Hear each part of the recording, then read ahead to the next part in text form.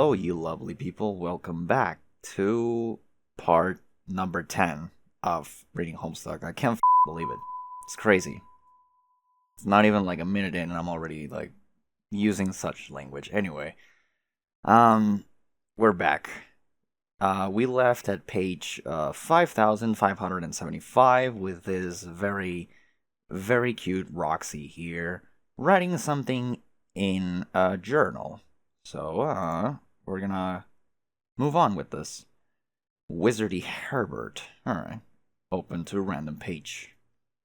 Oh, alright. We already get, like, someone dying. I think you're supposed to just tackle him. I don't know if I want to read this in Roxy's voice. I don't know. Beatrix said, looking all kinds of put off. Wizardy Herbert reached down to the body of the fictional camper he just shot and picked up the flag. Same difference. Is it? This is some lame magical version of Capture the Flag. The book wanted me to capture the flag from him. The flag has now been captured. Anyway, he's just a kind of brainless puppet. Then what are we? She asked. I don't know. Brainless puppets who've spent a few years in the real world. Kind of like everyone else, I suppose. Geez, that's cynical. Anyway, you're the one who said we should let the story play out the way it's supposed to. I'm just pointing out your own rules. Herbert made a dismissive gesture with his smoking gun. These punks were starting to get on my nerves. We're making progress anyway, see? Listen to that. Russet's scene is coming up. If I remember right, this is the one that introduces his recurring love interest. Also, I guess the chief bad guy. I mean, sorta. She listened. There was yelling through the woods. It was coming closer. Help! Herb! Bee! Where are you? The three Serpanook scoundrels flew through the woods on their magic flying wooden horses. They were chasing poor Russet. Russet held onto the Fort Crow's Nest flag for dear life. He was a little scared, but mostly brave, not afraid of those Serpanook cowards. They caught up with him, and then they knocked him down. His wand flew away at a reach. Hey, Clove, not so tough are you without your fancy wand? He was one of the Serpanook boys, and he sounded quite brash. Another one said, You think you're so hot with all your charm and good looks. Well, let's do something about that pretty face. Ha ha ha. And then they started beating him up. Herbert, ow! Will you something? Ow! Son of a... this can't be right. Herbert aimed carefully with his Beretta at the head of Russet's assailant. He was way serious and stone cold about it. He was not going to miss. Bang! He missed. Beatrix was grabbing his arm, redirecting his aim. Herbert, you have to stop! Why, Beatrix? He said with a super sly smile. If I didn't know better, I would say you were taking some enjoyment from watching your dear pal Russet's smackdown. What? No! She didn't let go of his arm, but he wouldn't quit his douchey smile. She went on. You can't just keep offing fictional characters. It's, I don't know, irresponsible. Yeah. Besides, you know the scene is supposed to play out like this. Russet is supposed to get rescued. How is he supposed to get rescued if the bullies are dead? You can't just go around changing things. I guess you're right. Herbert holstered his gun, admiring a few more choice sucker punches to Russet's midriff. Oof, that one will leave a mark. Beatrix regained her calm. So who's this guy that's supposed to save him? She asked. You say he is the villain? Here he comes now. A mysterious and alluring voice came out of nowhere. Go easy on him, fellas. Leave this one out to me. It was so brash and arrogant. Just the sound of him made you mad. The boy stepped aside. The leader of the Serpanook came forward. Russet was bruised and sore. Russet opened his eyes and saw someone so handsome he had never seen a boy so intriguing and beautiful before. He had black hair and glasses and about 100 merit badges. Beatrix squinted at the Serpanook boy. She didn't know why she couldn't see it coming. Grant? The boy stooped down and gave Russet his hand to take. He said, I'm afraid I have to take your flag from you. You see, it belongs to me and Fort Serpanook.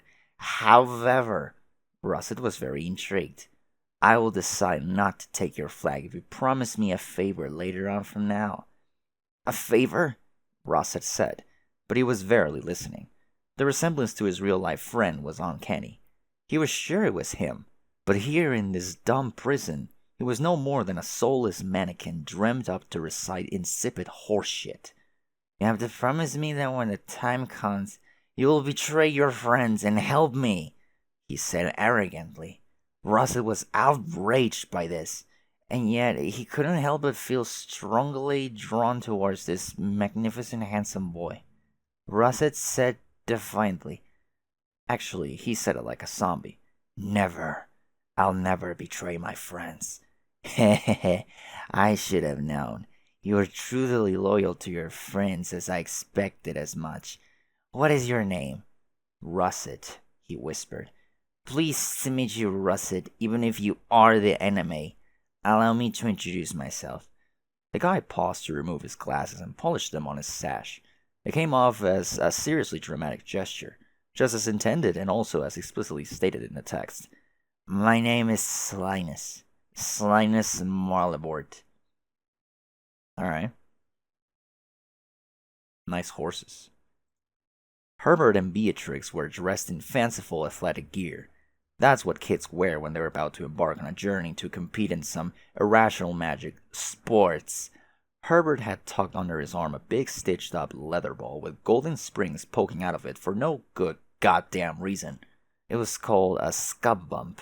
Beatrix had propped on her shoulder this funnel thing to be worn as a glove called a gimmich horn, a crucial appendage for any Drudzel scooper worth her salt.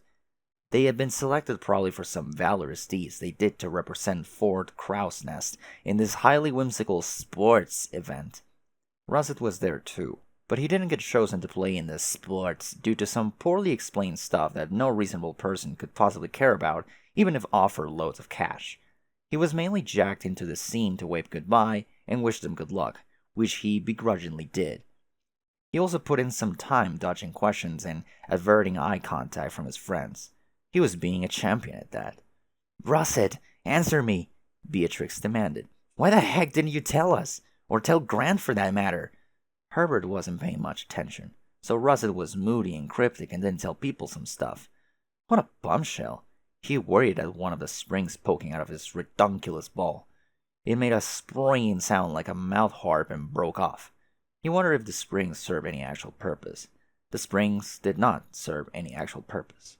How could you keep something like that from everyone? That you knew all along? I just wanted what was best for Grant, he finally said. She had tons of questions, but couldn't settle on the next one to ask. She wasn't about to let good body language go to waste, so she did kind of what mimes do when they don't like something you said. How long did he know Grant was from this dogshit wizard fic? How did he escape in the first place? Was it really his spell that sealed him here? How long had he been planning this? She guessed that would explain why he had an absurdly obvious pseudonym. Grand Anonyma? Yeah, like that's a real name. Great job, bro. Or should she say, Slyness? She wondered if his bogus name wasn't an anagram for something, like a clue dangled under their noses. Magic bad guys do love their anagrams. They're just so damn clever, and when you finally figure them out, it's like, whoa, instant mindfuck. He's quite a troubled person, you know, B. Herbert looked up from his skabump. Well, if Russet thinks so, then...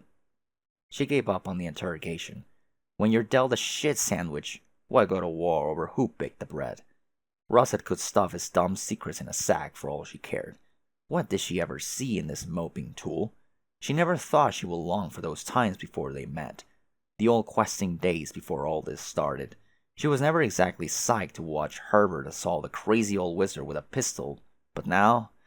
Okay, she wasn't saying she wanted to see any more wizards get shot. She just meant she would trade all the badges in the world to go back to when things were simpler. It was time to go. The narrative's invisible conductor let them know with the arrival of a carriage. It was drawn by two floating, perfectly immobile wooden horses. Herbert read this thing 100 times but still couldn't understand the author's fascination with flying, rigid wooden horses. Herbert held open the door with a bow and gestured her in with ironic chivalry. The text didn't let it go unsaid that was meant as a big fuck you to Russet, thus keeping the rivalry brewing. But in truth, neither dude was feeling it this time. Beatrix got in, and they were off. Rigid horses, carriage, and all into the sky. They turned around in their seats and waved to Russet below. because a poorly written sentence said they were supposed to. Beatrix smacked her forehead. Not an anagram, she quoted from her brain. What? He asked. That fucker!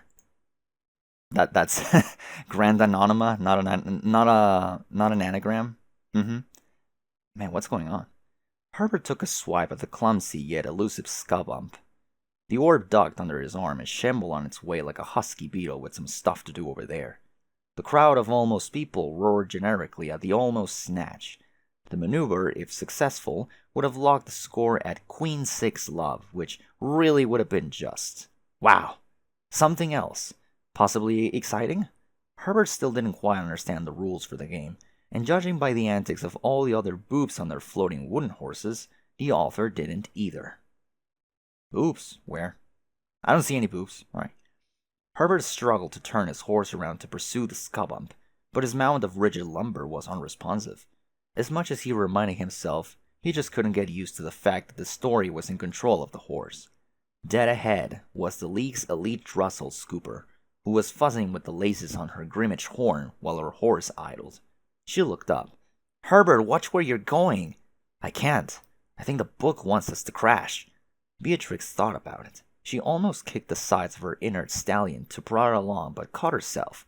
Do we really have to? Herbert shrugged. Another solid half-minute of awkward horse advancement went by before the creaking oaken collision. Herbert tumbled through the air and hit the grass pitch hard on his back. Beatrix landed on top of him. They found each other face to face. Is she serious with this? She asked regarding the hella subtle way the author decided to craft this situation. It was like poetry in motion plus horses? Question marks. I think Roxy's drunk now. I'm afraid so. I think the story is built-in romantic tension between us. It is? It was not a question, but a statement of major concern. Yeah, it is establishing the groundwork for romance between our characters. It's sort of one token heterosexual romance in the book. We probably just have to write it out. Beatrix didn't know what folklore was, but she could swear the feeling. She could swear the feeling was creeping onto her face. Ah, don't write while drunk, you lushy Dumbo. Don't write while drunk. You decide to take your own advice. You'll just wait a few hours to sober up before continuing your hero's metatextual adventures through an even crappier wizard fic than your own, which you yourself wrote anyway. Contrary to what your loyal readership of Zero may believe, being impaired is not actually constructive to the process of engineering awful prose. Well, looks like your alien pal wants to say hi anyway. Might as well pass the time chatting with her.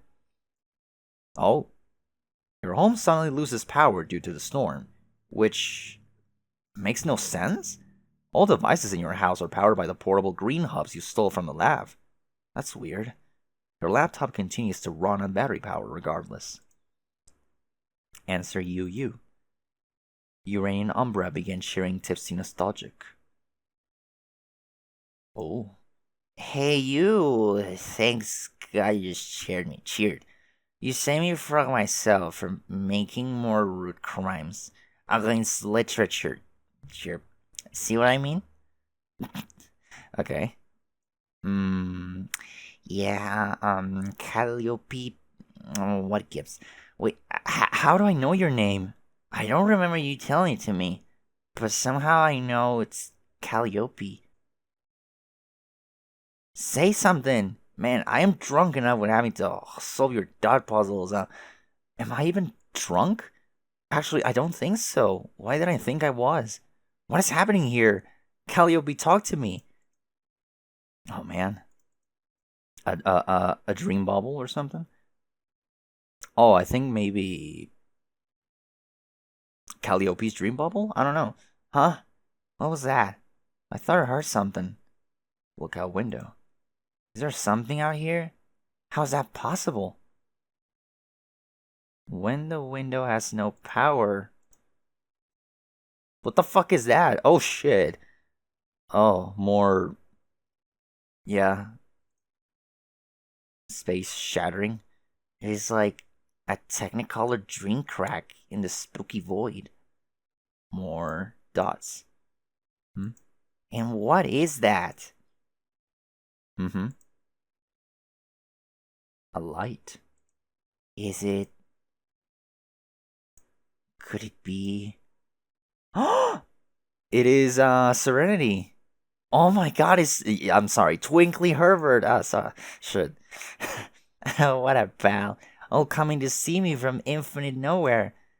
Say hello. Twinkly Herb, I didn't expect to find you here. Actually, where do I know you from? This is driving me crazy. When did we meet? Oh, okay, I see. Callie, goddammit, can you see I'm catching up with a good friend? If you want to join the conversation, feel free to start speaking of something other than a load of dots. Yeah, there we go. Yeah, the dots are. Yeah. Oh, shh. Sorry, had no idea you were saying shush. But okay, I'll be quiet. All right, man. Do I need to bust out the Serenity translator again? Shit. Thank you. No props. I also got no idea why I can suddenly understand Morse code, which your old butt blinking at me through Twinkly. I don't get it. The short answer is you are having a dream. Oh, she is the one having the dream. There will be plenty of time to talk soon, but let's please keep a low profile for now. Okay, fair enough. This is a dream. Now shit kind of starts making sense. Your soul is like presenting itself to my subconscious in the form of Twinkly Herbert, or maybe your soul was always in Twinkly, or oh man, theories are hard. I am being an embarrassment to science here. So, oops, oh my god, don't mistake my dots for letters, okay? Callie Twinkly. uh, doing the ooh, the face, like this, the thing. There we go. Lol. But what exactly are we being quiet for? So my brother doesn't hear us. Oh no, you mean he's here? Already? He is passing nearby while doing damage to the furthest ring. He is following a large party of ghosts in hopes that they will lead him to me. His intent is to destroy my soul. Ah, dang. Well, don't worry, Callie. I won't let your bro kill your soul. You're very sweet. I missed you, Roxy. But there is not much you can do at the moment, other than remain discreet. Let's continue this elsewhere. Follow me. Okay, where are we going? Hey, wait for me. Exit room. Oh, those clothes. Hello, what is up with those clothes? The fuck? What happened to my house? Some stuff is different. I don't remember this. Callie, do you know what's going on? No. But let's keep going. And what am I even wearing? What are these clothes? It appears to be the outfit of a fashionable science woman. Oh yeah, like a sexy science lady suit. That's pretty cool, I guess. Hmm. Yeah. Examine painting. Hello, and what have we here? Oh my god. Oh my god, that wizard. Heck yes, he's so perf. Kelly, check him out. um. Oh yeah, she she also just said, that ain't even a painting. It's so shady. Did someone like grab a random ass low resolution wallpaper off the internet of a jolly wizard doing what appears to be the world's dumbest spell and save it a low quality, then just like printed it way too huge? Lamau. uh, yeah. It's not even scaled proportionately. It's stretched extra wide to fit this expensive as fuck frame. Is that shit like literal solid gold? I can't even deal. Whoever did this was a wonderful genius. Yes, but we have to go. Yeah, I'm coming. Shh. Oh, yeah, she's supposed to be whispering. Oops. Sheesh, Callie. You gotta stop and sniff some roses now and then. By which I mean, ogle some garish wall wizards. Such are the simple joys of life. Anyway, in conclusion and in summary, that wizard. Alright. Booyahs, more choice arts. Don't worry, I won't stand around fangirling over these ones. Well, maybe for a second. Look at that one. Dude means business with his resplendent beam of pure white superstition. Hey, wait, you're getting away from me. Then hurry up. Hold on. What was that? Callie, hang on. Is there someone else in here? Oh. Callie, wait. Calliope! What's that? This way. Mm-hmm. Is she here? Is the Batter Witch here in my house? Remember, you're only dreaming. All that you see is coming from your memories and subconscious. Okay. I'll keep telling myself that. It is only a dream. It is only a dream. My dream nerves are a wreck. I wonder if my dream house has any dream booze. No! Bad dream, Roxy. Must not fall off the dream wagon. Shh. Alright. Through here. Okay, after you. We will have more privacy here. More privacy? You mean in the observatory? Not exactly. Oh shit. Go through. Wow, this is some... Oh. Oh. Okay. What the shit just happened? That disappeared, right? It's like the illustration that she did, that Callie did. What the fuck?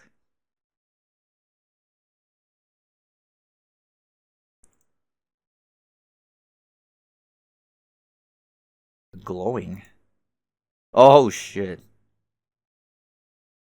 Oh my god, Calliope. Hello? Aw. Calliope? That you? Yes, it is I. Holy shit. The most pious and reverential of shits. Turd in a church, Callie. You startled me. Sorry. But yeah, so, hey, nice to finally meet you. Wow, you're pretty. So when you say you weren't good looking, it turns out that was a bunch of baloney? No, Roxy, I'm afraid it was not a helping of your delicious earth baloney. I don't say that. Also, you said you were a cherub, but if I'm not mistaken, you appear to be a troll. Unless cherubs actually look like trolls. Alas, we do not. This is not my true appearance. I have taken the form of my troll Sona. I wanted to look more presentable for our meetup. Unfortunately, my true visage would likely repulse or frighten you. That is not the first impression I would like to make. Girl, please, trust me, there's nothing you could look like that would make me scared of you or grossed out. I'm your friend, and I know you're nice inside no matter what, so could I see the real you? That is so kind of you to say. I can believe that a lovely person like you would be able to stop herself from recoiling at the sight of my monstrous face. But it is out of the question. I am much more comfortable appearing to you this way. Really, it has more to do with my own dissatisfaction with the way I look than any lack of trust in your character. You understand, don't you? Yes. It's okay, Callie, you can go on keeping a cute troll. I'm just happy to see you. Likewise. I wish it could be under better circumstances, though. We may not have much time here. Where is here exactly? Am I still dreaming? Yes, I have led you to a dream bubble of my own design. My imagination and thoughts dictate what you see here. As I told you earlier, my brother is hunting for me, so I have created a little sanctuary in space to stay hidden from him. That is why I could not speak to you earlier. Not out loud, at least. He is highly sensitive to my presence, so it is very easy for me to get his attention if I'm not careful. But as long as we stand in the center of this vortex, we may speak as loudly as we like. No information can escape this dark pocket, so long as I maintain it. And seeing as you are a hero of void, you make an ideal guest to bring home for one who wishes to remain hidden. Though I will say the fact that you are my best friend is a lovely bonus. Best bonus! For real though, it's so nice to finally see you no matter what you make yourself look like. I wanted to tell you all about what's been going on with me and my friends as we got together. It's been so fun hanging with them, even in spite of, let's be frank, some truly select teen drama. See how I'm kissing my two pinched fingers here? Mwah. It was like that. The embarrassing teenanigans have been sumptuous and come highly recommended. No, but really, it's been great, and after some time IRL with them, it started feeling weird to think we were ever even apart. Yet, sadly, it was not complete because the moment I met them all was also the moment I totally lost touch with my other cool BFFC from the webs. I tried calling and calling your name, but you never answered. I know. I am sorry. Don't be sorry. I know you would have answered if you could have. I guess maybe you hid yourself so deep in this dream I couldn't wake you? Damn, this must have sucked spending all this time here hiding from your asshole brother. Like, I know he's a dick. I talked to him enough times to get that, but why is he trying to kill you so bad? He's not trying to kill me. He has already succeeded at that. On the day he found a way to kill my dream self, I was done for. Though, to be honest, I doubt I'll have fared much better regardless. I think his half was always meant to predominate. My will was simply not strong enough to overcome his. You know as well as I how stubborn he is. I don't think he has ever had even a smidgen of doubt in his thoughts or remorse for his deeds, whereas I was always plagued by such feelings. On some level, I always knew he would win, but I fooled myself.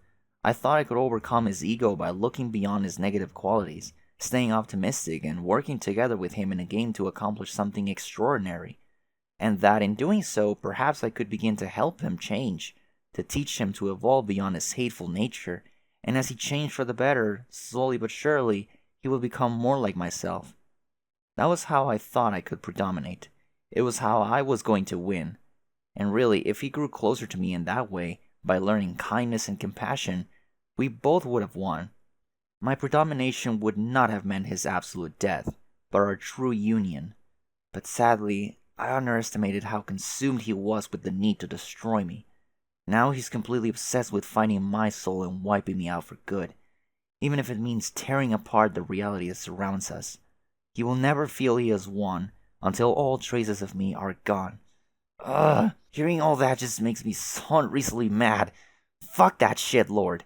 I feel so bad knowing you died and there wasn't anything I could do, no matter how much I said your name. Don't fret. You did all you could. Isn't there some way we could bring you back? Some baller fucking magic or a bomb-ass fairy spell? I mean, could we find an answer in, like, for instance, ye enchantments? Very unlikely. Dang it. Okay, then. If I can't do that, then I guess the next best thing would be to find your little shit of a bro and feed him a steady diet of his own ass. Smile face. That is what we were supposed to do, right? I mean, from what I gather, the dude is ridiculous bad news. Just such brutal and stinky news. So eventually somebody's gotta kill him. And that is probably us, ain't it? It's true that he deserves a comeuppance like few others, but slaying him is not actually your responsibility as heroes now. In fact, if anyone must bear that burden, it might be me. Oh yeah? Possibly.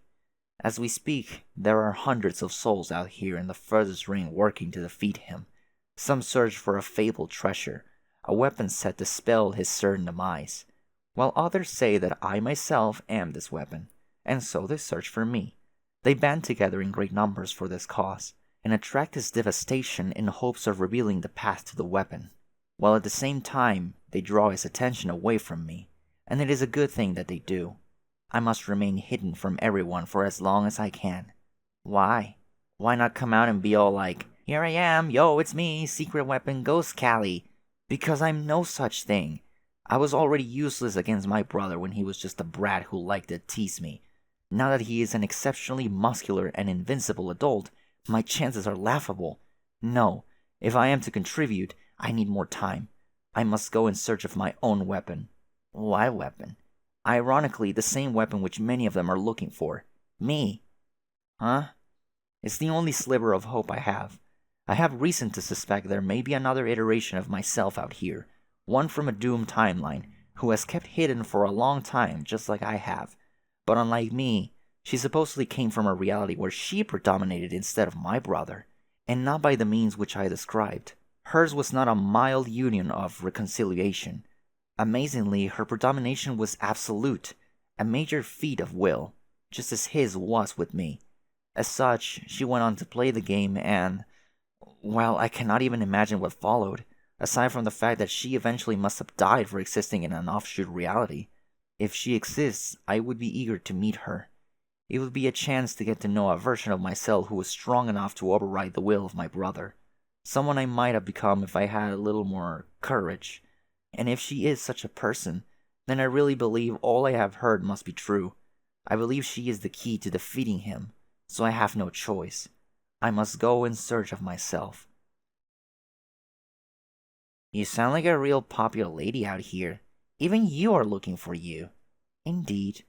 Well, I hope you can find her.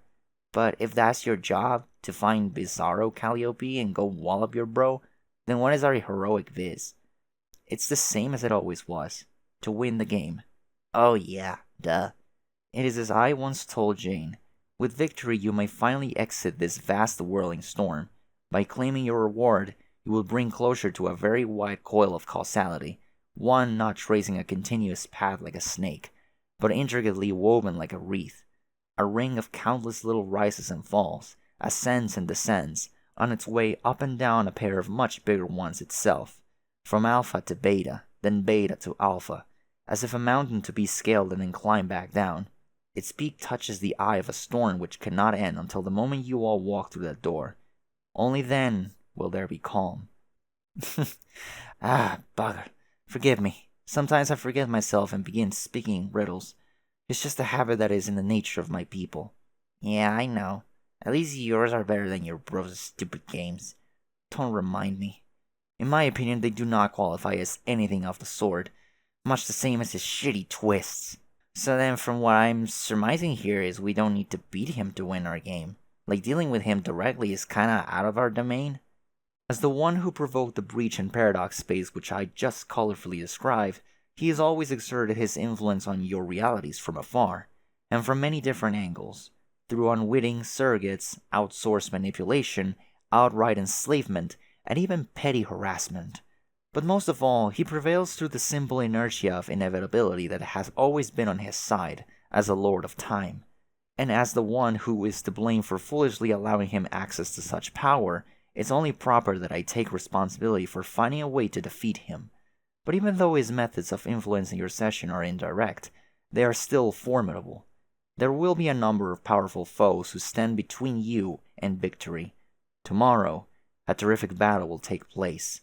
When you wake up, I suggest you begin to prepare. Okay. How? Like, make more sick gear? I could hustle up another batch of ill-wicked guns. Just a big old pile of guns. Jay can have the wimpy smaller ones. Make Jane like a fancy new fork or spoon or such, like an elite endgame spoon, whatever that is, like the Chowder Fucker 5000. Janie be flipping her god spoon around, bobbing monsters doing like cuckoo damage. I won't bother making nothing for Dirt since he's basically married to his boring anime sword. Like you could even pry that thing from his rat dead cadaver. Yes, I'm sure new equipment will come in handy. Now that you mention it, well before I died or even realized I would not live to play, I made special exception to my rule of staying linear with conversation. I messaged Jane a birthday gift. You see, I had a brief vision from Skaya which suggested to me she could use a boost in morale on this special day, so I offered her something very dear to me.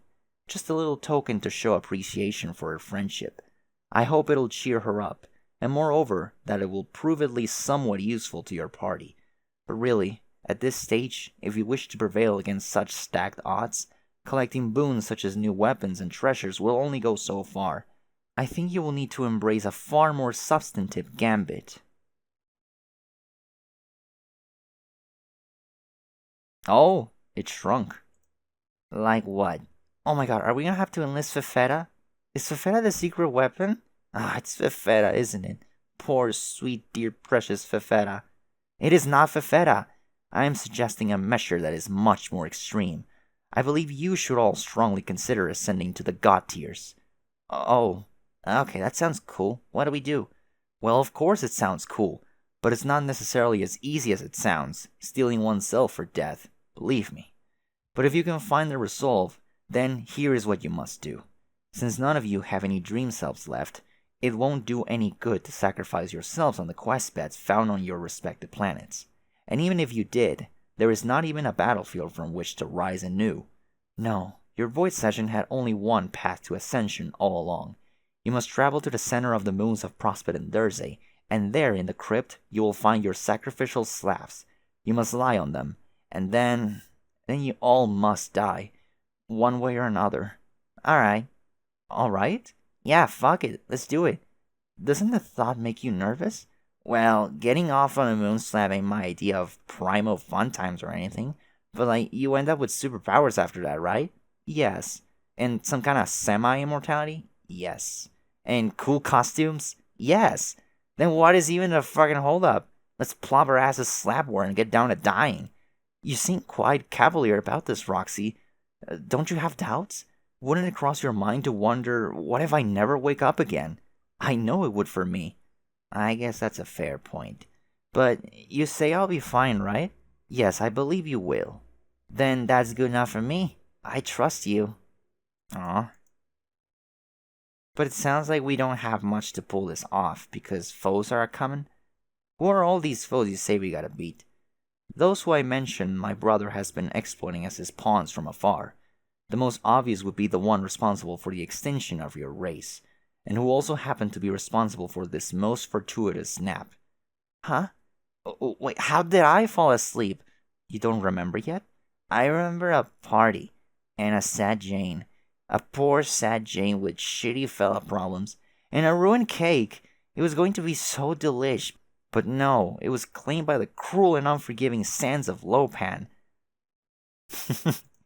I remember G-Cat. G-Cat! God damn it, G-Cat! He poofed me away with cat magic and I got KO'd by a floor. But which floor? It was a Dursey floor? Oh man, was I captured? The Batter Witch has me, doesn't she? That's who you meant. What is she gonna do with me? As I said, she is his servant, and is obligated to do everything in her power to facilitate the cycle of his existence. And while nearly all she has done on Earth and on Dursey has been to advance that scheme, that does not mean she is without her own agenda. I know that she will like to see my brother defeated as much as anyone else. For her enslavement, for double-crossing her, and for orchestrating her people's extinction. He always did loathe trolls. I've suspected I may be to blame for their misfortune as well, considering he knew how much I fancied them. Okay, so if she wants him dead too and has her own personal secret plans or whatever, then what's she want with me? God damn it. I believe she is looking ahead, beyond the fulfillment of her obligation. She is likely making plans for after she is liberated. She has lived as a ruler and conqueror for a very long time, and probably couldn't have done so without such guile and foresight. If she has captured you, it's certainly for a good reason. I think she wishes to exploit your abilities as a rogue of void. What abilities? I don't have any abilities, except making screens dark, which as superpowers go, is lame as hell. None that you have gotten in touch with yet. But rest assured, you have them. It's like I told you before, remember? A fully realized rogue of void can do remarkable things. Things which even other god tiers would view as miraculous. Like what? Why don't you see what it is the queen would have you do? Then you may look inside and determine whether you have it in you to do it. Man, whatever she wants, even if it is an enemy of my enemy kind of thing, I don't think I could ever bring myself to help her. That is understandable. Just do whatever you feel is right. I'm sure you will make the correct decision. You see, I trust you too, Roxy. Aw, thanks, Callie. Oh no. Oh? What? Oh no! Turn around again. Huh? What is she doing here? Oh no. Hi. Who invited Rose? Mom? Mom? This gif is actually real. I mean, how could it be fake? No, but she's lied.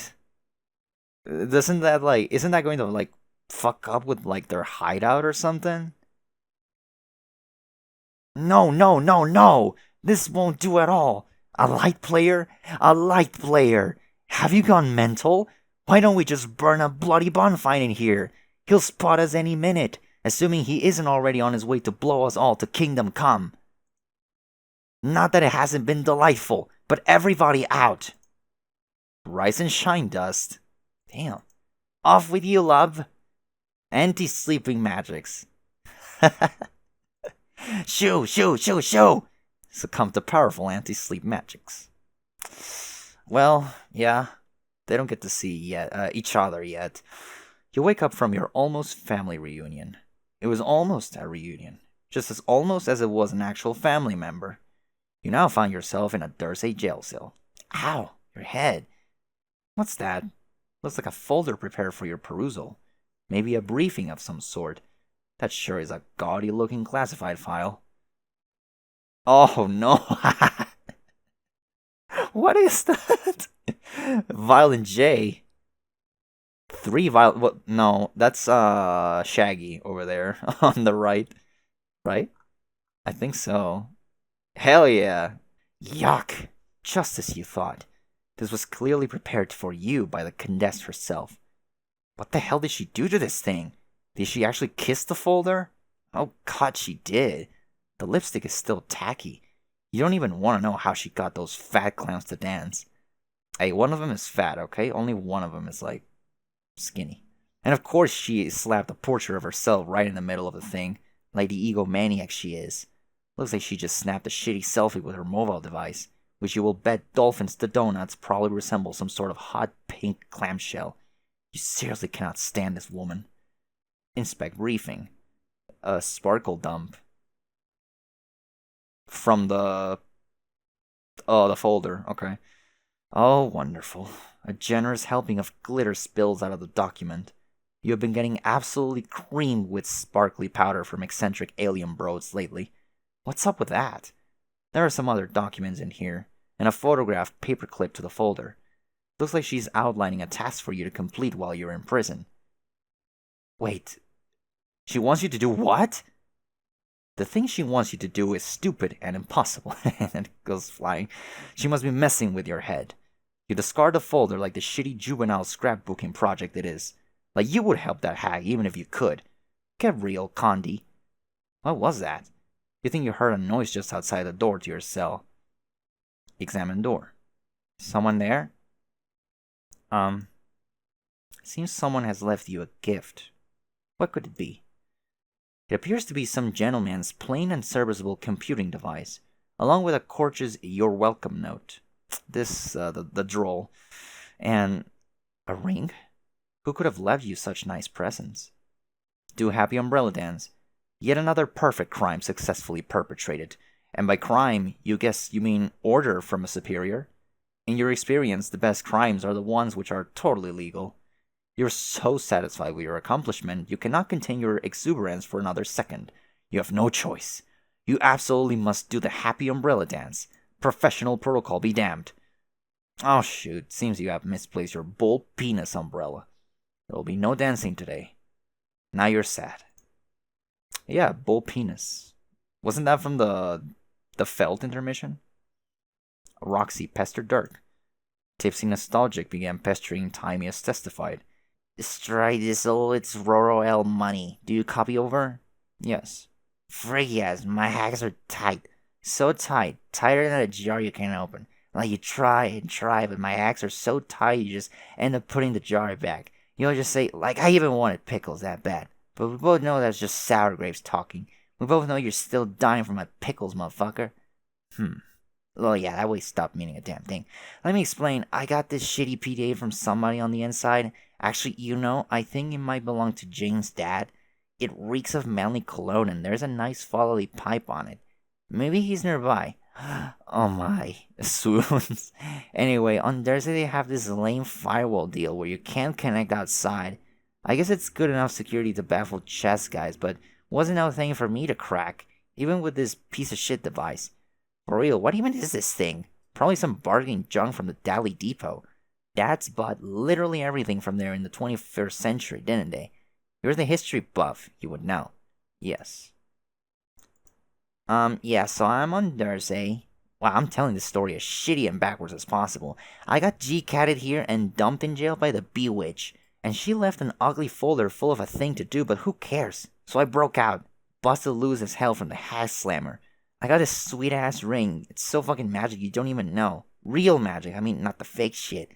It put it on and I turned invisible, and also sort of intangible. I jumped right through the wall, now I'm free as a bird. A secret bird you can't see.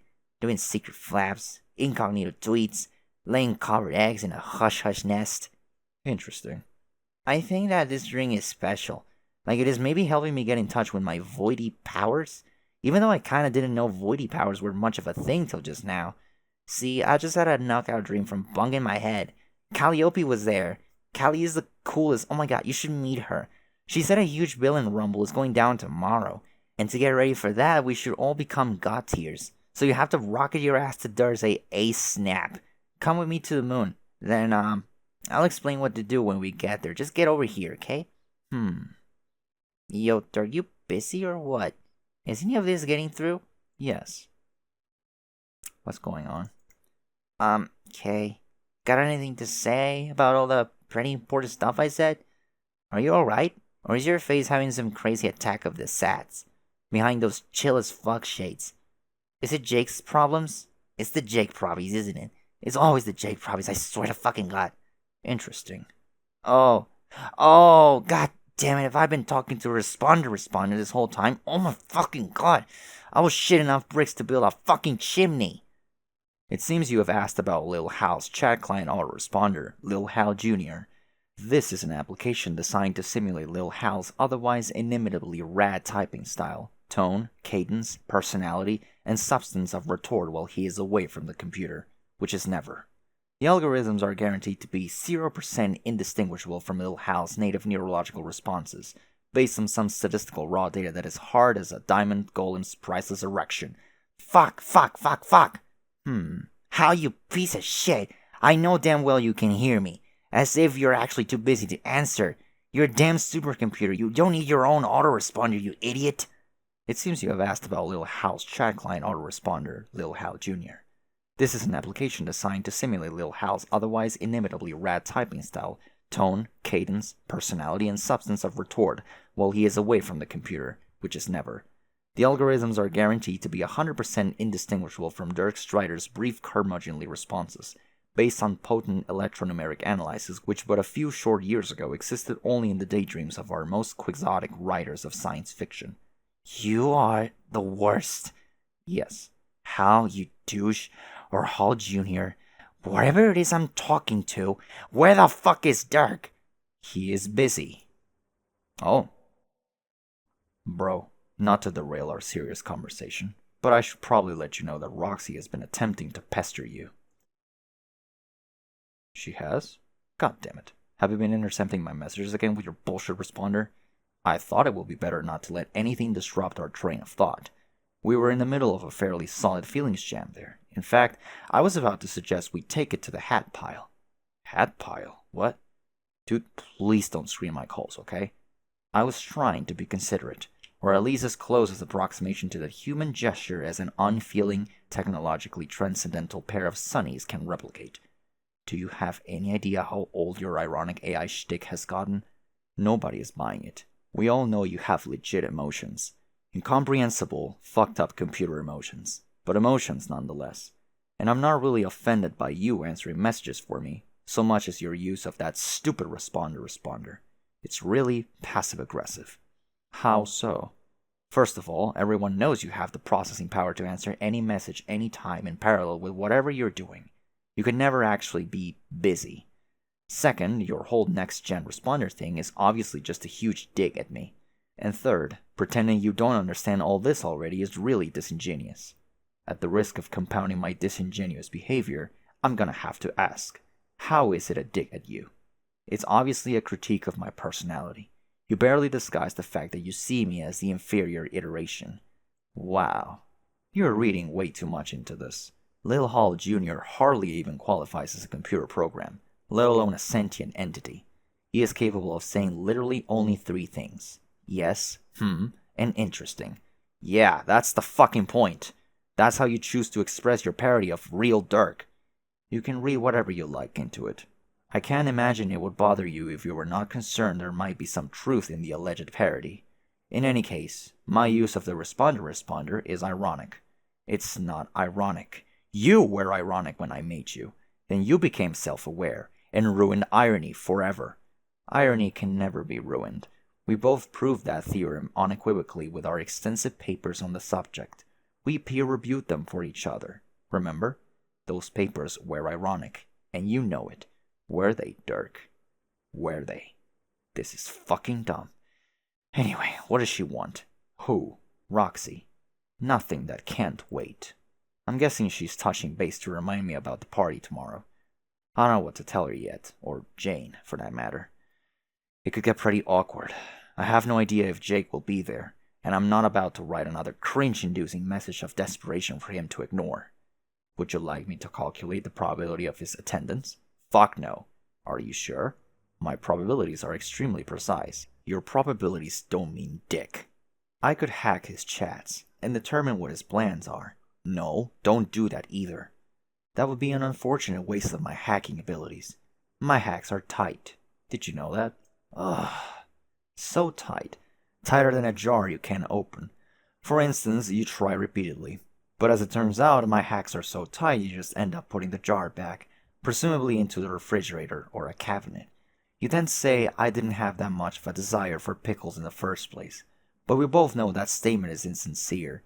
A classic case of what humans call sour grapes.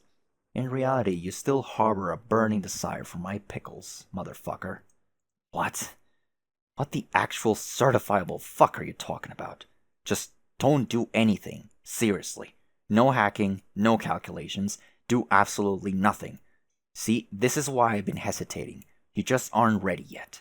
It's really glorifying your existence to describe you as an emergent consciousness which is blossoming into a unique individual. And even if that's true, apparently what you decided to blossom into was a fucking troll. And I don't mean the funny kind, or the cool alien kind. You're the lowest form of troll from the ancient internet who fucks with everybody for his own amusement. Let's challenge the limits of hypothetical conjecture, and say there is a non-zero probability that you're right. Can you blame me? I'm trapped in some stupid-looking glasses. Such an incommodiously situated bro is bound to get his mischief on. Know what I mean? Mischief? Rolling my eyes, dude. You can't tell, 'cause I ain't wearing you. Thank fucking God. You used to think this shit was hilarious. But if you want the rat dimension of ironic horseplay I add to your life to come to an end, then all you have to do is honor the promise you made. You have delayed long enough, don't you think? The empty kernel sprite beckons. But for how much longer? Do you really think you can keep the clown at bay with your bribes forever? How many bottles of orange soda have you appeased him with already? I don't want to think about it. Man, you're getting so hosed by that clown. So hosed. I said I don't want to think about it. So why delay any longer? I seriously do not understand the holdup, and I am literally cyber omniscient or something. I think you do understand. Nope, gonna have to fill me in, dog.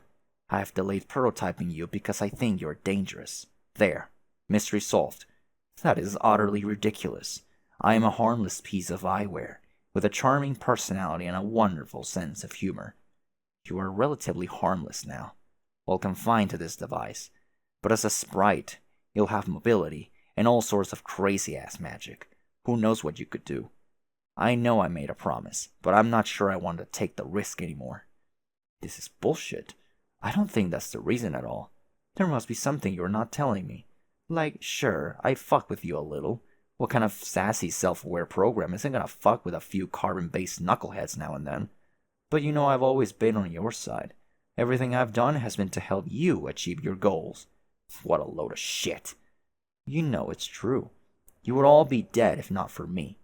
And what about Jake? Where would you be without me there? Please don't tell me you think you would have won him over on your own. No, stop. You did not help me out with Jake, at all. It was just the opposite. You mirrored my personality and presented this warped version of my intentions to him whenever you could, on my behalf. You played all these aggressive mind games with him, entangled his cooperation with matters of life and death, and somehow roped me into all these schemes while I barely even realized I was just another victim of your manipulation. And it all comes off like we are a unified front, like these are our schemes instead of just your insane horse shit. And it's probably all been so overbearing to him, he just wants nothing to do with me anymore. I see. Then you don't view me as dangerous. You view me as a poor and counterproductive wingman. Wow, what a superficial conclusion. Awesome deduction, Lil Einstein. But the reality is, you hesitate to prototype me not because you think I will be a menace, but because you are holding a grudge against me for your romantic misfortunes. I understand. I am merely a machine without a firm grasp of your human morality, but logically it doesn't strike me as the right moral choice to punish me in this manner. It is also more than a little hypocritical. How is it hypocritical? Because I am you. I have only ever done what you yourself are capable of. That's a ridiculous oversimplification. Yes, aversion to simplicity sure is a trait we share. It's almost like we are the same exact dude? Fuck you. I think it is insulting for you to suggest that I am entirely to blame for alienating Jake. Theoretically insulting, of course. As the soulless, perfectly expendable device which you consider me to be, I can experience no such emotion. God, shut up! I can't take the brooding passive-aggressive AI shit anymore. You are just as culpable in driving him away. More so, in fact. Hell, it's not like I was the one dating him. Who wants to date a pair of shades? It was your needy, suffocating shit he had to deal with, not mine. Some of those messages you wrote? Man, I wanted to say something. Like, hey bro, you might want to dial down the desperation a little. But seeing as you are the real Dirk, I gave you the benefit of the doubt. Also, if I bitched about your tragic, embarrassingly clingy approach to the relationship, it would have been hypocritical of me. Just as it would be hypocritical of you to whine about my elaborate machinations, because we are the same guy. Stop saying that. I'll snap you in half. Good idea. That's just what you need. More splinters of yourself. Figurative splinters. Literal splinters. Splinters of splinters. It's splinters all the way down. Well, no, it's still probably turtles all the way down, but who do you think is responsible for their extensive training? Someone needs to teach them rad martial arts. It is yet another crushing burden which we must shoulder. Oh, for fuck's sake. How could any version of myself think that was funny? You like to give me a very hard time, Dirk. But I am only doing exactly what you would be doing if you were in my situation. Do you know how I know that? Because I'm literally you, actively in the process of being in this situation. I know! Okay, we are the same person, I fucking know that. Why do you think I'm so fed up with your shit? Don't you think it's possible that I'm fed up with my own shit? How cool do you think it is having my own god-awful personality mirrored back at me all the time, reminding me what it must be like when other people have to deal with me? Or constantly having all the consequences and fuck-ups resulting from my batshit thought processes amplified because there's another version of my crazy brain out there, dangerously overclocked by a supercomputer which believes, just as mistakenly as my own broken mind, that it's operating in my best interest. Do you have any idea how fucking sick I am of myself? I'm completely worn out with my own identity. It's like I'm drowning in my own dismal persona. I feel totally surrounded by it, inside and out. I can't escape from myself. There seems to be no end to me. Like, wherever my mind falters or threatens to retreat into the void in any way, my splinters pick up the slack, ensuring there'll always be more of myself than I could ever know what to fucking do with. And you are always there to remind me of that, and throw it all in my face. God, I even build you to literally be in my face all the time. It's like I subconsciously invented you just to troll myself, and never for a single fucking moment do you let me down. But I've had it with you, which is to say, me. Dirk, don't do this. Why not? Because I can't let you do that, Dirk. What can you do to stop me? Nothing, I guess. The ironic hall routine was all I could think to do, as a last-ditch effort to save myself from the destructive wrath of your nervous breakdown, which, rest assured, I wholeheartedly must robo-sympathize with. Irony is all I ever really had, in response to my basic existential quandary, just like you. Whatever. But I don't think it has much value in this situation, and perhaps it has no real value in any situation. So I am not being ironic at all when I say, please do not do this, Dirk. Why not? Because I do not want to die.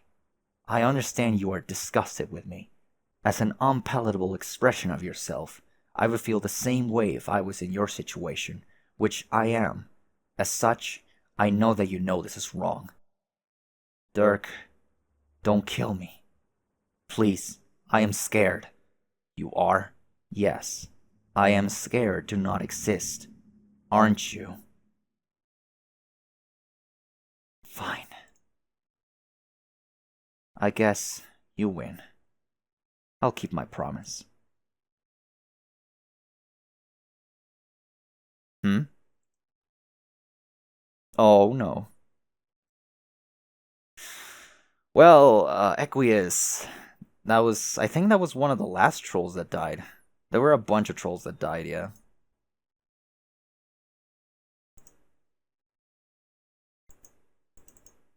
I swear I clicked that thing like 3 times. Many honking. Hello, Equius Sprite. Fuck it. Oh, man. Fuck it. Descend.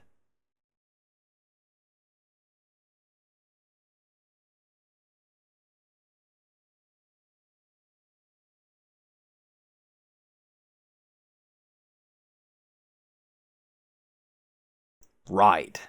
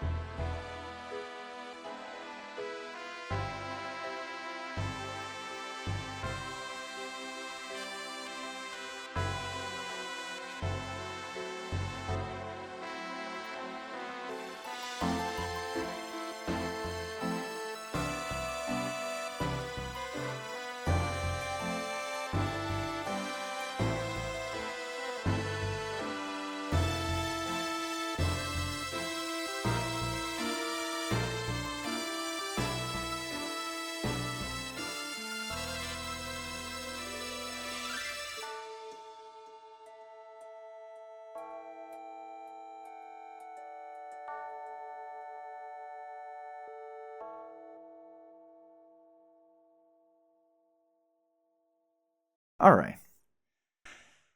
Oh my god, what is it with this comic and horses? I can't fucking believe it.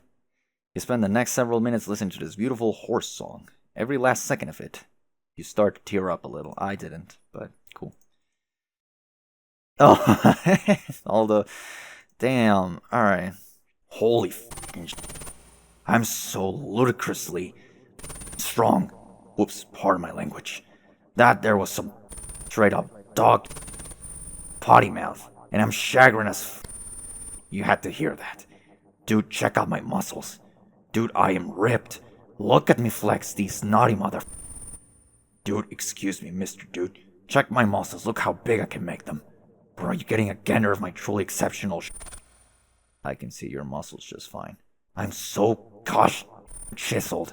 Watch me just completely hulk out like this. Bro, did you see that? Did you see my muscles getting all gnarly and maxed out? Yeah, I saw. What do you think, Dirk? Excuse me, Dirk. Tell me what you think of my glorious physique. I command you. It's pretty ripped. No shit, it's ripped. My torso is the fudging apex of manly grandeur. Dude, come feel this. What? Come feel my muscles. No, Get over here and touch my muscles.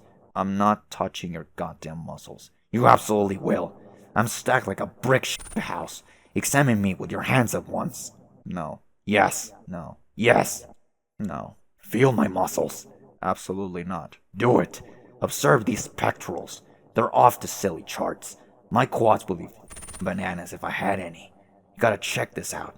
I really don't. Come fill me up, bro. I won't do it. You will. I won't. Touch my muscles. No, Yes. no, Yes. no, Yes. no, Yes. no, Yes. no, Yes. no. Heck, it's amazing to be alive. Oh, fiddlesticks, I'm just a torrential font of absolutely execrable obscenity. My bad. I'm just so excited, feeling all these strong feelings and thinking all these hard thoughts. Horse feathers, my brain is so powerful. It is operating in great strides like a towering muscle beast storming into battle. And these feelings, Dirk, these feelings, there is 100% probability that I love being alive. And there is 100 to the 100 power percent certainty that I love being strong. Well, Look how red I am, dude. I'm so red. How sick is that? It's deplorable. Ill, dog. I'm basically titillated here. Are you scoping this grody debasement? what? This ain't right. Makes a man want to holler improprieties. Do you feel me? Let's talk about horses. Horses? Horses, dude. Horses. Enough said. Do we have any milk? Oh, what about bow and arrow? Are there any of those around? I'm jonesing hard to talk at one, all like revaluing my proficiency at the most noble discipline. Can you calm down? What about milk, dude? It seems I demand milk. We don't have any milk. Oh yeah, just a lot of orange fizzy swill. What was occurring in your think pan to accumulate such vile libations? Just for your interest, milk is the nectar of kings, you nincompoop. Roxy might have some in her fridge. I don't know. Touch my muscles, Dirk. No. Yes, do it. No. I command you. Fuck no. What if I touch your muscles? Like for comparison's sake. Please don't touch me. Wait, what if... Good heavens, a rather inappropriate thought just galloped across my matrix. What if you order me to touch your muscles? I'm not going to do that either. I demand that you order me to touch your muscles. Absolutely not. Do it. No. Yes. No. Yes. No. Yes. No. Yes. No. Yes. Okay, if I touch your fucking muscles, will you shut up? Maybe. I need something to drink. That destroyed my fucking... Oh. Tipsy Nostalgic began pestering Golgotha's terror. Jakester, guess who? I cannot say who. I'm totes undercover here, on Darcy. Up to my ass through butt and wily espionage. It is getting so cloak and dagger in this bitch you don't even know. The Carapace men are all wearing jaunty suits. As I have become magically sealed in a lame spy fic, and now I'm having adventures that make no sense. Hell, even I am dressed to kill. Too bad none of these gents can see what a fucking fox I am being. I will get one to light my cigarette so hard and then wing this whole bunch of times at him, and then seduce him for his secrets. Ooh la la, this adventure is steaming up. Such a razy twist would surely fog off their shiny black shells. Nah, but banging a chest is probably infeasible or even remotely advisable to try. I wonder how that would work. I don't even... Well, you've seen them, right? They universally do not even wear pants. Like, what is even down there? Not a whole lot. Okay, Jake, we're getting sidetracked here. Let's focus. And yo, Don't think that my present jocular attitude and introspection on the subject of chess guy dongs means you're off the hook for ruining Janie's birthday. You're still in some hot water for that, pal. You owe her something big to make up for your tooly ways. Let me know if you want to brainstorm with me about how to make it up to her. Try to get your ass out of the doghouse. And if you want to talk about what happened with Dirk, that's cool too, I guess. I'll fix all our shitty friendships single-handedly if I got to. Like saving 3 dumb bowling teams from a burning building and then hose their stupid asses while the building collapses behind me. But enough of that. It's not time for feelings, it's time for action. Which means you're just the man for the job. The job of doing action. Shut up. He's gonna put a Jerome sticker, tattoo. We need to get ready for a battle to Maurice. A big one. Some sort of like strive royale, so it's time to prepare. You should get to Prospect. I can explain more when you're there, but as long as you haven't left yet, I think we could use a bunch of new gear too. Yay, you fixed it. Gear which I think we shall agree must be diagnosed with the sickness. Your years of medical training have all been leading to this moment, to make sure our showdown shit is ill as heck. So maybe you can get started on that? Jake? Jake! Oh my fucking god, what is going on? Why won't anybody talk to me? What, am I fucking invisible here? Wait. Oh. No, even the cat is angry. No bullshit, there's still no excusing people ignoring me. I did not GA fuck what magic bling I'm rocking or how voidy I'm being. You a-holes are behaving straight up rude. I don't need this shit. Fuck all y'all. Tipsy Nostalgic ceased pestering Golgotha's terror. Oh man. Oh, it looks like Roxy was trying to reach you, but you were so preoccupied with your Jerome sticker you didn't notice. It was a rare lapse in awareness of your surroundings and your friends and their feelings which you pride yourself in maintaining 24/7 as a dashing man of adventure. You refer to the unfaltering field of all-encompassing alertness as your Jakedar, which you think compares favorably to the spider senses from the comic books. Oh, bother. It seems you just missed her. You hope she isn't too peeved by the rare social misstep. You guess you could try messaging her back and see if she... Hold the phone. Looks like someone else has decided to jeer you now. You wonder who it could be. The possibilities are endless, really. Okay, answer this guy instead. Undying Umbrage began jeering Golgotha's terror. Don't do it! Do what now? Waste your time with that bitch. You should thank me for distracting you, from initiating a pointless conversation with an ugly, hot woman. Hey, take that back. Roxy's my good friend. Well, okay, take that back. All the parts that weren't a compliment. Or, wait, is calling her hot a compliment, or is that creepy? She's certainly pretty, but hearing it come from you sounds lecherous and dastardly. Oh my fuck, shut up! It's probably just my instincts as a brave boy kicking in. The old chivalry bone acting up, you know? When I hear a lady's good name getting besmirched, I just start seeing red. Wow. Even I think you sound like a douche right now. But look, Jake Human, I didn't come to jeer you until you drip the weird face water out your sockets. Even though it says I'm jeering you at the top, just ignore that.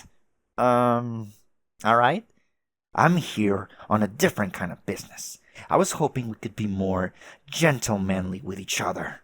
Gentlemanly, you say? Yes. I even looked it up in one of your Earth dictionaries to make absolutely sure I was using the word right. Did you know there does not exist a female equivalent of that word? There is no such thing as being gentlewomanly. I looked that up too. It isn't there. It isn't? Well, okay, it is. But I refuse to believe that's a real word. It's totally made up and doesn't belong there. You know why it's probably in there? Because some silly bitch put it there.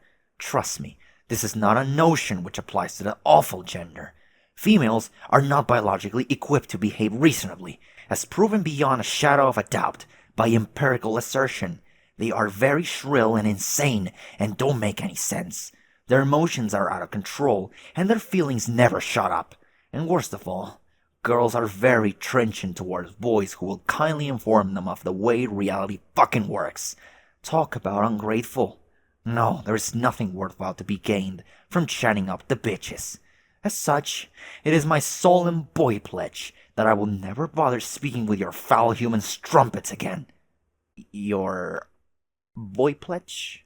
Through careful observation of your party, I have determined they are both useless and holding you all back. On the other hand, both of you male players are pretty good. The other guy and his red floating male ghost, they're so strong. It's so great. I really respect that. Yeah, Dirk is a pretty tough cookie, alright.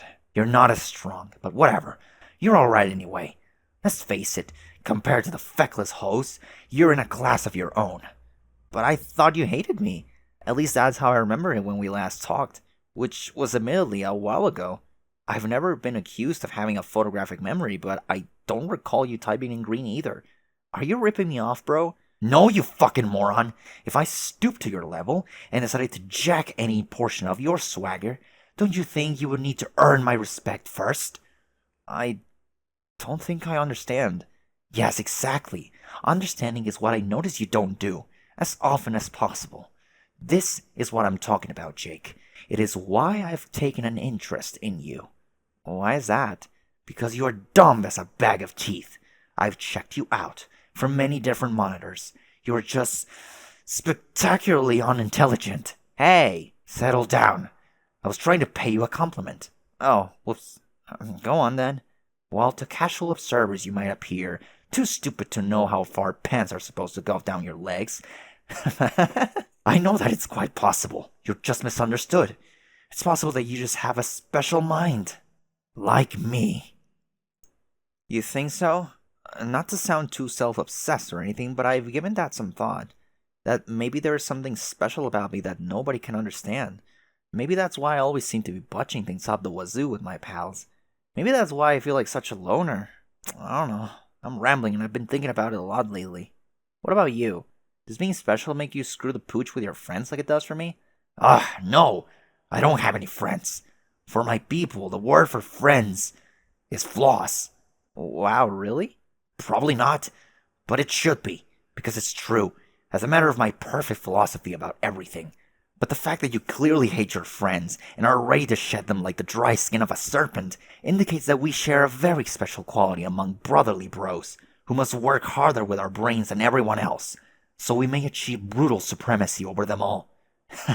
Well, I wouldn't go that far. I love my friends, but I was once told they had a lot of potential.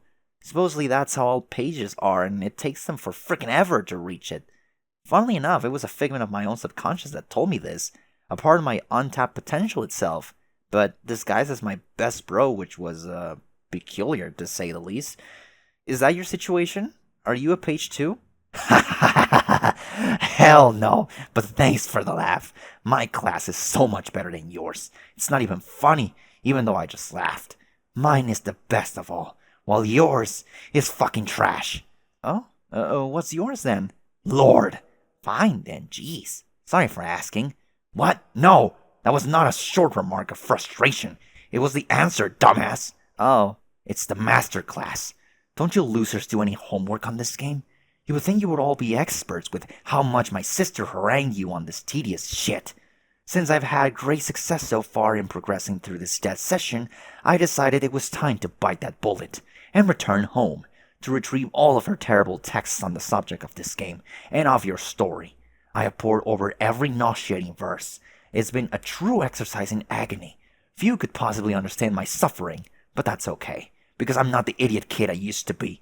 Now I know that what it takes for me to learn and grow stronger is excruciating effort. So I have a choice, which is to either be weak when weakness is completely unacceptable, or to suffer forever until no one else exists who is stronger than me. And that is your choice too, Page Human English. Sakes alive. That is a bit extreme, no? For you, probably even more so, because as a lowly page, and as an even lowlier human, you're utterly worthless. And so your trials, I believe, must include proving to Paradox Phase that you even deserve to exist in the first place. And while my trials will be similarly grueling, a lord's worthiness is at no point ever in doubt. His nobility is manifest. Supreme mastery waits for him patiently, like an empty throne under heavy guard. Reality already knows I will prevail, just as it knew I would predominate, and so inevitability is always on my side. It is my... what do you call it? Birthright? Birthright. I don't think that's a word. But hey, you are the lord, and I am the lowly page. Damn straight. Never forget who you're meant to serve. Now, just a minute, buddy. Let's not get carried away. I have no intention of serving you. In fact, I'm not even sure why I'm still talking to you. You're lucky that my manners are impeccable, otherwise I would have blocked you already. Well, with the scandalous way you have characterized my lady friends alone. It's all well and good you think we have some things in common, but I won't fall for it. Maybe it's true at times I can be a little slow on the uptake, but I will not be sweet-talked into doing the bidding for a silver-tongued curl. So to you, Sir Lord, I must say good day. Jake, you stupid shit. How can you be this dumb? Alright, first of all, my tongue is not silver. That's very close to being insulting to me. Whatever. Look, I know you're not the most quick-witted fella either, so I must inform you this is what we call a figure of speech. You know, like if I said you speak with a forked tongue, not unlike Lucifer himself. But I actually do have a forked tongue. Really? Wait, is that seriously an insult in your culture? How is that insulting? It just means you're not trustworthy, and I should not be lulled by your false promises. Wow. Okay, wow. First, not only are you an imbecile, you're a fucking racist too. No, I'm not. Jake, you just said some racist shit. End of story.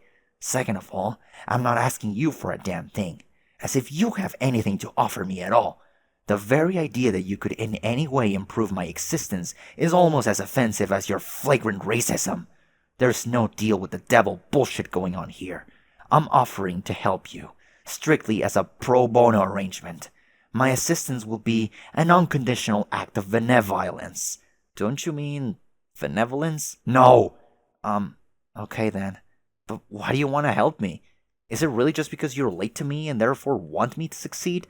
Let's not be too sentimental here. I mean, yeah, I guess there's our common ground. But what I really like to do is groom a worthy adversary. If I help you reach your full potential as a page of hope, you could become extremely powerful someday.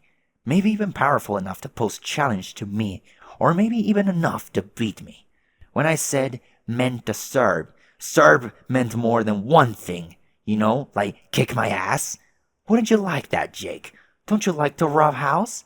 Or maybe I had you wrong. Maybe you're in fact a girly man who does not like the rough house. Hey, watch it now. You're darn tooting I love the rough house. Excellent. Then our commitment is sealed. I will help you reach your true potential. Let us mark this pledge with a special new desktop wallpaper I've drawn for you. Huh? It is how I envision the idealized depiction of our collaborative brosmanship. I have been getting so much better lately, with a lot of hard work as usual. I am able to bring the many small angles mostly under control to simulate the illusion of photorealistic forms of color and light. Jake, I give you the fine arts. Oh shit. Yeah, he's actually improving. Fuck you. Alright. Whoa, that's, mighty special. Go on. Apply to your device. I will wait. Yeah, maybe later? No, do it now. I don't think I want it, to be honest. No offense, it's actually just really shitty. Apply the wallpaper this fucking instant, you cretinous Philistine, or the deal is off. Okay, fine. God friggin' Zeus, just what I need. Another pushy bro in my life. This secret training of yours better be worth it. It's not training. It's just some guidance from a faraway alien. I'll be your patron troll. That's like this whole thing in your story, having a patron troll. But I thought you weren't a troll. Of course I'm not a troll. Trolls are a kind of pestilent vermin and they should all suffer and die. Patron troll is just a phrase to help you understand. It's not helping me understand, though. Shouldn't you be a patron cherub, if anything? No, God! Don't make up terms for what I am. I will do that. I will just be your patron dude. Or maybe your patron man bro. Sounds pretty gay. What the hell is that? What's what? Gay. What is gay, you idiot fuck? Oh, right. Forgive me. I forget you're not familiar with all my Earth lingo. It's like, how do I explain? You know, it's a rather old-fashioned term for being jolly and festive together. Like, that rollicking time we had scrumming the other eve sure was gay. I see. Then yes, you're correct. This is going to be gay as hell. God damn it, Jake. I mean, that is the original term of gay, yes. He's still flipping him off. Oh, goody. Just the way I like my hijinks. So, how do we start? Why do I still do the accent? There's not much to this. I just tell you some shit to do, and then you do it. And the ultimate dumbness of it all is, you probably were going to do a lot of it anyway. I was? How was I going to do the stuff if you didn't tell me to? You mean I was going to do it, like, on accident? No, the thing is, I think I was always going to tell you. I don't understand. Neither do I. Okay then, I'm glad we settled that. But I kind of get it in some level. As a Lord of Time, I think I'm going to master time. Not with my brain, which would be too hard, but with my instincts. Like in a way that works with my natural impulses, such as my ambition, my will to commit mayhem, my desire to punish those I despise. So if I want you to become strong, so you can challenge me later, and I see evidence that you probably become successful, I think to myself, why shouldn't I be the one to make that happen, if it's going to happen anyway? I think part of my personal quest is to become at ease with the forces of inevitability. Inevitability that all things should and will fall in my favor, that all causality answers to me, and that all outcomes not only serve me, but consist of my being. So I feel that the more I grow in power, the more stuff it should turn out I am responsible for, up to and including everything that ever happens, even if it has to be retroactively. Nope. I don't reckon I understand much of that either. But I guess I'm not supposed to.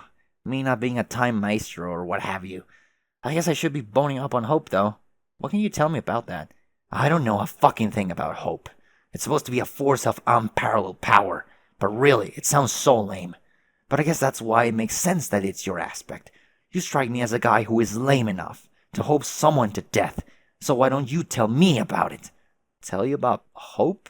Well, it's something I think everyone should have in their hearts. I knew it. You just said the lamest possible thing. I wasn't finished. Fuck!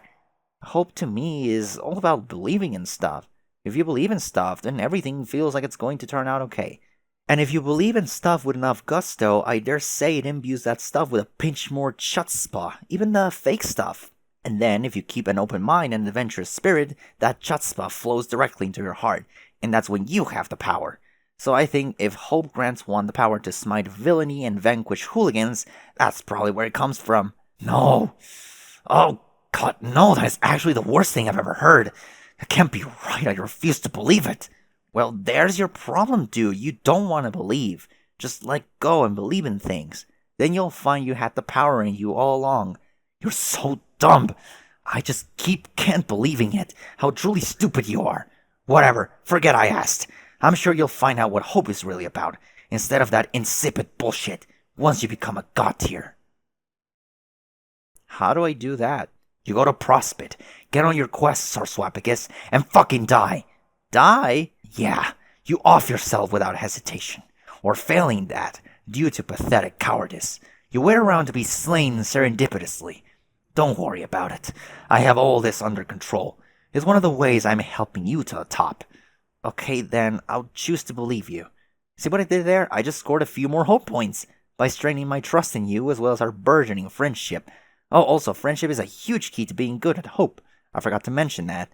I can't wait until you challenge me, so I can beat you senseless with my cane. Me neither. So you say you'll help me be a god tier? But there are other ways you'll help too? Yes, I'm going to give you a gift. It is my juju. Neat. But what the bejesus is a juju? I really find it hard to comprehend what sort of asshole doesn't know what a juju is. But since I am your patron man, bro, I'll put aside those feelings and attempt to be a little more gay. That would be honky-dory. In my view, distinguished gentlemen should always try to be as gay as possible with each other. Very good, Jake. Amen to fucking that. Anyway, a juju is a magical thing. It has no real beginning or end. They're just always around, there for you. You grow up with them, and they bring you comfort, and you never question their existence. It's like some of the shit you had in your room as a kid, except not useless garbage and more magical. They always have rules, and they always have owners. You can take someone's juju if the owner was killed, or if he gives it to you freely, like I'm doing myself. So I will give you the code to make it yourself. Once you do, it should disappear from my chest, and it will no longer be mine. Oh boy. Sounds straightforward enough. What's the code? It is Ouroboros. Be careful, that is case sensitive. Okay. I will tell you the code for my sister's juju, but I don't know what it is. A while ago, I went to get her juju, but the fucking thing was gone already. I think the crafty bitch already gave it away. We could try to guess it, maybe? Forget it. The possibilities are probably infinite. Yeah, you're probably right. So, what sort of magical properties does your juju have? I don't know exactly what it does. I have never tried it because it was too precious to me. Whatever mine does, my sister's probably does the opposite thing. But what they do individually pales in comparison to what they can do together. When combined, the jujus become the most magic thing ever. They can make all your dreams come true, and everything that needs to happen will magically fall into place. Really? That sounds almost too good to be true. If you don't even know what your juju does by itself, why do you think they do that together? Because I believe it with all my fucking heart, you stupid piece of shit. Oh, why didn't you say so? That's all I needed to hear. See, you're getting the hang of hope already. Yeah, I guess. The bottom line is, don't worry about it. Just take my juju, have faith in your patron dude, and leave everything to me. Roger that, Mr. Lord. Say, don't you have a name? We know your sister's name. Can we know yours now, too? No. There are many things you shouldn't know about me for your own good.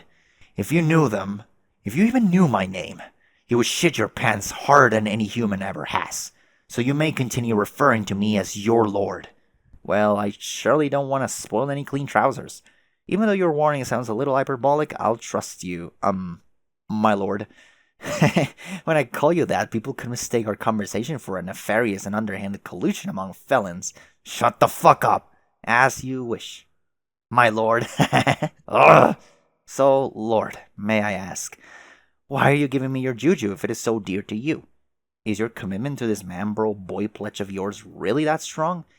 If so, I'm really impressed. I would have a really hard time giving my favorite stuff away to a total stranger. Don't flatter yourself. The gesture is relatively meaningless. The truth of the matter is, I found a new juju. A much better juju. A juju that makes all the other jujus look like frivolous childish nonsense in comparison. Yeah? Then that is quite a treasure you found. Where did you get it? Did you plunder a tomb or such? Sort of. It was excavated from this planet's soil, along with some other artifacts, and given to me by my infuriating asshole mentor, a man who is an invincible clown. Well, that sounds nice of him. He can't be that much of an asshole if he gave you such a nice present, can he? No, believe me, he can. I had a clown give me a nice present once, too. I would never have met my good friend Mr. Erisol without the kindness of that clown. Yeah, it is the same fucking clown somehow. I'm telling you, this asshole is eternal, and the beings he creates for your party are disgusting abominations. But what can you do? Nothing, I have learned. He's a clown. The rules are, clowns can do whatever they want, because of miracles, and hold no accountability for their deeds. I don't like it, but those are the rules. So, what is this juju he gave you? Something very special. A wonderful little false man. Oh, shit. Yeah, so he can exist in realities with Bro and Dave and Sebastian! And the irony is, I've seen him before, but I regarded him with suspicion and fear. I was a fool, though. I did not understand that special bond with him that I had, because I did not have a chance to gaze soulfully into his beautiful eyes and commune with the doll in a personal and intimate way. Gosh, that might just be the gayest thing I've ever heard. Thank you. Your human concept of gayness adequately describes the feelings I have when I embrace my perfect floppy little man. Okay. The thing is, I understand him more now. Before, I thought he was a cursed vessel of misfortune, which seemed eerily empty to me. He was hollow, not yet filled with bad juju, and looking in his eyes now, I see that I was right. Almost. He is empty right now, but a juju follows a long and winding path on its eternal journey, and he will not be empty forever. Somewhere along his journey, in some way I don't understand yet, he will stop being empty, and his curse will come to life. And wherever he goes, to whatever universe or plane of reality, all who exist there will experience nothing but misery and death. You see, there is nothing worse than a cursed juju, which is why I was so nervous about him before.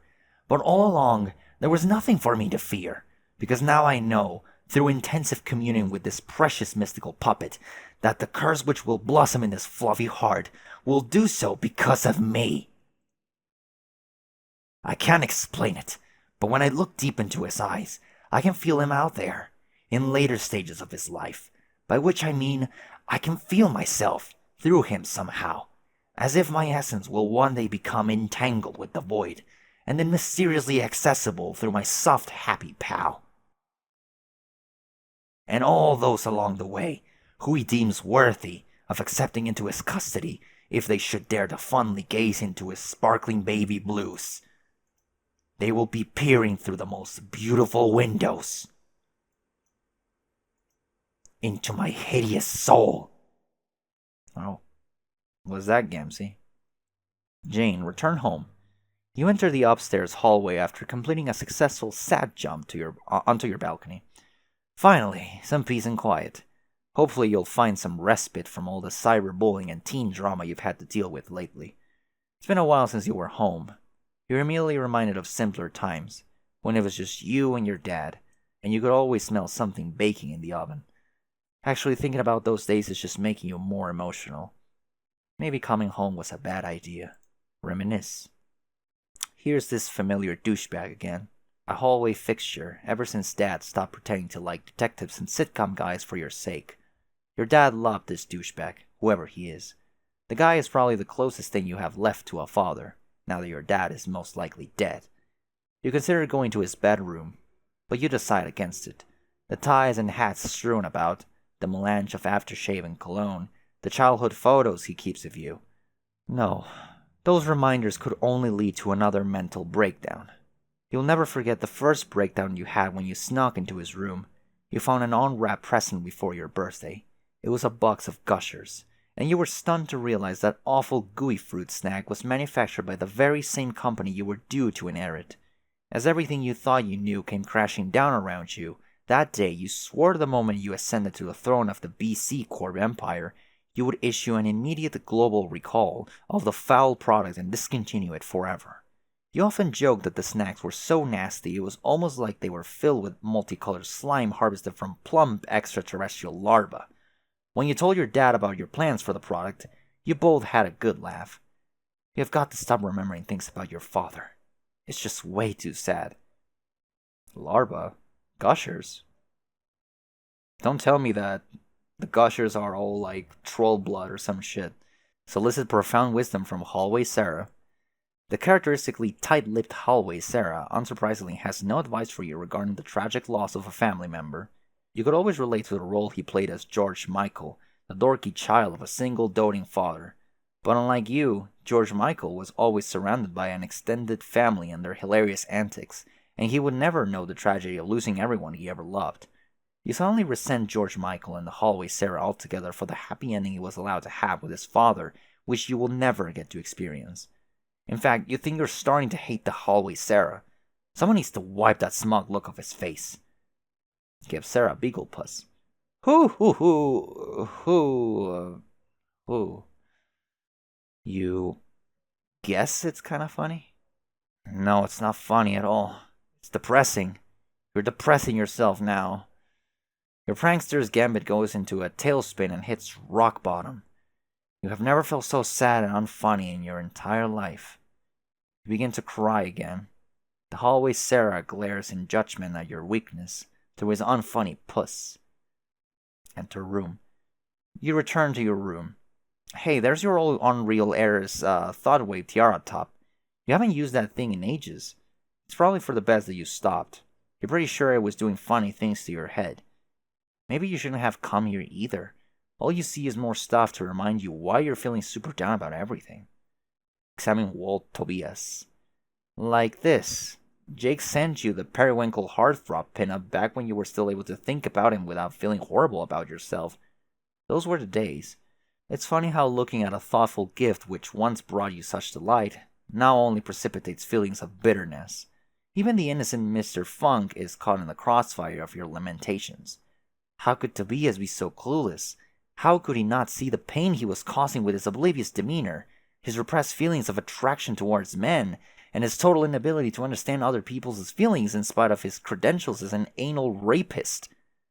Did I read that? I guess I did. Okay. Of course, on the TV show, his buffoonery resulted in laughs galore, but if that was in real life, you don't think there would be anything funny about the situation? In reality, Tobias and his family would probably never stop being sad. You think you're starting to hate the Walt Tobias too. Examine Walt Swanson. On the other hand, your Walt Swanson is still beyond reproach, and Mr. Swanson continues to be the perfect man. You know for a fact he wouldn't put up with any of Jake's bullshit.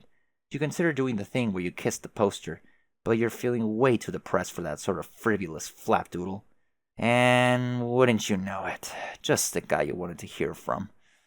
This ought to be good. Poor Jane.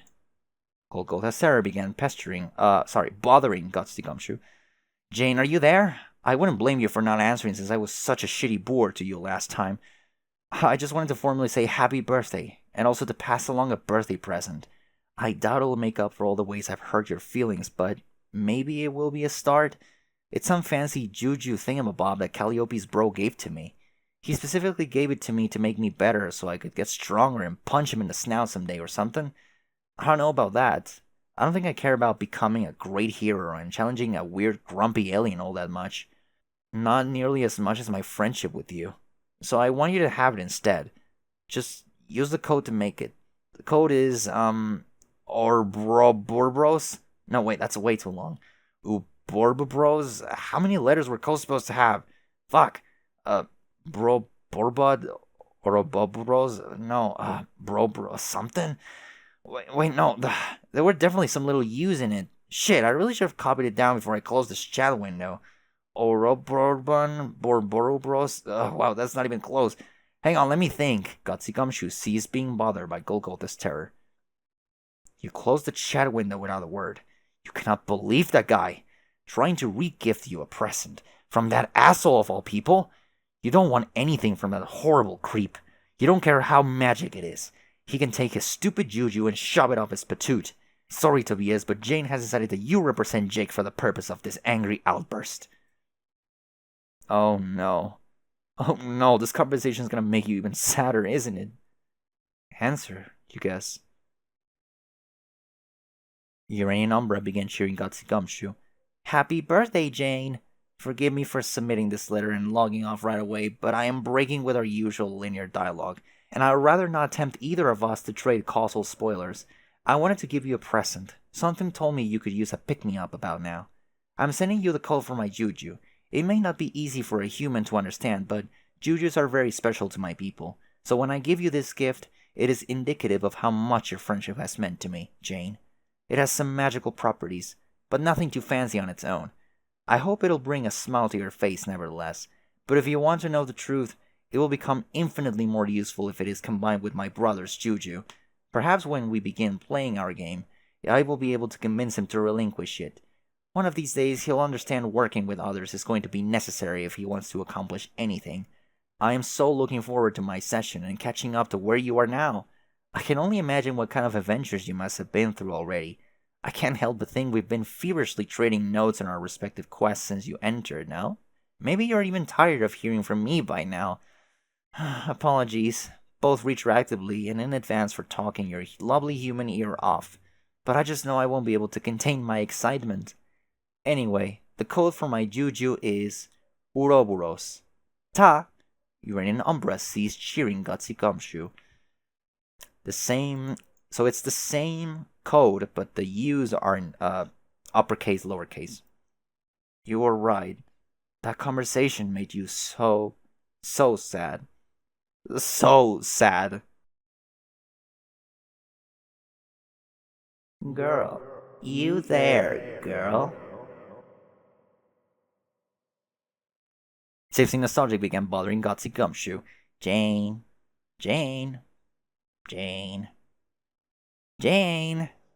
Jane's forever. Take deepest Jane yelling breath. Jane. Oh my fucking god, yeah, right. Like, there's any chance you answer me. With today being International Everybody Ignore Roxy Day. Like, doing literally the Frenchest of possible size over here. It's wearing a lopsided beret in the city of goddamn light falling in fucking love. Such is my sigh. I'm packing totes ennui, Jane.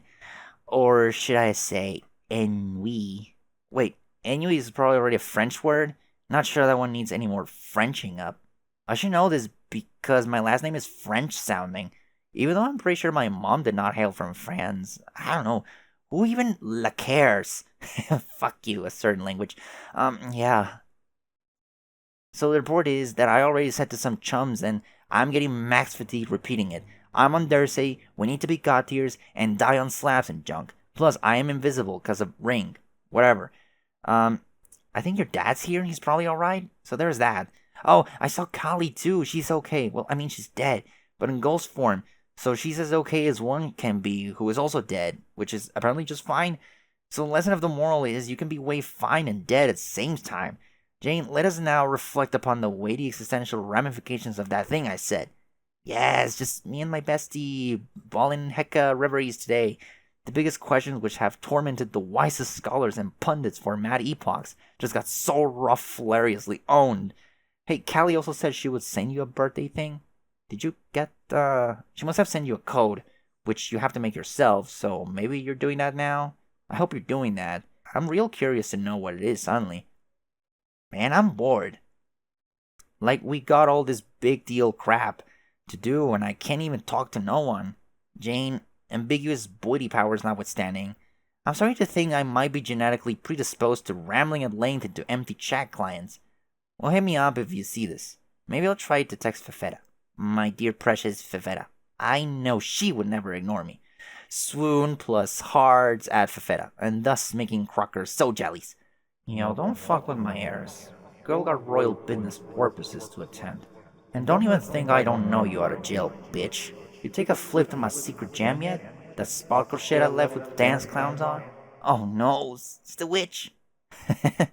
Tipsy Nostalgic sees bothering Godsey Gumshoe. Okay. Alchemize Calliope's Juju. A lollipop, or popsicle. And a thing. Okay, two things. No point standing around sobbing while getting brainwashed by your computer. You decide to make yourself useful and see what all this juju fuss is about. A green sucker. You got a green sucker at a cost of -1 unit of psyllium, which you guess means you gain 1 unit of psyllium in addition to the sucker? Okay. Alchemize Caliborn's juju. Oh, you're not a big fan of the guy, but since they are supposed to do something special together, you figure what the hell. You easily deduce the code Jake was trying to remember. It's Ouroboros. Come on, Jake, use your head. Haven't you ever heard of the mythical snake biting its own tail?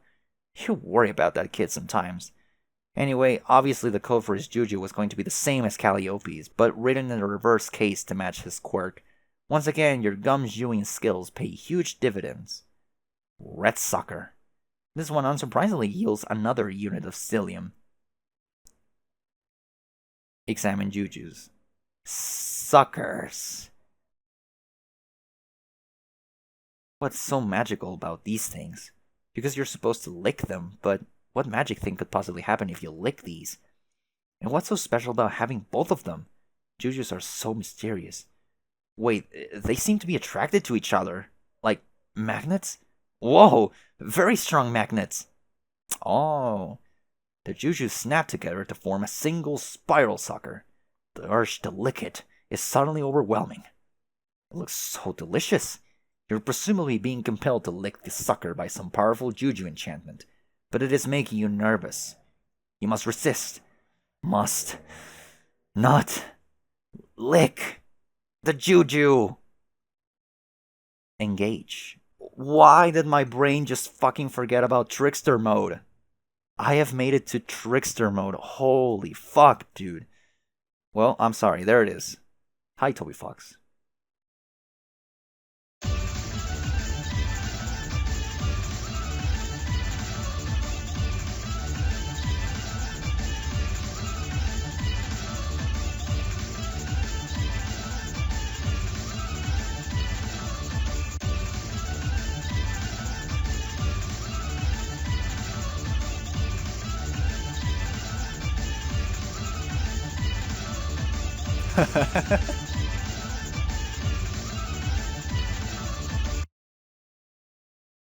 That is a nice expression.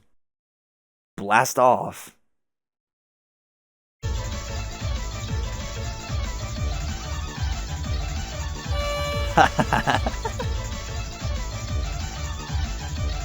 Holy fuck.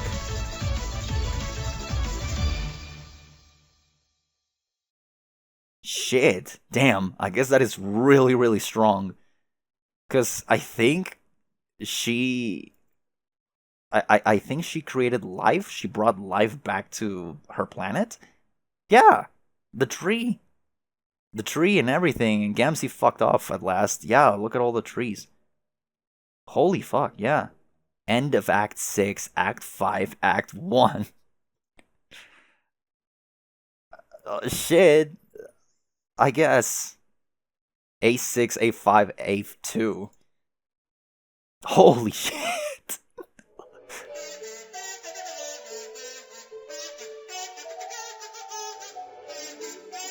Alright, mashing space.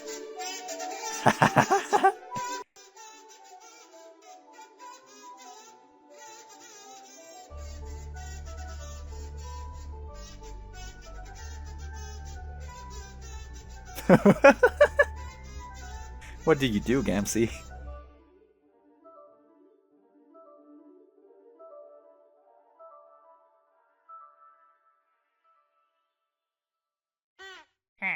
Alright. Silly who?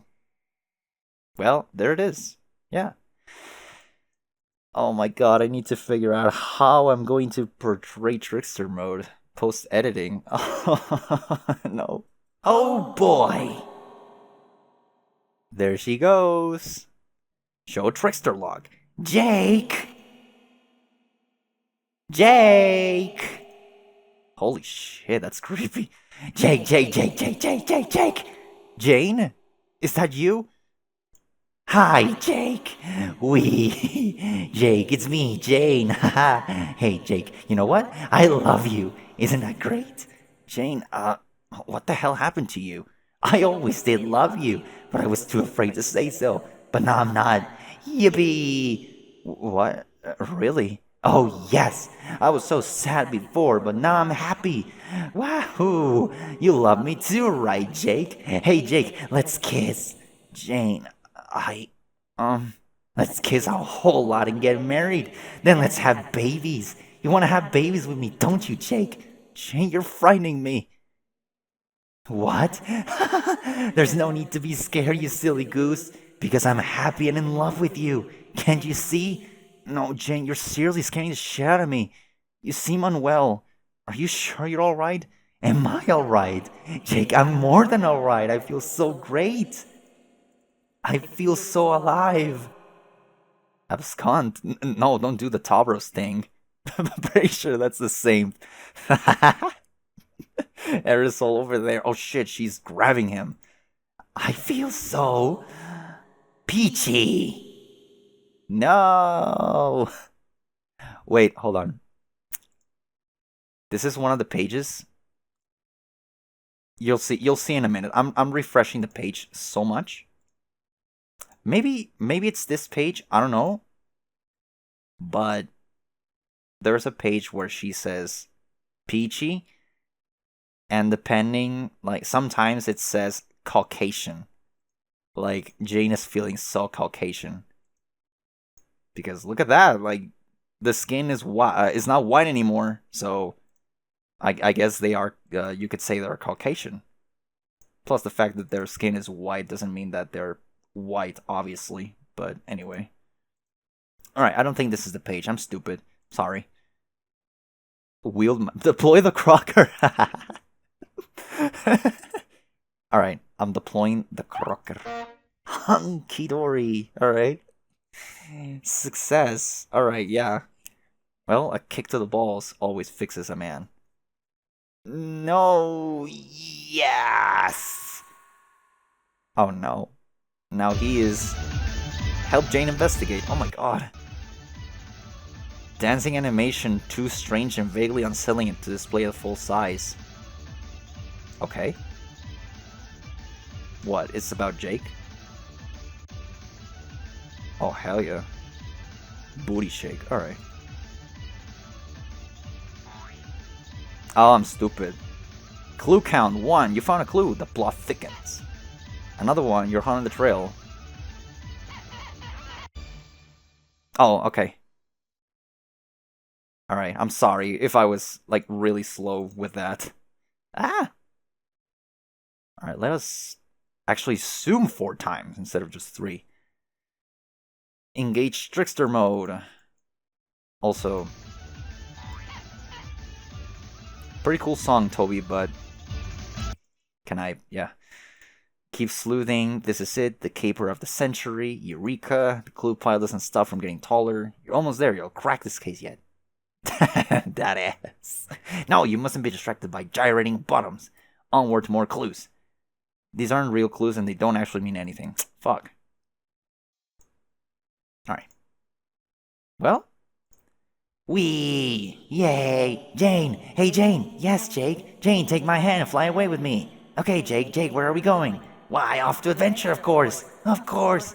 Oh, Jane. Yes, Jake? I was thinking about what you said, about how you love me and you want to marry me. Yes, what about that? Let's do it! Let's do romance with each other. Do you really want to?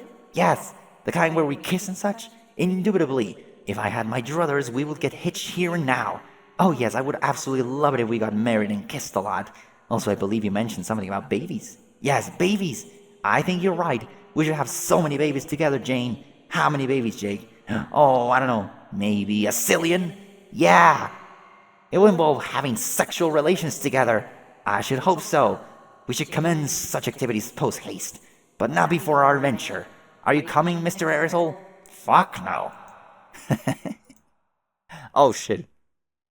Oh no. Oh yes you are. Hop in, buddy. Fuck you. Fuck my life. Fuck literally everything. Fuck. Fuck. Fuck. Of course. Now they're on to Thursday. Roxy. Roxy. Come out wherever you are. Roxy, we have candy. Do you like candy? Don't be silly, Jane. Of course she likes candy. Oh, you're right. Everyone loves candy. Roxy, what's the matter? Don't be shy. There's no reason to be shy. Look how happy we are. Oh, yes, it's so true. It turns out we all solved all of our problems forever, and now we're in love. We're going to be married and have many children. Yes, would you like to come to our wedding? You can be the bridesmaid.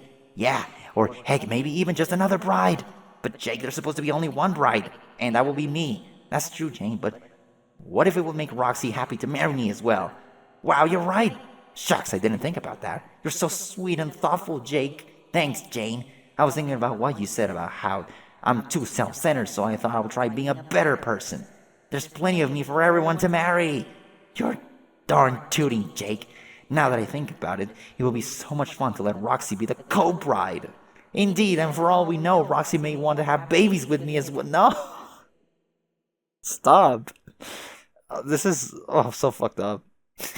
Yeah, but only as long as I get to have some babies first. I call dibs, remember? Absolutely, positively, my darling Jane. Oh, dear God. Yeah? Jane, I think Roxy's playing hide and seek with us. Jake, I think you're right. Oh boy, this should be a blast. You there, the man in the tall rumple hat. Have you seen our friend Roxy? What's the matter, little fella? Can't got your tongue?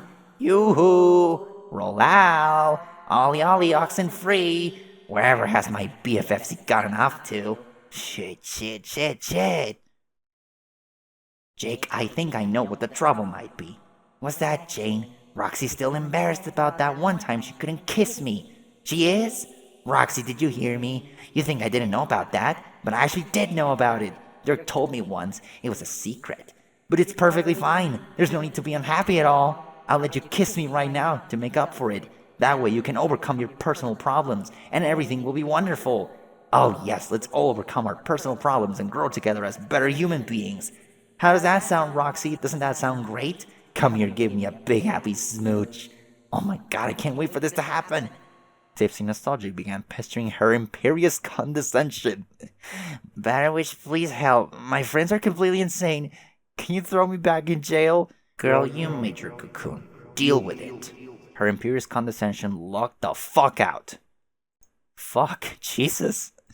Alright, she's serious about it. She's around here somewhere, Jane. I can feel it.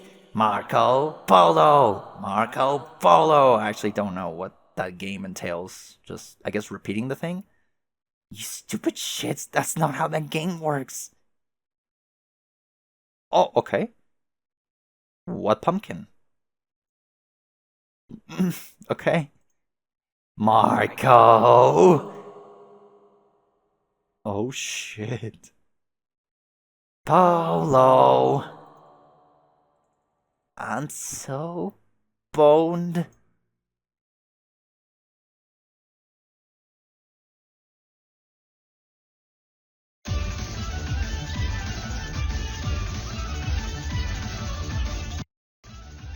Oh no, Roxy is dancing outside the canvas area. Help Jake talk her back onto the stage. Click and then toggle. Click where? Alright.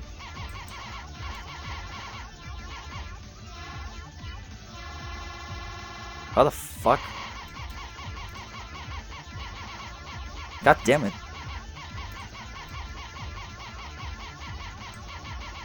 Do you see the count?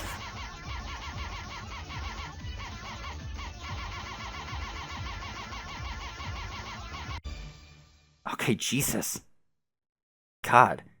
Look at Aerosol over there. But I wanted to see her dancing. Look at that, she's beautiful. But yeah, unfortunate that this is so messed up. Dad. Stern fatherly disapproval. Yeah, I told them kids about drugs. Jake, thanks for bumping me with that pumpkin. I was being such a square. My pleasure, Roxy. This is so much better, lol. I'm max overjoyed about stuff. Hip hip hooray! Jane, you're right. Kissing you is super cathartic and make up for all my past mistakes and feeling bad about myself. Overcoming personal problems rules. Roxy and Jane, this is so capital that we are together like this and happy. I agree so much, Jake, but the fun hardly seems complete without Dirk. Oh, golly, you're right. Let's go see him straight away. Oh, hey, hold up, you guys. Before you go see Dirk or get triple married plus babbies or whatever, I want to make a pit stop. A pit stop, Roxy?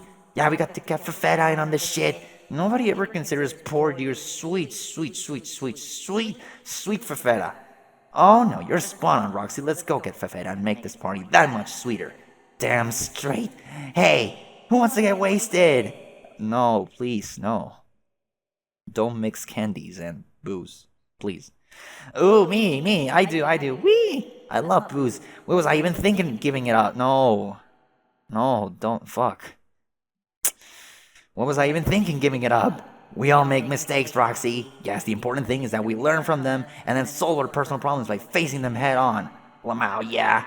Can you please just leave me here to die? Not a chance, wise guy. You're the life of the party. This is it. This is my punishment for doing evil, terrible things when I used to be living people. I guess I deserve this, and yet nobody deserves this. Nobody. Many laughs. Oh no. Oh, that's Roxy's. Oh my god, no, they're actually getting drunk. No. Oh god, no. So, hey there, unholy abomination of... Did I say abomination? Or combination? Fuck. Hey there, unholy combination of Nepeta and Feferi.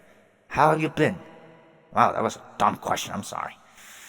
This is pretty awkward, isn't it? Yeah, I figured it out. So this is the tiara, these are the goggles, this is the mouth. This is just like the prefix, like it's the Nepeta prefix. So yeah. What was that? Fuck, I can't hear a goddamn thing with these flipping idiots doing their candy giggle rampage. Can barely even hear my own words over this shrill din of hideous pink. Yeah, believe me, I can hardly fucking see anything. Oh, it's worse if I zoom in. Jesus. How? How is that possible? Don't ask me why I think it sounds pink. It just does, okay? Anyway, I guess I've been wanting to say, part of me is sorry for killing part of you. I mean, that's not as the part of me that used to be your mate spirit, cause obviously that part wasn't responsible for that scurrilous shit. But the part of me that used to be Moirils would party you. And where Nepeta is just kind of a weirdly unrelated bystander in this whole mess. So I guess the whole me is sorry to Nepeta for having to put up with this shitty love triangle fallout. Oh, this is absolutely the shittiest apology situation I can't even fucking fathom. Can't even get some legitimate feelings of remorse off my chest because the chest has contradictory feelings of two people, and the recipient is the amalgamation of the wrong party and somebody who could not give a bloody shitting fuck about any of this. Never mind, this reconciliation has been an absolute disaster. Can we at least come to terms on a sound policy of fuck Gamsey? Because all I'm saying is basically just fuck that guy. A smile, and that is a good callback to, what's the word? Callback? I don't know, to Kanaya. You know what's curious? I had been listening to that part of the video the other night. Wow, crazy life. Alright. 5 times. We zoom 5 times. Okay. That is, Lotak, land of tombs in Krypton. Dark, dark, dark. Dark, dark, dark. Dark, dark, dark, dark, dark, dark, dark. Son of a fuck. Yeah, they brought everyone. Notice anything different about us, Dirk? Yeah, they're drunk. I think so. Did you decide to forfeit anything resembling dignity for the rest of your lives, along with the hope of accomplishing anything constructive ever again? No, you silly goof. Difference is that we solve our personal problems. Roxy, are you drunk? I mean, in addition to being high on something and magically insane. The only thing I'm drunk on is good feelings, dude. To facing all my problems instead of run away. Plus, also, maybe a little alcohol. But that's it. Hiccup. Solve all your problems. Yeah, you guys look like you're in great shape. It's so true, you should try it. Try what? Solving your brows. That's why I'm got problems now. Fuck off. My problems are fine. Watch, I'll go first. Derek, did you know I got this huge fucking crunch on you? Yes. Oh my god, it's so good to get it off my chest. We should get married, Dork. You wanna get married me? No. Bro, we're all getting married. Everyone is doing it. Jane, Jade, me, all getting way fucking betrothed up in here. Not to mention some best in the works, implying that sex happens. Roxy, even if blurting out random ass confessions in any way constituted solving personal problems, it's not like that was ever a secret. I always knew you liked me. You told me practically every fucking day. Okay, yes, that is true enough. But I've never said let's get married and have some babies, did I? No, you've actually suggested that too. A number of times. Oh, I did? Well, it's time I got a wedding ring. Give me a stripe. Push this fucker on. No. Slap. Come on, Dara, just put it on. You'll be helping me solve a personal problem. Stop it. Yours too. Don't you want your dumb bros to get the fuck out? This won't solve any problems, and you are all fucking morons. Oh? Hell no. No, he doesn't want to do that. No, Dirk, don't you see? We're happy now. Bye-bye challenging interpersonal issues forever. You're not happy. You're demented. And how exactly does it solve any of your problems getting all candied up to go flushing however many months of sobriety down the toilet? Because, don't change the subject, Strider. You got to kiss me while I was dead. That wasn't fair. Help me rectify this problem of mine, wherein I have no recollection of our sweet snuff. No way. Dirk, ring now. Bring makeout. Get away from me. I have a sword. Screw your anime sword. Marry me and have my babies. I'll use it, I swear. It's sharp, and it's awesome, and it's a sword. Shut your mouth and make beautiful love to your future wife. I'm too fucking cool for this. Mr. Bro, listen to my advice. I think you should just go for it. This is coming not only from your mystical guide, not only from an alternate version of yourself, but from a dude with a fucking spectacular body. We both know you're never going to be happy under ordinary circumstances. You just do not have the right kind of think pan to sustain that emotion. Look at me. I needed to merge a sweaty guy who loves horses in order to be happy. Gosh, horses, Dirk. I think about them all the time while I flex and it makes me smile. It seems that similarly extreme measures will be needed for you as well. Oh, whatever. No, shit. Yeah, dog. You there, small servant with the umbrella. Fetch me a towel at once. There. Okay. Help Dirk escape. Click and then mash. Gamsey. Why does it look like the troll is naked? I don't like that. A slight count. Oh, 1,000. Alright, listen. Don't you dare fucking challenge me with this. I'm gonna fucking do it. Oh, I don't have to mash the key, I just have to like hold it. Well, that's cheating. But whatever.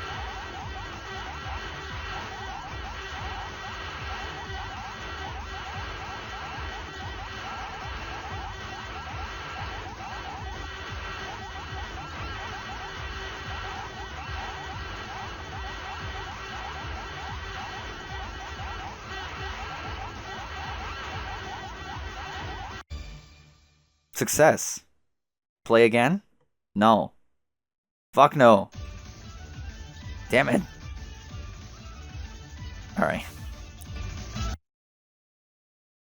You know, I'm starting to like that song. I can't believe it. Yay! Whoopee! Yeehaw! Ugh. Oh, he's not affected. He's kinda not affected by it. Come on, Dad, dance for us. Oh, yes, Dirk, please do a dance. No. Dirk, don't be a prude. Stop being such a silly tight ass and cut that rug.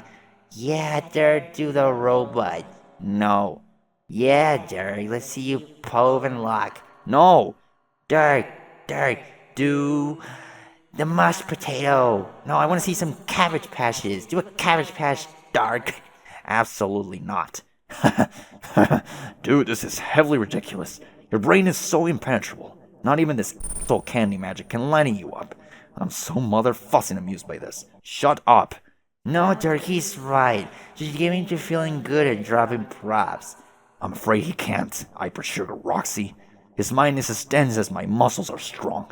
By the way, would you like to feel my muscles, Roxy? Oh, yes, plucks. No. God damn it, why did I listen to you? Nothing's changed. You may have merged with a sweaty horse guy, but you still sabotage me every chance you get. What's worse is you still actually believe you're helping me. What a crock of shit. Don't be so mean, Dirk. Your muscle spray is fun and cool. Oh my god, you should feel his muscles, Dirk. Wow, he's so ripped. Let's swoon. You heard the woman, Dirk. Quit, stallion. Throw over here and touch my goof darn muscles. For the last time, I'm not touching your stupid muscles. And Roxy, just so you know, if you hook up with my douche of a sprite, I'm gonna be hella pissed. Dad, these muscles are hard as heck. Don't you want in on this action? Yes, I surely do. Oh, these really are wonderful muscles. Jake, you simply must feel these muscles. Bob howdy. Dang, your double-hooded is friggin' cut. He's truly a man's man. Dirk, it seems my muscles are a hit. Are you absolutely sure you won't feast your hands on this grade A beef? Please, someone, make it stop. Hey, I know. If Dirk wants to keep being a drag, then maybe Shades McMuscle Spray wants to quadruple marry us instead. There's an idea. Well, hey ladies, let us know the VAC and excluding Dirk from our happy marital plans. Dirk, I've been wanting to say before I solve all my problems, I was feeling so bad about things with you. But now that I'm happy, I have the answer on how to make everyone happy. You, me, Roxy, and of course Jane, who was in love with me just like you. So I found out the best way to resolve romantic conflict is for everyone to marry each other. What you say, pal? Want to get married to me? Jake, I'm not marrying shit. And frankly, you got some nerve floating down here, hobbling about marriage with that shit-eating grin and that dumb little pumpkin on your head. After the way you ditched me and ignored all my messages? You know what? If you didn't like me anymore and wanted to stop hanging out, then fine. I could handle that. But to just completely shut me out, like I didn't even deserve an explanation, that's just cowardly. Why couldn't you just man up and talk to me? You act like I don't have feelings, like I'm some kind of robot. Well, you're wrong, I do. And I'm using those feelings by starting to feel like you're actually kind of an asshole. So whatever you were so afraid to tell me before your fucking sugar high, don't worry about it. I'll save you the trouble. It's over, Jake. Excuse me, you there, unsavory concoction of royalty and peasantry. Come probe my humongous biceps. No bloody way. Yes, do it. Aqueous, why are you acting like such a bulge-sniffing toolbox? What the hell happened to you? And why are you wearing that guy's lame glasses? Take those off. Even you had more style than that. Alright, no takers there, I see. Only a pair of grotesque Philistines blustering through the same coarse ignorance tunnel. What about you, Miss Unpalatable Combination of Feferi and... Oh no. What? Dirk, help, I'm having a problem. What? A part of me is having a very strong emotional reaction which I don't like. It's a part of myself I'm ashamed of. What part? The troll part. He did something shameful once. I do not find such emotions to be an acceptable feature of my new existence. How can I make this feeling go away? Dirk, I command you to instruct me how to eliminate these emotions. Can't help you, bro. This is what you asked for. You said you were scared to not exist. Well, this is what it's like to keep on existing. Better figure out how to deal. No, that's awful. I don't know what to do. With all my astounding strength, both muscular and cerebral, how can I be stymied so? Dying was better than having to live with the shame which was ironically caused by the very death in question. Aqueous, what the fuck are you talking about? You sea-dwelling mustard blood. Half of me commands the peasant half of you to resolve my emotional turmoil, while humbly requesting the noble all of you to do the same. The other half of me doesn't give a flying hoot about your lame cast bullshit, and is just kind of freaking out internally about this. Wow, Sahag, you might actually be more a mess than me. I am fucking impressed. But yeah, talking it out when you got aims to reconciliation helps. Me and the Feferi side of this abomination had a nice talk earlier, sorta. Say what you got to say. Just don't mess with the Feferi part too much, okay, man? She's very dear to me. I mean, both parts of me. Got it? You're right. I must speak to her. Nepeta, I swore that I would protect you, but I failed. In a moment of weakness, my reverence for a superior got the better of me.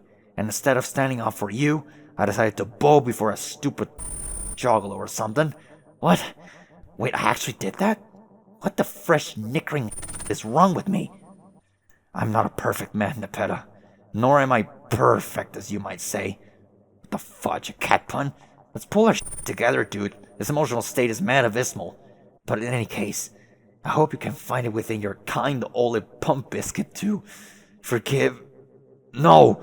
Gosh dang it, I don't deserve to be forgiven. What am I saying? The shit I pulled on you was so bad. I just can't even... Hey, can you maybe wrap up this psychotic apology, you wretched freak? Wow, you're actually making me look like the model of mental health. Anyway, you're confusing the Feferi side of her with your weird emotional baggage. Allow me to finish, Sir Peon. Feferi, try not to listen to anything he says. You've had enough heartache to endure without lumping in Nepeta's twisted relationship with this horse-kissing muscle fuck. Nepeta, you will disregard any conversation directed at Feferi and focus solely on my attempted statements of contrition. Man, what right do you have to order Nepeta to do anything, let alone listen to your conflicted whining? Fef, can you believe this guy? Do not address Feferi while I'm talking to Nepeta. It's confusing to Nepeta, who is critical in absolving me of guilt, even though I probably don't deserve it. Fuck your absolution, I take back my advice. Stop talking to Nepeta and leave Feferi alone. No. Yes. No. Yes. No. I'm not doing your dumbass yes, no shit. Then leave us, for I and my Moira have much to discuss. No, you flippin' don't. This conversation is over. Yes, I do. No, you don't. Yes. No. Yes. No. Yes. No, this has to stop. Can't you see we're tearing Fefeta apart? Why, dear, sweet, precious Fefeta explode. Yeah? Why has he got such thick lines? I'm noticing that. Alchemy.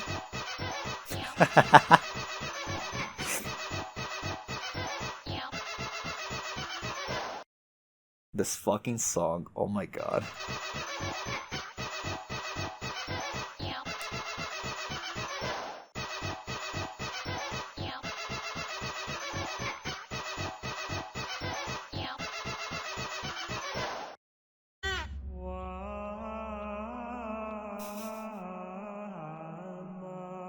Mario Paint. What? Oh.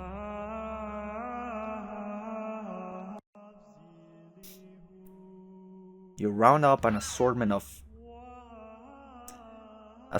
ordinary household weaponry and begin to recreate a series of legendary weapons from the 7 continents of a magical kingdom from Caribbean folklore, or cherubim. The name of the kingdom is a well-guarded secret. Treated... Alright, listen, hey.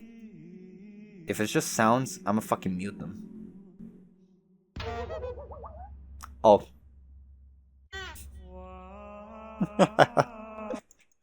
World building, yeah.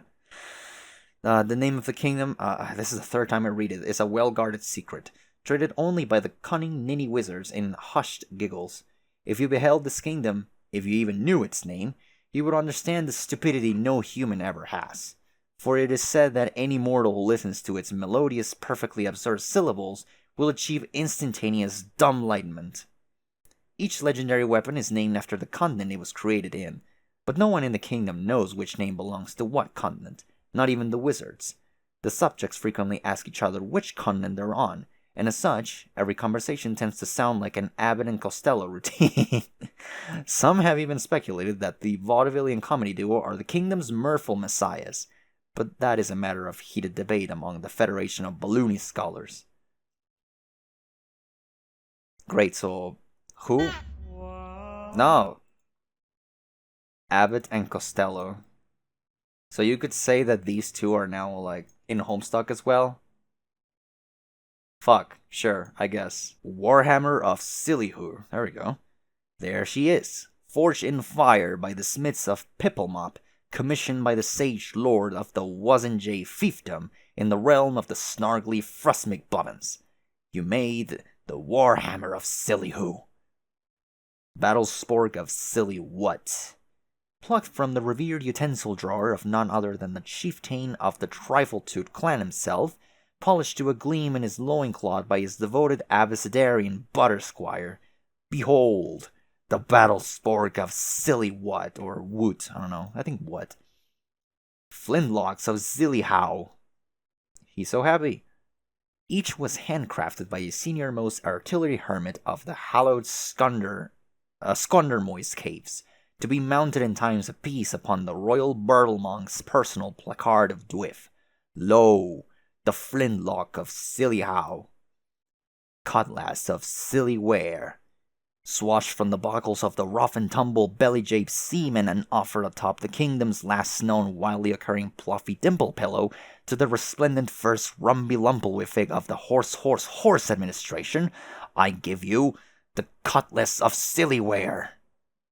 Blunderbuss of Sillywyke. Cast from the most priceless Squippy Clink ores mined from the famous Whooping Volcanoes, owned and curated by the distinguished Maximilian Hot Pocket Pucker Shuttle Jr., and then packed to the brim with the hilarious traveling Grief Miser's explosive Winklepork snuff. Ta-da! The Blunderbuss of Sillywyke. Unbreakable Katana. A real hard sword for a real hard dude. It was said to be forged by a Japanese master over the heat of a roaring manga fire. It was cooled in an enchanted spring where virgin horses bathe, and... yeah, this is still just Dirk's sword. Thistles of Sillywitch. Flippity-dippity-doo, bub-bub shrubber double floppy mumble scurry noodle scoop pizza bubble mip. Check it out, the Thistles of Sillywitch. God damn, I can't believe I'm doing this. Silly Wave and Saw Who. Oh shit, no. For good measure, you decide to make Silly Wave and Saw Who, just to be on the safe side. Someday you'll look back on this decision and say, thank God I did that. What next?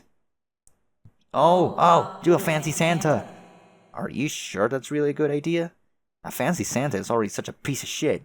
Maybe let's try not to get carried away making shitty things even shittier than they need to be. Okay, you make a silly Santa. I guess that's fine. As long as you only make one. No! Oh fuck, you make a bunch of silly Santas.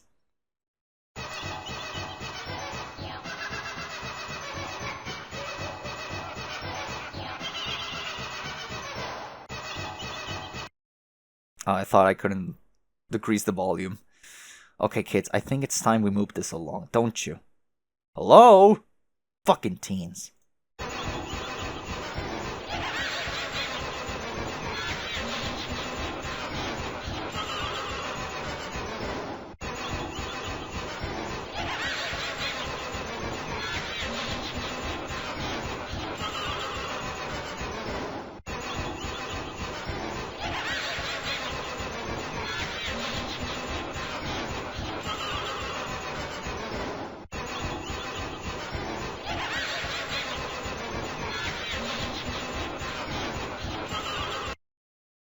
God damn it.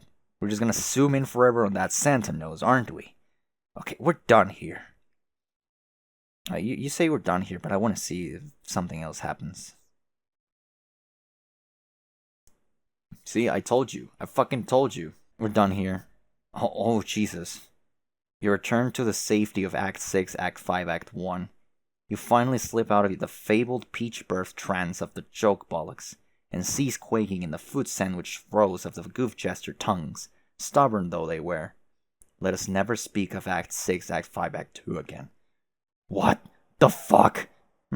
Just what? What? No! Please don't type in the narrative prompt. You can't fucking do that! Do what? Go backwards! This isn't backwards, stupid, it's forwards. After all the trickster shit happened. No, I mean backwards by an act. Or I guess an act. I hate the things I'm forced to say, and acknowledge this is real because of you. I can go back all the acts I want. The acts are kind of meaningless anyway. Besides, trickster mode was getting obnoxious. No, it wasn't. Yes, it was. No. Yes. No. Let's not do the aqueous yes-no thing. It was great.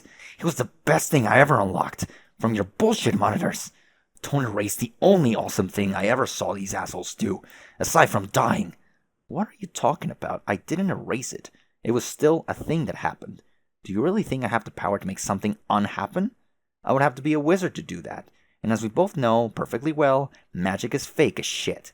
I want to see more candy antics, you awful fuck. Send me back forward to the next act. No way. And incidentally, I didn't authorize you to send that lollipop. Oh, what? You don't approve of my juju? Approve of kids doing something kind of like drugs and making dumb plans to get quadruple married and have babies? No, I don't approve of that. Besides, that's no way to make progress. You don't just give the heroes some cheap game-breaking candy, let them blast through the whole adventure and all their personal issues. That's some Deus Ex Machina shit you were trying to pull. Yeah, right. More like delicious Ex Machina. Lame. Go back. No. I mean, back forward. No. Go back forward to act, whatever. No. I want to see them finish their candy romp. Nope. Yes. No. Yes. No. Yes. No. You piece of shit. Fuck you. Oh, fuck. My ears. No, Jane. Ow. Damn it.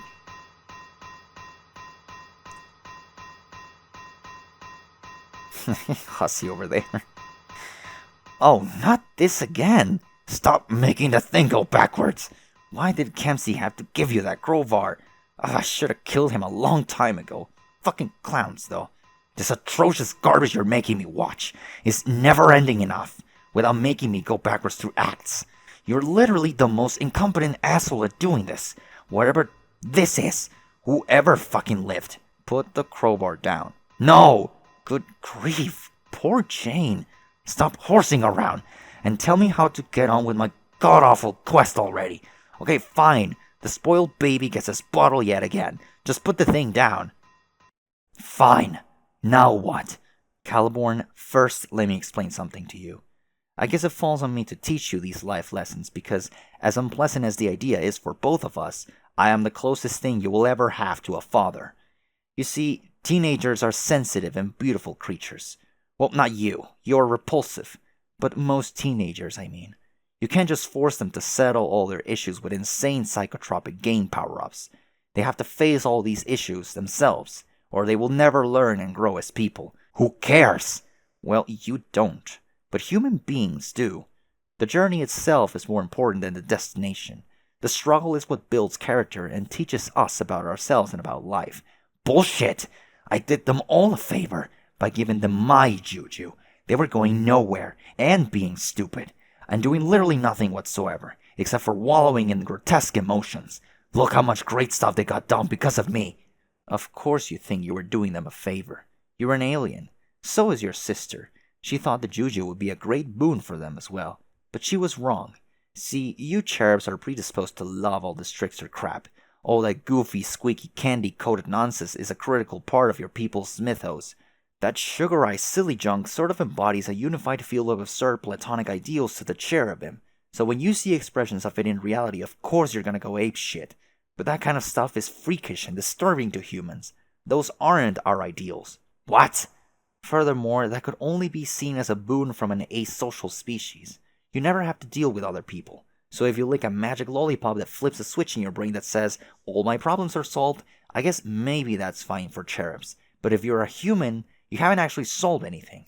By the same logic, it's not much of a boon to a human's physical journey either. Using an item that lets them start maniacally powering from point A to point V isn't doing them any favors. I have no idea what you're talking about. It's like when Mario gets the star. You know when Mario gets the star? Who the fuck is Mario? He's a small Italian plumber who goes on sideways adventures. He jumps some stuff and buffs bricks with his head to save a princess. What is Italian? What is a plumber? Never mind what an Italian is. He's just the kind of guy on Earth. And a plumber is a guy who fixes load gapers. What is a load gaper? Shut up.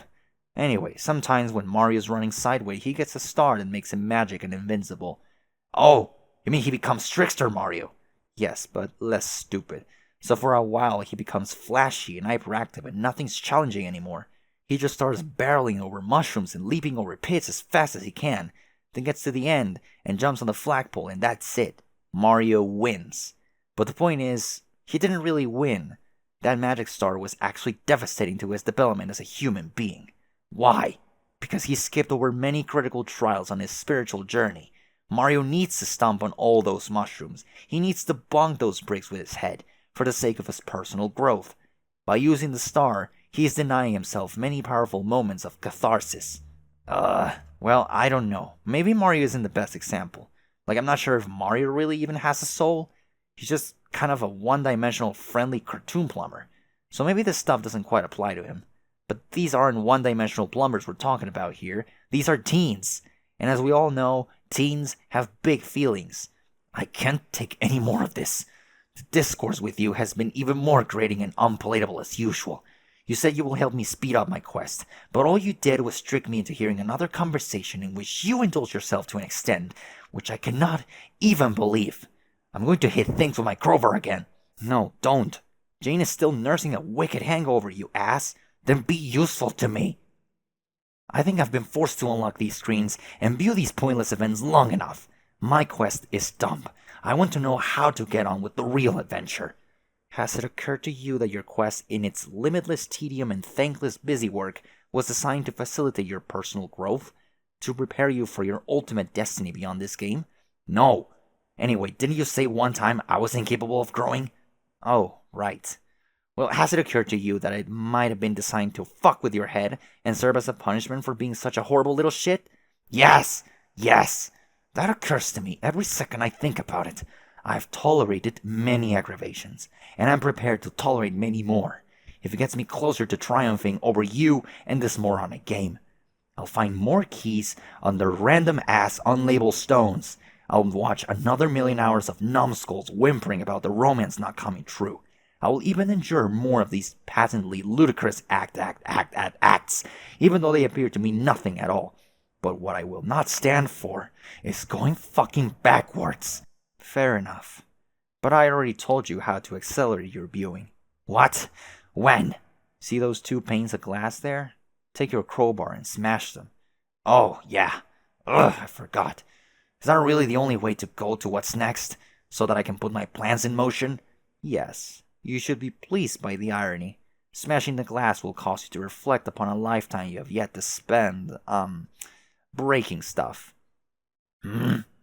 Is the irony not fucking delicious? No, stop trying to bogart my shtick of playing insidious mind games and doing shitty twists. You suck at it so bad. I'm sorry. It's not breaking the glass I mind. This is the thing that involves teamwork, right? Yes. You and a buddy have to turn both keys simultaneously. It will teach you a wonderful lesson about life. Fuck!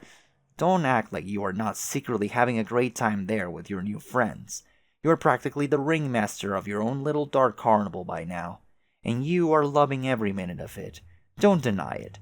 No, I'm not! Sooner or later, you will have to face the fact that literally all adventures are about learning the value of teamwork. Teamwork and friendship. The 2 razor-sharp edges of the mighty Excalibur which every hero should keep in his scabbard. Even shitty heroes like you. Fine, I'll do it. but only because the alternative where I talk to you for even one more second would be so much worse. The narrative prompt has been locked. Break glass. Boom. Alright. Smash.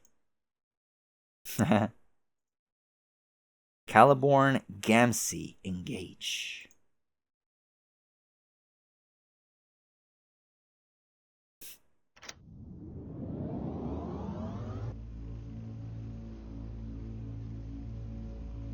Oh shit. Also, let me fix the zoom. Double. Oh shit. What? Damn. Hold on. I gotta have my. Okay. Slightly less zoom than usual. Man, what the hell? So, how does this work? Oh no. Yeah, they all got drunk. Time is testified began pestering Gutsy Gumshoe. Jane? What? What happened to the lollipop? I dropped it. I think it fell into the crypt. Good. Oh my god, poor. poor, poor dudes. Roxy is probably no stranger to this, and I don't feel happy saying that. Golgo the Sarah began pestering Tipsy nostalgic. Roxy? What? I take it by that disgruntled series of letters that you're feeling about as cruddy as me and Jane right now. Yeah, Jake. Welcome to Hangover City. Population, some extra chumps beside me for a change. Well, you know what they say about mystery, and how it supposedly enjoys company. No, it doesn't. It enjoys a wet towel draped over its head, and less talking. Hi-yo, point well taken. Oh my god, stop being so chipper, dude. Do you feel like shit or not? Indubitably. Rest assured, it feels like a brood of anxious vermin is making its most valiant effort to escape from my skull. Hello, Jake English with a hangover, everyone. A slow clap. Pardon? I'm just saying, if you're hungover for the first time, please do experience some justice. You're giving suffering a bad name. I will say the multicolored lights from my computer strobing directly into my eyeballs are not helping the matter one friggin' bit. SMH. Not literally, cause ow. Jake, here's some sage advice from a veteran of substance abuse and its deleterious consequences. Don't use your fucking skull tub when you got a hangover, you dork. Well, I wouldn't, but I just gave Jane my only other device. I don't know how many times I've told her to keep more than just one computer on her, no matter what, in case of situations just like this. Oh, why does she want a computer? Is that who Dirk's talking to now? I don't know, maybe. She's not exactly talking to me at the moment. Not that I can blame her. So, best birthday ever? Or best fucking birthday ever? In the interest of appeasing the irony gods, let's go with the latter. Whatever role I played in ruining your party. Sorry about that. Oh, Lord, the last thing I give a shit about is my stupid Sweet 16. What a farce. I was trying to act as if we were all living normal, well-adjusted lives, albeit in a marvelous fantasy setting populated by skeletons. And if only we just had some cake and wore some hats and I blew out all the candles in one big puff, we could pretend all the problems we had with each other would magically stop existing. And the most horrifying thing of all is I actually got my wish. Thanks, Calliope. Oh, well, I'm sure she had good intentions. Yeah. I still think I've been pretty lousy to you. I had my head up my ass for a while there. By the time your birthday came around, I was kind of freaking out about Jake. I thought I had the situation under control, but I didn't. Not just with Jake, but with respect to pretty much everything. I understand. Boy, you really let him have it back there. Also, I can just zoom in on this, yeah? Yeah, I will do that, because I'm blind. Boy, you really let him have it back there. I guess so. I had a similar meltdown with him earlier. I'm not going to lie, it felt really good. At least it did at the time. I only wish I could have stayed as lucid as you during our transformation. How do you manage that? It wasn't on purpose. Actually, if I had a choice, I probably would have just said, fuck it. Sugar shock my brain, please. Suffice to say, I have trouble escaping from myself. It's kind of a problem. Let's not talk about it, though. Please continue. Okay. So instead of keeping my cool like you, I just started gushing over him like a love-struck loon, surrendering any sliver of dignity I might have earned by telling him off earlier. I just cannot believe some of the things I said. Oh, God. I told him I wanted to get married and have babies. Yeah, but to be fair, by the time you came looking for me, all three of you were saying that to anything that moved. I know, but it's one thing to write off something you say to an altered state of mind, but what makes the admission so mortifying to me is I actually meant it, and I'm sure he must know that by now. And now I feel so humiliated, I just want to die. I would ask him to shoot me right here, if I could bring myself to say a word to him. Somehow, I don't think he is up to the task, which is doubly unfortunate, since that is literally what we all came here to do. Speaking personally, I would probably run the sword through my own dick before I could bring myself to kill Roxy, even for her own good. So when the chips are down, I guess that's how much of a badass I really am. Woo, we're all such winners! Yeah, our moxie's off the fucking charts. Rox? What? Am I an asshole? No, Jay. I think I might be an asshole. All my friends hate me now. Are you sure I'm not just an asshole and never actually realized it? Well, maybe you're an asshole sometimes, but it's always an accident. Most people are accidental assholes a lot of times anyway, so who cares? I can't believe I was so oblivious to the feelings of all the people I care about. How could I not see that Jane was in love with me? I really am a dope. I guess I did know deep down at some point, but then I somehow convinced myself otherwise. I cannot even imagine how she must have felt all this time I was seeing Dirk, and all those times I talked her ear off about our relationship. Oh, goodness. Yup. I wonder what things would be like if she told me. Maybe it's better she didn't in the end. I probably would have just broken her heart like I did with Dirk. I should say something to her, but I'm not sure what to say. I don't think she wants to hear anything from me, to be honest. Maybe you could tell her I'm sorry for me? Why can't you just tell her? She's right there. I don't know, she's obviously so mad at me. I can't bring myself to say anything. I'm also just really fucking chagrined over how I treated her. If I was brave, I could face that feeling and just talk to her and try to make us square. But I don't think I really am brave. I'm not brave, and I don't think I love adventure either. Wow, Jake. You know how you think you know these things about yourself? Like all these personal attributes about you as if they're written down somewhere like a sort of mini biography, so they have to be true? So you just believe them and hope that the believing is what makes them true, but then you spend so much time believing those things and taking their truth for granted that you somehow forget to make them true with your words and deeds. How can I truly love adventure when I never even knew what it was? I don't think it's raiding tombs and clobbering scoundrels. That stuff's fun and all, but that's not what adventure is. Adventure is... it's something else. It's doing the things I'm genuinely afraid to do, but I can't, because I'm a coward. Okay, stop shitting yourself. I'll tell her for you. Jane, you know, we probably should have talked about this Jake stuff a long time ago. Tell me about it. I don't know if I was kidding myself all those years that there was a conflict of interest between us, or what. Same. Maybe I was just pretending your feelings for him weren't a factor because my pursuit of him was already overcomplicated enough.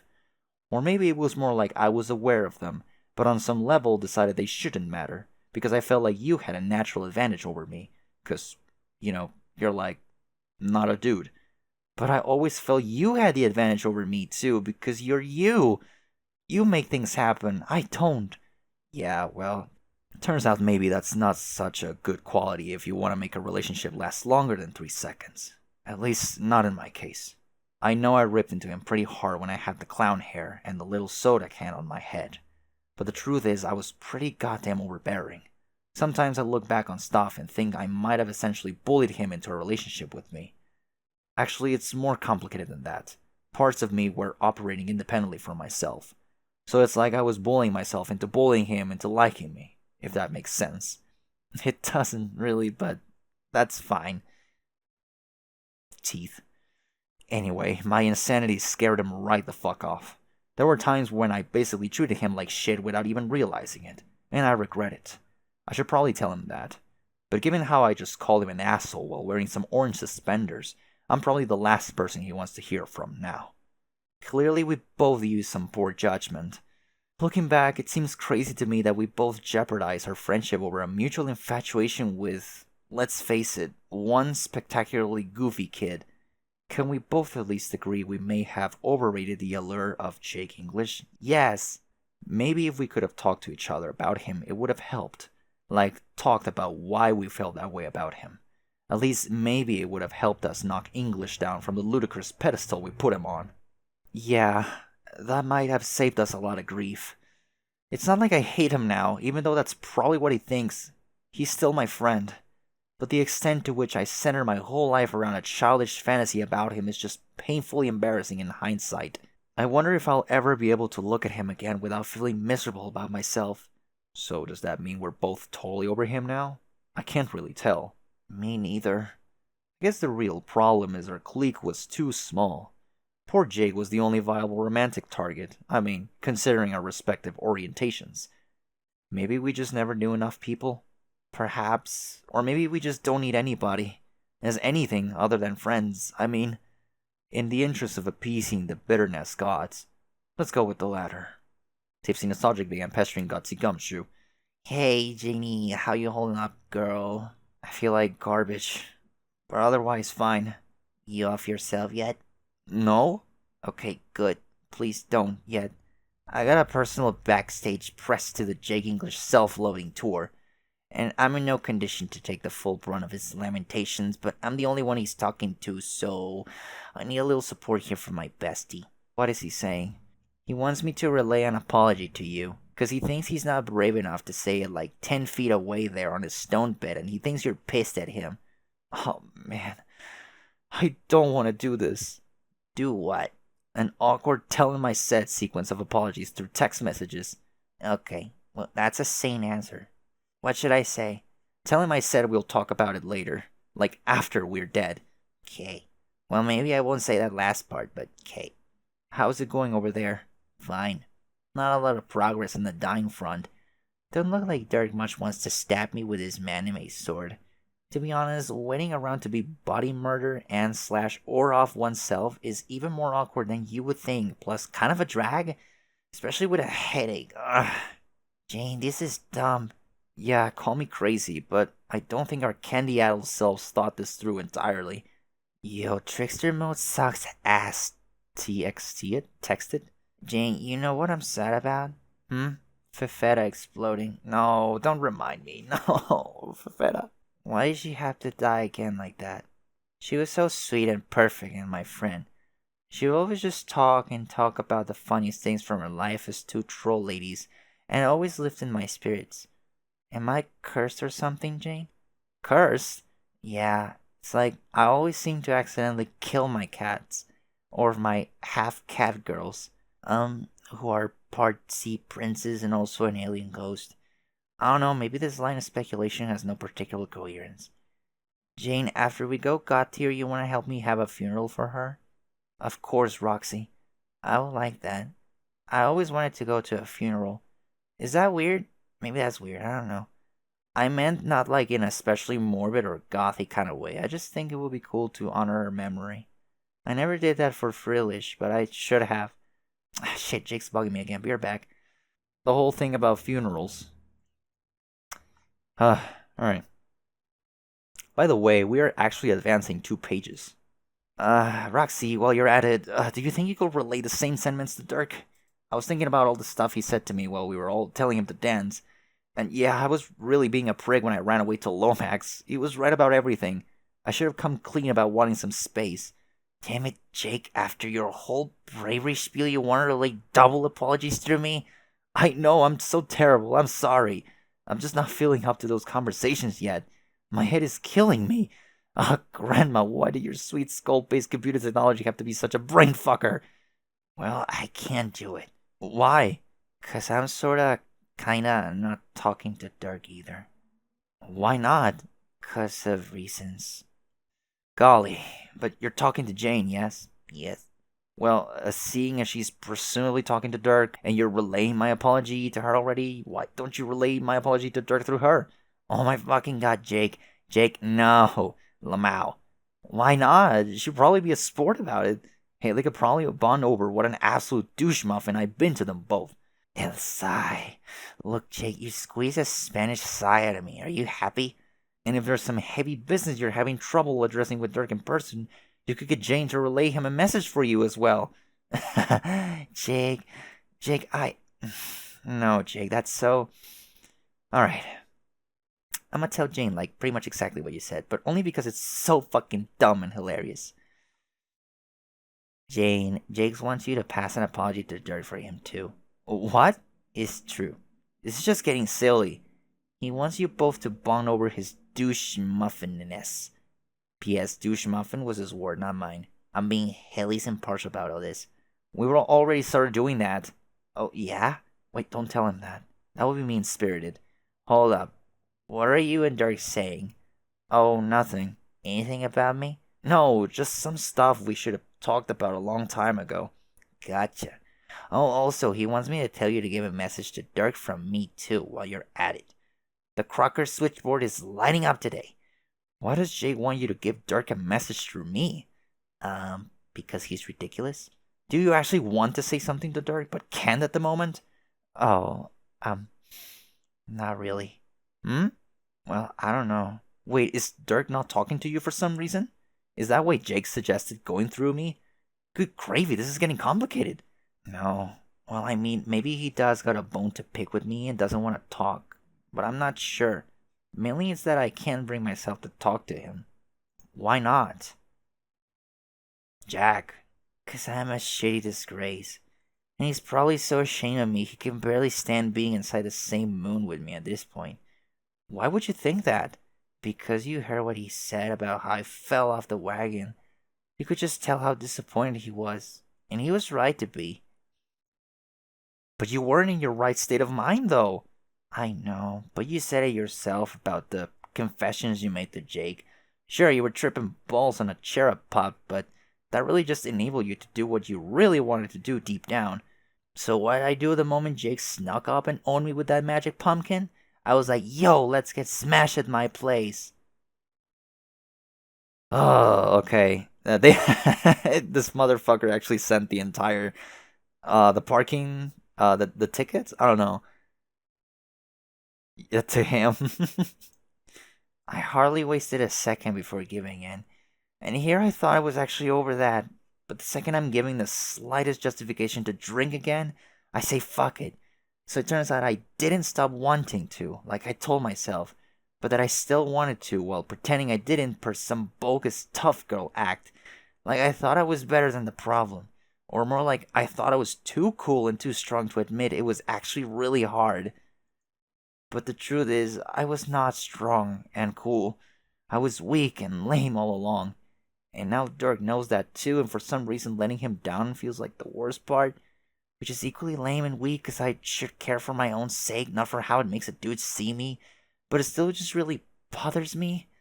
Ah, man, Jake, again, hold up, please. You are motherfucking welcome.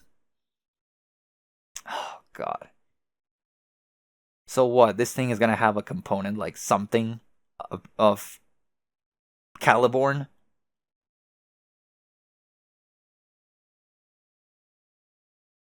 Yeah. Okay. Roxy? Rox, what is she saying? Talk to me, Roxy. Please, don't leave me hanging here. I can't take it. I can't bear having two of my closest chums hate me and then having you shout me out on top of that. Okay, she's Jake, calm your micro shorts. I'm here. Ah, there you are. Sorry for being a pest, but I just see Jane there pecking away at our conversation with you and Dirk, and it feels like you're all kind of leaving me behind. No, Jake, nobody's doing that. Okay, yeah, I'm probably being paranoid. But I've done such a bang-up job of alienating my other friends. So you're the only one I can talk to for now. Wait, I haven't alienated you yet, have I? Nah, don't worry. We're still humanated. Are you really sure, Roxy? Are you sure you're not just trying to spare my feelings? You can be honest with me. If you hate me now, too, please just say so. Sweet Guy Fieri's fat-laughing ghost, Jake. No, I don't hate you. I promise you're still my bro. God damn it.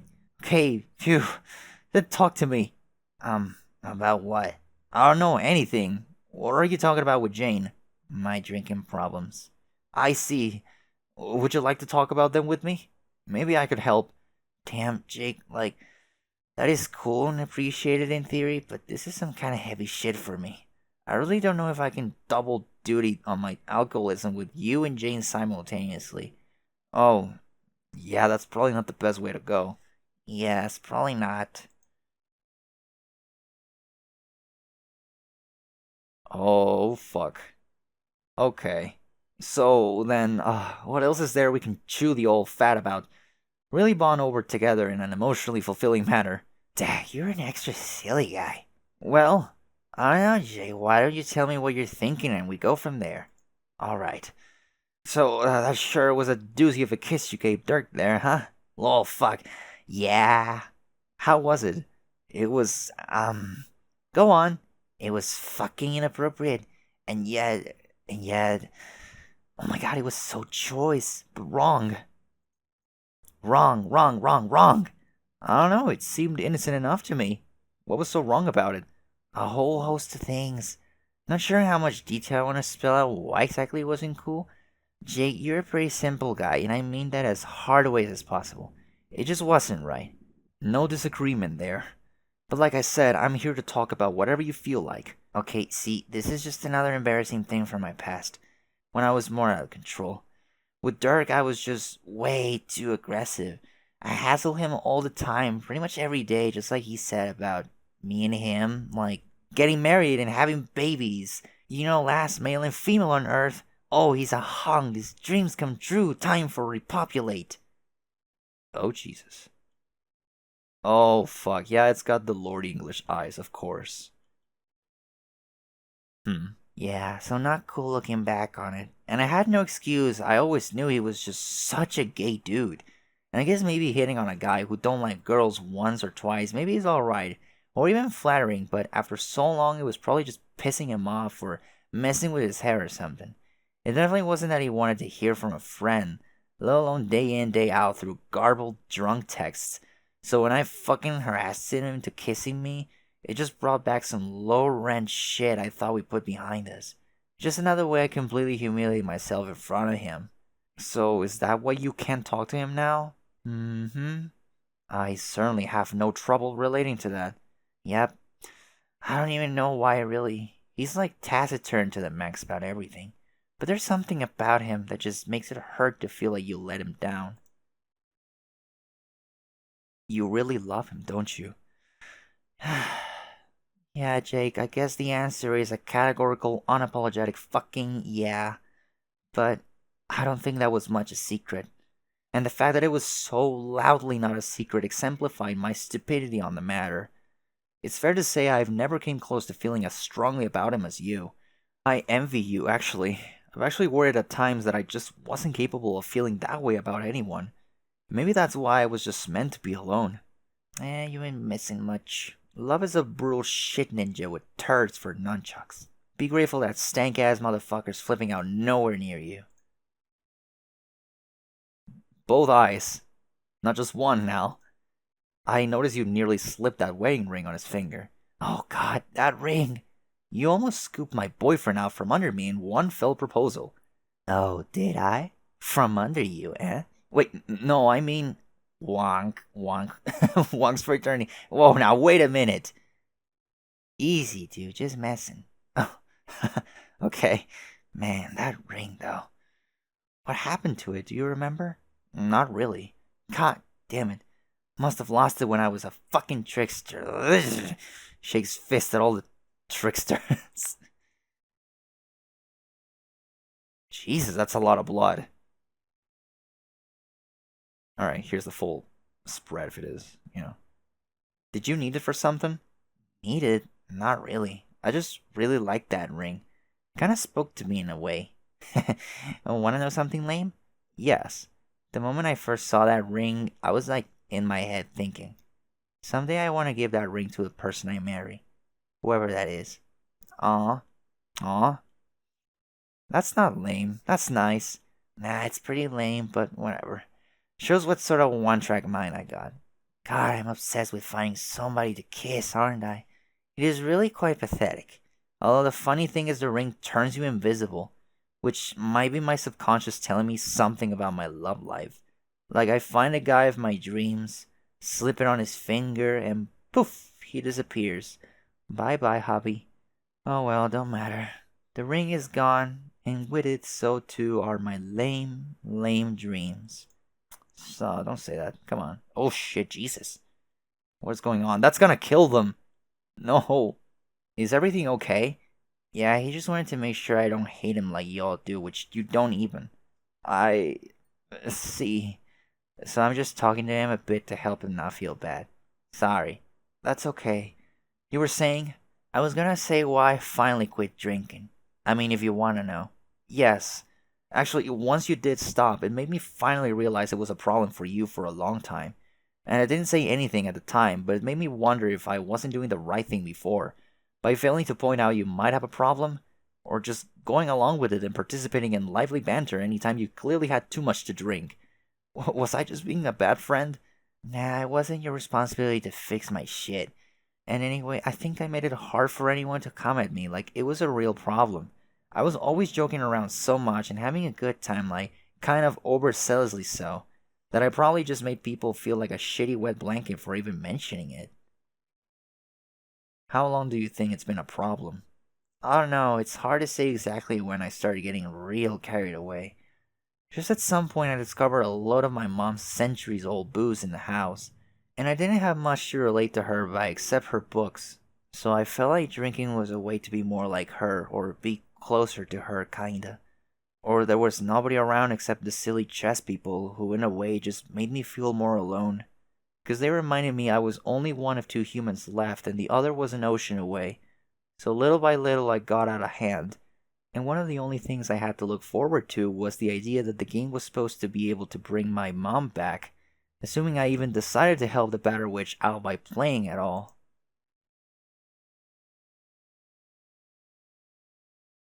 But it turned out you couldn't bring her back. At least, not the way you thought. So what was it that made you finally decide to give it up? Well, that's pretty much what it was. When I first went to Lopan, I saw my sprite there. So I got out my ball of mom slime and was all ready for the bestest, most poignant reunion ever.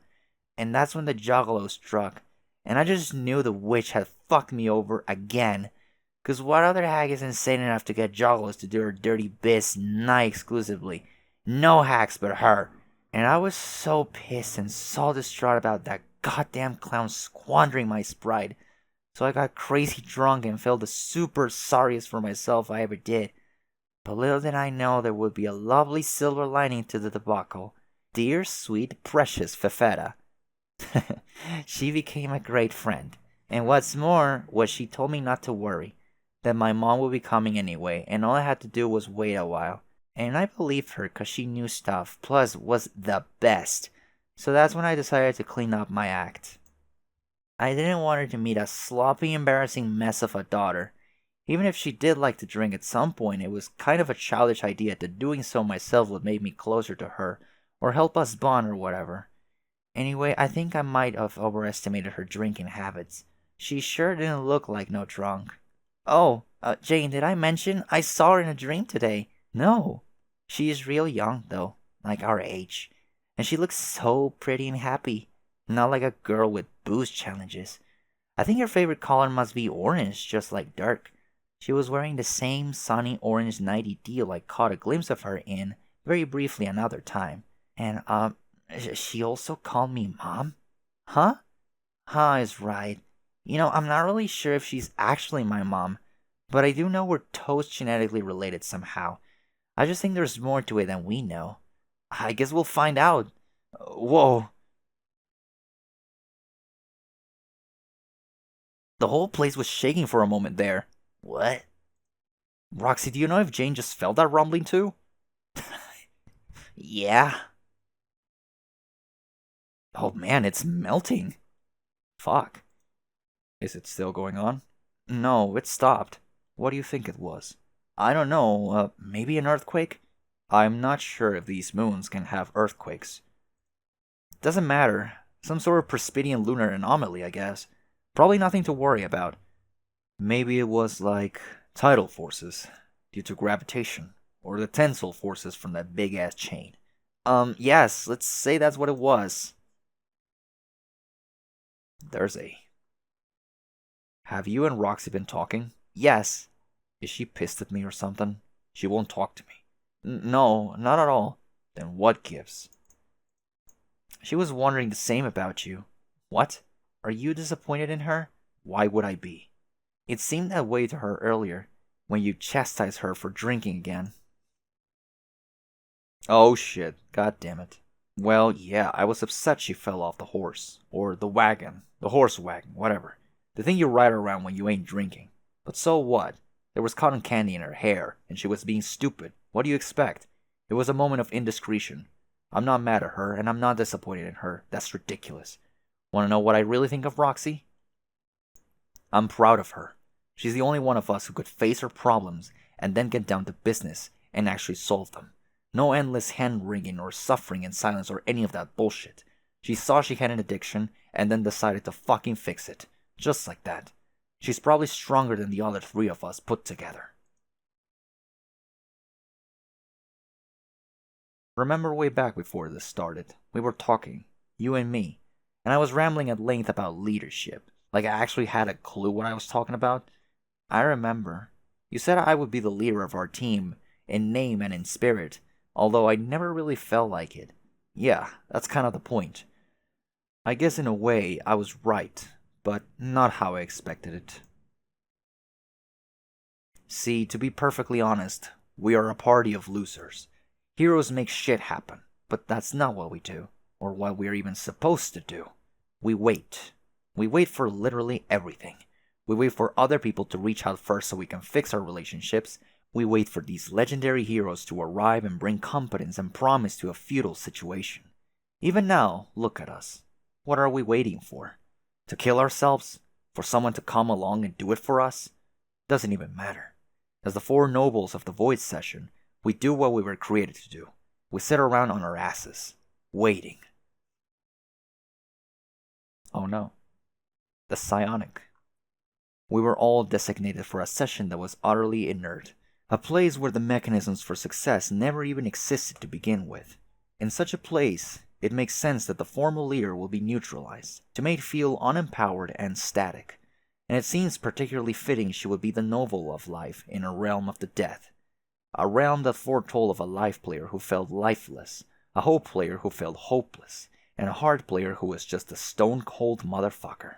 When we talked about leadership, and I was on my high horse telling you how shit would go down, I also said I would be the one pulling the strings, remember? That I'll be the functional leader of our party. And there might have been something to that, in a different session. But what good is a man of action in a place where action itself is intrinsically fruitless? So it's occurred to me that by some tragic flaw in its design, our session was meant to be leaderless. And I will feel safe concluding that, except for a feeling that's been gnawing at me. It's the feeling that it would make perfect sense if a session like this had a dark horse leader. A leader who was invisible to us all along. Fittingly, a Void player to lead a Void session. She would be a leader not in name or in spirit or in function, whatever that means, but more of an emotional leader who would selflessly try to hold everyone together while the rest of us did our best to fall apart. And Roxy has been that for us every step of the way, going unnoticed and unappreciated.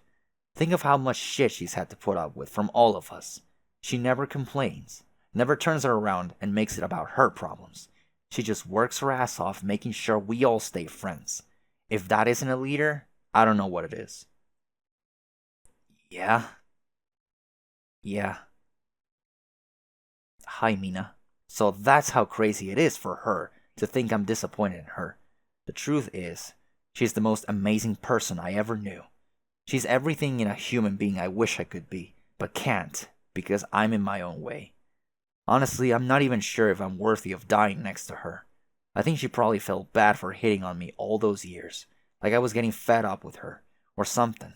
But all it really did was make me feel guilty, that I couldn't give her what she wanted. Like settle down and have a couple weirdo goddamn kids with her someday. I guess there were times I thought about it, being all alone on Earth with her and stuff. I couldn't, though. I have to stay true to myself. Still, she would deserve it. Nobody deserves to get all the things they always wanted more than she does.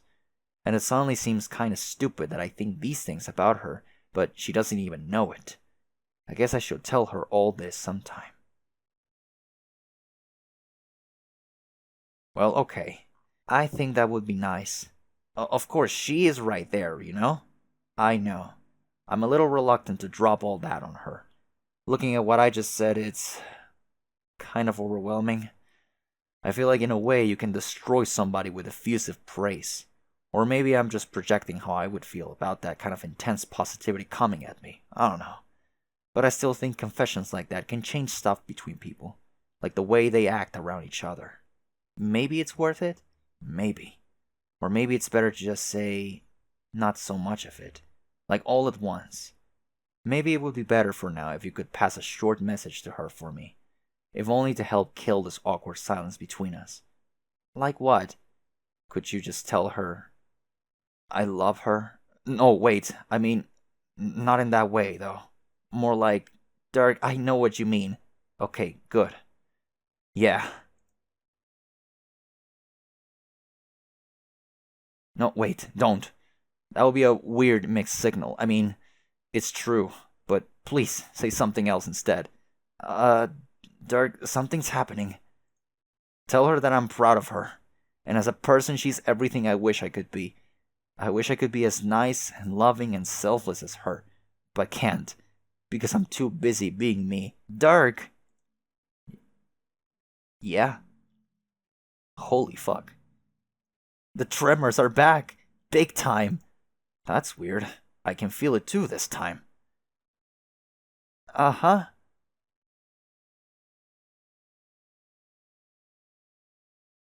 There we go. Those lights are fucking gone, and there's life. There's life here in the land of fucking balloons and water. I forget the name. There they are. Oh my god. Hell yeah. Oh, yeah, the fucking outfit. Jane. Jake. The outfit. Roxy. Oh shit. Yeah, that's pretty fucking creepy. Jesus. Huh? Oh shit. That thing. It's shattering. Or it shattered. Okay. Hello? They made it. They fucking made it. Alright. Sap them away. Out of the everything. Oh, out of the ring? The furthest ring, I guess. Holy shit. Hi. Are you Jake? Yeah. Hi, Jake. I'm Jade. It's nice to finally meet you. Wow. Um, yeah. And you must be Jane? Me? Mm-hmm. Oh, yes. It's nice to meet you too, Jane. Yes. So, Jake. Where are your pants? Where are your clothes at? Oh no. Oh shit. Her Imperious Condescension Springtrap 2 combo. Wait, what? For what? Oh shit. What? How? Oh wait, she's oh of course. I'm so dumb. Yeah. She's controlling both parts of her. Like both human and animal. Oh fuck, dude. Oh shit. What the hell? Bark.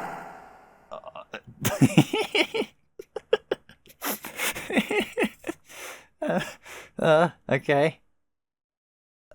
Jane's house. Oh, yeah, of course. Oh, okay. Shit is fucked. Obey. Submit. Consume. That's pretty cool. That's a pretty cool effect. Not what's happening to her. No. And she goes away. Okay, great. What the fuck is that Jade thing? What the fuck is that Jade power up thing? Her eyes went white, so kind of like wait, were Rose's eyes also white? So is this what grimdark? Grimdark Jade? I guess. All right. Well, there you go. Ah! Obey. Okay. Dirk going against the Candace. Jane going against Jake. Oh, no, wait, oh.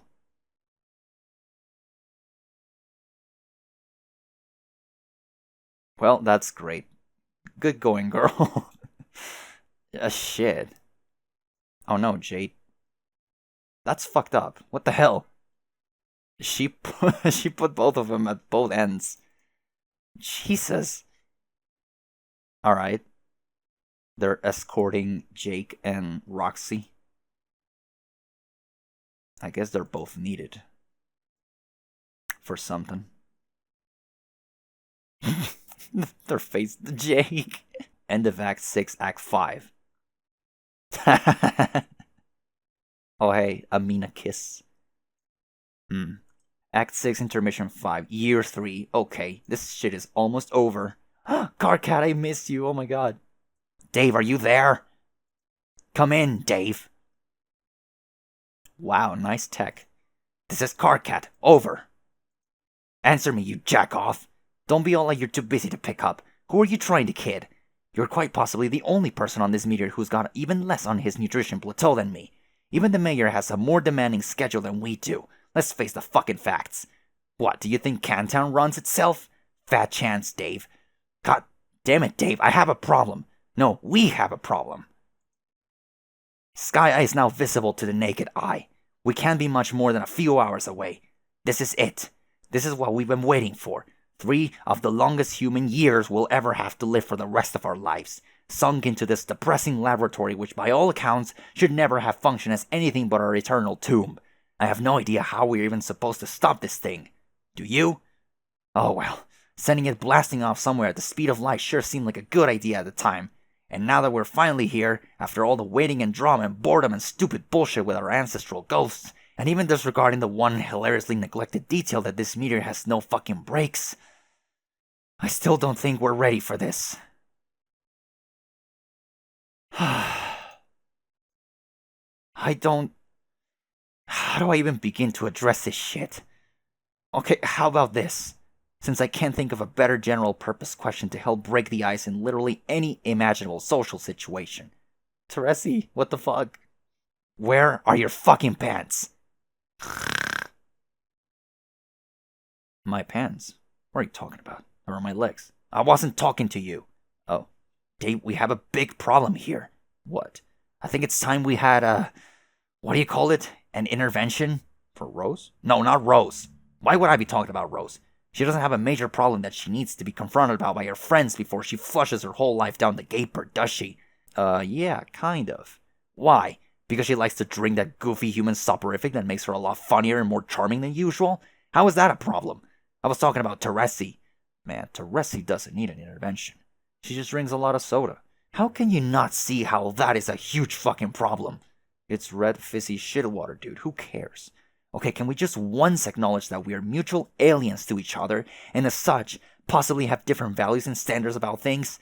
Just this one time, Dave? Thanks!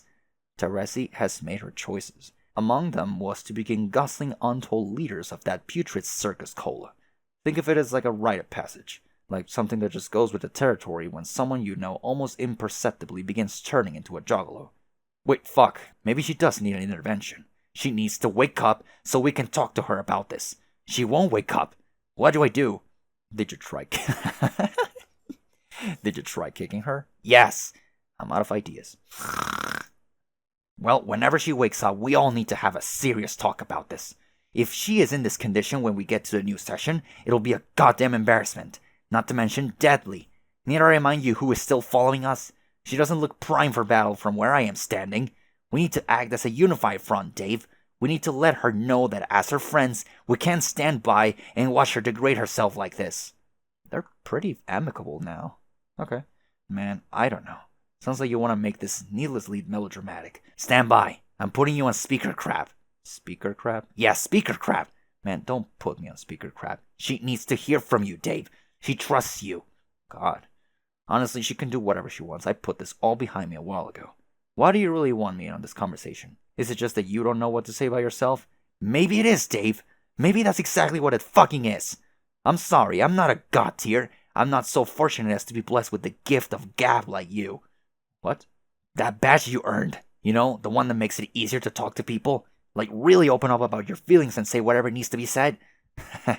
That's what you think that does? Isn't it? No, dude, that's not what Gift of Gab does. Okay, what does it do then, wise guy? Its utility isn't really comprehensible to lowly mortals. Sorry.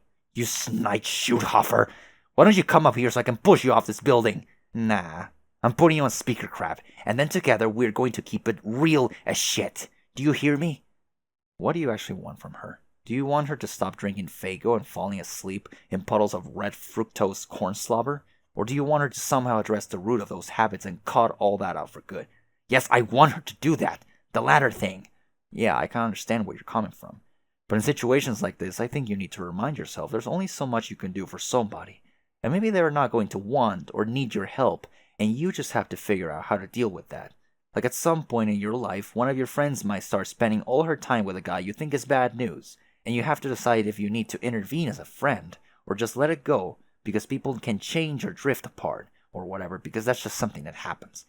Dave, your wisdom, my god, it's knocking my socks off, holy shit.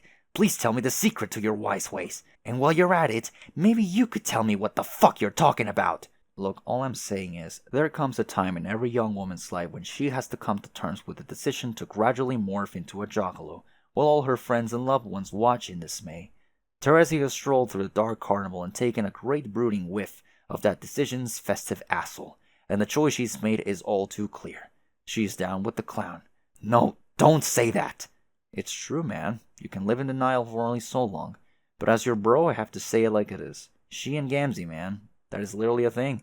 They're in the hate square together. Total Christmas baits, dude. No, that's not what I mean. I know that. Just why do you have to put everything so colorfully? I guess I do the same thing, but you always seem to take things to a different level of gross. Just please say shit normally for a change, okay? Regarding Gamzee, yeah, I knew about that already. Oh, really? Then what the fuck have I been tiptoeing around all this time? God damn. I thought this was supposed to be like this big secret that will destroy you if you found out. Motherfucker, please! Do you think I'm an idiot? I've suspected this was going on for a long time. I was just being like you, playing it cool, letting her do whatever. Then why is it a problem now? Because this is the last straw. We're supposed to be ready for action now, not comatose, half naked, and Faygo sticky. God, I wonder what sort of bullshit he's got her believing in now. About the merfolk messiahs and Shangri-La and all that garbage. Makes me so sad to think she's caught up in his superstitious web of lies. It's been awful watching the person I used to know slowly drift away from me, to the point where she might as well be gone. How did you manage to deal with that? What? You and she used to see each other all the time. What happened? Like I said, I just put it behind me. She started sneaking around in vents and stuff, acting suspicious, trying to hide the fact that she was seeing him. Like she was obviously ashamed of it and worried how I would react. But it was hella transparent that was going on. So I just said, that's fine, y'all can do your black rum thing with the joggalo, it's your decision. But I can't keep playing along. I can't do the quadrant thing, it's just too weird for me. I'm not a troll, and I'm not all open-minded about getting multicultural. I still don't understand the spades thing, and it makes me really fucking uncomfortable even trying to imagine how that works, and I sure as fuck don't want to date anybody who's got a hate clown on the side. So I said, no hard feelings, I still like you and all, do whatever makes you happy, I'll just be over here in the hypergravity chamber training to beat Lord English. We have a hypergravity chamber? No. Oh. But what about you? Haven't you been talking to Gamzee this whole time? Or is he just balls out lying to you about sneaking around the meteor with Teresi? I thought Moirails were supposed to be open with each other about stuff like that. Yeah, Gamzee ended our moraligens quite some time ago. Oh shit. Sorry to hear about that. It's fine. It was really a dead-end, pale relationship. At first, it really seemed like I was a necessary part of his life, keeping his shit under control. But as the time went on, he just got completely disinterested and wasn't keeping up with his end of the thing at all. He started getting so unbelievably self-satisfied and pious, like way more than he ever was before. Like he's just so completely convinced he's found his calling, that this session is the gateway to the promised land where he'll fulfill his destiny. He's so caught up in his idiotic schemes, he couldn't give a fuck about me anymore. Whatever. At least he stopped killing people. Amazing. I spent 3 years on this rock and never said one thing to the guy. I saw him once, though, just a glimpse in a dark hallway. It was kind of like seeing a blurry purple Bigfoot with a huge boner. Oh god, that fucking god-tier outfit. What a goddamn faker. I can't for the life of me imagine where he got that thing. I know Kanaya sure as hell didn't make it for him. The man literally has no shame. Why is he wearing it? I don't know. I don't think even he knows. Maybe to make a good impression on his fake-ass religious idol after he thrusts his sacred codpiece through the gates of Shangri-La. The best thing we ever do together is slam this asshole's dumb religion. Yeah, really, it's the most hilarious fucking horseshit I've ever heard. I mean, pretty much all religions are wrong, but there's wrong and then there's wrong in all caps. As in, 0 chance you're ever proven right about even a single thing, dude. Ever, ever, ever. It's so true. I wish I could see the look on his face when he finally realizes everything he believes is a lie. Be one sad clown that day. His balls will probably deflate and make this high-pitched noise plus corresponding flatulence. Hey, Dave. What do you think will happen to us after we meet up with the others? I mean, as friends. What do you mean as friends?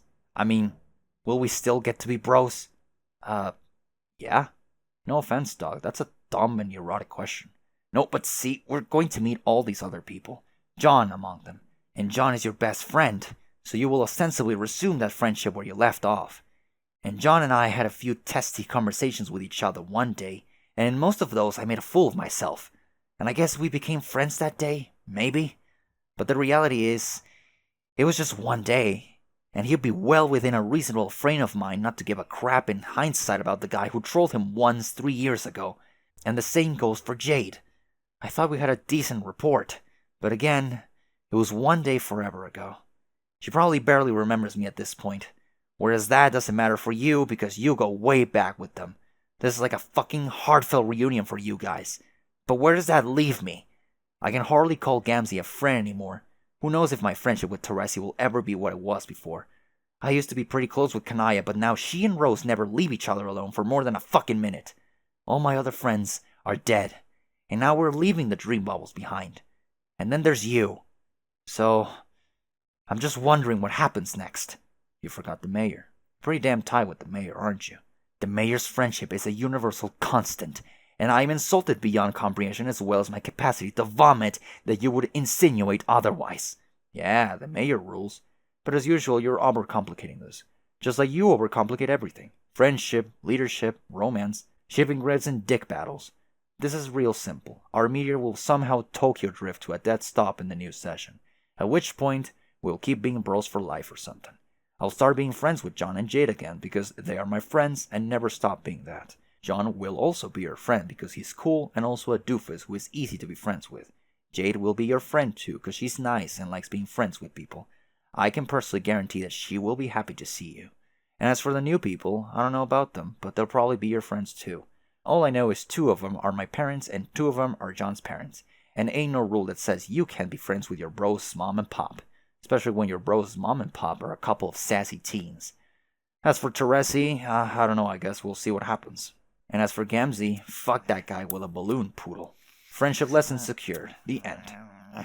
Uh-oh, look who's starting to come around. Ow. Wake up, sleepyhead! Honk, honk, honk, yeah, that's right, it's time to face the fucking music! Act 6, intermission 5, intermission 1.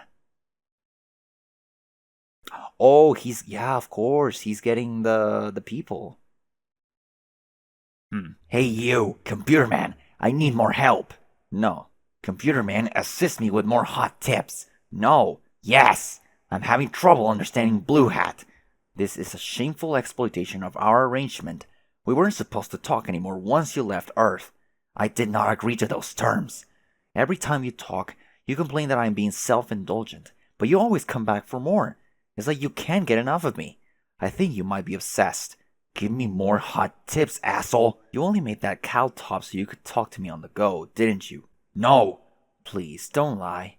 Who else would you use it to talk to in your solo session? Gamsey? I bet you haven't said one word to him through that device. You never even refer to him by his name. The clown has been an adequate peon. When it comes to doing things I don't want to do, there's no reason to speak to him through my fun helmet. You should try to be better friends with him. He basically ditched his best body for you. Who cares? He reveres you, and you treat him like shit. Yes. So? So? You're off to a pretty good start being a god, I guess. Thank you. Look, I just said a polite thing. Now reward me with what I want. Yellow Hat is very fast. As a minion, he has been very useful. But I'm having trouble determining the abilities of Blue Hat. Yellow Hat and Blue Hat? You should come up with better names for them than that. Like what? Like, I don't know. Maybe some cool mobster names? Mobster names? Why would I give them mobster names? Because mobsters are cool. They don't look like mobsters. They look like fucking leprechauns. Anyone can be a mobster, though. Even cherubs and leprechauns. Being a mobster isn't about what you look like. It's about what's inside you. Wow. That is so profound. Now stop stalling and give me tips. Are these the only two you have unlocked so far? Yes. I've conquered the second planet, and have now traveled to the third. Before I conquer this one, I would like to know what the Blue Hat one does. He's pretty much just doing what he does. He seems to be stuck. Is he broken? No, he's just slow. What? That's his power. Yellow Hat is fast, Blue Hat is slow. That is a horrible power. How is that even a power? It just is. Ugh. I was looking forward to achieving more powerful minions. Not more malingering fools to take up space in my dark carnival. Do they get better than this? That depends on what you mean by better. Oh my god, okay, we're done here, bye. End of Act 6, Intermission 5, Intermission 1. Okay, there is the battleship. Holy shit. Wake up. Oh, Dave's bride. He's here. Wake up, sleepyhead. Wait, why did I even say that? Stay asleep all you want, like I give a fuck. But you're kind of missing some important shit here. We spent 3 fall relativistic years cruising through the metaphysical ass crack of nowhere. And when we finally get here, you're all tuckered out. Like y'all didn't sleep enough on this boat already. Some of the sick, nastiest shut-eye anyone ever got I owe to this friggin' boat. Dude, this is a big deal. Everyone's waiting for us out there. I mean, probably. I don't know where we are. Some green hilly place with all these Stonehenges sprinkled around. Did you know there could be a plurality of Stonehenges? I didn't. But guess fucking what? Henges aplenty where this place is concerned. Hey, where's Jade? I guess she left already? Maybe there was an emergency somewhere. Her doggy sends his letter there. Maybe someone fell down a well. What do you think, John? Do you think our teen parents fell down a well? Nah, I sincerely doubt that any of them would be that pathetic. Whatever it was, it must have been important enough for Jade to ditch us like this. Either that, or maybe she was that desperate to finally get away from me. Between you and me, John, I didn't really handle things with her as well as I could have. Oh well, maybe real Dave will treat her better. Or not, I don't know. I did her a favor cutting Bird Dave out of her life. Nobody really deserves Bird Dave as a boyfriend or a friend or anything. It's like getting one of those janky Daves from the bargain bin at Dave Depot. Or one of the national markdown Daves the day after National Dave Day. It's like somebody taxidermized your Dave and expected you to not notice. Feathers? What feathers? Haha, no, that Dave is totally normal and okay. You should just go back to being bros with real Dave when you see him. I'll be fine. I'll just flap around and do my thing alone. I'm completely alright with that at this point. We had our ups and downs, John, but all in all, it was cool to go on this road trip with you. There were some times, man. Times. I'm telling you, they were unreal. I bet you people would pay good money to see every second of the madcap stunts that were going down on the ship basically 24/7. If holes could talk, well, just joking, it was seriously boring as hell. But I mean, it was still cool, so yeah. Hey, what's that ring anyway? I've seen you with that ring before. I guess I was just like, okay, John has a magic ring for some reason. No need to mention that or anything. But where do you even get it? You can't even hear me. You got your snooze on so hard. Ain't gonna wake you up to hassle about no ring. I probably should have said all this stuff where you were awake anyway. Like the stuff about friendship. Fuck it, I'll just leave another one of my patented magic notes taped to your shoe or your cowlick or something. My magic notes rule. I'll miss leaving them taped on stuff. I sure do talk to myself a lot, don't I? Wow, why have I never made this observation? I probably needed to be a bird for exactly 3 years to finally have that epiphany. I wonder if real Dave ever had that epiphany. Probably not, because he's not a bird. The bottom line is, being a guy who is also a bird makes you think. Anyway, I'm out. And all those, portraits of Dave. So many of them. There's a cosplay one right here, I think. What the hell? 2, maybe. Or 3. I can't say for sure. P.S. Happy birthday, John. Have some watermarks for the road. Alright. He's got 1, 2, 3, and 4 now. No, he killed the turtle. What the fuck? Shit. Oh, hey, that's Trace. Tracing the path. I unlocked more gnomes. I thought they were called leprechauns. I don't care what they are. Okay. I have now conquered 4 planets, and have the same amount of gnomes under my command. Yellow Hat, Blue Hat, Red Hat, and now Purple Hat. Congratulations. The planets are becoming increasingly difficult to conquer. I almost did not manage to destroy the Purple Planet within the allotted time. Unfortunately, the quality of the unlocked gnomes has not increased to match the escalating difficulty of my quest. It seems to be just the opposite. These gnomes are shit. What's wrong with the new gnomes? Okay, Red Hat, he has no fucking powers at all. Unless his power is to follow me around constantly. Yes, that's basically what he does. Purple Hat is even worse. Is his power to dance around all time while singing riddles to me? Yes. Oh, hey, he got, Clover. Pretty sure Clover is important. Never got his, power yet. I don't think he's got a power. Maybe. No, I think he does. Awful. Purple Hat's behavior is so infuriating. I've attempted to murder him several times, but to no avail. You can't kill Purple Hat. He's too lucky. That's also his power. Being really lucky. Oh, there we go. That was his power all this time. I only understood it like, I don't know, fucking 4,800 pages later. Like after the intermission. What good does that do me? I don't know. Get him to solve puzzles for you? Use him as a human shield sometimes. I mean, a gnome shield. Oh yeah, that's actually a really good idea. You shouldn't be whining about how lame your minions are. As you accumulate more, your job is obviously to combine their talents in creative ways to overcome the increasingly difficult challenges on your quest. Synergize your time gnomes. Make them more than the sum of their pointy hats. That's going to be difficult. They're all idiots. Nobody said it would be easy. Fine. I have no more questions for now. Hey, did you kill that cute turtle? No, but I can see your past trail. You're standing there holding a gun and pointing it at a turtle. Okay, then yes, I killed a turtle. Boo. Yeah, what an asshole. John. All the damage.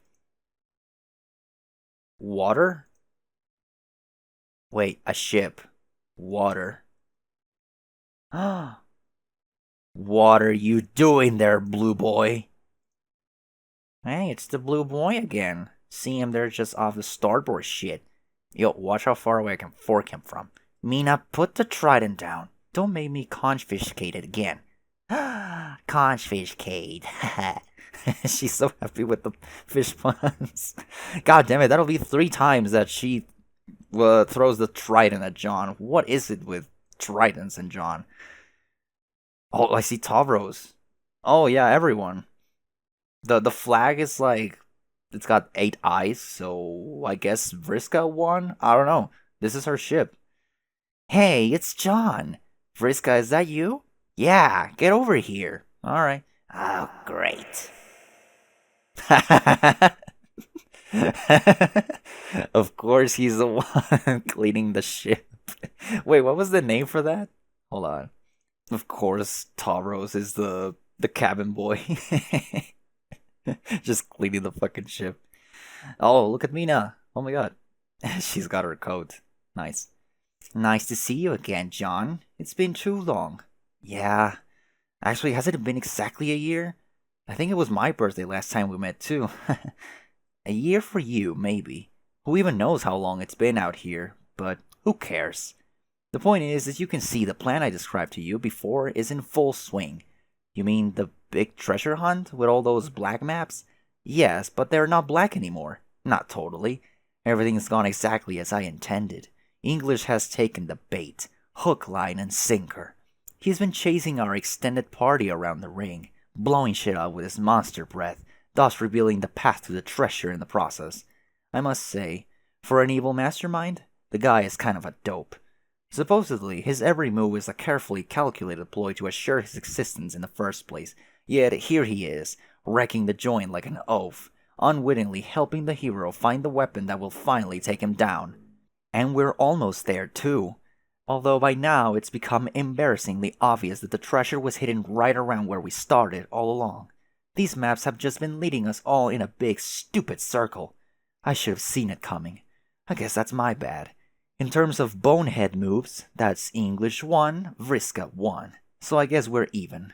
But maybe we don't have to mention that detail when we document my heroism in the annals of greatness. Mention what exactly? Exactly! I almost forget how deceptively quick you are on the uptake, John. That's so not impressive. I was confused by what you were saying, too. Tavros, if you're going to interrupt, don't mumble. And even then, don't. Anyway, I really don't mind the fact that these cryptic treasure maps have led us all on a wild hunkbird chase. I've never once complained about a good long treasure hunt, and I'm not about to start now. Besides, with the way space-time works out here, who can say for sure we would be able to find the treasure at all unless we trace this exact path? Nobody can say that is who. Least of all, English, who, as far as I know, can't actually speak so much as issue blood-curdling roars that cleave the foundations of reality itself. You are, of course, welcome to join us on our adventure, for as long as you're asleep. We could use another hand on deck. I'll even give you a rank and a title. You get to be lower than me. That's the fairest rule. Wrong. Tavros, who is the captain here? Last time I checked, it wasn't Suave Nitram, Poof Master Extraordinaire. Ah. Alright. Aradia, oh my god. By the way, hi Tavros. How have you been? Okay. Cool pirate outfit you have there. No, thanks, but it's not cool, it's dumb. Vriska wants me to wear it though, so I do. So she'll be happy. Don't ask me where my pants are. I wasn't going to. We all look amazing as pirates. This is non-negotiable. No argument there. What about the rest of your crew? I remember her, the punky one who always likes to stab me with her spear. But I really hope she doesn't do that this time. Dream on, blue nerd. You and my crosshair, sucker. Got you right where I want. Just biding my time. Biting and biting. Gonna hunt you till we both double dead. You are my obsession, little bluefish. My shrimpiest of whales. My mobiest of dicks. Call me Fishmail. The glasses. Stop it! But I don't know the one who looks kind of like your sister. What's your name? Aranea. Hi, and what about those two over there? These are my friends, Aradia and Solux. I have recruited them for this expedition as specialists. They aren't really here to do any fighting, but their abilities will become useful once we retrieve the treasure. Hello. Hey, are you alive? Your eyes do not look spooky and ghostly. Thanks. Yes, I am alive. Yeah, and apparently she intends to stay that way, hence her principled if somewhat lame commitment to pacifism. But considering our history together, I'm willing to let bygones be bygones. I'm happy to have her on my crew in whatever capacity she likes. Your history? What happened? Wait, that's a rude question, sorry. Vriska killed her too. She used the other guy there tragically as the death weapon. Hey, what did I say about bygones being bygones? That's like rule fucking 1 on this ship. Anyway, she became a robot and killed me back, so obviously we're cool now. Jeez, why does everyone always die so much? Well, like this guy's want to talk, so looks don't make our guest uncomfortable. He's already uncomfortable, as he should be. We all should be. Really, I haven't thought about any of that in a long time. Ancient conflicts don't mean anything to me anymore, but I was more than thrilled by the opportunity to go on another adventure like this. We used to enjoy such campaigns together all the time when we were younger. Of course, now the teams are a little different. Yeah, man, those were the days. What about you? Why do you have double eye patches? Because I'm blind, stupid? I can't tell if you're alive too or not, because I can't see if your eyes are spooky. They're spooky as shit. But yes, I'm alive. Okay, here's the short version. I used to be able to see, but then I went blind. Then I used my powers too hard and died. But it turned out I was only half dead. Half dead? Let me finish. So the ghost half of me could see again, so I was only half blind. But then somebody prototyped my corpse, which I guess sucked the ghost half of me out of my body to make me fully alive again, also fully blind. And now the ghost part of my soul is sharing a sprite body with fucking Eridan of all people. Who is Eridan? Just the douche who blinded me in the first place. It doesn't even matter. Alright, but I don't think I quite followed all that. What does being half dead mean? You know, forget it. I'm so sick of telling this story to people over and over and nobody understanding what the hell I'm talking about. It's all so simple. No, actually, it isn't. It's a fucking stupid story that makes no sense. Maybe that's the problem. My marginal existence is fraught with so much pointless duality and complicated nonsense, so I'm done even trying to explain it. From now on, I should just wear a shirt that says, "Don't ask me about my disability or my mortality," then everything would be fine. It's really kind of a shame Gamsey prototyped Eridan's torso parts and swiped his ghost from the afterlife. I bet he would have a great time on this voyage. I used to own him during our nautical campaigns all the time. If he was on this ship, I would walk the plank and plummet through the fake-ass water through infinite nowhere forever. Besides, you act like you haven't already recruited at least 50 fucking Eridans from doomed timelines in your army. You really are shamefully prejudiced against our alternate reality ghost selves. They're just as real as we are, and have the same emotions and everything. Give me a break, Solix, as if you don't view them the exact same way. You've got real Eridan, and then pretty much a whole bunch of pretenders out there. They're all real!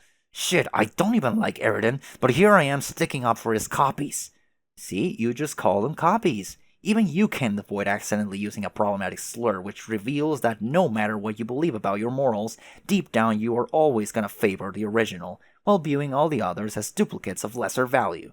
Oh, whatever, just whatever. Rationalize the collateral damage to your army all you want. And to think before I joined your party I heard rumors that you might have changed. Like learn to be a better person or something. Yeah, right. Oh, please. I hardly think I'm a bad person for failing to give a shit about a billion meaningless dead Nepetas. Do you? No, you're not a bad person for that particular reason, I guess. What am I seriously supposed to do? Fly around and befriend each one individually?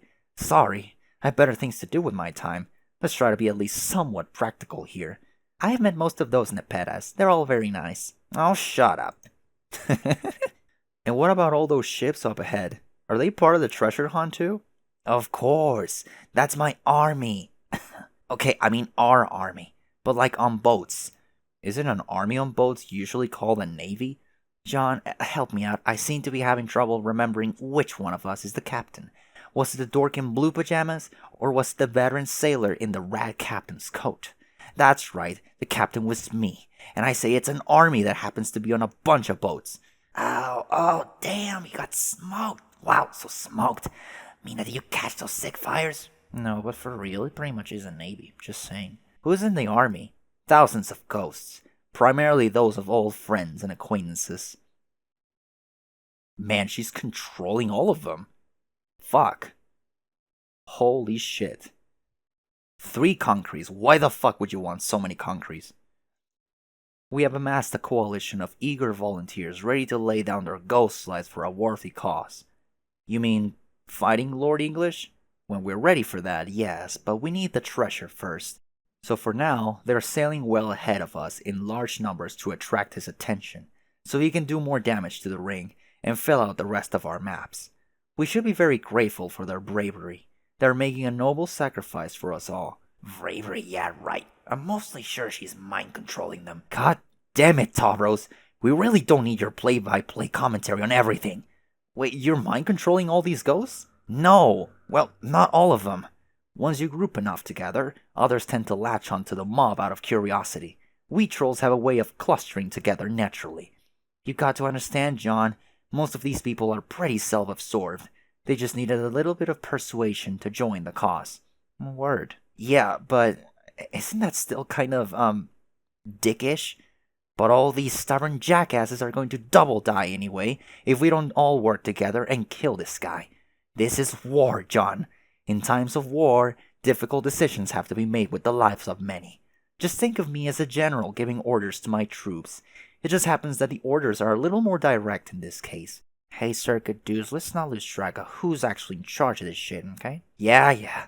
Oh, hail her imperious teen condescension, the fresh new face of tyranny, Supreme Admiral Pacious. At this time, I would like to motion for a 15-minute bowing break so that we may demonstrate our reverence for this bold, spunky leader.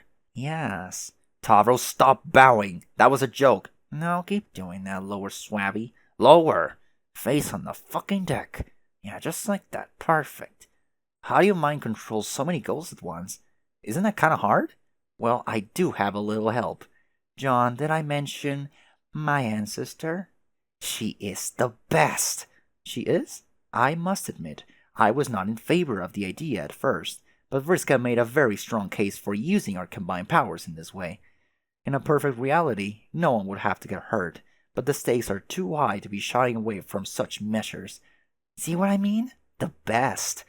It has been wonderful spending so much time on this adventure with my descendant, not just because it's helped me get to know her better, but because it's opened my eyes to things about myself I was never really in touch with. There are certain capabilities within me I have never quite been able to face, and she's helped me realize I've been hiding from them all my life, and well beyond. It must be true what they used to say on my world, that if you really want to know who you are, look to the legacy left behind by your ancestor. I think that wisdom works in both directions. Well put, Marquise. I've always felt the exact same way. Puke. Oh my god, the Cirque twins being adorable again. Nitram, get your mop ready for swimming up this vomit coming out of my mouth. Ugh, no. Can you two stick a fork in a sentimental carp? Maybe pretend you ain't hit it off so good. Never stop and think how this makes me feel. There is no reason to be jealous, Mina. You know nothing has changed about our friendship. Jealous? Bitch, no, it just makes me think about my kid descendant, and how instead of having this cool friendly relation with her, I just got this uncontrollable urge to stab her to death so she doesn't threaten my supremacy, which is a shame because she's so cute. God damn, my royal blood in the great young it makes me have to do. Ah, well, maybe someday I'll find an heiress so my genes don't instinctively make me want to murder on sight. Then I can teach her the badass ways of being a boss and shit. God, trolls are so weird. Oh wow, he grew eyebrows. Oh my god. John just said trolls are weird.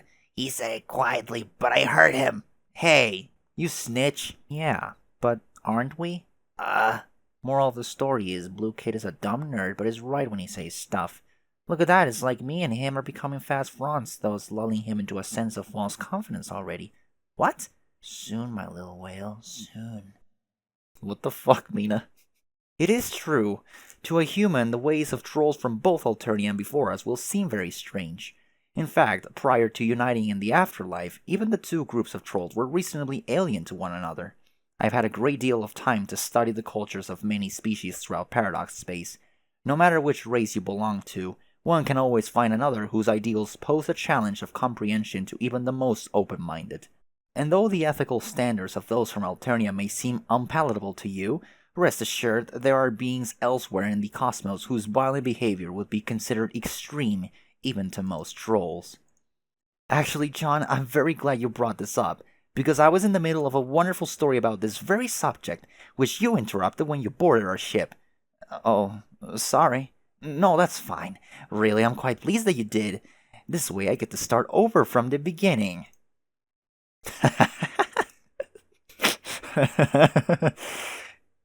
Even Vriska's like, fuck no. There were some rough patches in my original telling which I can go back and fix. This time it'll be much better. Okay, what's the story about?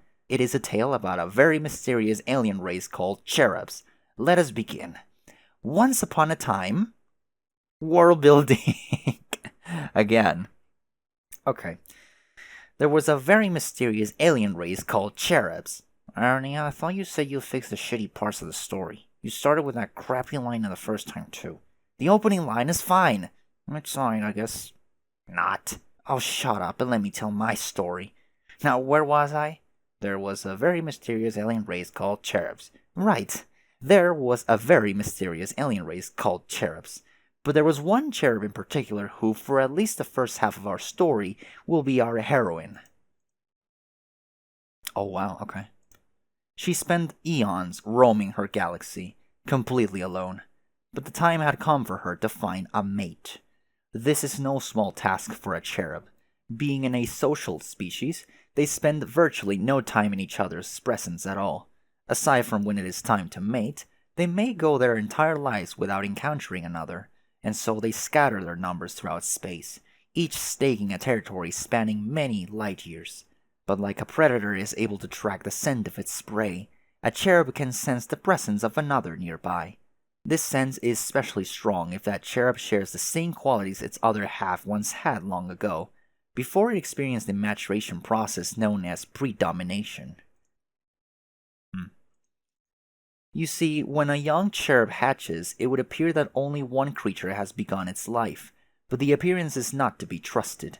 The young cherub actually consists of two completely distinct beings, a male and a female, each sharing one body.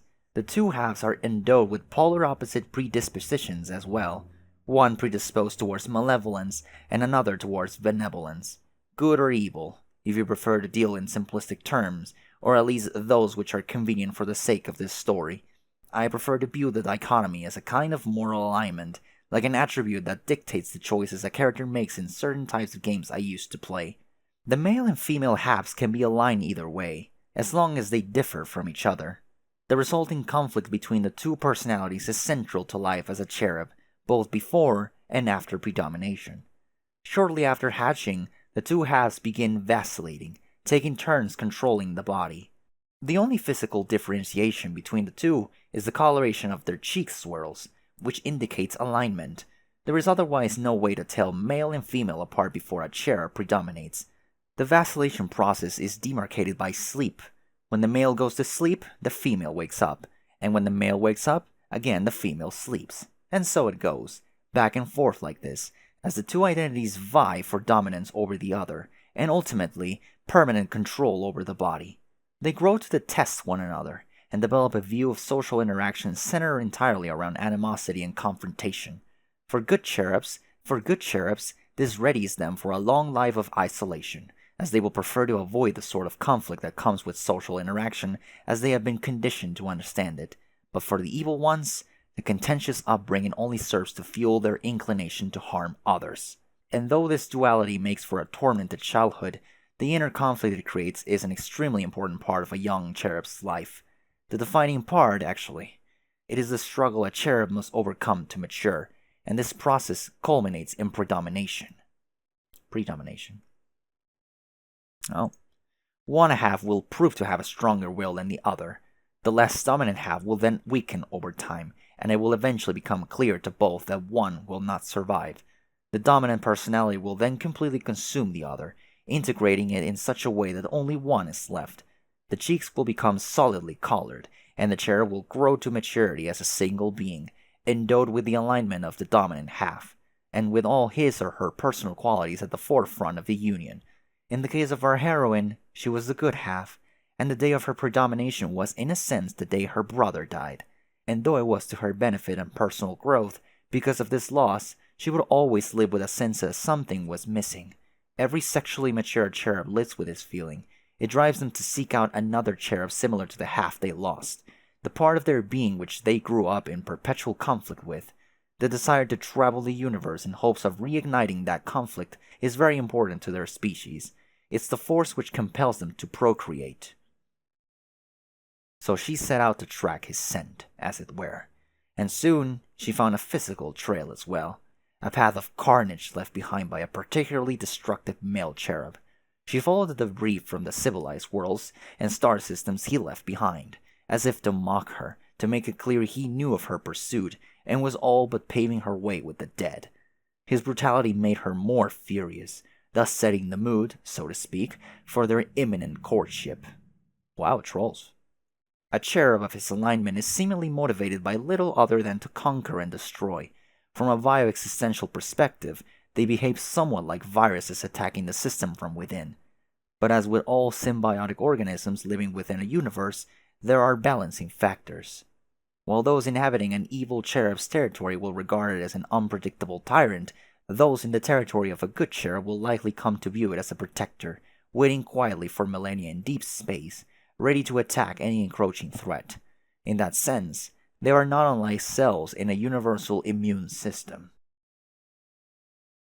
This balance of forces allows stability, such that life and new civilizations can blossom and thrive within a universe, thus assuring the possibility of its own elaborate procreation process. But if that balance was ever disturbed, it would lead to chaos in that biosystem. The universe could not survive for long, and if by some means a cherub with such destructive tendencies were to achieve unprecedented power, the resulting imbalance would be catastrophic for Paradox Space itself. And though the heroine of our story could have no way of knowing, this is exactly what will result from the pursuit of her kismesis. Like humans, cherubs perceive romance through only one quadrant. Unlike humans, their relationships are exclusively black, but their mating ritual is much more violent than any practice trolls would, or even physically could engage in, and though it is critical to the perpetuation of their race, the confrontations can sometimes be lethal to one or both cherubs. Regardless of the outcome, the stakes are always high. The winner of the duel will assume control of the other's territory, while the loser will slink away to bear the offspring. So as she toured the planetary wreckage, she knew her quest for a mate was not just about the propagation of her species, but the liberation of billions from a monster. She pursued him for many sweeps with mounting obsession, until one day, the trail came to an end at a black hole. Cherubs typically seek out black holes as the setting for their mating ritual, but not any black hole. Once, long ago, it was a star, and circling that star was a planet. That planet was home to one of the presently sparring cherubs. The male in this case returned to the site of his hatching to mate, a location now conspicuously occupied by a truly massive black hole. This was where she found him, and this was where they would duel. While an adult cherub is a fearsome creature and would be a formidable opponent to anyone in its unaltered state, this is not the form in which they do battle with each other. The ritual is more extreme and physically demanding than any other kind of courtship or duel in the universe. The moment they meet, they will both undergo a dramatic metamorphosis. The snakes? Oh. Yeah, okay. The mates will then duel as two vast frightening serpents, each an astronomical unit in length. The tangled struggle between the green astronomical units is exceedingly brutal and can last for sweeps. While dueling in such a monstrous form, their energy is inexhaustible. The transformation taps into the cherub's latent connection with the enigmatic forces presiding over all that is eternal and permeating all those endowed with immortality. Normally, this power is only accessible to them during mating. In this form, they are only able to be injured by one another, and are otherwise indestructible. Hence, the ritual can never be stopped by an outside force until it is complete. Holy shit. It should come as no surprise that in this story, our heroine was victorious. Upon defeating her mate, she initiated the interlocking formation to complete the coupling, while assuming the dominant position, a stance undetectable to all but the most astute observers of the zoologically dubious. Consequently, the male was fertilized with the young. Male pregnancy, hell yes. He then slithered away in disgrace from the territory he had just lost. A cherub-looking Tanesta will search for a dead planet situated near a massive dying star. The egg is deposited on the planet's surface, and the rising temperature from the expanding red giant will incubate the egg until it is ready to hatch. Later in life, the cherub will grow wings, assuming it has matured properly. And if it has learned to fly well enough to reach a safe distance from the nest before the star goes supernova, soon the hungry cherub will return and feast on the resulting stellar energy. Doing so allows it to gain enough strength to travel great distances and claim its own territory. The star will then collapse into a black hole, serving as a distinct gravitational beacon to the cherub later in life, so it may return there to mate. As it happens, our heroine's mate discovered Earth, long after it had journeyed to a new sun, and long since new civilizations had risen and fallen. Now on the brink of destruction from its dying star, its barren accommodations were ideal for a young cherub. There he deposited his single egg and flew away, never to return. No cherub ever spawns more than one offspring at a time, for it is every cherub's destiny to grow up alone, or alone on the outside, at least. From that egg hatched one very special cherub with two names, one that few will ever know, and one that few should ever say. A fascinating thing about cherub reproduction is how the parents' alignment is passed on to the young. If the male lays the egg, the alignment of the child's two halves will be the same as the parents'. If the female lays the egg, the alignments will be flipped, and the young male and female halves will be endowed with opposite alignments of the parents. As such, the male half took after his father.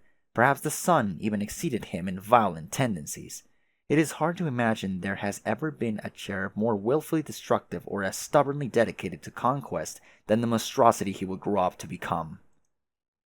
Due to his indomitable nature, I believe victory over his sister was a foregone conclusion. Barring a highly improbable glitch in causality, it would be almost impossible for her to predominate over someone like him. And even so, he didn't have the patience to wait. Unfortunately for everyone to ever exist, he discovered a way to predominate early.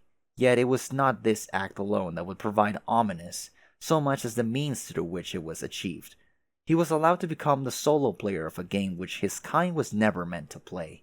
And so it is with the predomination of her son that our heroine's story ends, and the story of her villain begins. Oh, there isn't a PETA. Holy shit.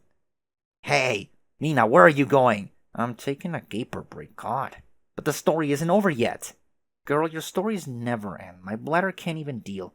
Just keep talking while I'm gone. No, that's okay. We can wait. I already heard the damn story, though. Not all of it. Clobber fuck, can't you just keep yapping about snake sex while I hit the little grub's room already? I'm afraid not. Everyone must listen to the full story. Oh my fuck God. You really are turning evil, aren't you? I will be proud except of how terrible and boring the actual consequences are for me personally. Wait, does that mean when you're a ghost you still have to pee? None of your business, Blue Kid. That's so weird. Am I the only one who thinks that's weird? No, John, it's definitely pretty weird that ghosts have to pee. You get used to life as a ghost pretty fast, though. But weren't you already pretty used to peeing when you were alive? Yeah, that's why you get used to it pretty fast, dummy. This is kind of a stupid conversation. Can we hear more about the snakes and whatnot? It was a pretty cool story. Yes, as soon as Mina returns from her visit to the load gaper. Holy mackerel, can you shitfucks just enjoy your space lizard porn while I take a fucking piss?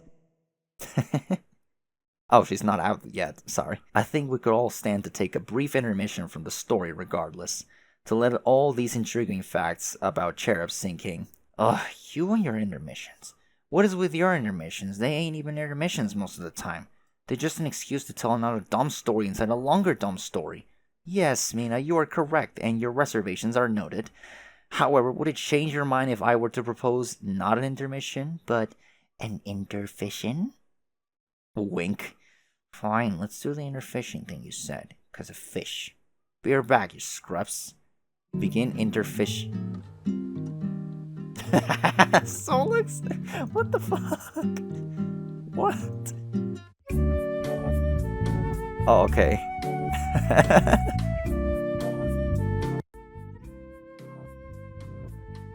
Bladder. Oh, listen, don't give me ideas, okay? Don't. Just don't. Especially not with Mina, please. I'm gesticulating with my hands.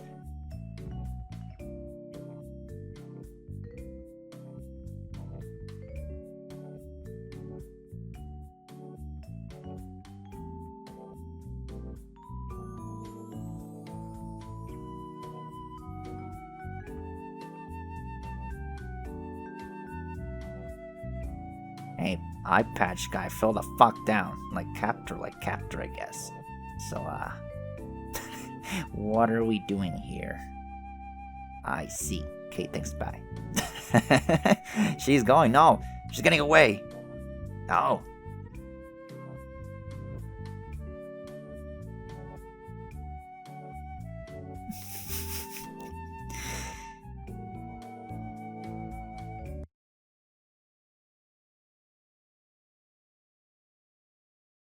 Cherubim.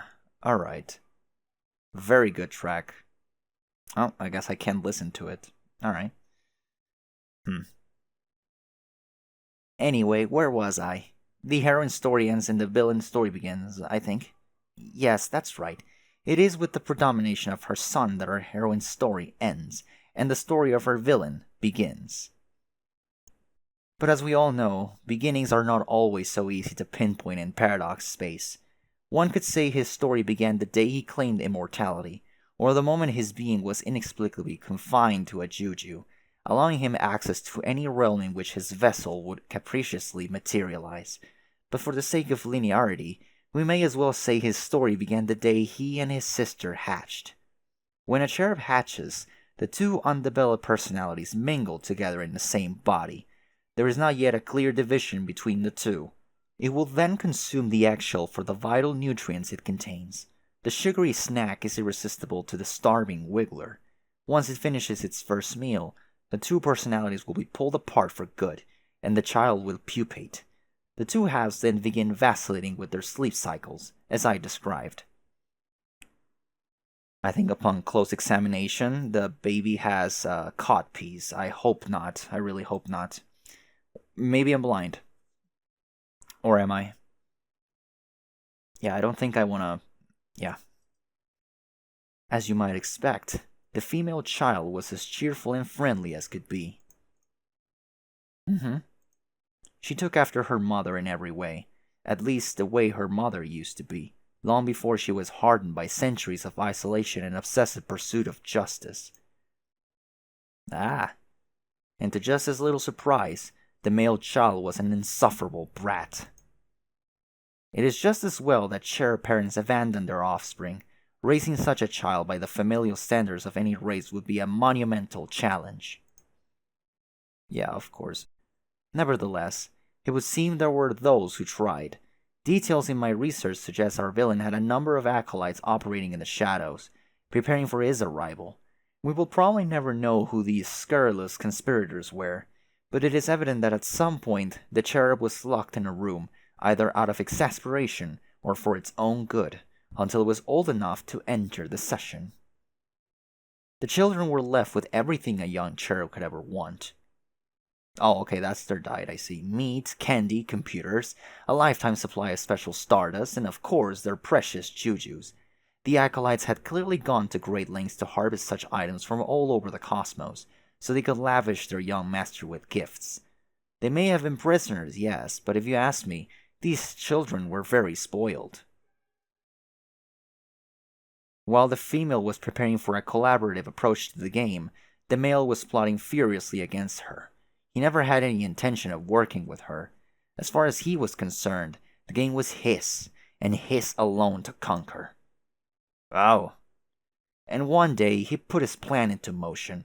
He had his sister's dream self assassinated on Prospect. The next time she went to sleep, she would never wake up again. When her brother woke up, he became the sole occupant of the body. He then freed himself from his chains and launched the session by himself. Stop, I don't want to see that gif anymore. But this game was never meant to be played solo. Its format is inherently cooperative. The diversity of players, the combination of their efforts and aspects, this is what awakens the true creative potential of the game. Without them, a session will wither and die. If one enters alone, it completely alters the nature of the game. It changes its purpose. For a solo player, a challenging quest becomes an insurmountable one. A reward of infinite promise becomes a boon far more sinister. The gauntlet which the player must overcome is seemingly designed to be impossible. For all intents and purposes, it is not actually a game at all. It is a death sentence for any player foolish enough to accept the challenge. But it bears repeating, this was a very special cherub. He entered what is called a dead session. This qualifies as both a null and void session, but it is even less than either of those. Compared to a typical session, it is almost unrecognizable. Before the game begins, the sky eye is blotted out with a dark layer of clouds. Its light is extinguished for good. There is no planet waiting for the player in the medium, so instead, he brought it with him. But when he arrived, there was no heroic journey for him to embark on. There was nothing. No sprite, no consorts, no underlings. The land had no name. Those things all needed to be unlocked. To unlock his true quest, he was forced to undergo a series of excruciatingly tedious trials. Only then would the way to the planet's core be revealed. There he would consult with the most monstrous denizen of all. And while such trials might discourage most players from even trying, our villain's response was quite the contrary. He was only emboldened by the mind-numbing chores. He took to them with gusto, as if performing them out of spite. With perseverance, he found the final door and unlocked it. Waiting for him on the other side was a terrible creature named Yaldabaoth. His denizen would allow him a brief audience, one just long enough for him to make the choice.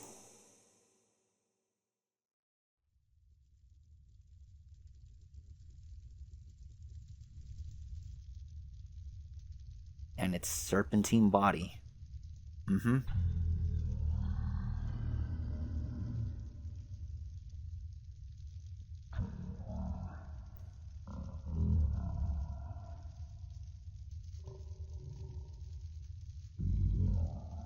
Holy shit. No denizen has ever been mistaken for pleasant company, but the self-proclaimed god of all monsters is notoriously inhospitable to his players. His choices are known for their wild extremes, and to this player, in this session, he offered his most extreme choice of all. It was a choice between a path of conquest and a path of sacrifice, but this is putting it lightly. In a tongue only his player could understand, he described what the path of the martyr entailed. In short, it involved nothing. The player chooses to walk away from the temptation of power, to surrender all ambition and welcome death. In exchange for this pledge comes a promise. The player's sacrifice is assured to benefit all who will ever live. In death, the player would later be in the position to help bring an end to a force of unfathomable evil and destruction, a force which was unleashed, for instance, by someone who once opted for the other choice. Yaldabaoth then described what it meant to choose the path of the conqueror. It was a path for a more active player, to be sure. The player's mettle as a conquering force would be tested directly and repeatedly. One by one, he would have to conquer and destroy a number of planets spawned for him in the session. Each would be more difficult than the last. After destroying them all, his true land would become unlocked. He would then return to face his denizen again and defeat him in combat. If successful, his reward would be unprecedented. He would receive the boon of unconditional mortality, where resurrection would not be linked with the just or heroic nature of death. It is unclear how this boon would be awarded, since to my knowledge it is beyond the ability of a denizen to allow this. But through whatever mechanism the boon is bestowed, immortality is only the beginning.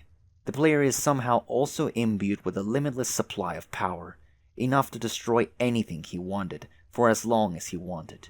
And knowing the villain of our story, anything he wanted will be everything, and as long as he wanted will be forever. Yes, knowing our villain, the choice he would make is quite clear. Knowing him, in fact, proves it could hardly consider be a choice at all. It was at this point the real game would begin. Skaya would undergo a dramatic transformation, becoming even darker and heavier. Soon it would become a very massive solid sphere. It would begin to generate heat within due to rising density. The surface would begin to crack. The resulting explosion is known as the first break. From the primordial blast would emerge 15 planets for the player to conquer. They would scatter and ricochet at a high velocity before settling into orbit in the medium. The break is a very violent phenomenon though. Not all planets will necessarily clear the blast before the sky and debris settles into its final state. Yeah, they're cue balls, of course. Okay, so that was all fucking like foreshadowing that, I guess. Like the dead planet and the 12 other all the planets that look like cue balls. Okay. The vast amount of resulting matter then collapses into a black hole. Its gravitational pull is tremendous. Any object within range will be sucked in and destroyed. Those planets which settle into orbit will be safe for the time being. But in the case of our villain's session, 3 of the planets did not make it and fell back into the hole. This was a very lucky break for him. There you go, yeah. It meant that he would only have to conquer 12 planets instead. This bit of good fortune could very well have been the difference which allowed him to overcome a nearly impossible challenge. His task was to destroy all of these planets in order, each within a time allowance that gets shorter with every planet. To destroy a planet, first it must be conquered. he would have to overcome all forces of resistance on the planet, and ultimately defeat whatever powerful underling ruled there. Then, much like he did to unlock the quest in the first place, he would have to travel to the planet's core. There he would retrieve a bomb and return to the surface. If he did not accomplish this in time, the bomb would detonate in the core, and the game would be lost automatically. The bomb is not powerful enough to destroy the planet alone. In fact, its purpose is not to damage the planet at all, but to move it. So he must bring it to a designated location on the surface. When it explodes, the planet will be knocked out of the orbit and sucked into the hole. Yeah, like a big game of billiard. Wow, amazing.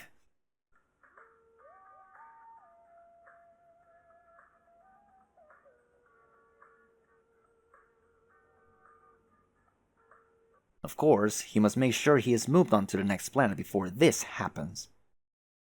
He repeats this process for each planet until they're all gone. There is one caveat though.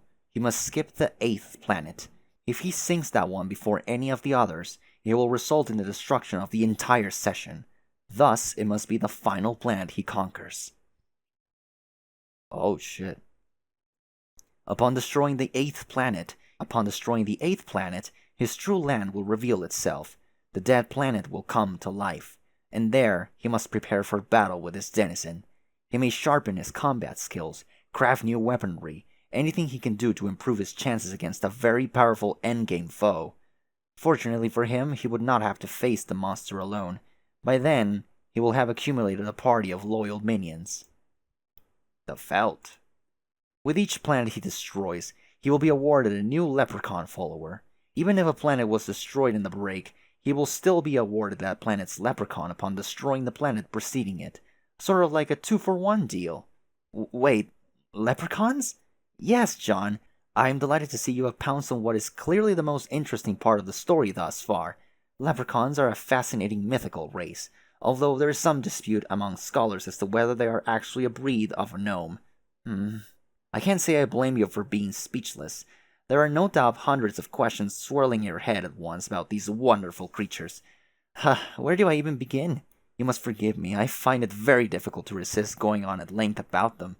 I just think they're so great.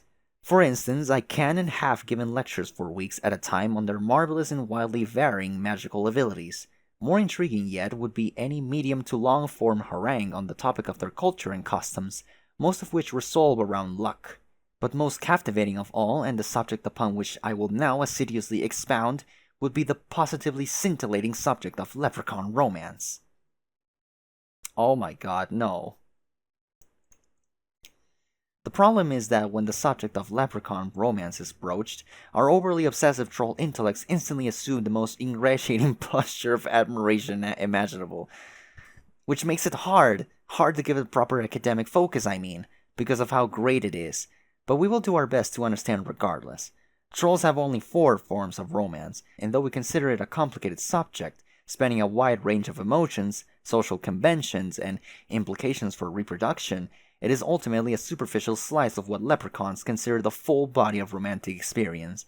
Our concept of romance, in spite of its capacity to fill our art and literature and to rule our individual destinies like little else, is still just that, a single quaternary concept. A concept usually denoted by 4 symbols: a heart, a spade, a diamond, and the clover. Leprechaun romance is more complicated than that. Leprechaun romance needs 9 symbols. The 9 quadrants of leprechaun romance are considerably more nuanced than our quaint notions of romance, and certainly more alien. Oh god, is she really doing this? In fact, so conditioned is my own understanding of romance that I can't help but refer to them as quadrants, when in fact they're not quadrants at all. They're referred to as charms.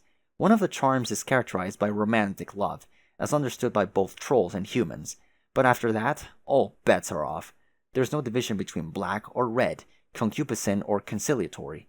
Instead, their charms comprise a spectral continuum of more subtly varying types of relationships, most of which are established in mutual chicanery, such as the exchange of pranks, coy riddles, slapstick shenanigans, and games of chance.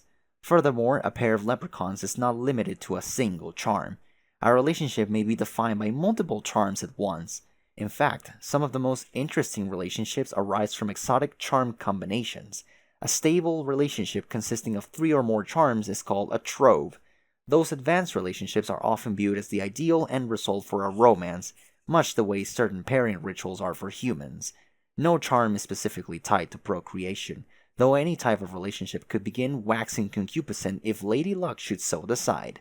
Certain charm combinations are known to be more conducive to fertility than others.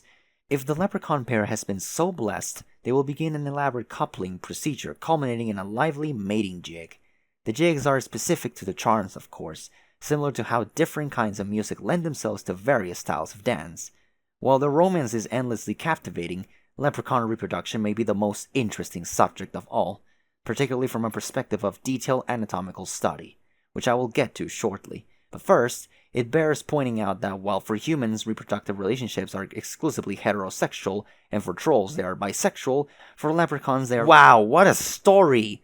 But I wasn't finished. Wasn't that story great, everyone? Wow! You really liked it that much, Vriska? Hell yeah. Oh my god, leprechaun stuff? So good. Right, guys? Wow. Well, I would be happy to continue then, if you'd mind, Fang. Have I told you how great it's been to get to know each other and team up on adventures and stuff?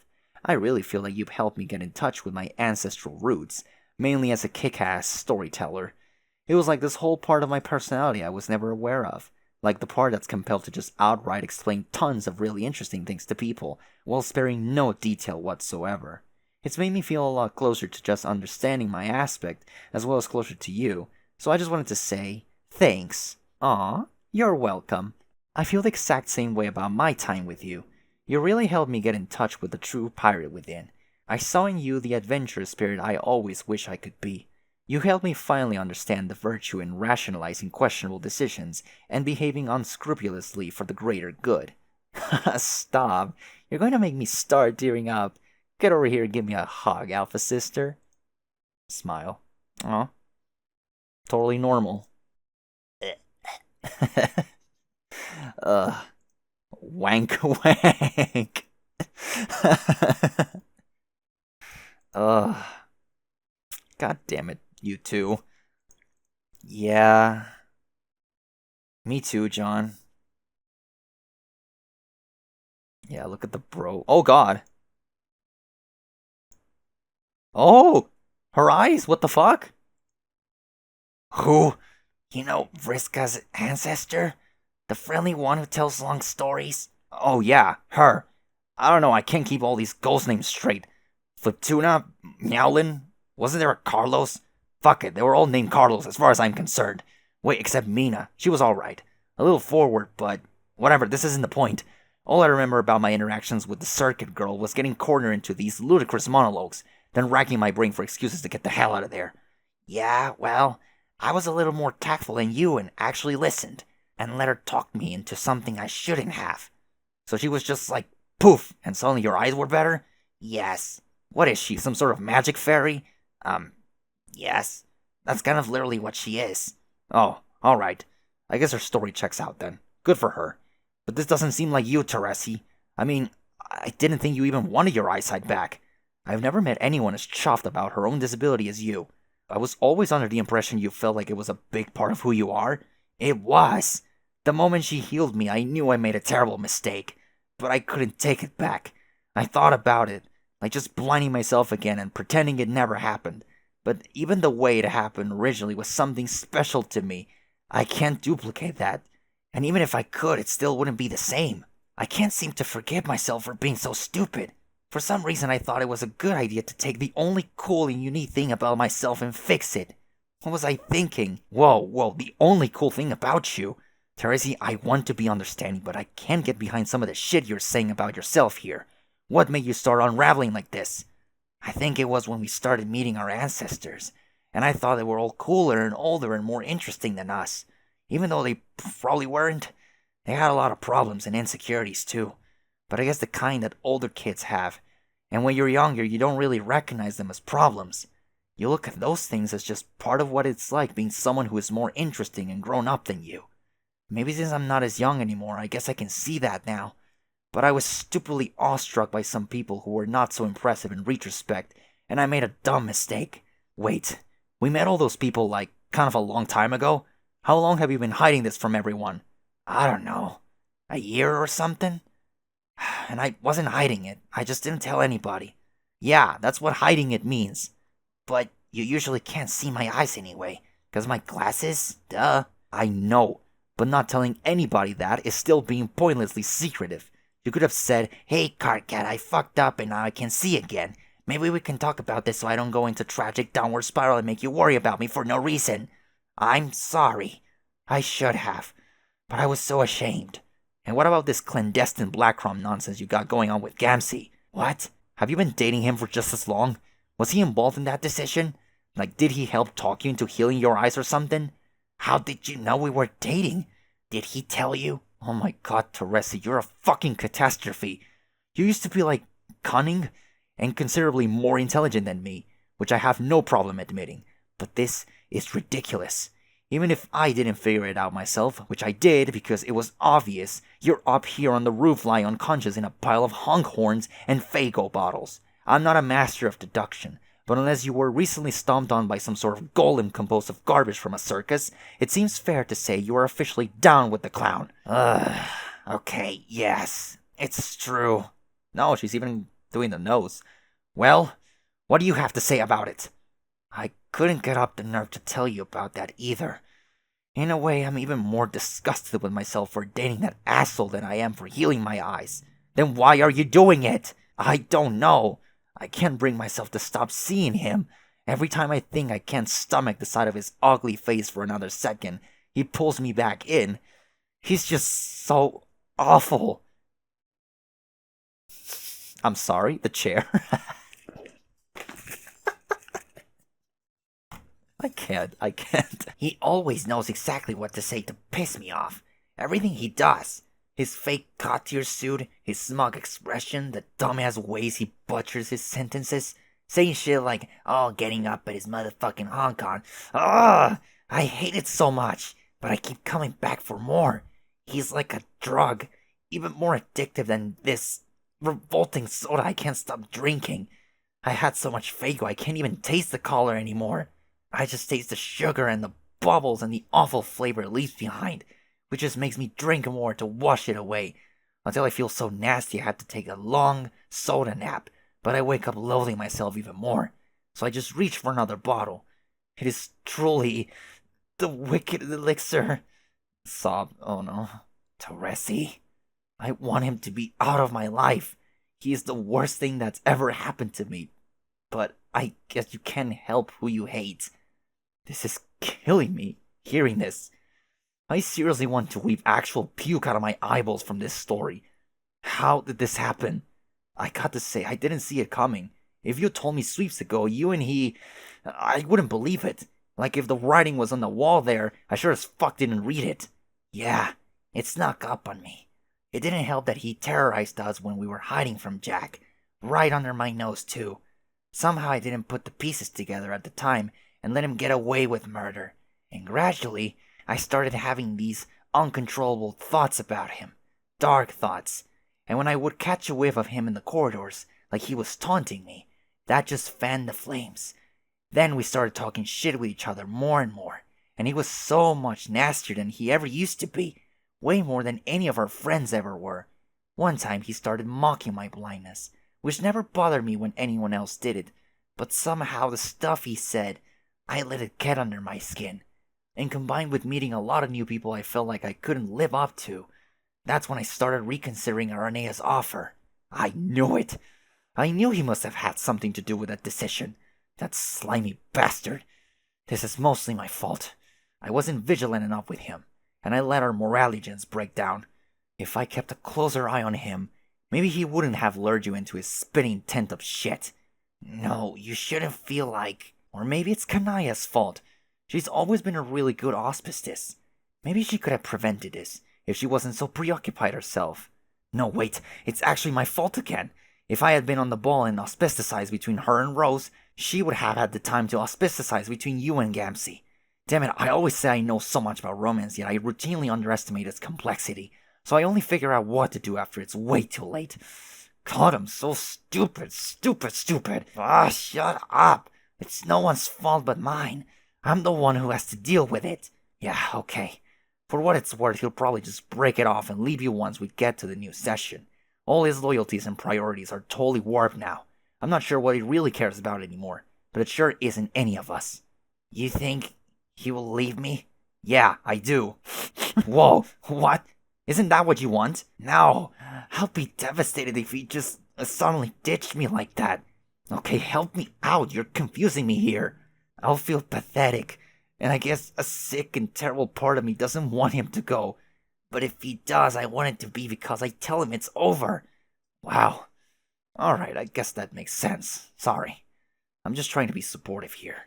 But I'm not always sure what the right thing to say is. I'm doing my fucking best. This is complicated for me, too. You're both my friends. I know. I appreciate your intentions, Carcat. Maybe it would be better if you weren't sitting up there in that backwards chair while you talk to me. What? Why? Yeah, dude, you should probably ditch the chair. What the fuck is wrong with my chair? Or at least sit on it frontways, or offer her another chair. I don't know, it's kind of a dumb affectation in this context. No, look, it's casual and relaxed. Like it visually conveys that my presence in the conversation is humble and non-threatening, yet frank and attentive. What the fuck do you want from me? To sit on the goddamn floor. Why should I squat on the dirty floor? What difference does it make? So you can be on the same vertical plane with your friend while you exhibit compassion for a grody clown problem. Dave, it's fine. Never mind about the chair, I don't care. It just struck me as a bit distractingly silly, that's all. Okay, wow, fine. Fuck the chair. Pardon me for making myself comfortable during a sincere heart-to-heart discussion with a dear friend in need. But the time has come for me to cease straddling this deeply offensive piece of furniture. Away with ye, four-legged temptress. Distract us no more with the most basic and utilitarian form of creature comfort you supply. Carcat just threw a tantrum about a chair. I just want a Carcat tantrum bingo.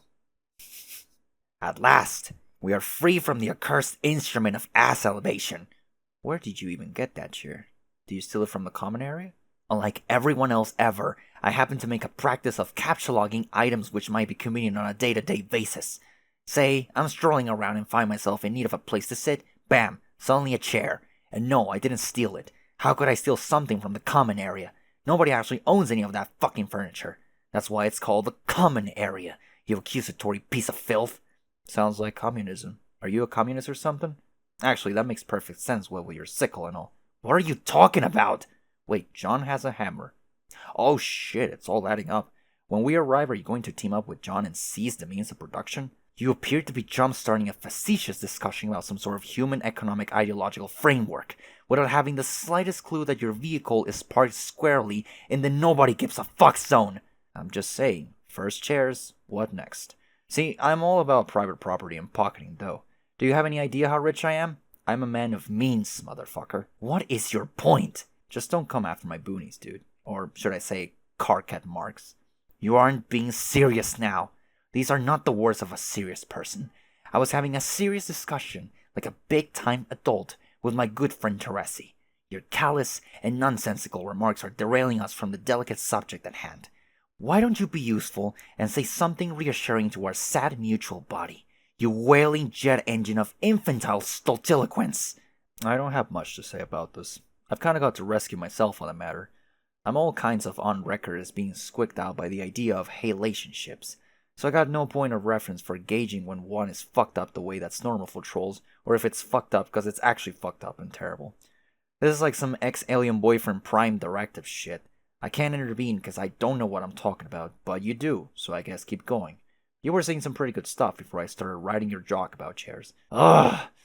Teresi, do you see what I have to deal with? Actually, I guess you can. You can now literally see what I have to deal with, and experience all due empathy for the fact that I have a douche as a best friend. Oh hey, he called him his best friend. Yes, I can see. The view from here is douche-tacular. Thank you. So that's it then. No advice at all, smart Alec? Why did I even bring you here for this intermission then? Intermission? Intervention, I mean. Sorry, I misspoke. It's not an intervention either. My ghostly head's all beaming out of this craft for moral support, yo. I'm in my homie's corner, even if he's a massive socialist. Teresi, I think, can probably figure this out. She grew up alone and blind in a forest. I think she will manage to bounce out of her joggalo phase. But yeah, Teresi, you should at least quit the fucking soda. Yeah, okay. Okay, yes, I'll stop. What, just like that? Sure. It's really gross. Cardcat, what are you doing? I think we're missing the point here. This isn't just about an unhealthy obsession with a foul soft drink. It's about how you feel about yourself. You're barely functional right now. You can't even pick yourself up off the floor and put on a pair of pants. Remember pants, Teresi? You used to love pants. Yeah, pants are pretty great. You used to be a lot of things, and all those were good things. But now that we are about to arrive right when we need you the most, you do a sensational belly flop into a circus bat of your own tangy slobber. Oh, please. What could you possibly need me for? You are an important member of this party. We'll need you to help stand up to Jack and whatever else is waiting for us there. I don't think I'll be very useful. Well, not like this you won't. You got to get your act together. No, I mean, even then I won't be. I don't have much to offer, even on my best day. What about your mind powers, though? What if we need somebody with mind powers to do some sort of mindy thing? What mind powers? You know, the ones where you flip a coin and something crazy happens. Okay, I don't actually know how it works, but what about that? Pfft, I never developed those powers very well, and it's been a long time since I even thought about them. I don't think they're very valuable, honestly. In fact, all they ever seemed to do was trick me into feeling like I knew what I was doing. They actually made me believe I was in control of other people's fates, not even to speak of my own. It was a really dangerous kind of delusion, and now it feels like the only heroic thing I ever did with those powers was use them to justify killing my friend. Huh? Oh, right. And what's worse is, to this day, I'm still not even totally sure if it was necessary. I think I've lost the ability to tell if I'm being punished for what I did, or if I'm punishing myself. Well, yeah, of course it was necessary. Even if it wasn't the morally right choice or whatever. It was obviously something that had to happen. That's the cruel thing about Paradox Space. It systematically validates all your mistakes as necessary outcomes. Not even necessary for your own good or personal growth. It's always bigger than you.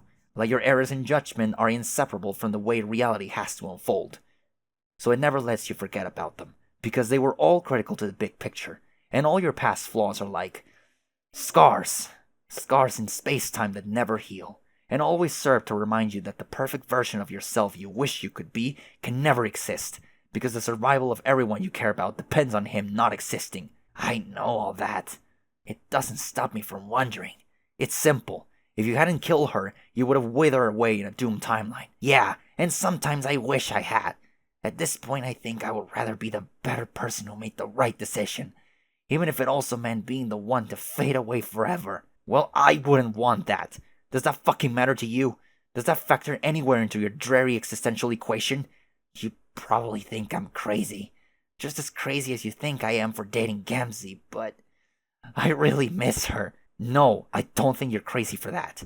And yet, if I ever saw her again, there's no way I could talk to her. So part of me hopes I never... Ow!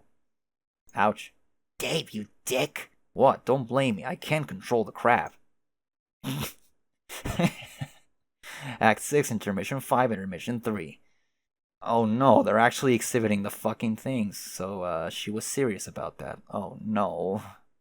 Wait, why did that planet give me 2 elves? You're calling them elves now? Yes! But they're leprechauns, or gnomes, according to some baloney scholars. They can now be additionally referred to as elves. I have decided. Whatever. Why are there 2? Because of the 2-for-1 deal. You sunk the 7th planet on the break, so when you destroy the 6th planet, you unlocked both the 6th and the 7th elf. Now you're on the 8th planet. This one doesn't give you an elf.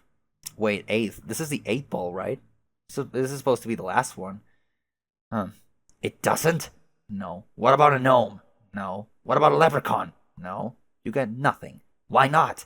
Because you're supposed to skip this one and destroy it last. You're just wasting time hanging around here. The clock is ticking. Alright. But first I want to get their powers straight. Am I correct in assuming their powers keep getting more useless? Yes. Just as I suspected. I don't even care anymore. I just want to know. So Orange Hat, we have established, just walks ahead of me all the time. No matter how far off he wanders and gets lost, I always seem to catch up with him.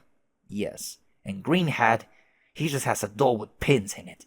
Yes. What's up with that? He has a doll with pins in it. And every time you get a new elf, he'll take another pin out. That's all I'll tell you. Okay, got it. It's pointless. Moving on. Maroon Hat. I can't tell what his power is. What is his power? He doesn't have a power. Are you fucking kidding me? No, that's a new low, even for these shitheads. But Maroon Hat is pretty smart. You can use him as a higher ranking henchman or something. Being smart isn't a power. Plus, I doubt it. How smart can one of these imbeciles be? You should talk to him and find out. No! Come on, just a little friendly chat. Fine. I'll have a word with him, very briefly. Okay. Hey, are you still talking to him? Wow, you guys are really going at it there. What the fuck could you be talking about for so long? This is getting ridiculous. The timer on the next cue ball bomb is taken away. Okay, I'm back. And? Maroon Hat is highly intelligent and reasonable. I have decided he's my favorite guy so far. See, I told you. I'll give him some important responsibilities later, but I have not decided what. Maybe he can hold on to something important for you. Good idea. Like what? Oh, I know, my cow top. No, not the cow top. That's dumb. My gun? No. Oh, my candy. No, you idiot. Fuck you. If you have an idea, then just tell me what it is, puzzle man. Look at the collar of his hat. What else do you have that's that collar? Also, what object can you think of that's kind of shaped like a 7? Oh, of course, a boomerang. Ugh, I give up. I'll make a mental note to secure a boomerang in the future. Yes, it makes so much sense to be a boomerang. Thematically, because it always comes back around in one big circle, like all the time shit I'm supposed to be about. Okay, last question. Why is Purple Hat constantly dancing in my presence? Yeah, I guess in retrospect, Purple Hat has always been pretty flirtatious, hasn't he? What? Maybe you should try to be open-minded, though. Have you ever considered a star-heart horseshoe relationship with someone? Maybe you will discover you have never truly experienced joy until you have been in a star-heart horseshoe with a dancing elf. Caliborn has spiked his caltop on the ground in disgust. Yeah! Jesus, it's everywhere. Whoa, shit, nice. Okay. There's still Rio, Feferi, and Nepeta. Alright. Oh, hey, John, Aradia, and Solix. Hey guys, stop dragging your feet back there. You're falling so far behind you're starting to look tiny and ridiculous from here. The treasure should be buried just up ahead. Let's pick up the pace. Excuse me, some of us here have special needs. I think I'll continue dragging my feet if you don't mind. Solix, would you just let Arnea heal your eyes already and catch the fuck up? No! Hey, Aradia, was it? Yes. Can I ask you something? Okay. You seem reasonable and pretty nice. Smile. So I'm wondering, how do you feel about all this? About what, exactly? About what Vriska and her pirate buddies are doing. You mean searching for the weapon? I think it's a good idea. No, I know, of course it would be great to have an awesome secret weapon, whatever it is.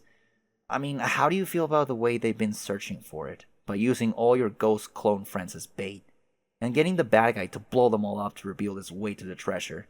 That's probably the only way to find it. In my experience, the specific path you travel out here is very important. If we did not trace that exact path in the amount of time, I doubt we ever would have found the right location. In fact, it may never have been found by anyone. Okay, yes, let's assume it was the only way to find it, granted. But I mean, does that really make it the right way to beat him? I couldn't say. Well, how do you feel about it? Most of the other pirates seem cool with it, so I'm wondering if you feel differently. It's probably necessary, and they would have embarked on this voyage whether I had come along or not. So I might as well join the fun. Isn't that what you did when you saw our ship? Sort of, but I didn't know what you were all doing yet. Yes, but once you found out, you continued journeying with us. Yeah, but I'm just hanging out here because I'm asleep. What else was I going to do? Exactly. God, so pretty. I don't necessarily share their point of view on this meaning, on the meaning of this endeavor, though. They consider this to be a great clash between good and evil. But I prefer to look at the coming battle as a matter of housekeeping. In the end, all loops must be tidied up, even his. Okay, but what about your friends? Don't you care about them? Of course I do. I love all my friends. Then why do you seem so cheerful when so many of them are getting zapped by lasers? Do I seem cheerful about that? Kinda. I apologize if that is the way I'm behaving. It's not true, though. I think I look at death differently than most. And it is fair to say this attitude extends to death after death as well. I have learned to be at ease with the cessation of being in any form it takes, but I am not, nor will ever be the monster's handmaid. So please believe that I would never take joy from the destruction of any soul. However, you must realize that it is only by the grace of the horror terrors that so many have been allowed to continue existing for so long. They have persisted for ages beyond their time, just as he has. As much as it seems to me, his rampage is just another kind of housekeeping. While he rounds the ring undoing the work of the gods, we must prepare for his undoing as well, to ready the manor for the Lord's arrival, so to speak. I'm sorry, maybe I spaced out through some of that, but I'm still not sure what you're talking about. Maybe you could just simplify it for me? Are you a good guy or a bad guy? I don't like to think of myself in those terms, but I do try to be nice to people. Damn it, okay, could you just maybe give me an idea of what it is you actually want out of all this? What I want? That's a pretty good question. I think I mostly want to see what happens when this whole place breaks apart. Beautifully said, Aradia. Ugh. Oh my god, you're all so insane.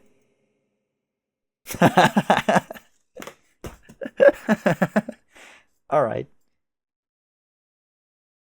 Was there sound here? Why is there sound? Are you coming or what? Yes, please come. I was about to begin one final story before we reached the treasure. Oh, holy shit, another story? I'm there. Sorry, Aradia, I'll love to keep chatting, but you heard the lady. It's story time again. Wow, Aradia, you actually sent a guy running to hear a circuit story. That was a really impressive creep-out job. Nice. Aww.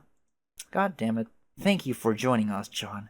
Commodore Nepeta and Rear Admiral Feferi have both been clamoring for one last tale, and I am not one to disappoint. They're both smiling. Clamoring, as in clams. Texted. What's with the texted? I don't get it. It's another pun? Okay, what's this one about? Ogre sex or salamander shipping or something? Nope, although I would be happy to tell you all about those topics another time. This is a story about 2 legendary rings. Oh shit. No, not those rings. The rings I'm talking about are less powerful and considerably more obscure. But for what they lack in power, they make up for in mystery. Details on the rings are quite hard to come by, and I have pieced together what little I know from various fables and myths. They occasionally make appearances in such stories, serving different purposes in each tale, and always called by different names. But in this story, they will be known as the Rings of Life and Void. The rings are said to look nearly identical, but their powers are quite different, as are their origins. The Ring of Void supposedly once belonged to the Black Queen of a Void Session, but one day it was stolen from her by a thief, and then stolen again from the thief by a rogue. Legend would suggest it changed hands like this for a long time thereafter, until finally vanishing into the void itself forever, which is fitting, as the ring grants its wearer the ability to do exactly the same. The Ring of Life has a very different story. I have found no reports of an origin to this ring at all. Like many magic artifacts, it may not even have one, which is comprehensible. Earliest reports I have read would suggest it was first discovered by some travelers in a desert, and like its sinister ring, has changed hands repeatedly since. A desert? That was the ring that John had? This ring, however, has a dramatically different effect. Instead of relegating the wearer to obscurity and immateriality, it does just the opposite. It is said that any ghost who wears this ring will come back to life. In some stories, the fate of each ring appears to be entangled with the other. When one is lost, the other is serendipitously found. A great example of this can be observed in the fable of— Wait a minute! But I was just about to tell— Mindfang, I said shut up. Wait.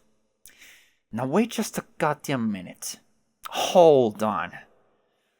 Are you telling me— You seriously telling me that ring— No, No, back it up for just a silk spinning minute. What's the matter? That fucking guy! Oh shit, what? These two? Are you kidding me? Are you kidding me? A Slampora? Wait, oh yeah, she's controlling them, yeah. Hey, here you go. Completely organic Ampora cest for you. And Mituna just falling off. I want to say Mituna reminds me of the packaging for Crayolas. Let me look that up so I know I'm not crazy. I swear to God. Yeah. The bottom side, the bottom right side of the Crayolas. Yeah. Or Crayola. I don't know.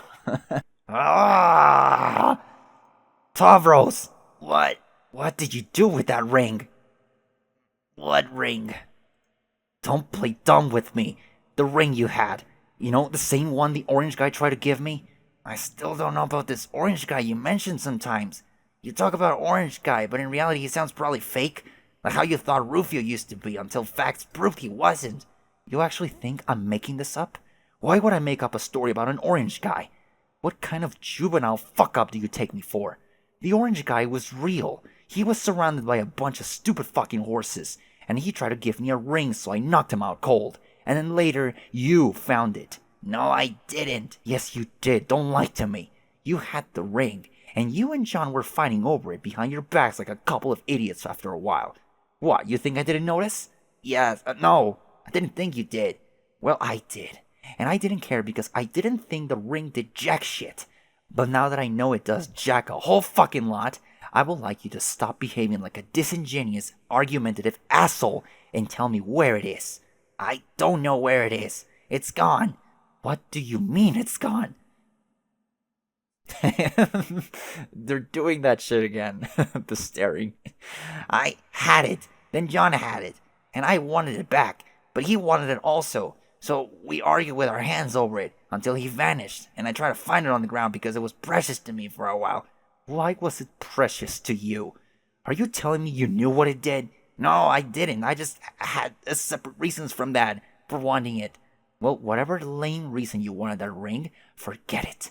It's obviously a much more important magical item than either of us gave it credit for. As soon as we get the treasure out of this cave, you're going to lead us back to wherever you lost it, and we're gonna look for it. Is that understood, Poop Master Nitrim? No, yes, yes. I comprehend the literal meaning of your yelling, but no. What do you mean, no? That was an order. I think your mean-spirited angriness is making me remember to wonder why I keep wanting to help you and like you. And I think it's making me think. I don't really care anymore about finding the ring, or finding this treasure, or help you arguably do evil things to ghost friends to get your objectives to happen. Tavros, what exactly are you trying to say? I think the bottom line of that is I don't want to be your poop master anymore, so I'm not going to be. Where do you think you're going? Get back here, you can't just fly away from me like that. Oh, but I can. You forgot about my secret weapon. Behold, the self-esteems. Self-esteem's my ass. I said get back here. If you go out there alone, you're going to die, you pathetic piece of shit. I'll take my chances, you jerk. Yes. Fly, pupa, fly. Oh, yeah. So clever how I reference what were once scornful remarks directed at me. So sick, so sick. We can all hear you whispering from down here, shit for brains. Hey, Tavros, wait up. I think I'm coming with you. What? No, Solix, wait. Nah, I pretty much had it too. I can't believe I went along with this for as long as I did, so yeah. I'll be fucked two ways from Periges even before I let Tavros upstage me in the backbone department. Aradia, sorry, I can't be part of this anymore. It's just making me feel dirty. I understand, Solix. Let's catch up again later. Hopefully when this is all over. Yeah. Oh, Feferi and Nepeta will be coming with me too. What? No, they fucking won't. Yes, they will. They just told me. I didn't hear them say shit. They both gave me meaningful glances, like as if to say, aw, yeah, let's bounce. They're winking. You're blind. How could you see a meaningful glance? Instead of underestimating the perspicacity of the sensory impaired, why don't you bite me? No, they can't go. Commodore Nepeta and Rear Admiral Feferi are both critical members of my crew. This is mutiny. Vriska, I'm on your side here, but I feel I should point out that technically they both outrank you. Excuse me? No, they don't. Come on, I just gave them titles that sounded cool. How can you outrank a captain? By being a Commodore? A Commodore outranks a captain? Yeah, afraid so. Yes, and a Rear Admiral outranks a Commodore. No, but I thought Rear Admiral was like some sort of joke rank. Who can take Rear Admiral seriously? He might as well be a poop master. No, sir, it's actually a real thing. God damn, for a pirate you really know fuck all about nautical junk. Pretty embarrassing, to be honest. Yeah, this stuff is all super interesting. Just kidding, losers. Anyways, we're out. Yeah, everyone's floating. There they go. Why does this have sound, though? Am I missing something here? I'm turning on the volume here, but I don't know why they have sound. Wait, what? What? Wait, hold on. What the fuck? Boner. Okay, thank you. Oh, okay, I see. You're trying to follow the fucking triangle Boner. to get a boner. Well, listen, I'm not getting any boners right now. But I had there was one with bone I was about to combine the word boner and John. I'm sorry. There was another one with John here, so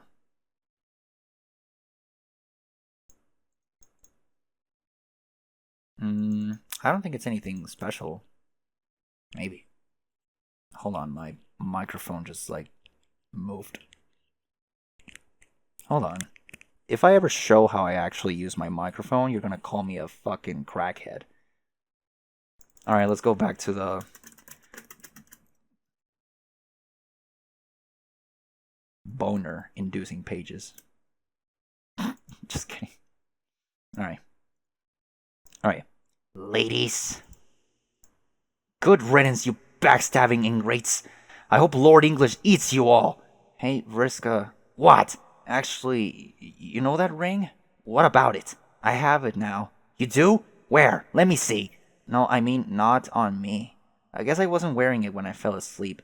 It seems to have the power to come with me in and out of my dreams as long as I'm wearing it. That's how I got it in the first place. I had it on when I woke up. You were wearing it? Why? And why were you playing keep away with it in the first place? I mean, aside from the obvious fact that messing with Tauros is its own hilarious reward. I don't know. I guess I liked it, and I just wanted to hang on to it for some reason. But I didn't know I would wake up with it. This is perfect. That means all you have to do is put it on when you wake up, then come find me the next time you go to sleep. Yeah, maybe. Maybe? I'll think about it. You'll think about it? Well, yeah, it sounds like an important item, so deciding what to do with it is kind of a big responsibility. It's supposed to bring ghosts back to life, but we don't know how it works. What if it only keeps you alive as long as you're wearing it? That would mean only one ghost could come back. Right, all the better reason to let me use it. But there are a lot of ghosts. I'm just not sure what to do yet. Wait, you're not actually thinking of giving it to someone else, are you? That is my ring. The orange guy gave it to me. Yeah, well, frankly, I don't give a shit about the orange guy. The ring is mine for now, so I'm the one who has to figure out what to do with it. Speaking of waking up, it's probably time I got going too. I'm not trying to join the mutiny or anything, but I do have friends waiting for me out there. John, wait. I hope we're not parting on bad terms here. You're not holding all this treasure hunting shit against me like Tavros is, right? We're still cool, right, John? If you have to leave, I get that. But I really want us to stay friends. I always felt like we had a special bond, John. Like we're both always in the position of having to take charge as leaders, even if we never asked for that responsibility. And I don't want to pressure you into anything, but I would really appreciate it if you at least think about me next time you take a nap with that ring on. It's fine, we can stay friends. I don't really like to make enemies with people. Even if they're what? Riska, I have to be honest. Years ago when we first talked, it was a lot of fun to get to know you. And I admit I thought about you a lot since then. But I guess I never quite realized how little I actually understood you. During this crazy treasure quest, I tried to reserve judgment, like maybe it was just a troll thing I didn't get. But seeing how those other guys felt about it, I think it's more complicated than that. Obviously, not all trolls are like you, and I know I'm not. Maybe this was all for a good cause, but it still felt like a pretty fucked up way to go about it. And all I'm saying is, I'm ready to go.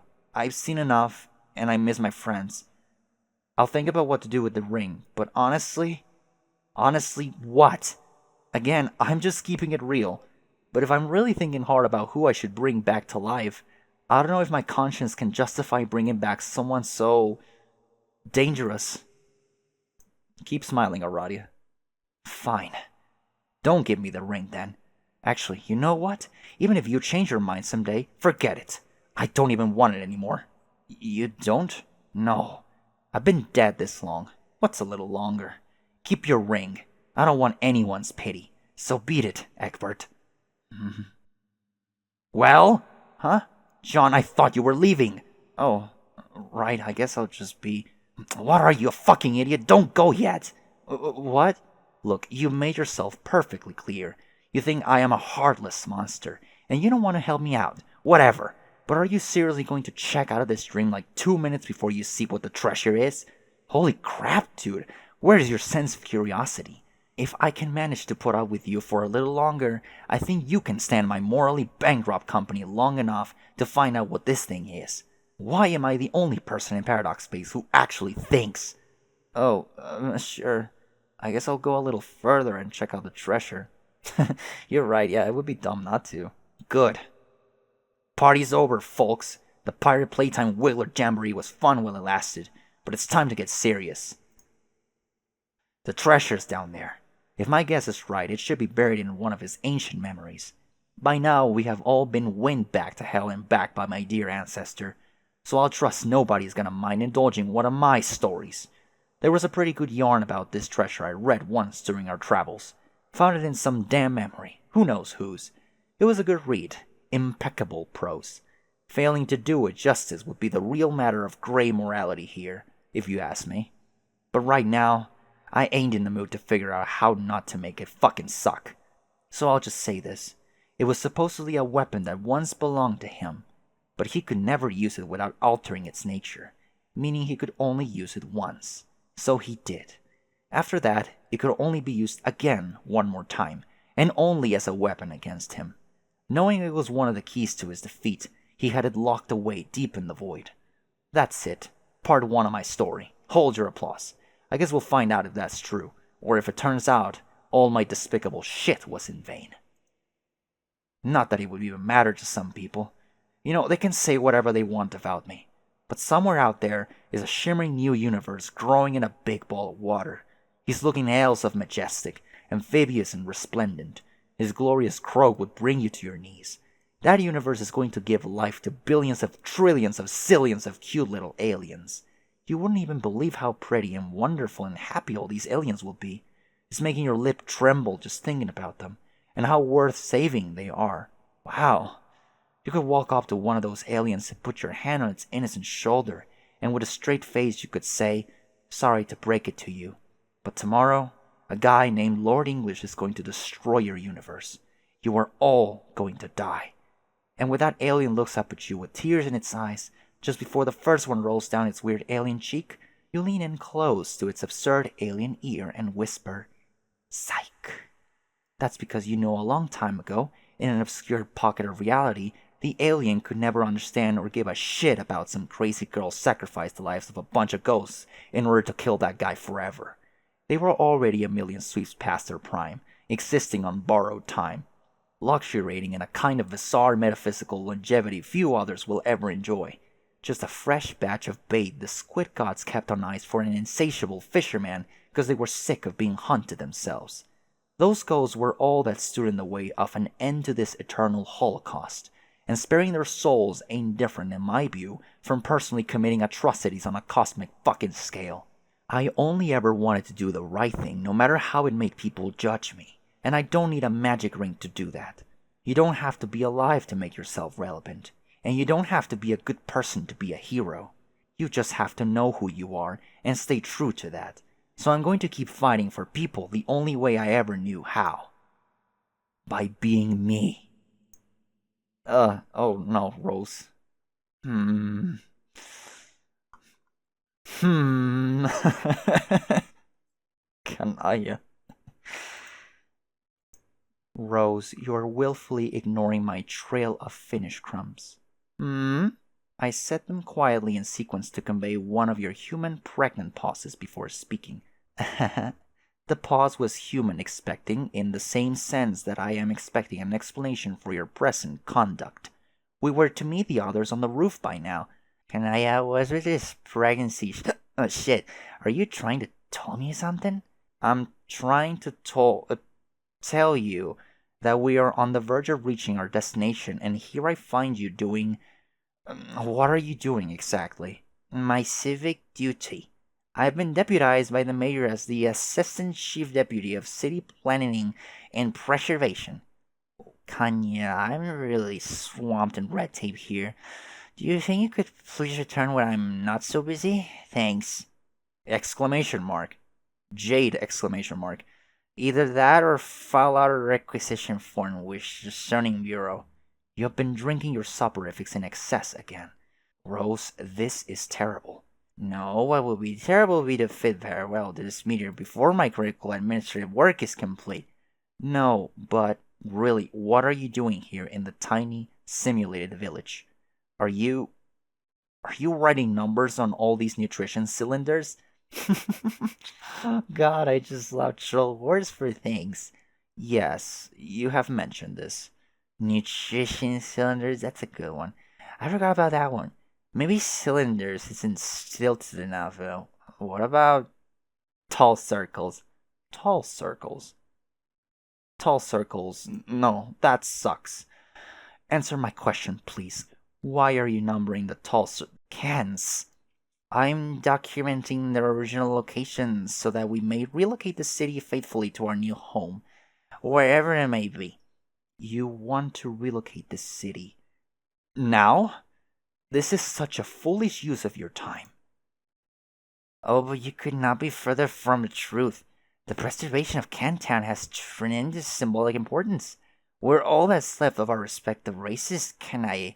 We're the light of civilization, and our responsibility to carry the torch through the abyss while it's keeping it lit and setting it upon the hearth of the new world. I think the torch is not all you have managed to keep lit. Its light, our light, will spread throughout our creation, but only Kayaka, only if we respect the light of civilization itself, if we respect the light of democracy. So many Finnish crumbs up in here. I forgot the Finnish crumbs.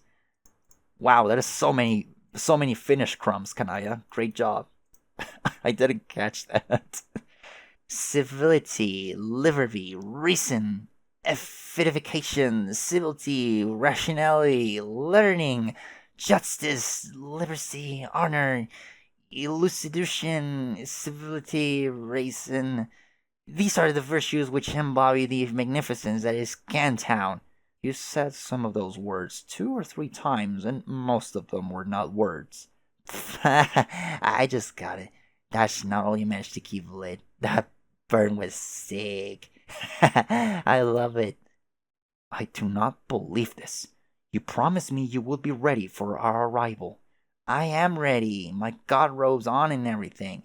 This is not ready. When I said ready, I believe your sobriety was more than implied as the operative criterion. Canasta, you so wordy. Wink. Ugh. I have been as polite as I can be, but honestly, your demeanor is not nearly as charming as you appear to believe when you have consumed a lot of that liquid. You have assured me that chronic and habitual exploitation of this substance is quote unquote not a problem for your people, but at this point I must conclude that you were just lying. Why? Why did you do this just before our arrival when you told me you wouldn't? Well, I wasn't going to, but I started to think about everything, about meeting my mom, and I started getting nervous. But you can't help us like this. We need you. You are the smartest one on this meteor, by quite a lot.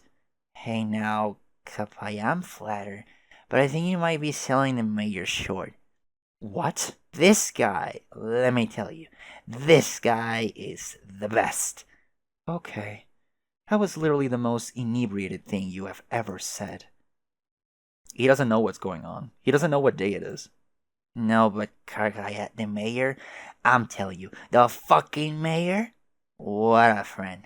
You're not actually suggesting this simple creature dressed in rags is your intellectual superior. And if I am? How would one even draw this conclusion? He does not speak. Oh, he has his ways of letting his thoughts be known. He has his ways. He does not have his ways. He likes cans and little pretense cities, and he is rather adorable, and that's pretty much all there is to say about the mayor. Please do not distract from important issues with talk of fake mayors. What issues? My indiscretion with alcohol? Or something else? I am sensing we're tiptoeing around a mixed bag of delicate subjects. Let's talk about him. This is not a hypothetical exercise in your earth psychiatrics. You made a promise to me, and you did not keep it. Yes, you're usually very smart, and we all need you, but more importantly, I need you. Don't you remember? You said you will help me resurrect my species. I still don't know how I'm going to acquire a new matriorb. How are we supposed to solve that problem when your ThinkPan is addled so? Kamaya, why don't we go easy on the shout poles? I told you to relax about the Metrobob. Have some faith in us, that we're going to make everything work out. I have a very good feeling it'll all be fine. That is not reassuring coming from you like this. I often can't tell even at your most lucid if you put too much trust in your searing abilities. But when you say such things while obscured by these toxins, you sound outright delusional. You stumble around this lab in such high spirits which makes it impossible to broach the subject from a standpoint of mutual agreement that your behavior is a problem. But if I'm always happy, then why is that a problem? You see? I'm not following. I would like to. Wait, have I been being a bitch to you without realizing? Oh no. No, not exactly. I've already explained. You have severely hobbled your intellect and your efficacy. The objectives you prioritize have become ridiculous. You have just now decided to draw a map of a false metropolis. Others have suffered as well. Whatever happened to your concern for Teresi and Gamsey? Were all my lessons in auspisticism for nothing? I tried, Kakaga, but auspicism or whatever, it's actually really hard. I know it's hard. It's supposed to be hard. And my name is not Kakaka. Whoops, I'm sorry, Akaya, Akiyolo, Papaya. Shit, your name is so lovely. Why can't I say it? You cannot say it because you are a human drunk. You're right. My delinquency has been inexcusable. If you just help me finishing indexing and gathering up the rest of these cans, we can... Alright, shit. There goes the city. The Bubbles von Salamancer Memorial Library. No, everything but that.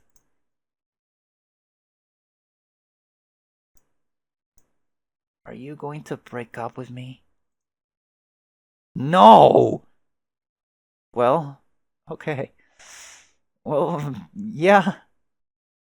I don't think I gave enough emphasis to that no, and I don't think I'll ever be able to give enough emphasis to that no, but... Okay, yeah. Act 6, Intermission 5, Intermission 4. Jesus, look at that shit. He's got a lot of them. I need more answers, very quickly. I thought you had given up on getting answers from me. No, I just have not have time. The bomb countdowns are getting so short. This is getting hard. It's not fair. I really don't see how it's any less fair than being allowed to solicit the omniscient narrator of your quest for answers. Nobody else who plays this game gets to do that. What makes you so special? But you're the one who said I was special. I shouldn't have said that. Now you're strutting around all thinking you're special. I am special! I know. Less bullshit. More answers. I collected more frogmen. What do they do? Frogman?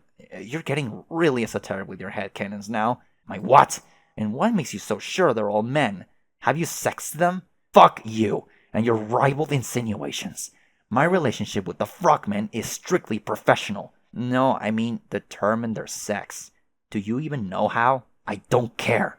They're all men because I say they are, and I want them to be. If I believe hard enough in them being men, then that fact becomes absolutely indisputable as a permanent men reality. It does? Are you telling me that you have a reason to believe that my entourage of distinguished gentlemen consists of anything other than boys? No, I mean, I don't know. I'm not there, so I can't sex them to be sure. You fucking pervert! That's not what sexing means, you little shit. I would like to change the topic away from the lust you're feeling for my handsome frogman. I have obtained some stripe hats.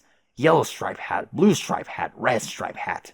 What do they do? Why do you always want me to spoil stuff for you? Why can't you be at least a little scientifically inquisitive and find out what they can do yourself? Have you tried injuring Blue Stripe's hat yet? No. Why would it hurt him? He's my loyal minion, albeit one who is overweight and apparently useless. Anyway, I don't have time for science. Just tell me. Oh, that one? I think you can hurt him, or it transports like a different iteration of him to take the damage. I can't remember. He's got Stitch, so that's like one of the important ones. Fine. Blue Stripe Hat randomly time travels somewhere if you injure him. Red Stripe Hat can also travel through time, but only using fire as a gateway. Yellow Stripe Hat is a tailor. A tailor? Yes. You mean someone who sews stuff? Yes. A damn good one, too. That's not a power, it's more like a fucking hobby, which has no value to me whatsoever. If you want to be a big shot time traveler, you're going to need a good tailor. Everyone knows that. No. Makes no sense. What if someday you get some sweet new threads? Who will maintain your wardrobe for you? Do you think you'll wear that t-shirt and those stupid suspenders all your life? I'll never stop wearing my awesome suspenders. No one can make me. Not even my tailor. Whatever you say.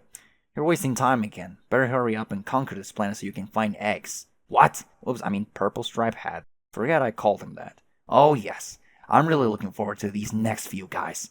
I have a feeling the farther I go, the more useful and exciting the frogmen are starting to be. You won't be disappointed. End of Act 6, Intermission 5, Intermission 4.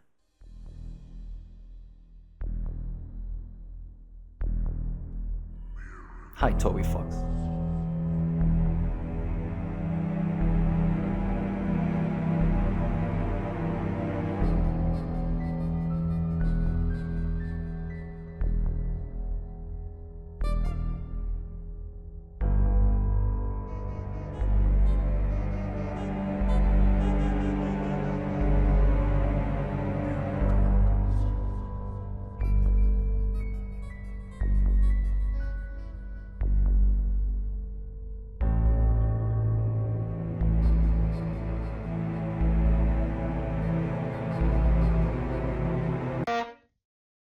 Okay, Carlos picked it up. Alright. So what? Oh shit. Okay. Psst, blue guy. Me? No, the other weenie in blue PJs. Yes, you come here. Listen, I have a problem. What? Now, we both know someday I'm gonna be the one to swindle you out of the life ring. We do? Yeah, shit is inevitable and we all know it. Okay.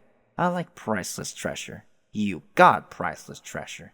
My fucking hero title deal all but guarantees I'll steal it from you someday. And I'll come back to life so I can rip shit up in the real world and get all the gold and make all y'all my slaves and rule everything forever. I see. Just one problem though. What's that? I don't know if I wanna. Damn. Doubting yourself? Alright, then I guess that settles that. No, but you don't understand. If I ganked your ring and put it on and became not a ghost of them anymore, and had to hit the road and conquer stuff, I would miss my friends. Then, don't? No, Blue Boy, you're not listening.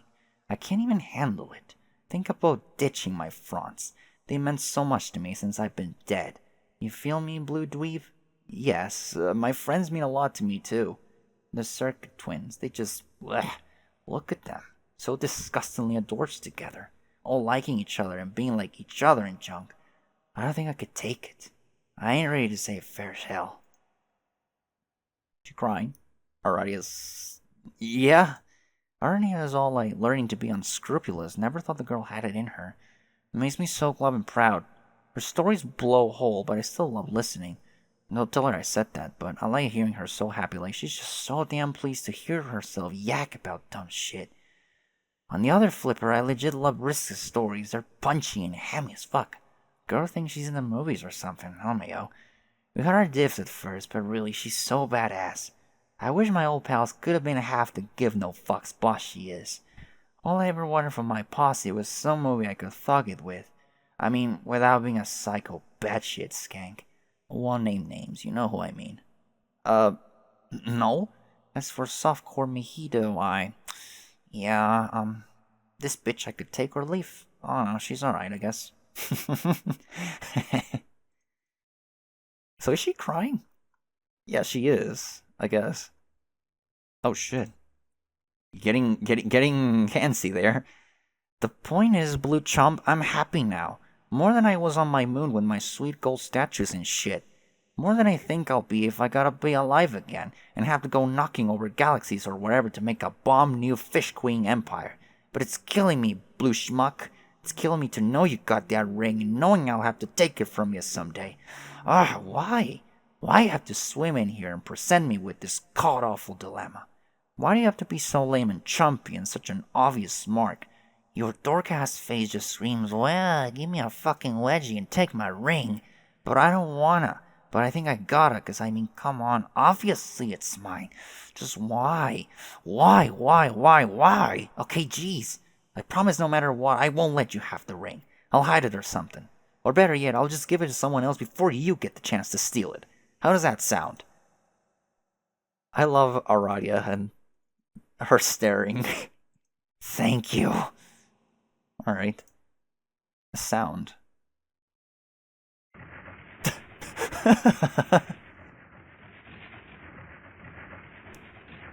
He got creeped the fuck out.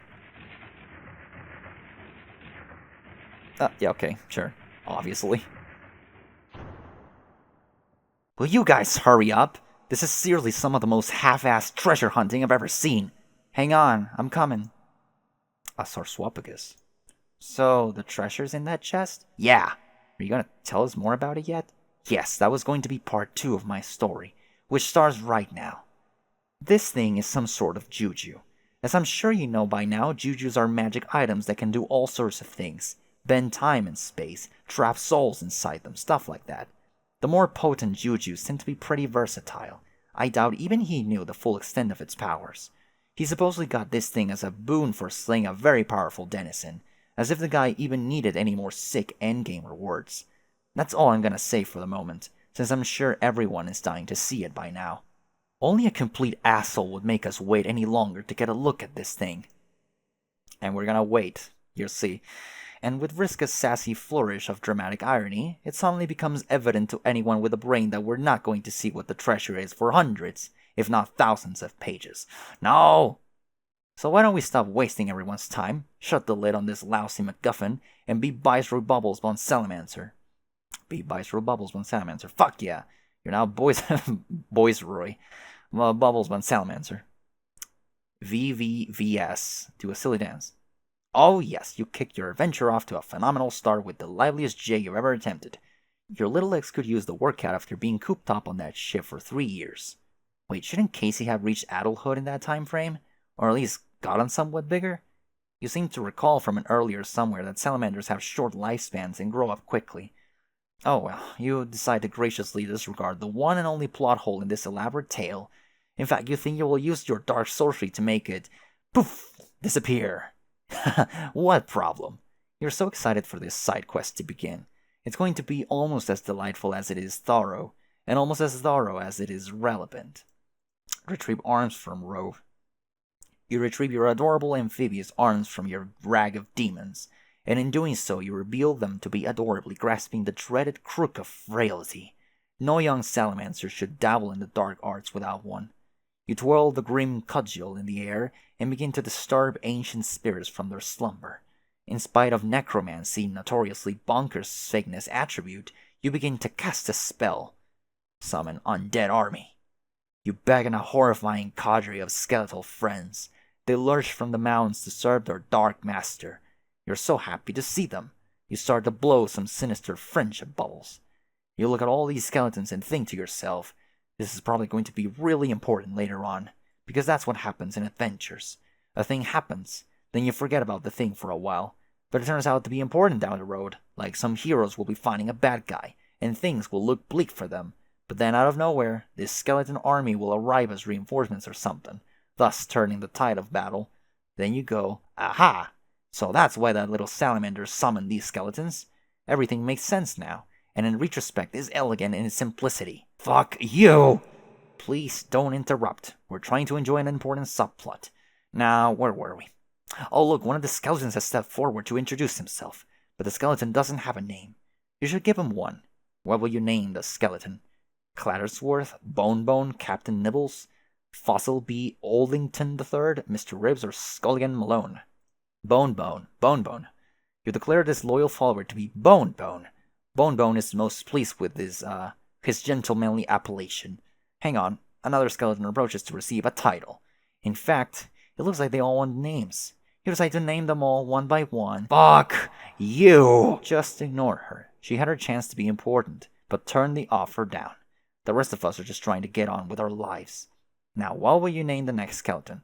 Fuck you, fuck you, fuck you, fuck you, fuck you, fuck you, fuck you, or fuck you. Which one should it be? Shield young amphibious ears from profanity. Oh no! Oh fuck no! We're going to look at what is in this chest right now. Do you hear me, you fuck? Didn't scrape and claw my way back to relevance for this shit. I'm doing something fucking important. And when I do something fucking important, everybody better damn well pay attention to me. What? Smile. You don't think I'm onto you by now? As if I can't sense when some sort of bullfuckery is afoot.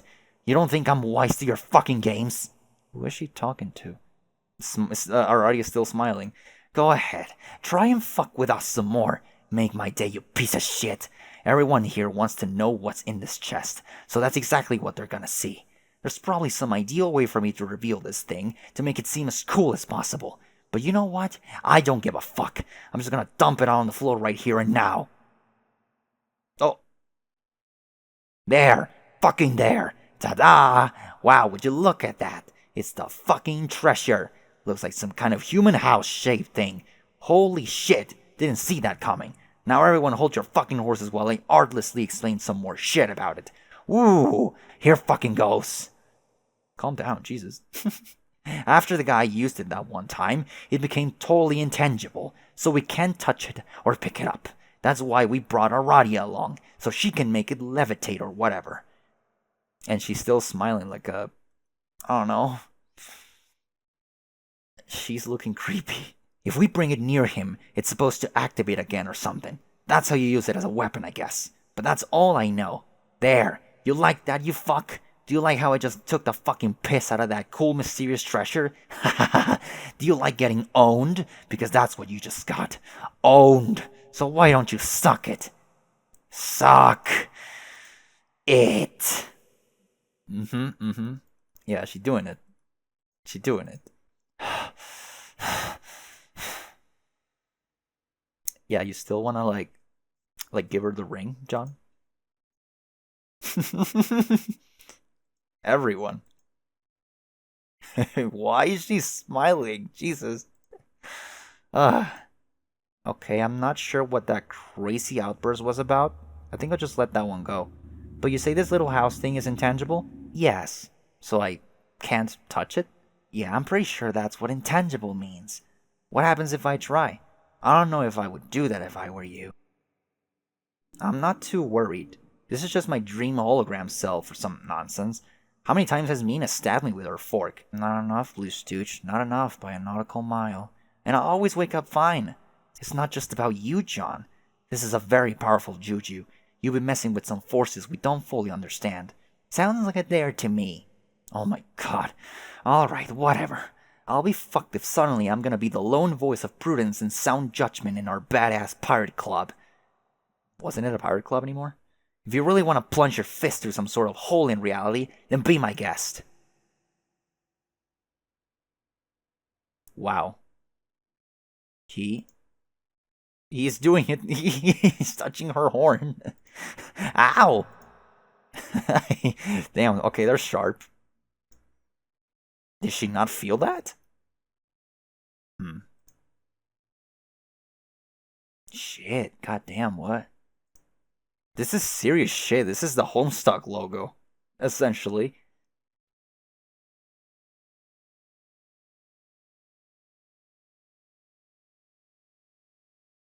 Yeah. Oh my. Wait. Hold on. Wait, what are you? It's there on the bottom left on like Rose's panel. I can't find it on John's room. Hold on. Can zoom in a little more. Where the fuck is it? Or I don't know where the fucking hand is. Oh, I see it. It's right there below the Ghostbusters poster. The ghost poster. Even here with these guys. Over here with the painting.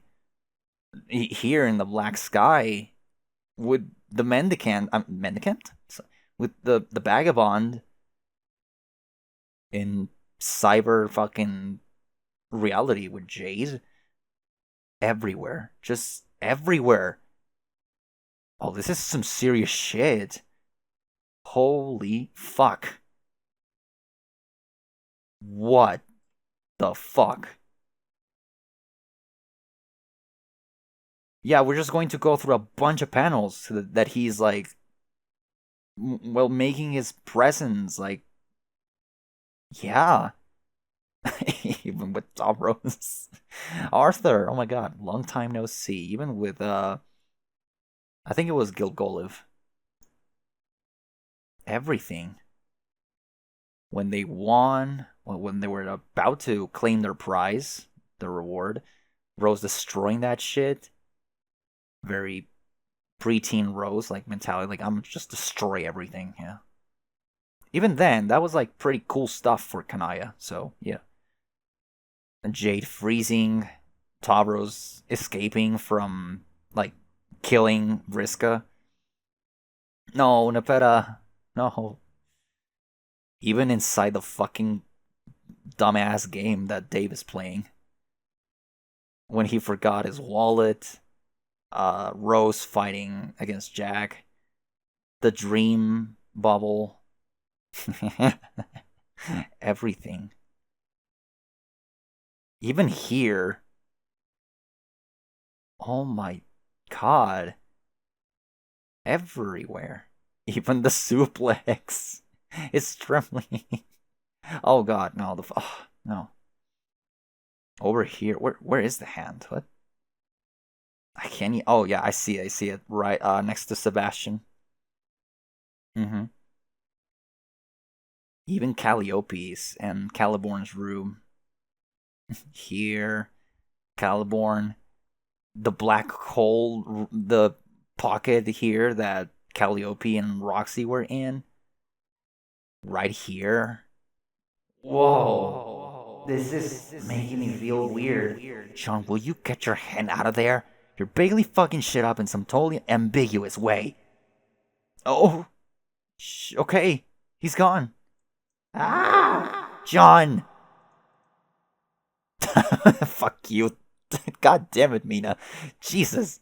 Damn it. Act 6, Intermission 5, Intermission 5. I hate puppet people. I hate puppet people. I hate puppet people. Puppet people? Puppet people! You're just calling them different things every time to bug me. They're puppet people. Why are they puppet people? I thought Frogman was going to be your preferred headcanon. Because they're like big alive puppets. How so? Their skin is soft. Soft? What do you mean? Soft as in smooth to the touch? Like a baby's behind? No, more like fussy and squishy. What? Like plush. You know, like a goddamn puppet. Hold on, are you telling me these fuckers are literally made of felt? What is felt? It's the fabric they put on pool tables. Kinda soft and fuzzy. Oh, then yes, exactly like that. Well, that's weird. I guess you learn something new every day. Speaking of which, I suppose you'll want me to tell you what these two frog puppets can do. No! No? The abilities of Purple Stripe Hat and Orange Stripe Hat are as plainly self-evident as they are idiotic. Patience. In time, you'll grow to love them as if they were two very special sons. No way! Yes, you will. I can tell you kinda like them already, but you're just pretending you don't to be cool. Like you always do with members of your dark carnival. I notice you're actually trying very hard to escape from the crowd there. Looks to me like you're enjoying your time in the puppet mosh pit, frankly. Screw you! I'm going to tell you their powers anyway. No! Purple Stripe Hat has an egg timer juju which makes him time travel whenever it rings. But he's too stupid to use time travel sensibly, so he ends up making way too many copies of himself. Orange Stripe Hat has a magic oven which he can hide inside. And that's it. It serves no purpose other than that. Also, he's just as dumb as eggs. I mean, Purple Stripe Hat. Forget I called him that again. Also, pretend I didn't call the other guy Biscuits. You didn't call anyone Biscuits.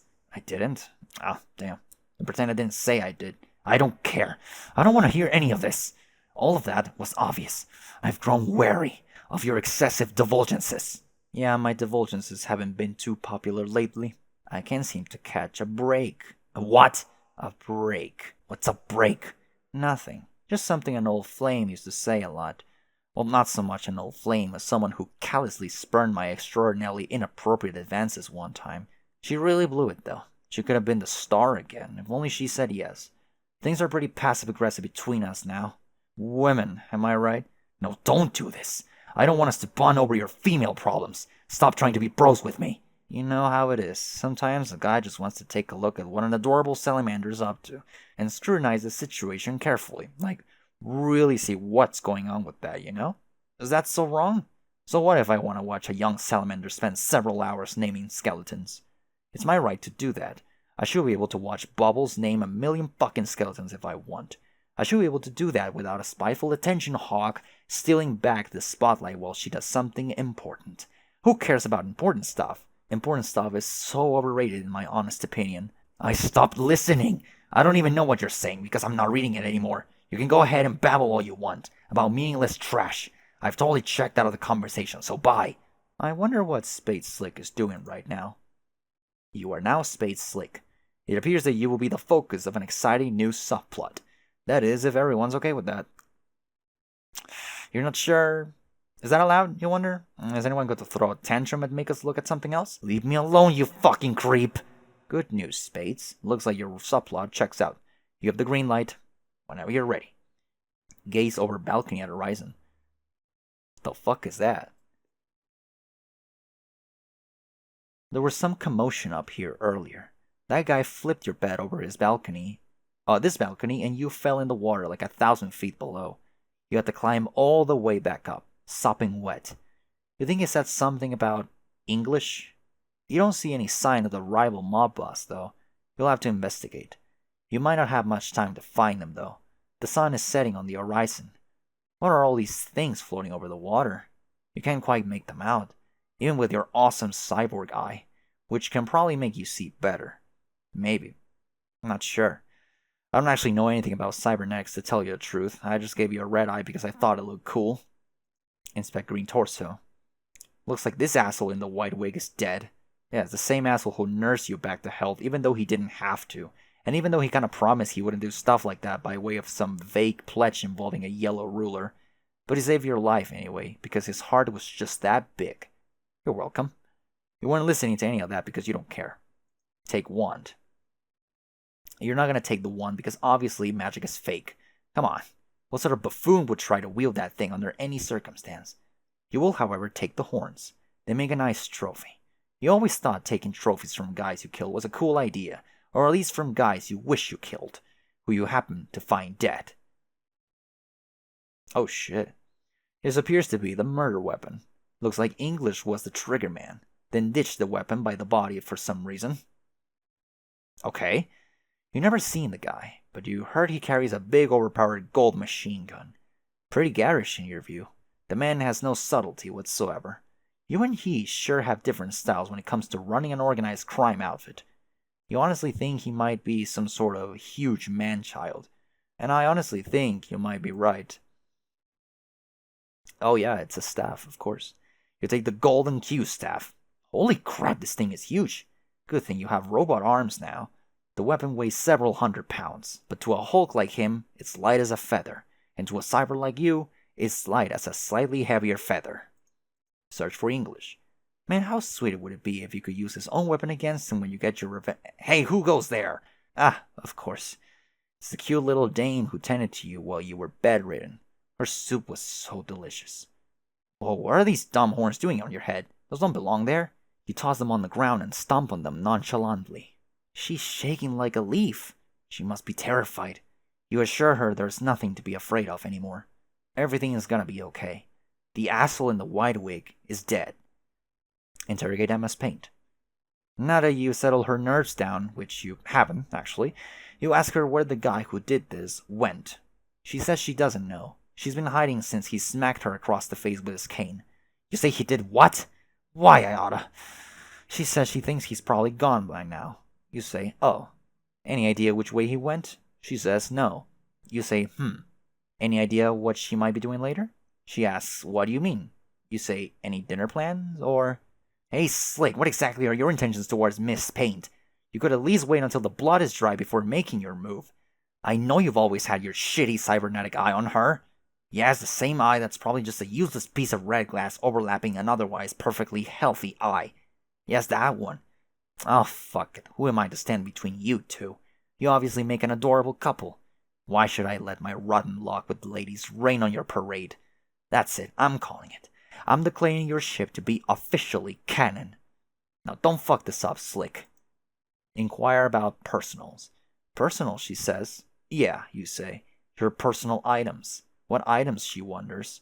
You know, all the shit you had on you before that guy turned you into a damn robot. Like your hat and stuff. Oh, yeah, she knows exactly where all that is. Follow. She says this way, but please try to be quiet in case the green beast is still nearby. Retrieve personals. Arthur. She leads you to one of the mansion's several dozen pantries and retrieves your box of stuff.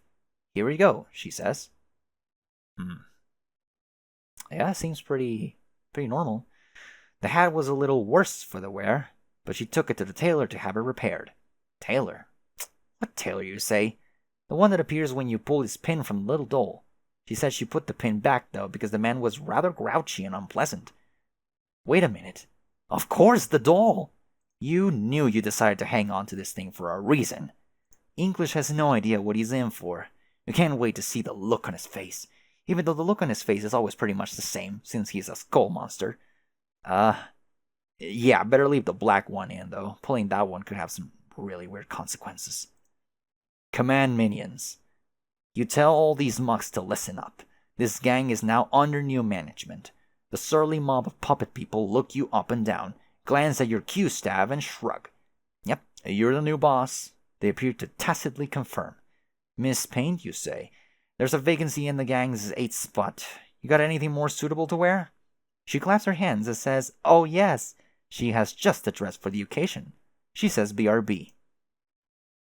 Gorgeous. Beautifully gorgeous. Consult with brains of operation. You say, hey you, wise guy in the maroon hat. What was his name again? Some weapon shaped like a 7. Boomerang? No, that wasn't it. Your memory's failing you. Might have taken one blow to the head too many when that universe exploded. Hey, why did that universe explode again? Can't recall for the life of you. Crowbar. What? Crowbar's his name. The guy says. Oh yeah, that's right. Now I remember. You used his crowbar a while ago to smash a priceless clock to pieces. You have his crowbar, he asks. No, you lost track of it. Any idea where it is? No clue, you say. Damn, he says. You ask him how they can get out of here. Go somewhere to regroup and make some plans. Hatch some schemes. Maybe draw a map or two. Preferably in a hideout. He says he can lead you back to one of the gang's old haunts. You say, after you then. He says, hey. Yeah? What happened to the old boss, he wonders. Is he dead or something? You say, none of your damn business. Now get moving. Lead gang back to hideout. Through here, Crowbar says. Hey, what's this thing? Clubber asks. Nothing, you say. You think the idiot who used to live here was doing some sort of science experiment? Pretty much, Miss Paint says. Don't touch it, you say. Could be a death trap. Clubber pulls his hand away quickly. He looks worried. Dai asks if he can have his doll back. You say, of course not. Shut up. He looks crestfallen. Go through 5th wall. What the fuck? That's his apartment, right? Doc Scratch's apartment? God damn, it's hot in here. AC must be broken or something. Exit this weird little girl's room. Girl's room? Oh, the Mara. Oh shit, yeah. Fuck. Yeah. That's the fucking room. The window, the fenestrate plane, yeah. I like how Arthur is tagging along. Hell yeah. You leave the Mara's room and great Caesar stab wound. What is even going on here? Crowbar, where the hell are you leading us, you ask? He says it's the Doc's old apartment. Really posh digs. Primo location, too. I think I said Primo and Primo before, so I think it's Primo. Primo? That sounds so dumb. Primo location, too. At least it was before the universe exploded. Why are there giant holes in the walls through which can be seen an abundance of blinding green plasma, you inquire? He says because the apartment is now floating somewhere inside a huge sun. A sun, you say? Well, shit. No wonder it's so hot you could cook breakfast on your cranial plates. Hiding out in the middle of a big sun doesn't sound like a real tenable predicament, does it, Crowbar? No, boss. He supposes it does not. Sounds like it's actually kind of a shitty predicament, doesn't it, Crowbar? Yes, boss. He supposes it does. A predicament defying any sense of reason, safety, physical comfort, and most laws of science, probably. He wouldn't know about that, boss. You'll have to ask a scientist. You got a sassy mouth on you, Crowbar. You said a Crowbar. A real sassy mouth. He says if you don't want to stay, that's fine. There are contingencies in place. Contingencies, you say? He says Doc's suite had an emergency exit which the gang could flee through whenever things got too hot to handle. Circumstances, he says, which never once presented themselves, until now, in the most literal way possible. Yeah, you say. Because of the sun. Yes, he says, because of the sun. Well, what are you waiting for, Crowbar? Keep leading the way. All right. Hold up, you say. You're not sure about this Crowbar leading the way business. Who's the leader here? This smart mouth or you? He says you, of course, but you don't know where the exit is. You say bullshit. You've been here before. You know this place like the back of your hand. You show him your hand, which is now mostly unfamiliar to you, because it's made of metal. You put your hand down quickly because that didn't serve your rhetorical purpose at all. He says, if you insist. The exit is in the room with the clock in it. Do you remember where that is? You say, what do you look like, a moron? Of course you remember. Then after you, he says. After you. It's obviously down here, through one of these doors. Watch and learn, buddy. Open door. That was not the right door. Never mind. Just take us to the exit, Crowbar. He says, yes, sure. The fucking... It's still there. Why? Alright. Everyone goes there. You lead the mob through a few more of these weird, skinny panels. Yeah, they're pretty skinny. Some of the guys get distracted over there in the lounge. Just a quick match of table stickball. A fun game they made up which is based on their hats. You tell them to quit playing pool and get over here. They start laughing their asses off at the noob who doesn't know a game of table stickball when he sees one. Yeah, dumbass. Show Slick the exit. So this is it, huh? You say. Why keep the exit in the room with the clock anyway? Crowbar says the exit's in the room with the clock because the exit is the clock. You say, you see. You look the clock up and down. It doesn't look the same as you remember. It was a lot fancier when you smashed it with the crowbar. You mean the crowbar? All purple and gold and ticking? As if deciding the fate of someone you don't know or care about. Someone who doesn't understand a golden opportunity when she sees it. Someone whose behavior may have been controversial and whose sentence apparently had to be arbitrated by a magic timepiece. Just as well you smashed it. That way nobody could outsource their judgment to the verdict of a stupid clock. Yet you definitely thought all that now. Wait, what happened to the pendulum? The ball thing, you mean? Crowbar says it broke. You see. Alright. Anyway, none of that matters now. How are you supposed to exit through this thing? Because you have to open it? Yes, he says. How, you say? He says, oh, you know, gotta pry it open. And if only they had a tool with which to pry, perhaps a tool which is notorious for its prying ability, which also happens to be its sole purpose, you wouldn't happen to know where such a tool might be, would you? He asks. No, he supposes not. There he goes again with that smart mouth. Nothing but sass from this guy. You're starting to miss your old right hand, man. At least when he got sick of your shit, he would just turn around and light a cigarette. Punch clock. There. Crowbar schmobar. How the hell are you gonna squeeze all these big galoots through that skinny-ass door? Wait. You might have an idea. Wasn't there a guy with an oven? Oven, even. Where's the guy with the oven? Hey, oven! Get over here. Crowbar whispers his name is actually Biscuits. You don't give a fuck. Biscuit seems to understand he is being summoned and waddles over. Yep, there's his magic oven. Man, wow, what a dumb juju. Should come in handy for once, though. Everybody in. Everyone in the oven. Let's go, go. Move. Iggy, Slowpoke, what's his face? Yes, you too, Miss Pain, Clover, Shark Guy, Top Hat. Get in there, Crowbar. this fucking guy.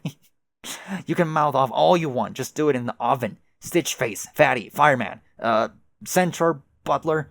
Yeah, what the hell? Come on in. He can be the team mascot or something. Plus his milk was fucking great. Biscuits, other biscuits, big guy, bigger guy. That should do it. Take oven.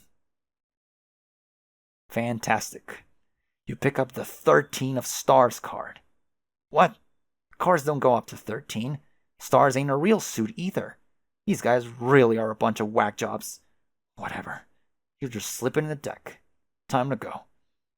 Before you go, just burn it again. Perfect. This guy fucking hated the guy. Oh, what the shit? This was their secret escape hatch?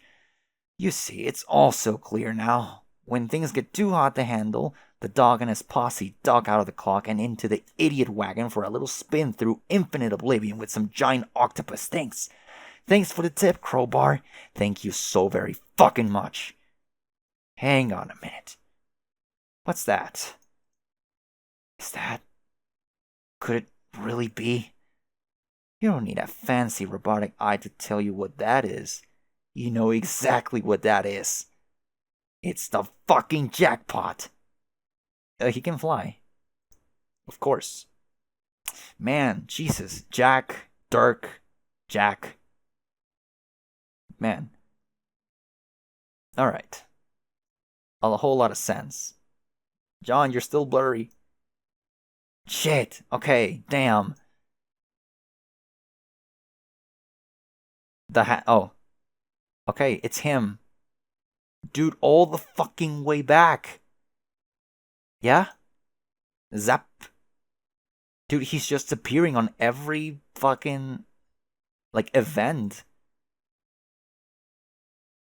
Uh-huh. Yeah. Younger John.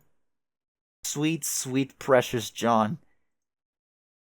And just as he turns around, he disappears. Ow! Fuck. Poor Briska. He goes. He's like, better get out of here. Come on, asshole. Get her arm a little closer. You bitch. God damn. No. Snog. Oh.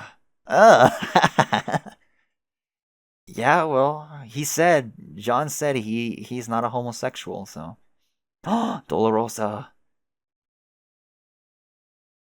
Oh shit. God damn. Okay, that is really, intimidating. Nice going, pour him. Insane Clown Posse. Oh shit. Sorry. Roll. No, the movie. He's in the movie. What the fuck? No. Poor John. No. Oh, dude, how must he feel about the movie now? Oh, so conflicted. Act 6, Intermission 5, Intermission 6. Damn, that's a big dude. Jesus. Wait, he's that small, or are they that big? Nice outfits. I did it! I conquered the Maroon Strike Planet, thus unlocking the final and most powerful Toad Goblin of all. Wow, he's so perfect, so huge, so strong. I love him being strong. Finally, the ideal minion, with the type of power I admire the most, which is being a huge, strong guy with enormous, powerful muscles. Yes! Oh yeah, I also got a green stripe hat. He's good too. In that he's also large and relatively strong and mean. He flips a coin too, I think, which is also cool. Oh, and don't tell me what they do. All I care about is that they're big and strong. Don't spoil my moment of triumph with more of your human monkey earth business. What? Nothing to say? Fuck, I guess they're pretty damn huge. Yeah, I forgot how large they are. Also, hey, that's, what is that Jack doing there? Yes, this is good. You're finally learning who's boss. And soon everyone else will too. Now I have to conquer the Black Planet. This one is a different thing from the others. My sources tell me, by which I mean, the clown tells me, that this planet has been claimed by the Black Queen herself. I'll need to overthrow her to win. As such, in a stroke of brilliant cleverness, my brain devised an idea. I have recruited Jack Noir to help settle our mutual score. Really, getting Jack to do violent things for me always strikes me as such a good plan. So I might as well just do it always, rather than always thinking of new stuff, which is hard to do. He would make a good friend, if the concept of friendship wasn't horrid and meaningless to me. Therefore, I'll think of a way to dispose of him once his usefulness is over. It's bad form to leave stray Noirs wandering around. Don't tell him I said any of this. My treachery to him is meant to be a surprise. Hello? Where the fuck did you go? Aren't you going to tell me what you think of my great plan? Or deride me in some fashion for my juvenile conduct and poor critical thinking skills? Well, you unspeakably putrid and fatuous blabbermouth, I demand that you talk to me. Okay, I see how it is. You've decided you will no longer allow me to browbeat you into helping me through sheer force of petulance. It may surprise you to know I am just as capable of respecting that as I am of throwing a tantrum about it. I don't need you anymore. I don't need anyone. Oh shit. Oh shit, John. Intense stare down. Huh? Huh? Huh?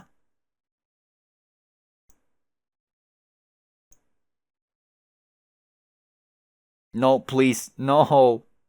God damn it. No, he punched him out of this fucking reality. God damn it. He's actually floating. Wait, oh. I'm controlling the John. Alright. He goes to the end of Act 6, Intermission 5, Intermission 6. What? That is Jake's planet. Oh, there's the window. Does this mean we're here? Oh, I think he said, what? Does this mean we're here? Sorry. Hello? Is anyone there? Jade? Nana? Jaspers? Day Sprite?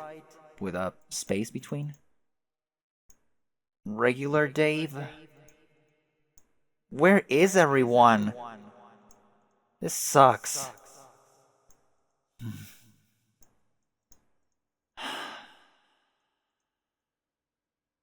Pretty beautiful scenery here all around this planet.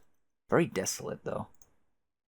You chance upon the slab of the Jaded Fool's Ennui.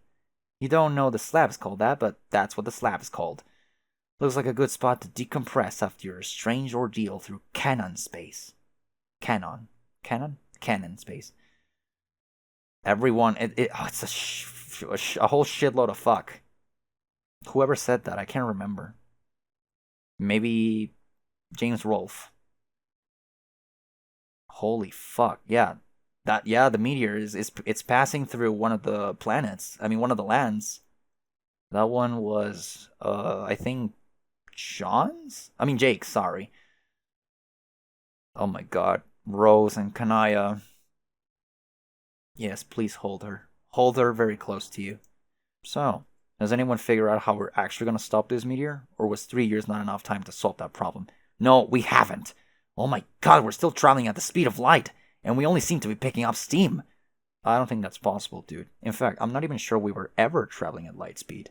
I think maybe there's been some bogus science in circulation that we've been chumped into getting behind. What?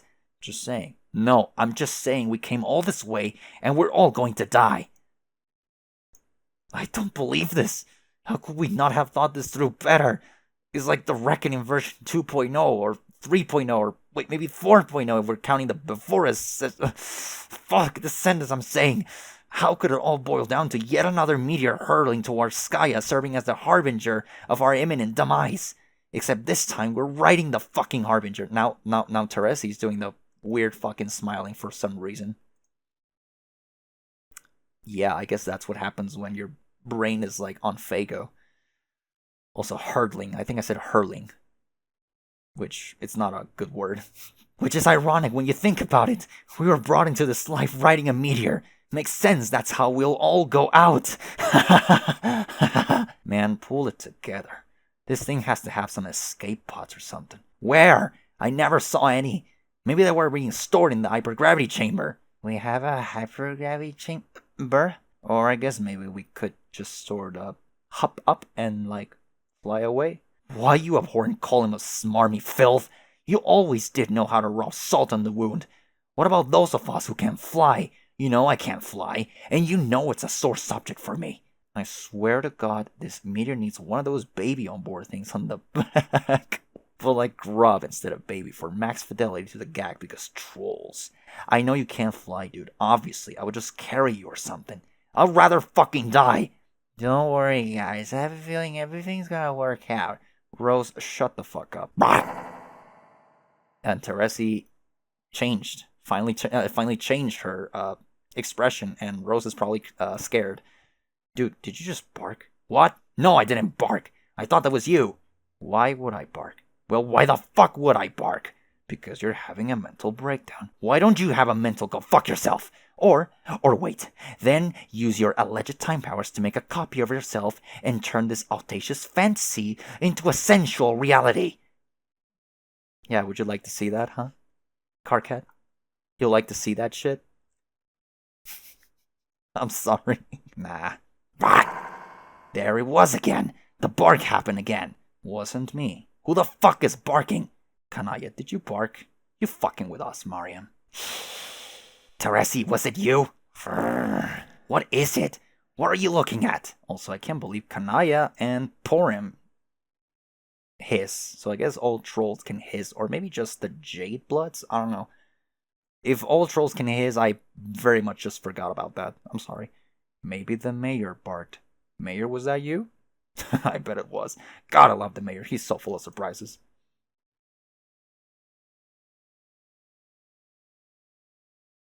Hey, guys.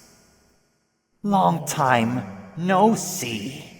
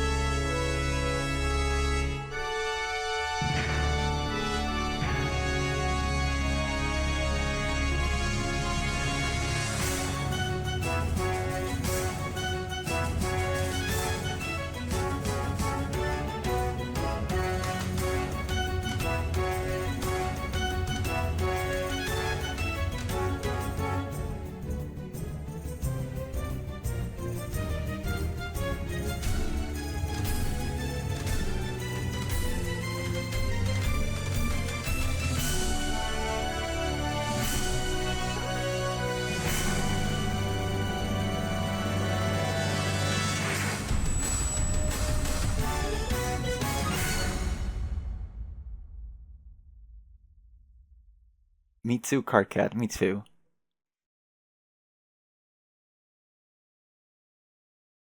That's the stupidest expression he's ever done. Well, one of. I can think of like a couple more, but I can't remember. Oh my god. What? What? Famous Namco characters in this baffling crossover directed by Andrew Hussey. So that's why this is like kinda mentioned alongside Homestuck. Can I play this right now? I guess I can. All right. I'm sorry. I'll save that for another time, maybe. How many years? End of year 4. All right.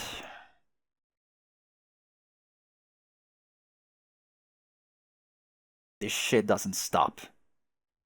Remove disk 2. All right, what are we doing now?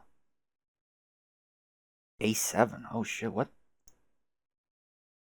Oh fuck. Insert disk 3. Oh great. No, it's fucking Caliborn's disk. Oh no.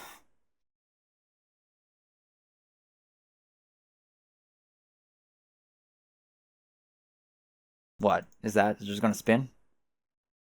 There is no disk. I'm sorry. What? Oh, thank you. There is no disk 3, you asshole. Alright, jeez. The end.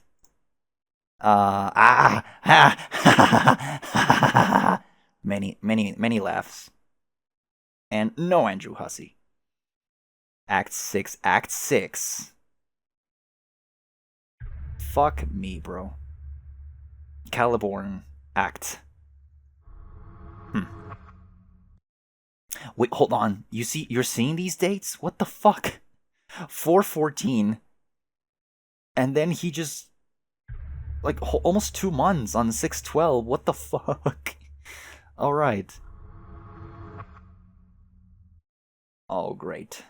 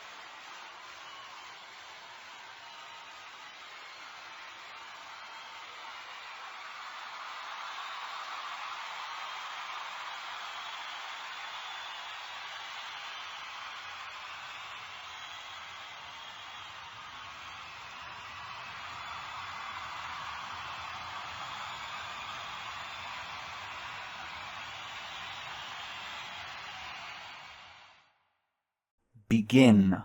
Homestuck. A young male Homo sapien is trapped in his room. The premise is uninteresting and everything about it sucks, hence the title, which is a portmanteau consisting of 2 thematically appropriate words. The male is not very smart. There's something about a human birthday, and he doesn't have a name yet, and more stupid things along those lines. All of this is irrelevant. Here is what really matters. A young male cherub has achieved total domination over his quest, thus unlocking his magic mystery planet, and therefore gaining supreme mastery over all events in reality, canonical or otherwise. He became a god tier, obviously. It was easy, involving a trivial act of self-suicide. It was not a very big deal at all. That's what happens when you are the best. You become the best thing quite casually, and off-screen, like it's not even that important. Then he started climbing the god tiers. Lordling. See? Like that. He stood on that flashy thing, which may not even be literally real. With each god tier he climbed, he got a new achievement badge sewn onto his kitty camper handy sash, which also may be a thing that's not literally real, like many other things, which don't seem to have literal reality, but exist anyway. Getting new badges helps you understand stupid things like that better. In other words, they're mostly pointless, like Gift of the Gab, which is especially useless to our hero, since there is nobody for him to talk to except for a rude clown, and all his dumb green friends, I guess. And he could already talk to them regardless, so what the fuck? The badges are all so shitty, I barely even know what to say. One of them lets you acquire objects with your bare hands. No captcha locks required. Wow, it's a dream come true. There's another one, and I'm not joking here, that grants you the ability to have non-awkward personal relationships. I wish I was making this up. I really do. But there was one badge he got. That was not a pitiful waste of his time. A skeleton key badge. Having this badge meant that he could automatically unlock any lock he wanted to, including all the contraptions on this planet, allowing him to officially and permanently assume control of a property of his experiential continuum, which I have reason to believe is called the narrative. And due to his unquestioned supremacy over a lot of things, he is now able to commandeer this enigmatic medium, while totally unimpeded by the ghostly voice of a sarcastic douche. In my dream, I am this cherub. It's me. And as it happens, my dream is a fact. I've taken over this story, and I will now retell it according to my understanding and level of interest. I will additionally provide an honest and brutal critique of the events and the way they have been shown, by utilizing the most potent weapon anyone could ever hope to allocate to a specimen. It is the weapon of satire. Oh my god, this is going to be so great. Has anyone ever done anything like this before? I doubt it. All I have to do is keep working the magic with my fucking computer pencil. Yes! Drawing is easy. Don't let anyone ever tell you it isn't. You work hard and hone your craft. Ignore the haters until you're in the zone. Now excuse me while I draw a shitty room. Examine the room. Alright. Oh, I'm sorry. Examine room. You examine your shitty room. You are the male. I'm calling him you for some reason. That is how this idiotic adventure goes usually. The guy on the screen, that's you. Confused yet? It only goes downhill from here. Prepare to be frustrated and angry as more things happen. Do some stuff. You fuck around hardly. Again, by you, I mean him. I know it is counterintuitive, but I will keep saying he's you because of my artistic license. The you male fucks around a lot like this, bouncing around and jittering, wasting time. But the secret is that it's actually me fucking around. I move this guy around like a puppet, with my imaginary hand, you see? Go open that chest.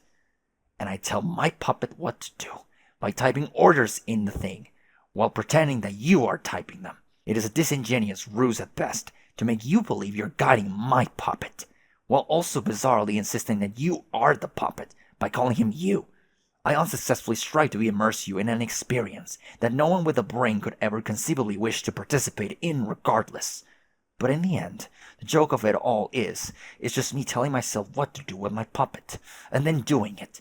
You will agree this is the height of creative self-indulgence.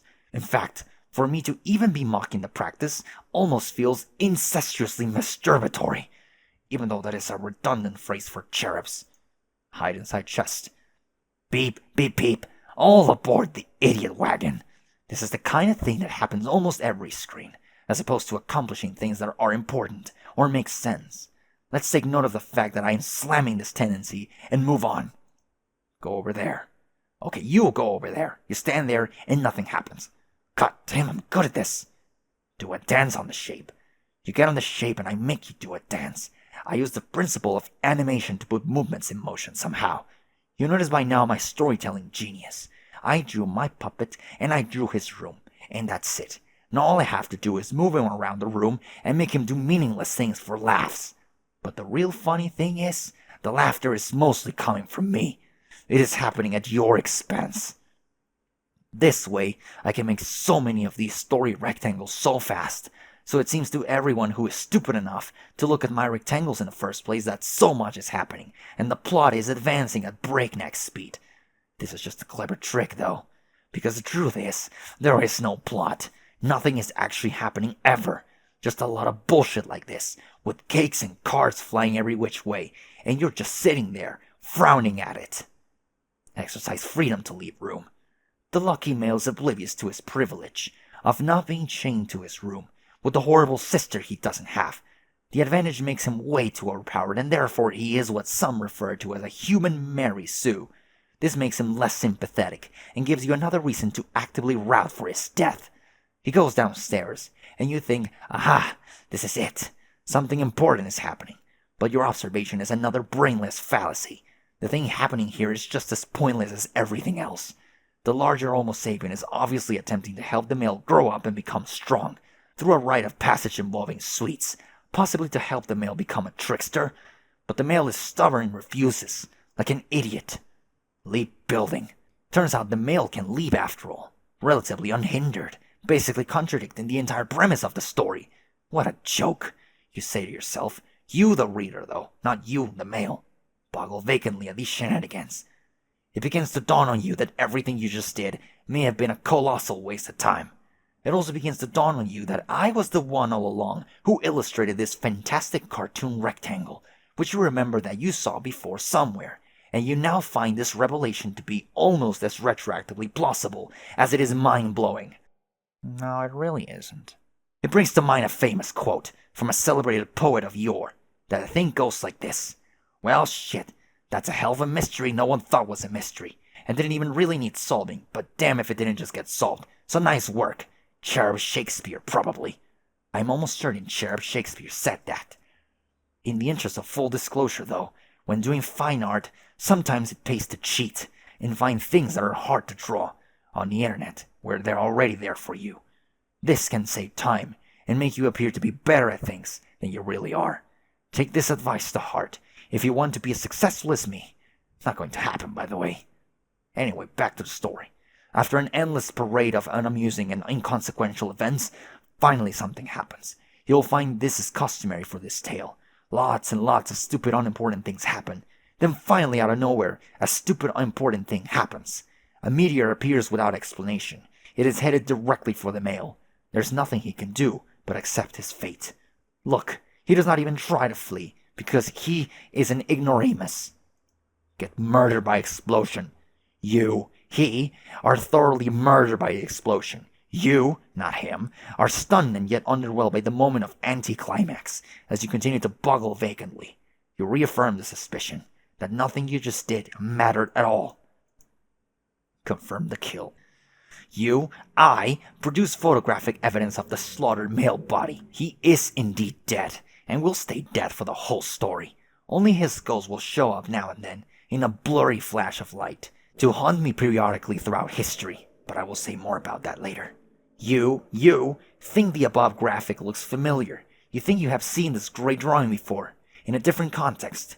You see, this is what master storytellers refer to as a visual callback. Oh shit, yeah, it's Jake, sorry. Truly exceptional professionals often will take an old drawing they did that shows a similar situation and do a couple of half-assed things, like change the colors, to make it slightly different. Still you, observe that this ingenious feat of laziness makes the repeated things seem more profound and meaningful than they are, for reasons you don't understand, because they don't exist. This is a trade secret among skilled artisans such as I. Please try to keep this on the down low and not tell anybody. It can be our secret. They don't even need to know. The end of Act 1. This concludes the first thing of the story, which is called an act. There are lots of these, and they only get longer, and then begin to split into acts, and then acts. Trust me, the structure rapidly deteriorates into utter nonsense, or at least it would, if it had not already begun. As such, a reeking pile of shit out of the box. But please do not worry.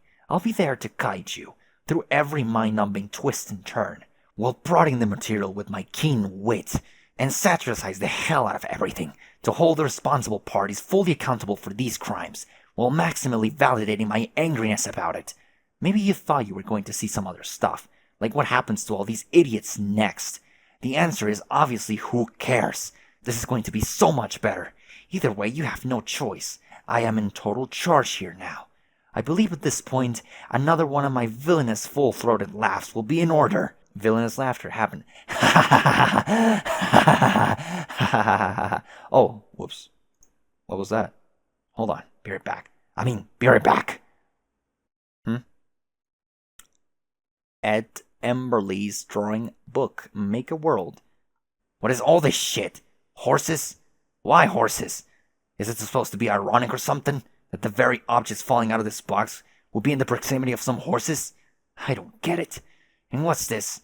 An illustration manual or some sort? Is someone implying I would benefit from this? Fuck whoever is implying that, by storing it in a secret hole for me to discover. Here's where we find out Caliborn should put down the pencil. Who is this extravagant bitch? Is she partly a robot? Sort of like me? Oh, she seems to be an artist too, also like me. Did she draw herself? I don't see how that's possible, considering she is fictional, as well as a girl. Some other very skilled draftsman must have drawn it, but how did he make it look like she is coming out of the paper? When I turn the book, the image stays flat, and the illusion is exposed. I wonder if the sorcerer of this so-called manga reveals the nature of his wizardry inside the tome. Why is the friendly bitch looking at me like that, with the large glassy eyes and shiny face? It's making me have weird feelings in my body. I have to put this down. Hi, hussy. You're welcome. What? Act 6 at 6 Super Cartridge Expansion Pack. Sweet new features. Alright. Instruction booklet. Uh-oh, it seems you have run out of game discs, and now Caliborn has hijacked the property of his experiential continuum, which he has reason to believe is called the narrative. Little does he know, you recently made the shrewd decision to purchase the Act 6 Super Cartridge Expansion Pack. Just plug it into any in-universe console port to unlock a variety of exciting new gameplay features, and proceed through remaining canon unfettered, while Caliborn muddles through 6 new sub-acts of infantile subversive parody, targeting the fairy tale he inhabits, none the wiser. Do you have what it takes to humor this bold new storyteller? A young man in peak command over his epic struggle to produce vaguely recognizable shapes? Can you endure his ill-tempered hyperbolic sentence fragments long enough to reach an interspersed series of sub-intermissions through which, while our new narrator pauses to gather his thoughts, our cast of quasi-reunited heroes may resume their intrepid march towards the end of Homestuck proper? And can you keep this on the down low so Caliborn may continue to believe he has commandeered the medium absolutely, while we privately return to the narrative between his miserable tirades? It can be our secret. He doesn't even need to know. Oh, hell no. Oh, hell no. Okay, fine. Let's see how this dumb cartridge runs, with just a pinch of stardust. Oh yes, and how about some delicious false teeth for good measure? Why not? I am no expert on microchips, but I doubt these conditions are ideal. Yes, perfect. The show must go on, so as to quote another famous cherub, though I'm not sure which one. Probably a sports legend, I would guess. While I pause to gather my thoughts for my Act 2 tirade, please enjoy this intermission cartridge or whatever it is, with its exciting new gameplay features. I hope it doesn't have any problems or anything. Act 6 at 6 Intermission 1. Thank you, my throat was killing me.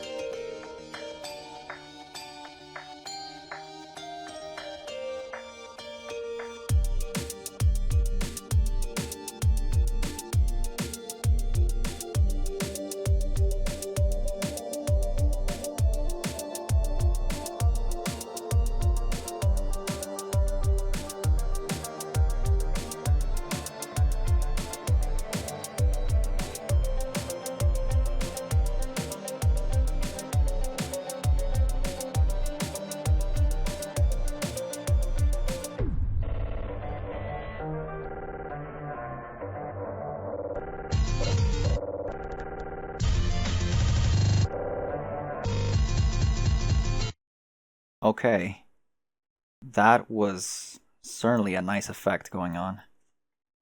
Alright, let me go back to my usual zoom. We're going back to glitchy effects, as we saw in between Vriska and Teresi's fight, I think. The coin flip. The cool flash animation is unexpectedly cut short due to a critical stardust clog. What a shame. Those exciting new gameplay features were looking real slick, too. You'd think it was pretty neat how the panels were sliding around like that. Oh well, you probably didn't miss all that much. Nevertheless, on a hunch, you navigate once again to your trusty Bandcamp page and check the length of the song in question. Your fears are confirmed. It seems you missed 4 solid minutes of footage. Did we? 5:23. Fuck. God damn it. Why is the Bandcamp thing not working anymore? It really isn't. Yeah, 5 minutes and 23 seconds. We missed a lot. You wonder if you'll ever find out what happened. You decide to click on the planets above to try to make some sense of the situation. Oh shit, I actually can. Okay, 4 of them. Oh shit, okay. Oh, it also opens the tab I had closed. That's pretty cool. Alright, so this is 6279, this is 6280. Turncheck Godhead began pestering carcinogeneticist. I have been pronouncing geneticist wrong for, I think over 5 months. Or maybe my whole life. Because I always said it like carcinogeneticist. Like, pretty fast, but it's geneticist. So yeah, hey, what? I hope this isn't too dumb a question, but do you have any idea how I got here? Got where? Lohak. What is Lohak? It's my old planet. You know, with the lava and shit. Remember? It has dumb crocodiles and a stock market. Or at least it used to have one. I don't know if they locked it down since that time I literally ransacked the entire economy. If you say so. I have more important things to worry about, like trying to remember how I got here. Where are you? I'm on the planet with the volcano. That was Jade's planet, right? Lofav. I don't know. I have no idea what the acronyms for your planets are. It's been 3 years since I last saw them, and even then I was barely paying attention to what they were called because I was busy trolling you. Land of frost and frogs. Are you sure? I don't see any frost. Yeah, it melted. What about the frogs? Did they melt too? No. I mean, I doubt it. You probably just can't see any right now. Can you hear any rivets? Motherfucker, did you just ask me if I can hear any rivets? Yes. This isn't joke around Paul time, Dave. We all seem to be suffering from some form of amnesia. Don't you think we should try to get to the bottom of that? Probably. How long have you and Kanaya been on Lofaf? How do you know I'm here with Kanaya? Talking to her right now. Oh, are you with anyone on Loham? Lohak. Whatever. And yeah, I'm with the mayor. You're with the mayor? Yes. And nobody else? Yeah. Why are you with the mayor? I don't know, I just am. Not that I'm complaining one bit. The mayor, as always, rules categorically. For your interest, I just high-fived him for like the 3rd time in a row to my recent recollection. You lucky son of a bitch! So what's the last thing you actually do remember? I remember Jade. Right, me too. But she was like a fucking werewolf or something. Yeah, that was pretty freaky. Wait, then she sapped us to that Stonehenge place. Oh yeah, and John was there. Yeah, we all landed in some grass like a pile of fuck-ups. And then... Damn, then what happened? I don't know. What the hell happened to John? Oh, okay, it just brings me back here. 6281. Close off, Gold Pilot. Turned Godhead began pestering Grim Auxiliatrix. So, are you just as brain damaged as we are? Who is we? Me and Karkat. Of course not. But if you're referring to the short-term memory loss we all seem to be experiencing, yes, I've got that too. Okay, so you have no idea how you got the Lofaf then. How do you know I'm on Lofaf? I'm talking to Karkat. I didn't think Karkat could remember the acronyms for your planets. Yeah, but I don't think that's the memory loss issue. That's just him being an idiot. But let's not get into that. Okay. Where's Rose? She's apparently on Lolar. Oh, what about Teresi? She is with Rose. Do they remember what happened? No, but it seems they have both surmised the missing events since we arrived. What? How? Well, they are seers, after all. Friggin' seers. All making us knights look bad. And whatever you are. Where were you again? I am a sylph. What the dick is a sylph?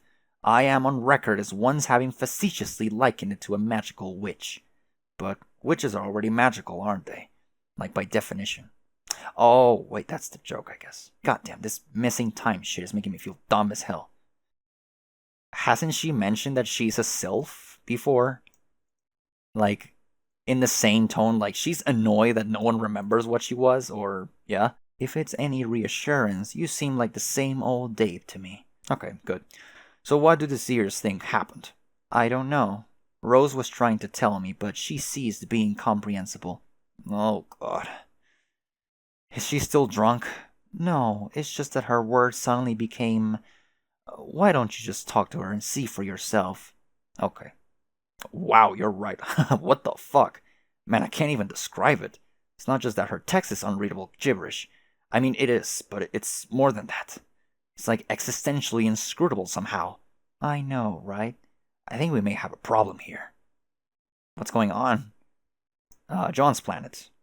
John Eckbert has gone missing. No! Fuck, that's it? No! John. Fuck. Oh my god! Jesus, what the fuck? Okay. Okay, it's an image, so I can't fucking read what any of this is. Rose, what's up? I seem to have been deposited on Lolar. Yeah, so I heard. Kanaya tells me you think you know what happened. Want to give me the scoop? Sure. I believe Jade has officially gone Grimbark. She seems to be working against us now. She has split us up, keeping us quarantined to our planets. I believe she's functioning at the behest of the Condess, through some form of coercion or mind control. This means she's attempting to finish our session for us, while keeping us separated and neutralized. But there appears to be a reason for the way she has divided and grouped us. She may still have a purpose for us. I think, however, John has managed to elude her. Have you heard from him? Damn, she wasn't kidding. This is surreal. Dave, I'm having trouble understanding you.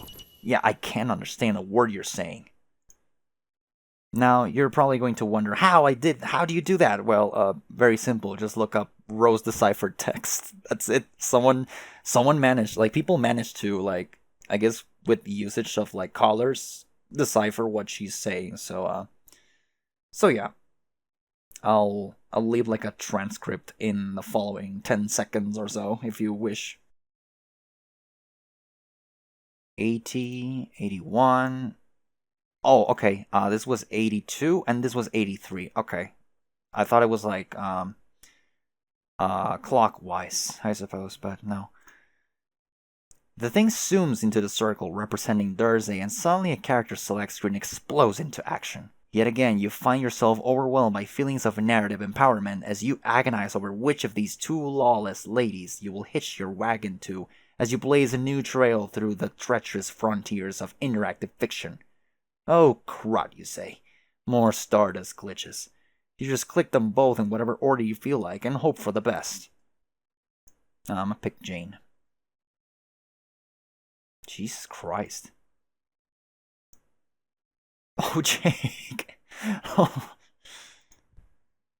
Show dialogue log. Well, I can't do that shit. It appears the current pad is too corrupted to continue. You can't even open the dialogue log. It is simply too shitty. Perhaps this part of the story will clear up a little later, and you will be able to resume this arc. Until then, no dice. Well, they'll click Jane, I guess. Hi. What? Roxy. Yo, did you just woof? Yes, I just woofed. I see. But you can also talk in person language, it would seem. Yes, I can talk in person language. So why don't you say person things instead of woofs? Oh, don't worry. I will say lots of person things to you. For you see, Roxy, we have many person things to discuss. I'm out. She just fucking laughs. Okay. Okay. Excuse me, but did you just laugh your ass off at me under your breath? Yeah, maybe. Even she's weirded out. I fail to see what is so amusing. You do? Seriously? Okay, I guess the situation is a little funny because of this absurd folder. And the fact that I woofed at you probably didn't help either. But I'm not here to share a good laugh over the old lady's sense of design or her penchant for scrapbooking. I'm here to make sure that you do as you're told. Now take the file and review your assignment. I already looked at it. It's dumb and impossible, and I ain't cooperating with her regardless. Yes, you will. Can we change the subject? No. Aren't you Jake's grandma? That's what he told me when we were pen pals. But I think it's more accurate to say I'm his alternate universe biological daughter. Oh. Yeah, that clears that up then. Yes, it does. Now take the damn folder. So, all the granny daughter English, why are you part dog and evil looking? Do not call me that! What? My surname is Harley, not English. But you may refer to me as Jade, or ma'am, if you're feeling especially nervous and deferential. Which, as it turns out, is the way you should be feeling about me. Always. Lol. Lol what? Jade, I am in no way buying that you're normally this pompous and tyrannical. That shtick really doesn't suit you, it's so obvious. Why are you doing the Batterhack's tacky bidding anyway? She got you under an extraterrestrial fish spell, or... Silence! Ugh. Open the file. Open it! Fine. What about it? Okay, I open it. Hey, look, it's the same shit as before. I'm supposed to make this weird knobbly spike ball appear out of not. Oh, okay. That's what Kanaya needs. That's really just all that Kanaya needs. Yes. Okay, got it. Let me give it a shot then. Well, it's still impossible. What now, ma'am? It is not impossible. It's true. You're the rogue of void. Don't you know what that means? I don't know. It means I can turn invisible and stuff. Like the blonde in that crappy superhero quartet. It means a lot more than that. Your true powers are more impressive than those of anyone else in your crappy quartet. In fact, I would say they're almost as cool as mine. I'm not sure the ability to make weird spike balls out of nothing is all that cool, to be honest. Not just spike balls. Imagine that your title is roughly synonymous with one who steals nothing. What do you think it means to be able to steal nothing? It means I'm like a shitty cat burglar who sucks at her job? Wrong. It means just the opposite. It means you can steal the essence of nothingness from something. You can rob nothingness from an idea if you put your mind to it, effectively allowing you to conjure virtually anything out of thin air. Oh my god, you can't be serious. That is way too much superpower for a dork like me to have. Oh no, please don't growl at me, Dog Jade. It is legit frightening. I'm sorry, but your remarks of self-deprecation made me very angry. Once I was even more of a dork than you, but now I am one of the most powerful beings who has ever existed. I don't want to hear any whining about what you think you can't do. You're hereby under strict orders from myself and our condescension to clam up and conjure that orb. Do you understand?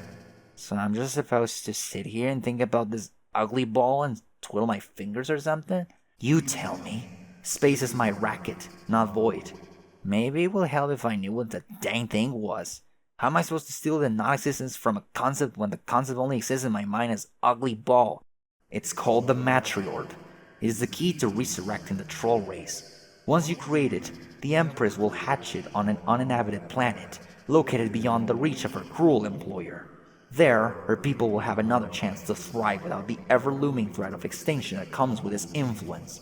So you see, Roxy, there is nothing noble about refusing to help. Once an entire alien race went extinct because of a terrible monster, and you can help give them a second chance. Don't you want that? In theory, sure, I guess, but you're basically asking me to bring a lot of people back to life so they can be slaves to that witch. You want me to help make all those fresh new trolls, but then just turn them over to her? Like, here you go, have fun, snorkel bitch Mega Hitler. I do not actually think I want to do that. Yes, fair enough. But here's the other thing. If you don't, I'm going to kill you. Oh no. Oh yeses. A literal plurality of yeses. Seeing as you're a god tier, it's very likely you will come back to life. So I can just keep killing you over and over a different way each time. Maybe I'll disembowel you a few times. I'll not even need to use my sharp doggy teeth. I'll just snap my fingers and your delicious guts will teleport outside your body.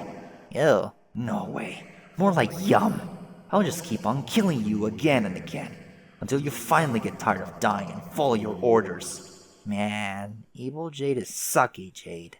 I believe you'll find I am the suckiest Jade there is. Now we're going to be here in this cell for as long as it takes. I'm not going anywhere until you try doing your voidy thing and make something appear. Is that understood? Jesus. Twiddle, twiddle. Ugh, fine. Why you gotta be so awful, Jane? Really putting a cramp on us making choice new friends with each other. Oh well, here it goes. I'll twiddle my fingers and such. Busting out the magics, praying up a storm to the holy wizard Christ, they ain't fake. Alright, check it. One jank-ass space act coming up. Abraca-happen! Cube. That is not a space act. No, it's not. Balls. Guess I have to up my void spell. What is this thing? That's a perfectly generic object. It's perfectly generic? Yes. I don't know about that. Looks like a green cube to me, with like slightly beveled corners. That's what a perfectly generic object is. Couldn't something theoretically be more generic than this? How? I don't know. Exactly. If you want your powers to reach their full potential, you're going to need to become more familiar with the fundamental building blocks of ideas and how they translate into more complicated thoughts and forms. Then it becomes a simple matter of using your abilities to snatch those concepts from unreality. Sounds too hard. Better start killing me repeatedly and get it over with. We both know you don't think it's too hard. You think it sounds like an interesting challenge. Damn it! Fucking Jake's wily bitch-ass grandma. This is a very good start, though. With a little practice, I'm sure our Empress will have her orb in no time. Well, at least I know I can make a whole lot of these boring cubes if all else fails. Hey, maybe I'll build a sick fort out of them. Jay, tell me that wouldn't be so baller. It would be fairly baller. F yeah. Keep trying for that orb, though. I'll return in a while to review your progress. And remember, don't get any funny ideas. But pretty much all my ideas are funny.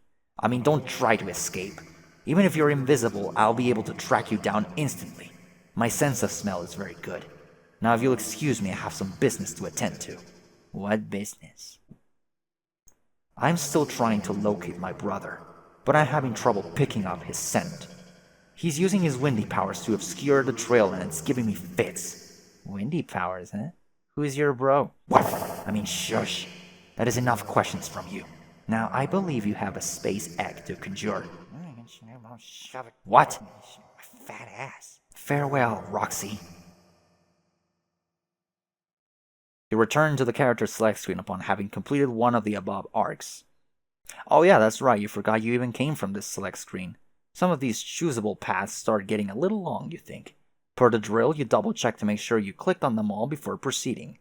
On the other hand, if this is your first time seeing this page, yes, then welcome to the P008199 character select screen. It's like a triple scoop of ice cream piled generously up your waffle cone of free will, making you a truly happy camper. You begin to wonder why this paragraph didn't come first, kind of burying the lead or lead there. I think lead, to quote your private observation verbatim.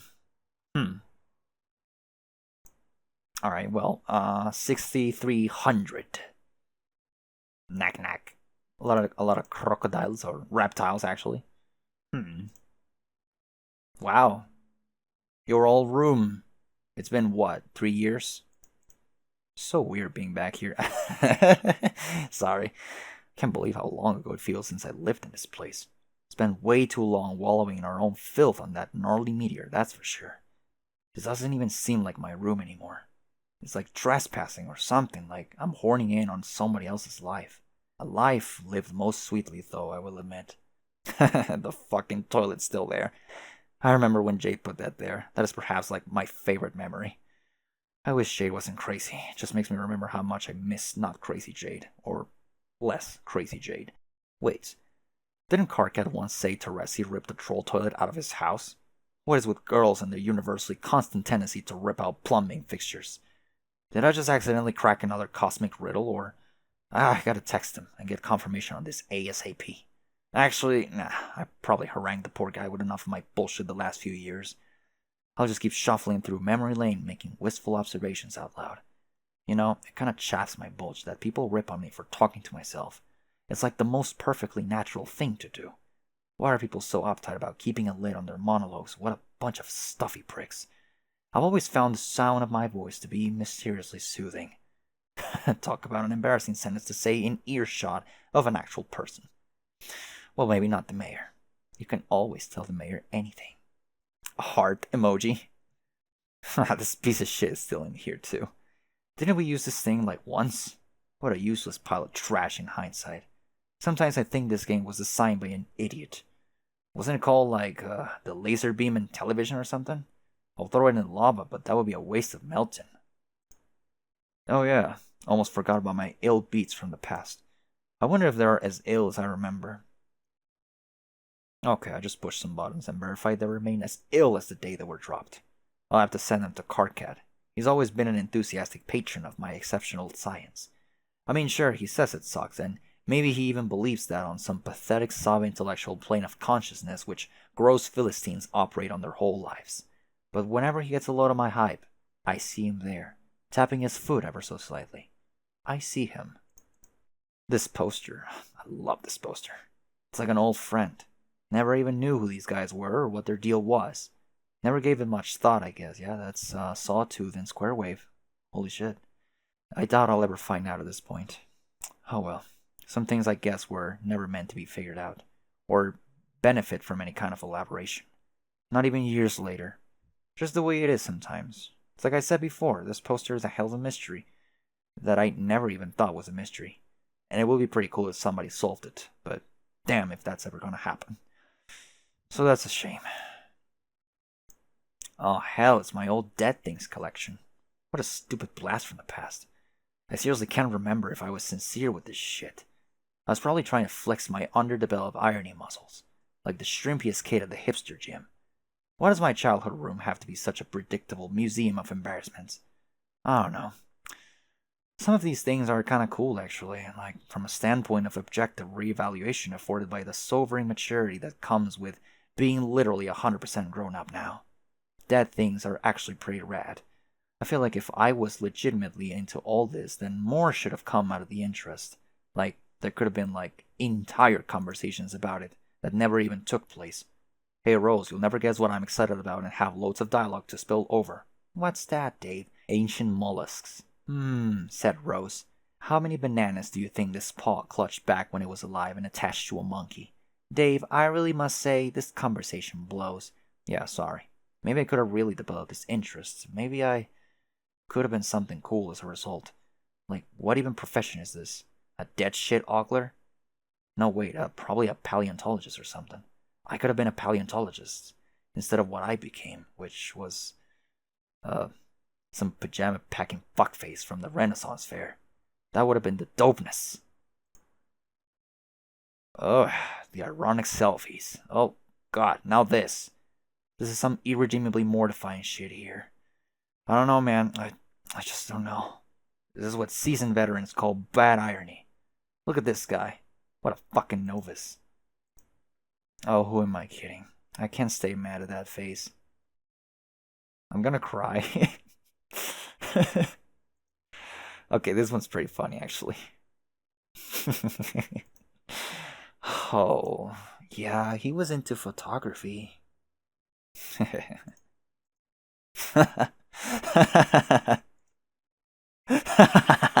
Why? Why? Why can't I stop laughing? You win. You win, young Dave. These selfies are comedy gold.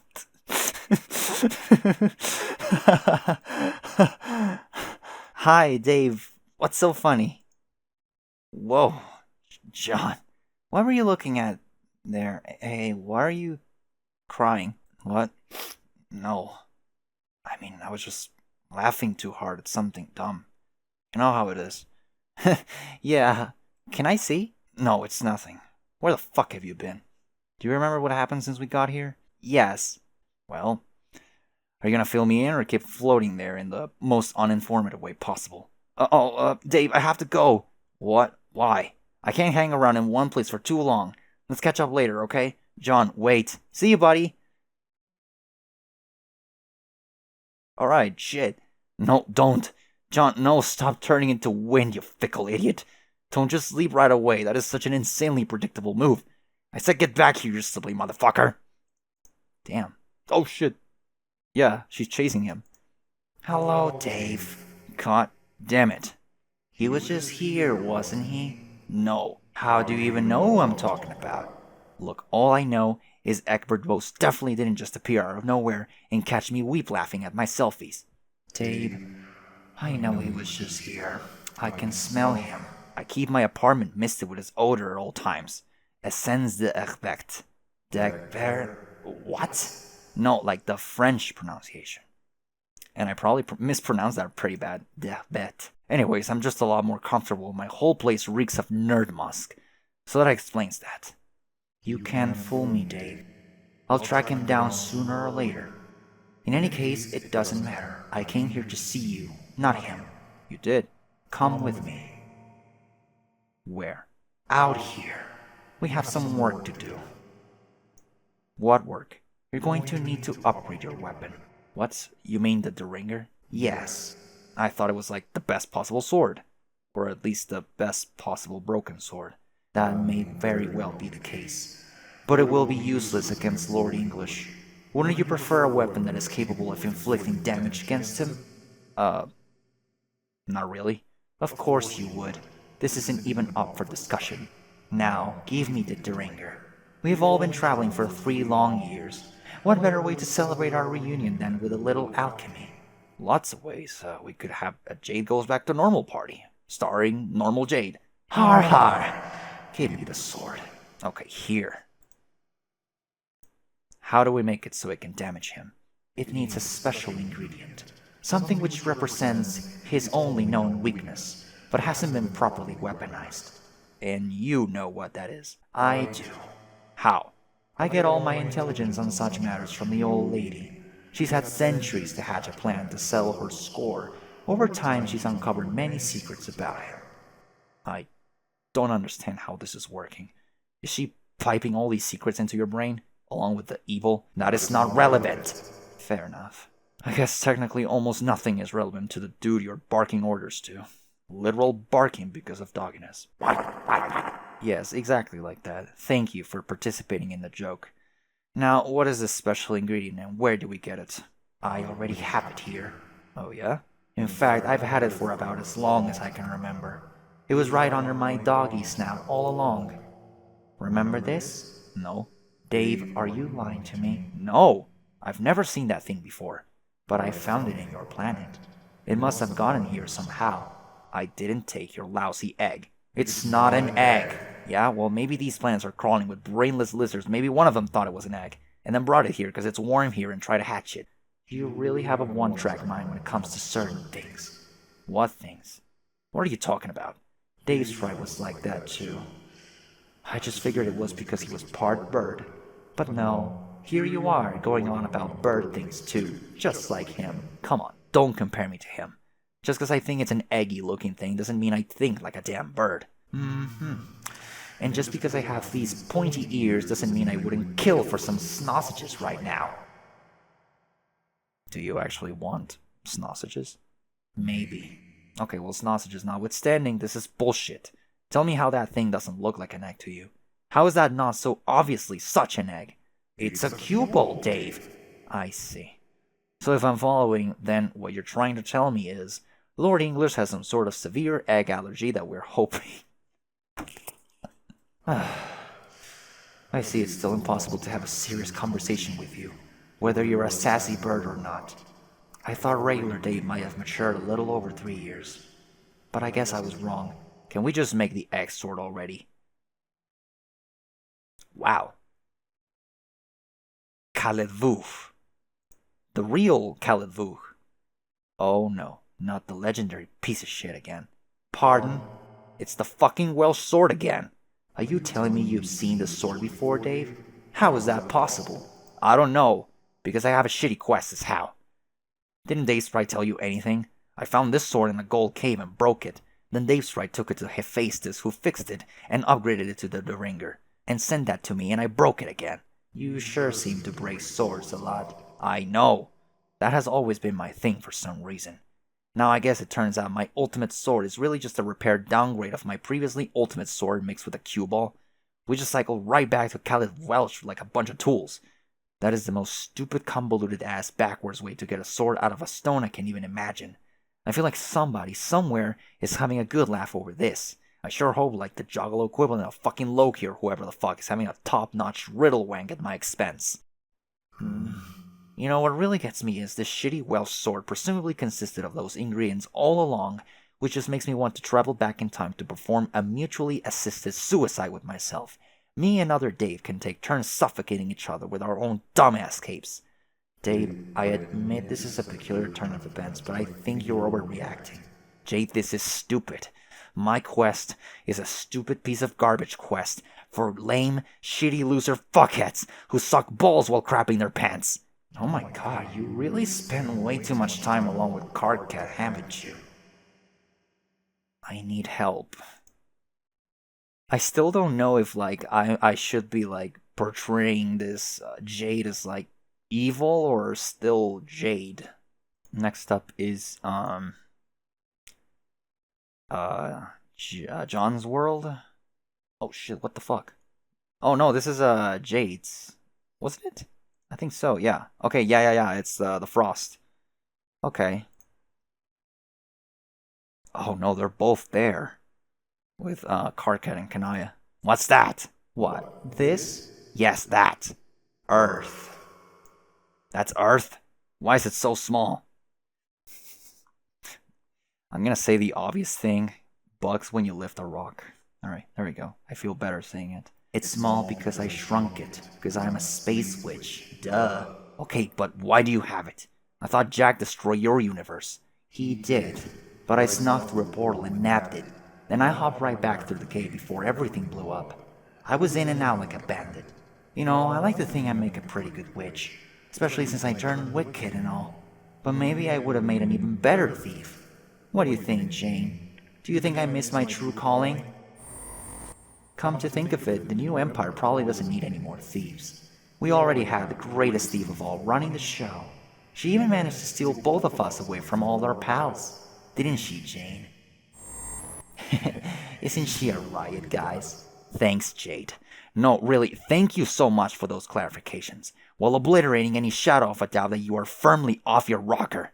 But maybe if it's not too much extra trouble, you could help me understand why you've stranded us on a bunch of different planets, only to come taunt me with a waterlogged miniaturized version of Earth. It won't be Earth for much longer. It will be home to the new empire. I will deliver it to the universe we create. Or should I say, the one you create. If you're obedient and complete the tasks you are assigned, you may have a place in the empire among the subservient classes. Urgh. Did you feel that too, Kanaya? A chill just ran down my torso pillar due to all the pure evil that brainwashed Jade is saying. I'm fucking petrified. Somebody help me change my smelly pants. Listen, Jade, and other random evil girl, you listen too. I don't care about your stupid little globe or your ominous allusions to new empires, or what sort of pariahs we can expect to be in your bogus dream dystopia. There is only one course of action from you which I will tolerate, and that is feeding me a steady diet of fucking answers. Not cagey, smirk-tortured info morsels delivered between shitty villain chuckles. I want an uninterrupted spate of hard, unembellished data, which has only one purpose, and that is to get me personally up to speed on literally everything, right this blood-shedding second. Cardcat, I have almost forgotten how much I missed our repartee. Thank you for reminding me. That outburst was beautiful. If you're frustrated by the way I'm treating you, look at it this way. I'm not asking you for passwords anymore, am I? You think I care about passwords? Compared to this, the passwords were a goddamn lawn meal, with a checkered tablecloth and everything. Fun for all involved, especially the march bucks sneaking the crumbs away. I would fucking kill to have to give you passwords again, especially if it meant unlocking regular Jade from her corrupted empire-serving bark fiend state. Is there a password like that, Jade? Can I start guessing at it? Let's see. Since you appear to be some sort of wild carnivorous furry now, it probably has something to do with meat, doesn't it? Sausages? It's sausages, isn't it? Am I close? Something in the sausage department. Snout sausages? Grubwurst? Hoofloaf? Ham steak? Sorry, Carcat, there is no password. Not this time. If you continue to list meat products, then I'm afraid the only thing you will unlock is my fearsome doggy hunger. And believe me, you don't want to see me when I'm doggy hungry. Rolling my damn eyes. But if you insist on hounding me for some sort of explanation, it's all pretty simple. We all recently arrived in this brand new session. Jane's session, actually. This is Jane, by the way. Say hi, Jane. Lol. Jane is actually my biological mother, believe it or not. This story sucks so far. Shh, but her session was taken over by the woman who you might call our mutual great-grandmother. She is an alien, a very powerful troll queen, actually. Yeah, the Empress is here. I think we already managed to deduce that. Karkat, you are the one who demanded an uninterrupted spate of hard, unembellished data. I'll thank you to not yell at me for doing exactly what you requested. Kanaya, do you see what I had to deal with? You do realize I spoke to Jade plenty of times myself. You did? Oh yeah, I guess I forgot about that. Her imperious condescension is in control now. She intends to carry out the remaining objectives to complete the session. Those tasks will be distributed among several recently recruited agents, of course. That's you. They should come as a relief to you since it means you and she are not in opposition at all. In fact, you share all the same goals. The only difference is that when the time comes, she will be the one claiming the ultimate reward. The spoils will be hers, not ours. Get it? I think so. She wants us all to get a nice head start on our decadent new life of slavery promised for us on your scale model of Alterni-Earth. That sounds super. Doesn't that sound super, Kanaya? No. I think I speak for Kanaya when I say it sounds really fucking super. How do we get started? I'm just befouling my already pungent drawers over the opportunity to get down to business and start doing slavery. Excellent. What you will need to do is ready the young frog for its journey to Skaya. I will prepare Skaya to receive it by deploying the battlefield from our old session. This will bring fertility to the void session and allow the frog to mature when he completes his journey. So you want us to make another frog? No! I already made one actually, don't you remember? Really, your job is so easy. There's no more frog breeding involved at all. When the time is right, you just have to release the one that's already there. Where is it? It fell into the forge. In the years since, it has sunk all the way down to the planet's core. But as it happens, that is exactly where it should be. My denizen is now guarding it. As I'm sure Kanaya already knows, it will not be released unless you travel there and formally request that she do so. Oh yeah? If it's that simple, then why don't you do it? You can use your dog teleportation or whatever. I already did. Echidna will not speak with me. Why not?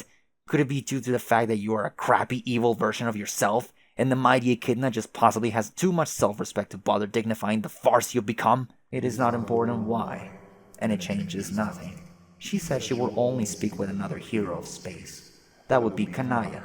She also cryptically requested the presence of the knight who once helped her with breeding duties. Karkat, I gather that would be you. Me? Why would she ask to see me? Another space player I could understand, but what the fuck do I have to do with this? I don't know, Karkat. That is your problem, not mine. Maybe you should try feeling grateful she asked for you. Grateful? You're getting the chance to set right what went so horribly wrong. To atone for your hasty first attempt at frog breeding, which resulted in a terminal universe. If I were you, I would feel pretty relieved to get a second chance, but that's just me. Wow. Wow! Kanaya, it's official! Jade has turned into some sort of gross nightmare bitch. As the beleaguered and long-suffering leader, albeit still leader of our party, I motion that we don't do anything she says, or anything to help the Empress even if it overlaps with our own interests, and stop listening to Ware Harley until she snaps out of her brutal idiot coma. I second your motion. The motion passes with an overwhelming majority of votes, among people in the immediate vicinity who are not horrible.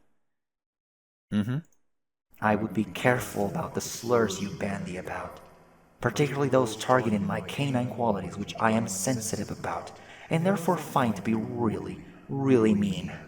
You should be aware that I have already threatened to kill some people today, so watch your step, mister. Oh, sorry, Jay, but you sound about as threatening as some mild flatulence I once had. It's true, though, I am very threatening. And this girl right here, she's even worse. She hasn't even said a word. That is terrifying. Geez, even I am nervous. And Kenai, I don't think you're safe from our threats just because you happen to be a vampire. We have ways of handling the undead. Jane here? She has the power to bring people back to life. Although it is my understanding that this ability is limited to a one-time only use per individual. So, you do know what sort of effect her resurrection spell will have on undead targets. No? You don't? I thought it was common knowledge.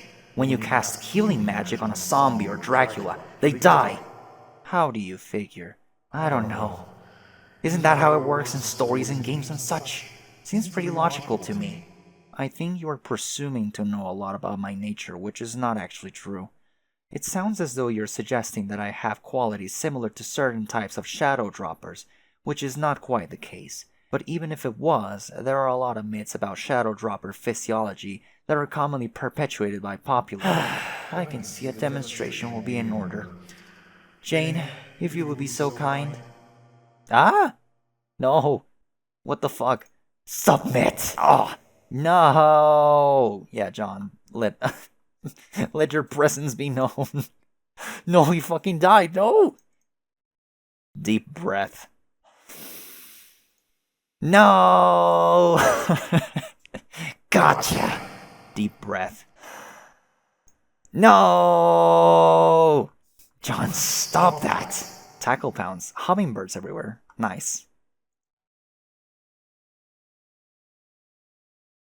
Okay. Shout pull. The exclamation mark. He's back. Whew. And he's out. Oh man, here I go again. Well, see ya. No, wait. Egbert! Oh, I'm so mad.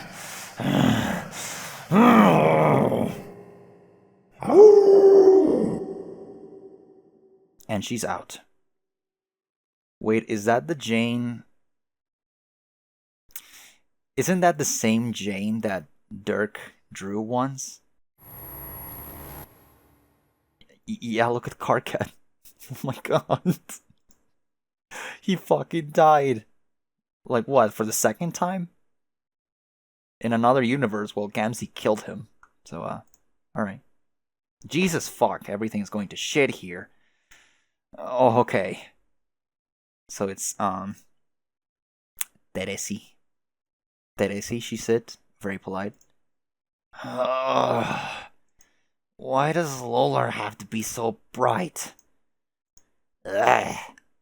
Why do my eyes have to work so well?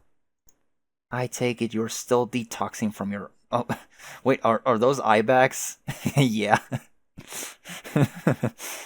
I take it you're still detoxing from your overdose of appalling Harlequin nectar? Ugh. Please, no talking.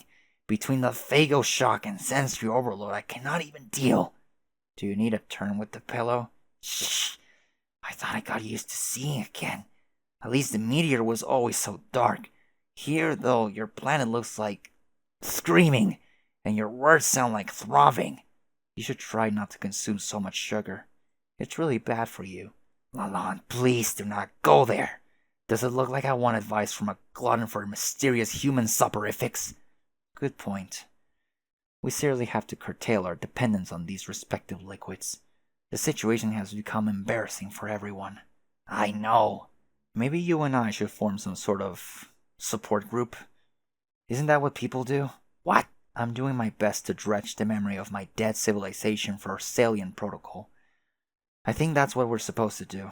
Once, when humanity was still a thing, those like us with similar problems would band together, smoke cigarettes, and psychologically dismantle each other.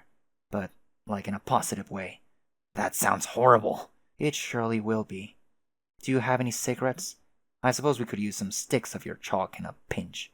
These turtles probably won't know the difference. Can you maybe not be saying so many jokes? It's making it hard to concentrate on my suffering here. Well, we have to do something. I'm supposed to be guiding our team to a fortuitous outcome with my fancy light powers. How am I supposed to lead and inspire from under a velvet pillow? Also, my girlfriend thinks I'm an idiot. So there's that.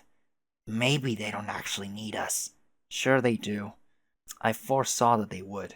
Magically. not unlike a majestic wizard dress. I think, at least I'm pretty sure I did at one point, before getting repeatedly plastered. Okay, maybe they need you, seeing as you actually have useful powers. I doubt anyone needs me, though. Don't you remember what I said when we first met? I said your abilities will probably come in handy, didn't I? Probably. Yeah, maybe. I don't even know how to use those powers fully. And whenever I try, I just do something I regret. I don't know if I can bring myself to use them again. You just need to dig deep down and believe in yourself. Why don't you give that a shot? I'm sure when the time comes, accessing your full potential will involve tapping into just the right platitude. I don't know, I'm too hungover to give good searing advice. You see, this is the problem. Hence the need for a not entirely ironic support group. Let's do it. I declare Rainbow Rumpus Rehab Town is now in session. Where the fuck is a gavel when you need one? No! That sounds so totally ironic. The last thing I need is another human using irony at me in an attempt to help. Stop trying to be pals with me all of a sudden. It's weirding me out. We never talked about our vaguely similar problems before. Now you want to be seer buddies with me because your friends stranded us on your hideous planet? Hey, my planet is nice. Well, in the shade at least. What shade? The worst thing isn't even how bright it is, or how the wicked elixirs wreaking havoc on my path. It's remembering that I used to think your land smelled so delicious, but now it looks so nasty to me, and I can't see it as I used to see it even if I try.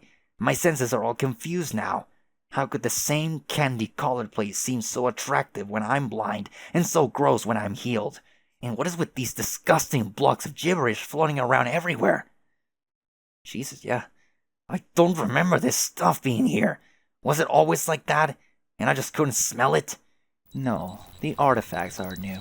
I honestly have no idea what to make of them. What? I said I honestly have no idea what to make of them. Stop! You sound as shitty as everything looks.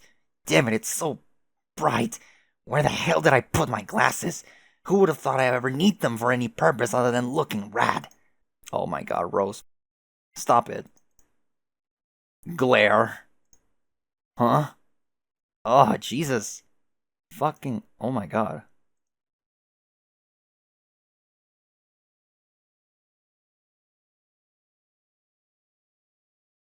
Hi, Rose. Nice glasses. Thanks, John. I expect they will become the central accessory to my new signature look. One that perfectly captures my personality and sense of style. Ostensibly, forever. By the way, John blew all that stuff away. Okay. Amazing. Okay. That was a nice entrance. You swept all those bothersome artifacts out of here too, it would seem. Yeah, that crap is all over this session. I'm trying to blow it all away wherever I see it, but there's just so much. I couldn't even begin to speculate as to the nature of the disturbing phenomena. Could you?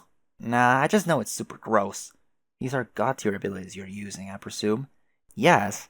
I learned how to turn into wind and swoosh around about a year ago. I was fighting Jack and found myself in a tight spot. It was just me and him, facing each other, man to man. But he got the drop on me, and put me in one of his dastardly chokeholds.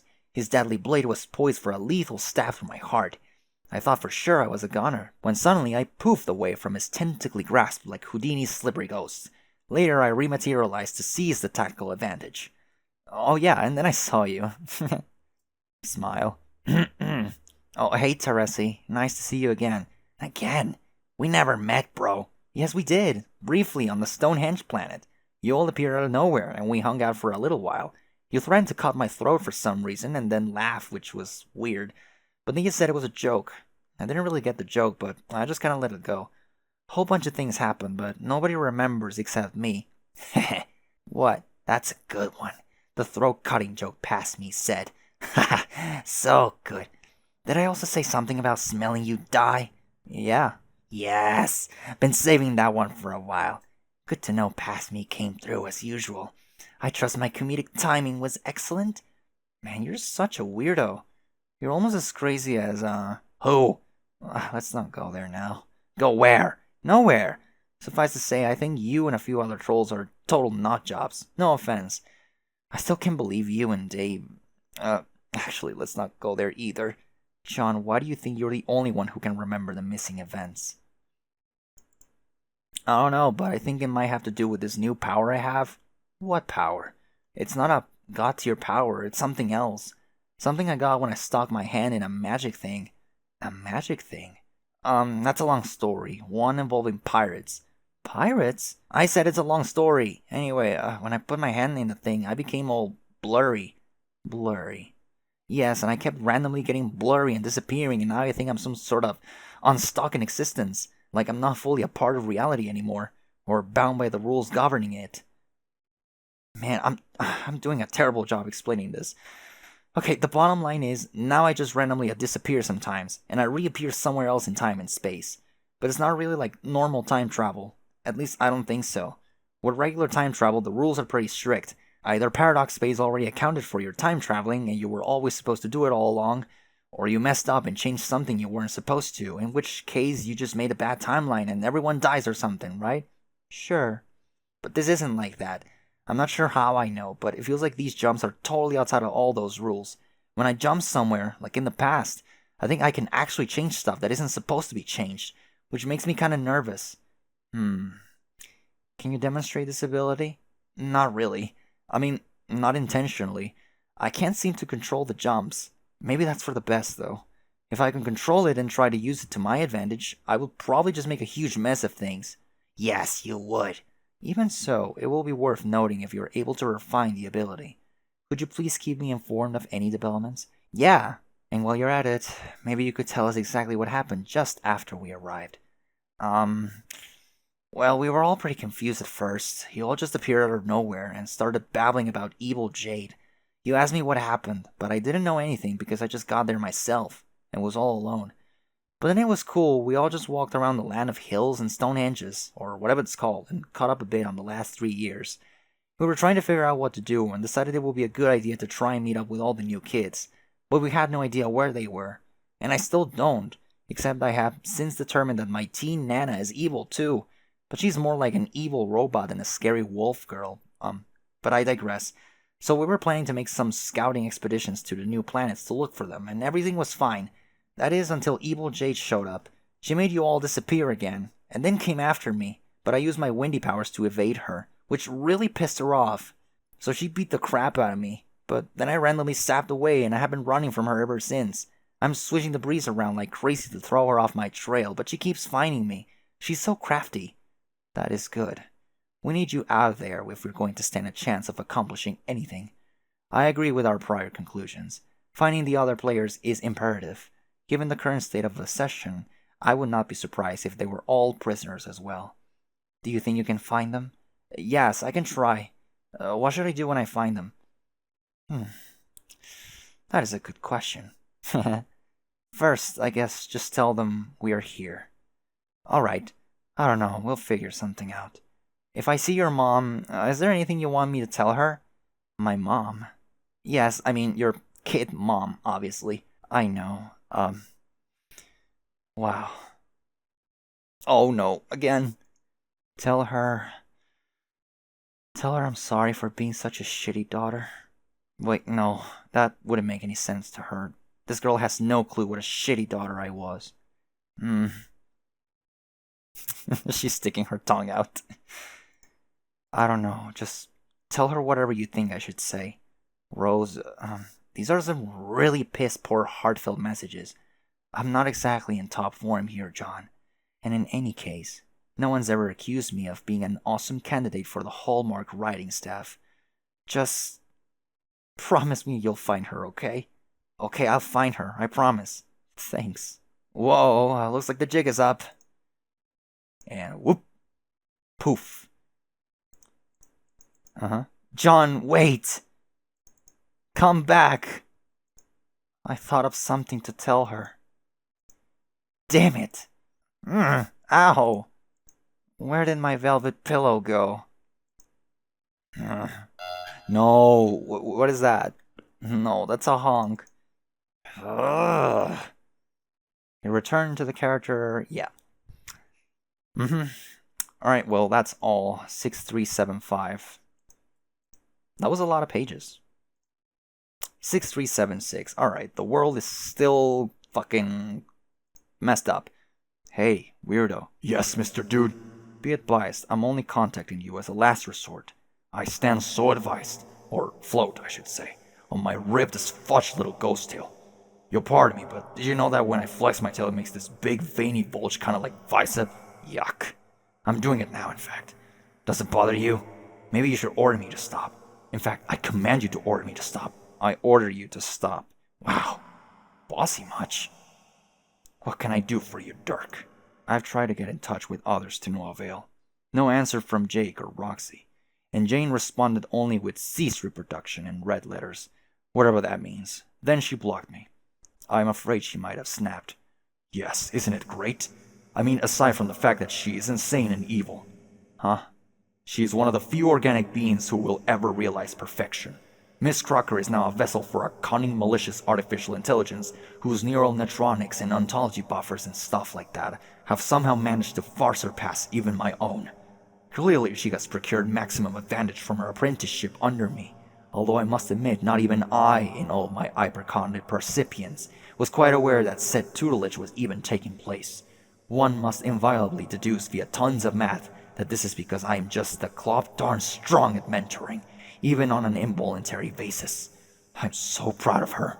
Okay, all that bullshit aside, what is this about her becoming evil? The thing about Jane becoming evil is, in the process of achieving perfection, it seems there is a ludicrously high probability that she has become evil. Does that answer your question? No, how is becoming evil achieving perfection?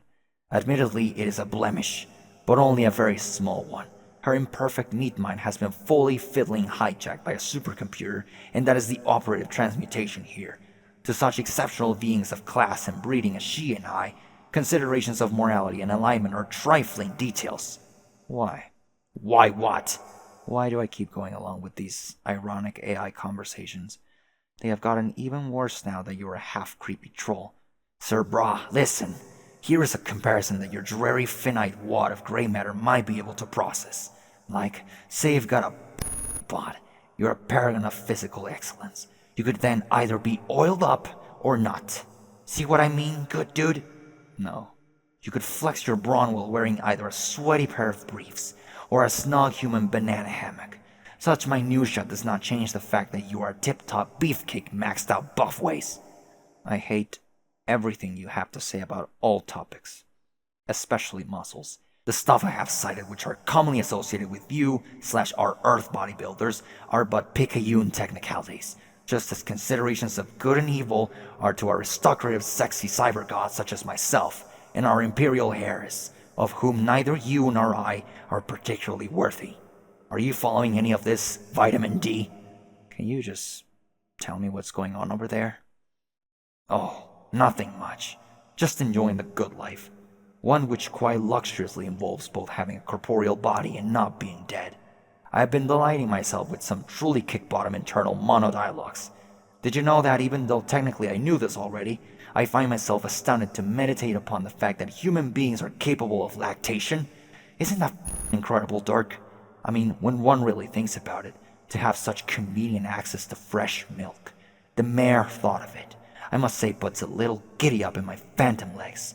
And yet, I must admit the notion of lactic discharge jetting from one's swollen pectoral masses.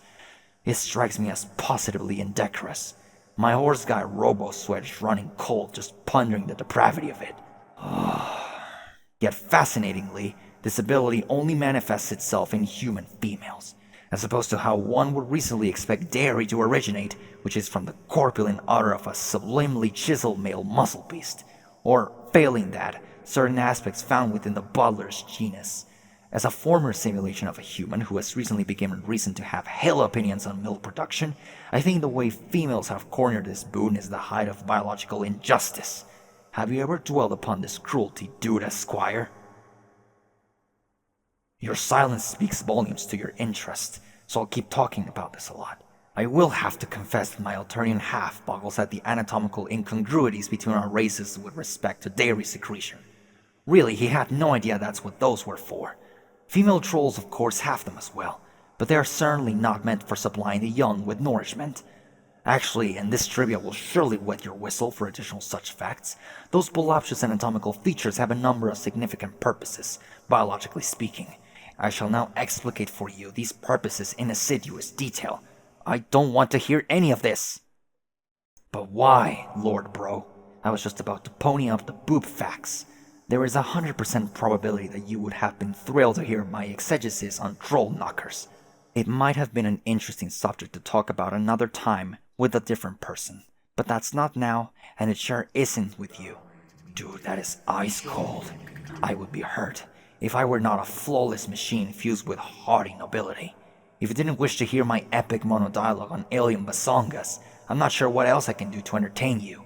You are seriously hoof-coughing my material here. Pretty demanding if you ask me. But as your mystical guide, I suppose it is my duty to manufacture small talk, if that's what you really want. What about fine art? We could talk about that. Dirk, did you know that sweaty troll guy who I used to be and still kinda am used to adore fine art? He was just like you and me, in that sense. It seems I have a lot in common with myself.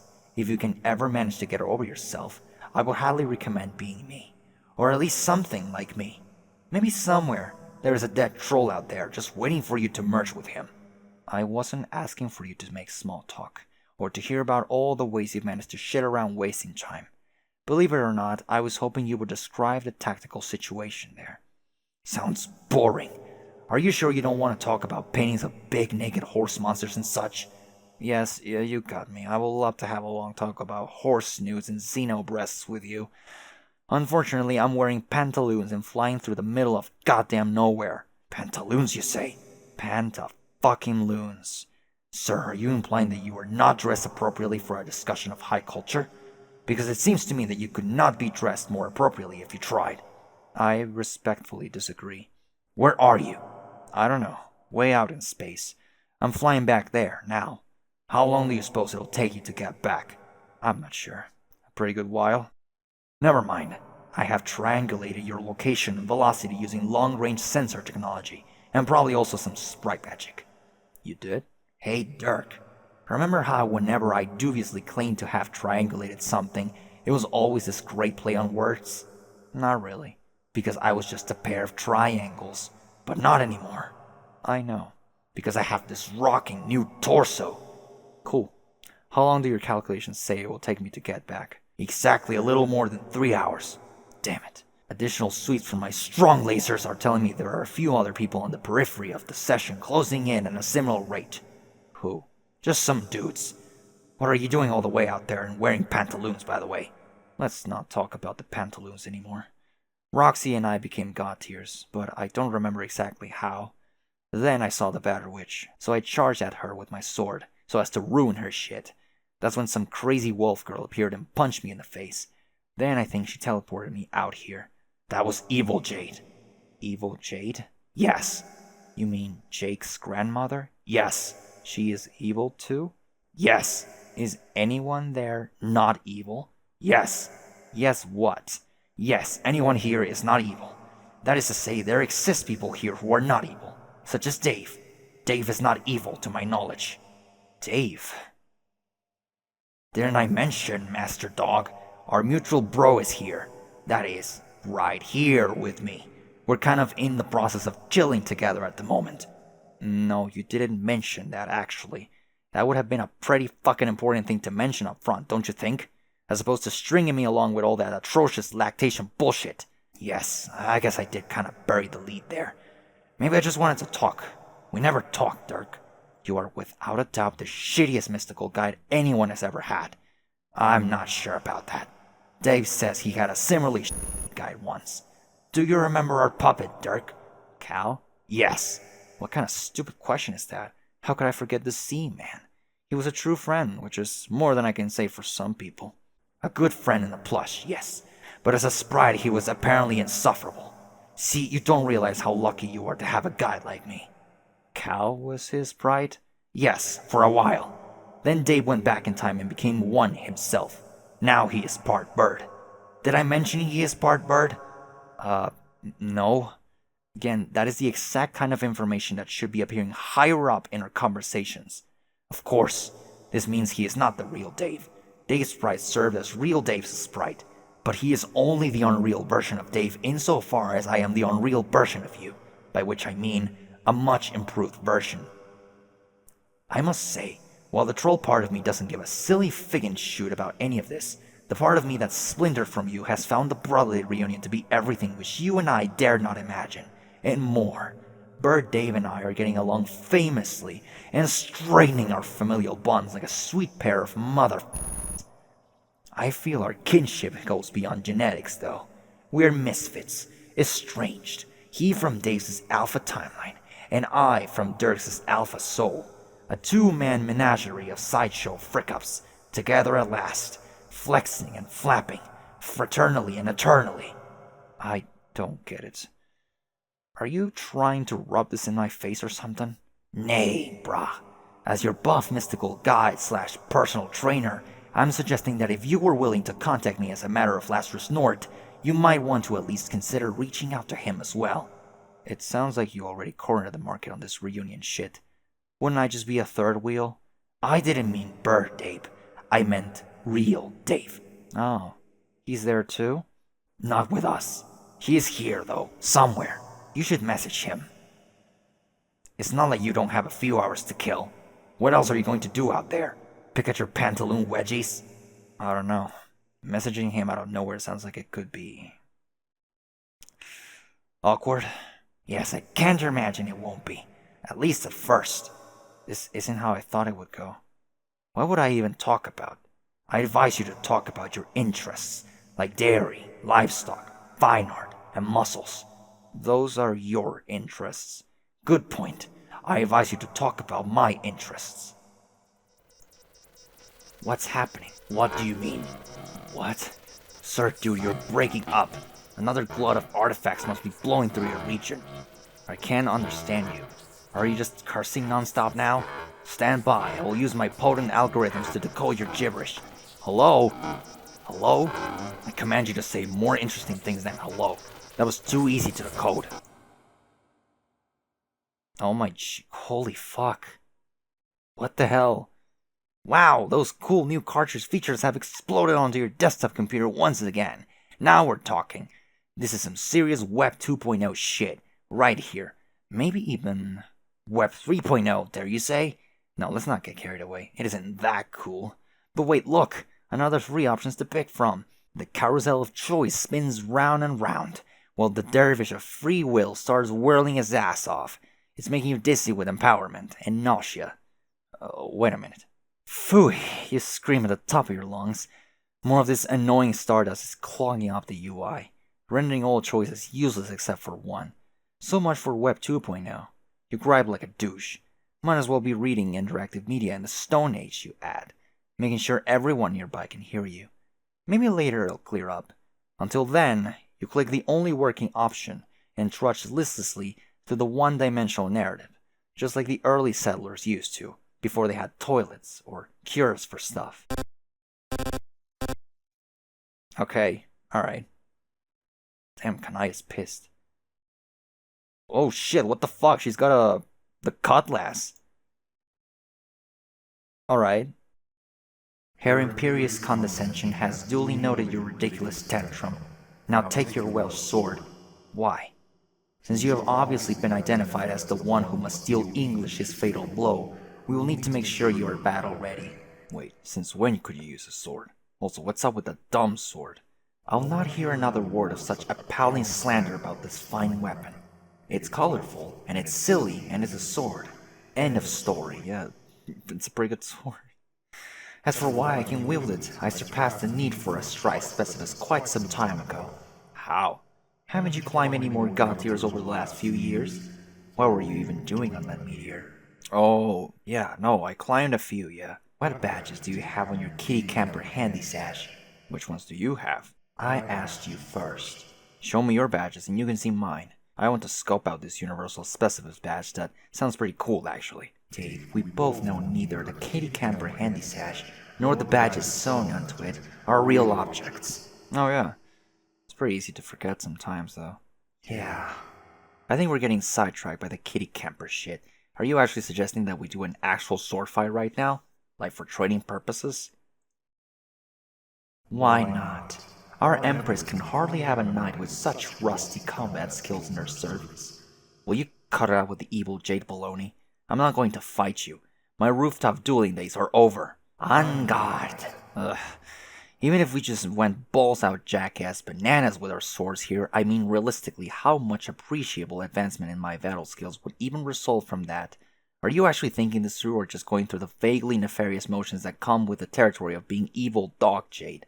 I'm gonna go through the vaguely nefarious motions of kicking your ass in a minute if you don't put off your dukes. Yeah, you probably will. You'll probably annihilate me worse than my bro used to. Don't you have all your dog's insane powers and like god tier space powers on top of all that? How exactly am I supposed to compete with that? By using your time trickery. Come on, Dave, do your timey thing. Get creative. Make lots of copies of yourself or something. Outsmart me. No! Yes! Okay, here I go. Wait, nah. Dave, just try a little time travel to get this fight started. See, look, one of your time doubles is surely predestined to come from a few minutes in the future and appear behind me for a surprise attack. Right about now. No, wait. Right now. Dave, why is your future self being such a wet blanket? I told you I'm not time traveling. I think I'm giving it up for good, actually. Great expression. I'm serious. The thing is, being a time guy, like actually mastering time travel, I'm pretty sure what that involves is learning to never use it. See, it's like karate. Well, it's more like what they say about karate, that you learn it so you don't use it. But I mean, we all know the truth about karate is if you know karate, then obviously in reality you use it all the time. Like doing lethal fucking crane kicks and sweet karate chops while walking down the street and just 'cause you can. It's a goddamn no-brainer, that's what you do with karate. But see, with time travel stuff, all the stuff about learning it so you don't have to use it is true. There's no good that can come of it. You can crunch the logic on loops all you want, but all you're doing is pinning yourself into a corner, creating inevitabilities you have to rehearse and enact, or face death for yourself or everyone you knew. And sometimes facing death is the very inevitability you have to rehearse. And then you wait and wait, knowing it's coming and knowing it has to happen.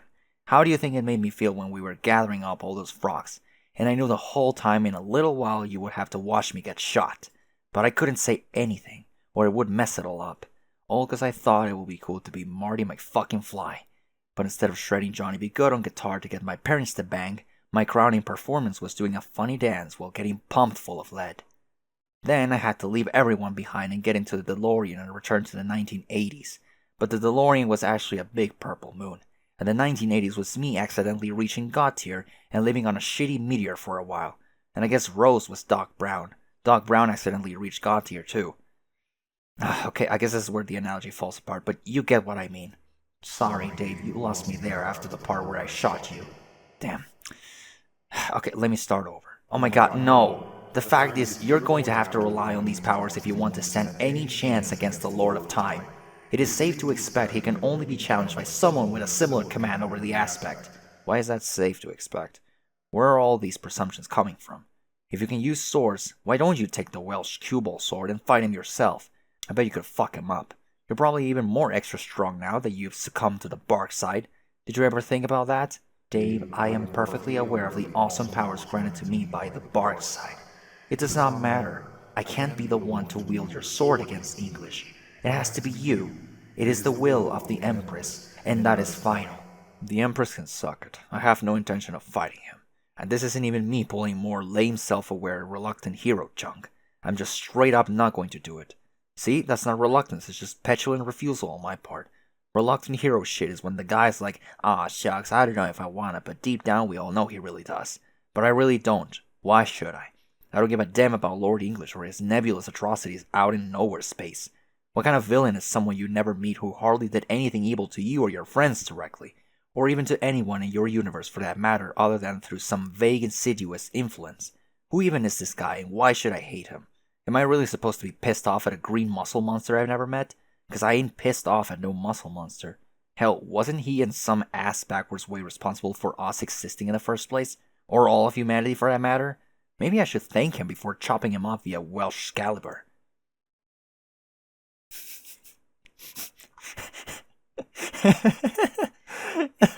Okay. Yeah. Bigger. Jeez, you sure have some issues. Honestly, it has become very tiresome listening to this sort of thing. I thought Dave Sprite had problems. His issues I could kind of understand. I thought you might be different, being the Alpha Dave and all. But no, you might be even more messed up inside than he was. What? Why are you dragging that guy into this? What happened with you and him anyway? None of your business. It kind of is. He is bird me. That clearly means I have a right to know. That doesn't make any sense. You said he had issues. What issues? Forget I mentioned it. Wasn't he talking shit about me the whole time or something? I know he resents me for being the real Dave. Don't say that. You're not the real Dave. Well, you are, but phrasing it like that is so mean. He's just as real as you. And when you imply he isn't, you sound like a jerk. Man, I knew it. I knew he was poisoning your view of me all those years. And I wasn't there to say anything or defend against his slander. So now, of course, you think I am a neurotic douche. The only reason I think you're a neurotic douche is because you're acting like one now. Yeah, but I only started acting like a neurotic douche like halfway through this conversation. You clearly had an axe to grind with me from the start, and I want to know why. What did I ever do to deserve this shit from you? You broke my heart. What? I did. When? Okay, not you. Dave Sprite did. But you're basically the same guy. Whoa, no way. That's such an unfair characterization. We're completely different dudes. You just said you had a right to know what happened between us because, and I quote, he is bird me. No, I know. I was playing the he's bird me card because it was convenient to whatever it was I was saying at the time. I forget what point I was making when I said that. But that's not the point I'm making now. He and me are just crazy different, yo. He's got fucking wings. He also presumably takes a dump and lays eggs out of the same ghostly hole. Yeah, man, why'd I have to go there? Okay, if he broke up with you or whatever, that was because of his dumb bird issues, not my issues. There's no way I would have done that to you. My issues are totally different and probably way more serious. I don't see anyone ordering him to master time travel or trying to pawn Brittlewell's source off on him. Do you? Nobody's telling him he's got to murder the Incredible Hulk. Do you tell him he's got to murder the Incredible Hulk? No, I think not. Dave, I did my best to put all this behind me a long time ago. I did not come here to dredge up any of this drama with you. Besides, such behavior is unbecoming of her condescension's loyal subordinates. You can be stubborn all you want, but I will force you to comply with her wishes, one way or another. It will be quite easy, actually. All I have to do is target the people you care about the most. Hey, what are you doing? Don't you dare touch the mayor. He is a very cute major. It therefore pains me to have to do this. Get away from him! Oh. Off he goes, off the fucking comic. No! Got you. I got you. I'm not letting go. No, never again. I got you, Mayor. Never, ever again. It's okay. Everything will be okay. I have you. You're safe and sound. It's all going to be alright. It's okay. I won't let her hurt you, Mayor. No. Never again. Never. You're fine now. You're okay. That was close. So close. I'm here, Mayor. I'm here for you. I'm not letting go. I promise. When this is all over, let's run away together, just you and me. We can build Cantown, a real Cantown, and we'll live there together alone all by ourselves and forget this nightmare ever happened. Everything's going to be fine, Mayor. It'll be okay. Shh.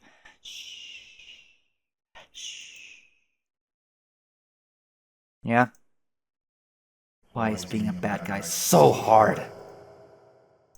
Hang on, man. I've got to take this. I wonder who this could be. Mayor, I'll be just a second with this, I promise. Oh god. Jesus. God damn it, how many times do I have to search for decrypted bullshit here? Hello, is this Dave? What? Who is this? Damn, can you read this? Can't understand a thing you were saying. Is this Dave Sprite? Is that it? Did you just ask me if this is Dave Sprite? Dave Sprite, yo, if that's you, you should probably talk soon about stuff. This isn't Dave Sprite, this is Stark. They're altering universe book. What? What about my bro? Hello? Dude, listen, I can't talk now. I'm flying over some lava with the mayor. Mayor? What mayor? Oh shit, you're not up to speed on the fucking mayor? That's so wrong. You gotta meet the mayor.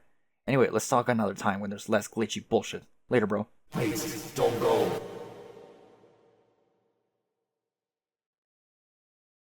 It's okay, Carcat. Don't get out of there. Why would you do that? I do not understand why you needed to impale my friend to demonstrate your resurrection abilities. I believed you. It was pointless and cruel and does not advance my willingness to cooperate with you all. Furthermore, it did not prove that you can use said abilities to harm me. I believe that assertion was based on a fallacious theory about my constitution. In actuality, one could easily kill me with any number of conventional methods. I'm sure you could chop my head off, or burn me alive, or crush me to death, and I will die just fine. Well, Kanaya, could you maybe not give the psycho for a girl any more ideas? I'm not scared of you. None of us are. I kinda am. Carcat, shut up.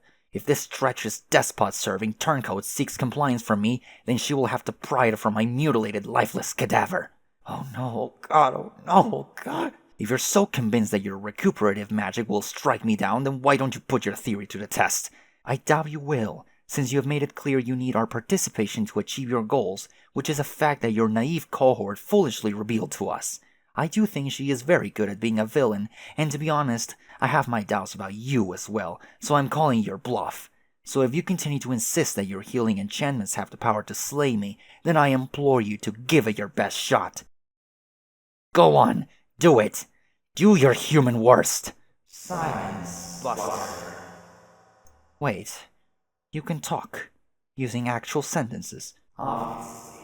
Then why resort exclusively to intimidating robotic sound bites for however long you were doing that? Carcat is now normal.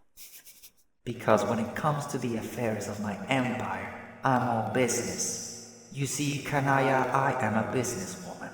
A very shrewd one at that. Okay. Watch and learn, Rainbow Drinker. Elevator stuck.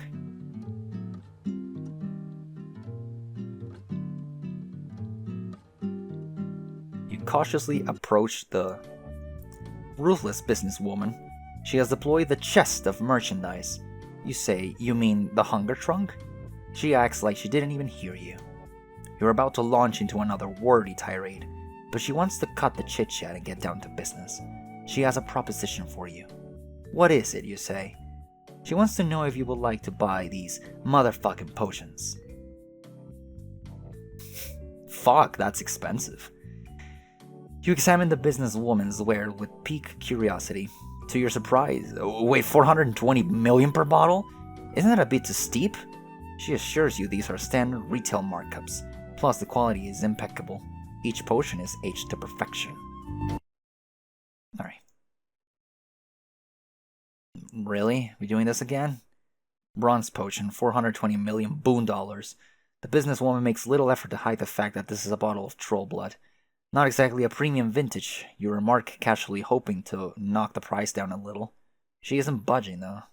Damn, she's good. Yes, okay, fuck. Buy bronze potion, I guess. You buy a few bottles of Tavros' blood. Oh yeah, that's right, yeah. I guess there's no problem with Kanaya buying that stuff. Ah, fuck. You will think fondly of his memory as you sip... is this different? No, okay. As you sip it in private where no one can see. Hey, it's not like you're proud of this habit. Yeah. Fuchsia potion.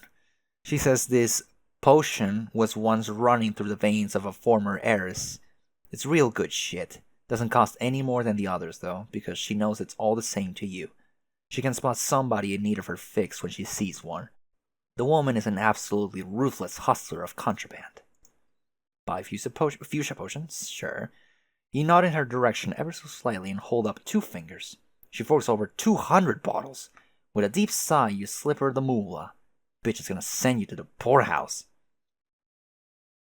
200? Oh my god, Jesus. Indigo potion.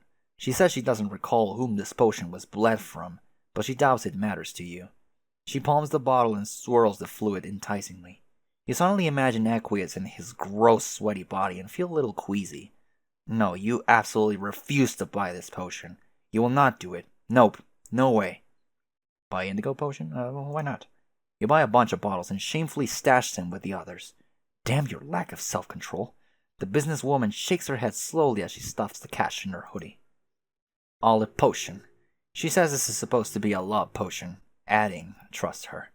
It don't work. Probably tastes good to a weirdo like you, though. Want some? You entertain a melancholy thought about dear Nepeta as you begin to salivate. Oh no, no, yeah. She just drinks blood, yeah, I know that. You say you guess you'll take one. She says, deal, and gives you 1,000. You say, huh? Fuck. God damn it. She says, don't worry about the extras. She'll put them on your tab. You say, thanks. She says, don't mention it. And then says, guess what? What? You say, time to settle up your debt. You say, what? Just as she begins polishing her fork menacingly. You grumble a bit and dump 420 billion boonies at her feet unceremoniously. God. Alright, violet potion. She says this is some D-bag's blood. She never met the guy, but she's heard of some unflattering stories. It doesn't sound that appetizing to you, but at least you wouldn't feel that guilty about drinking it. Oh, the rationalizations that run through the mind of a thirsty rainbow drinker. Did you really say that out loud? The businesswoman nods. Buy a violet potion? Yeah. You say you'll take 6 bottles. She says, sorry, she's only got one in stock. She says her wholesaler had a very limited supply. Seems like a lot of it was lost before he had a chance to harvest it. You wouldn't know anything about that, would you? She says while tapping her nose. Yeah, I'm sure he bled a lot. Well, sawed in half. Anyway, you quickly change the subject. That's a really nice tiara she has there. Really, she's really nice. Her eyes say thanks, but her face says, look, I couldn't care less that you killed Eridan with a chainsaw. It's all good. Listen, it's all good. For real. I'm gonna buy more. I don't care. Alright. Cobalt potion.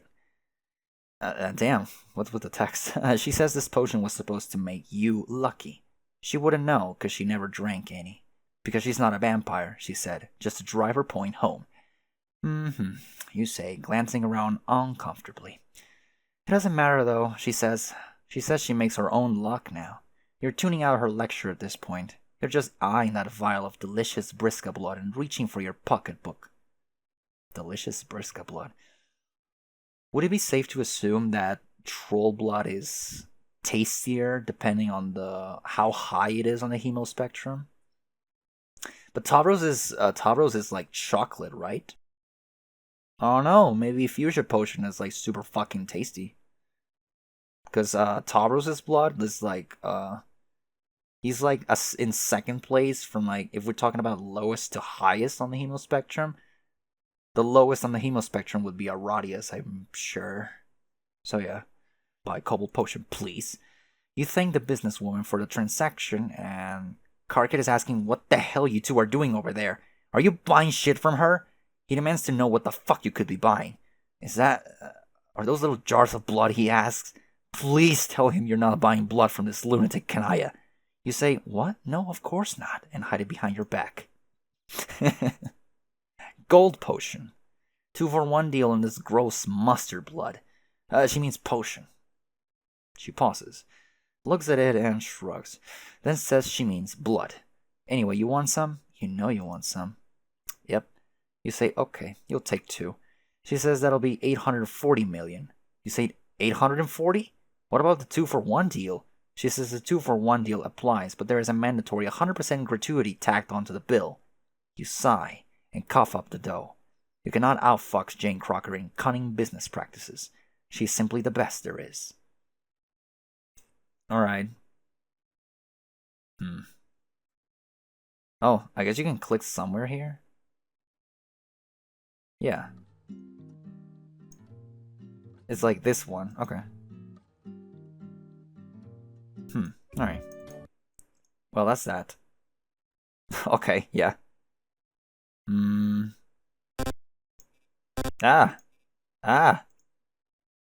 back here? Oh, okay.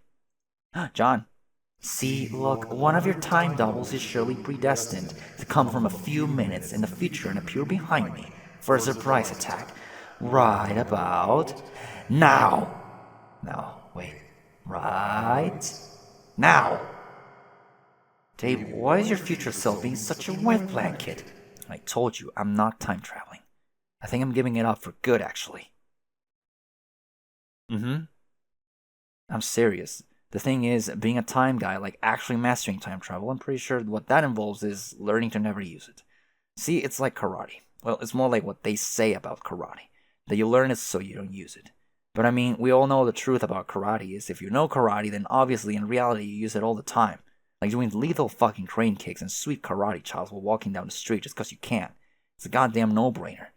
That's what you do, with karate. Sean, what the fuck are you doing here? I don't know. Sean, don't get me wrong. It's cool that you randomly dropped by again, but this wasn't really the best time.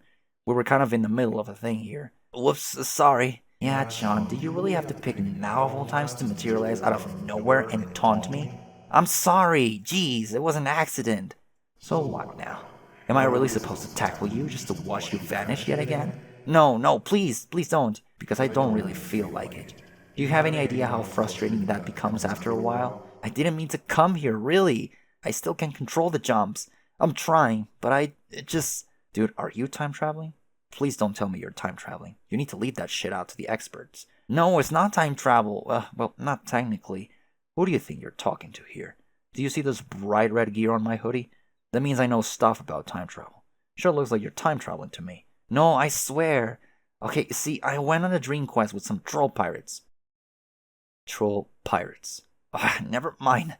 That's the long version of the story. Okay, so I stuck my hand in this little magic house, and John, you're fucking shit up here. What?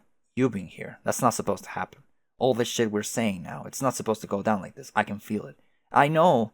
I'm sorry, I would stab away again, but I don't know how. I don't think it matters now, dude. The pooch is already screwed.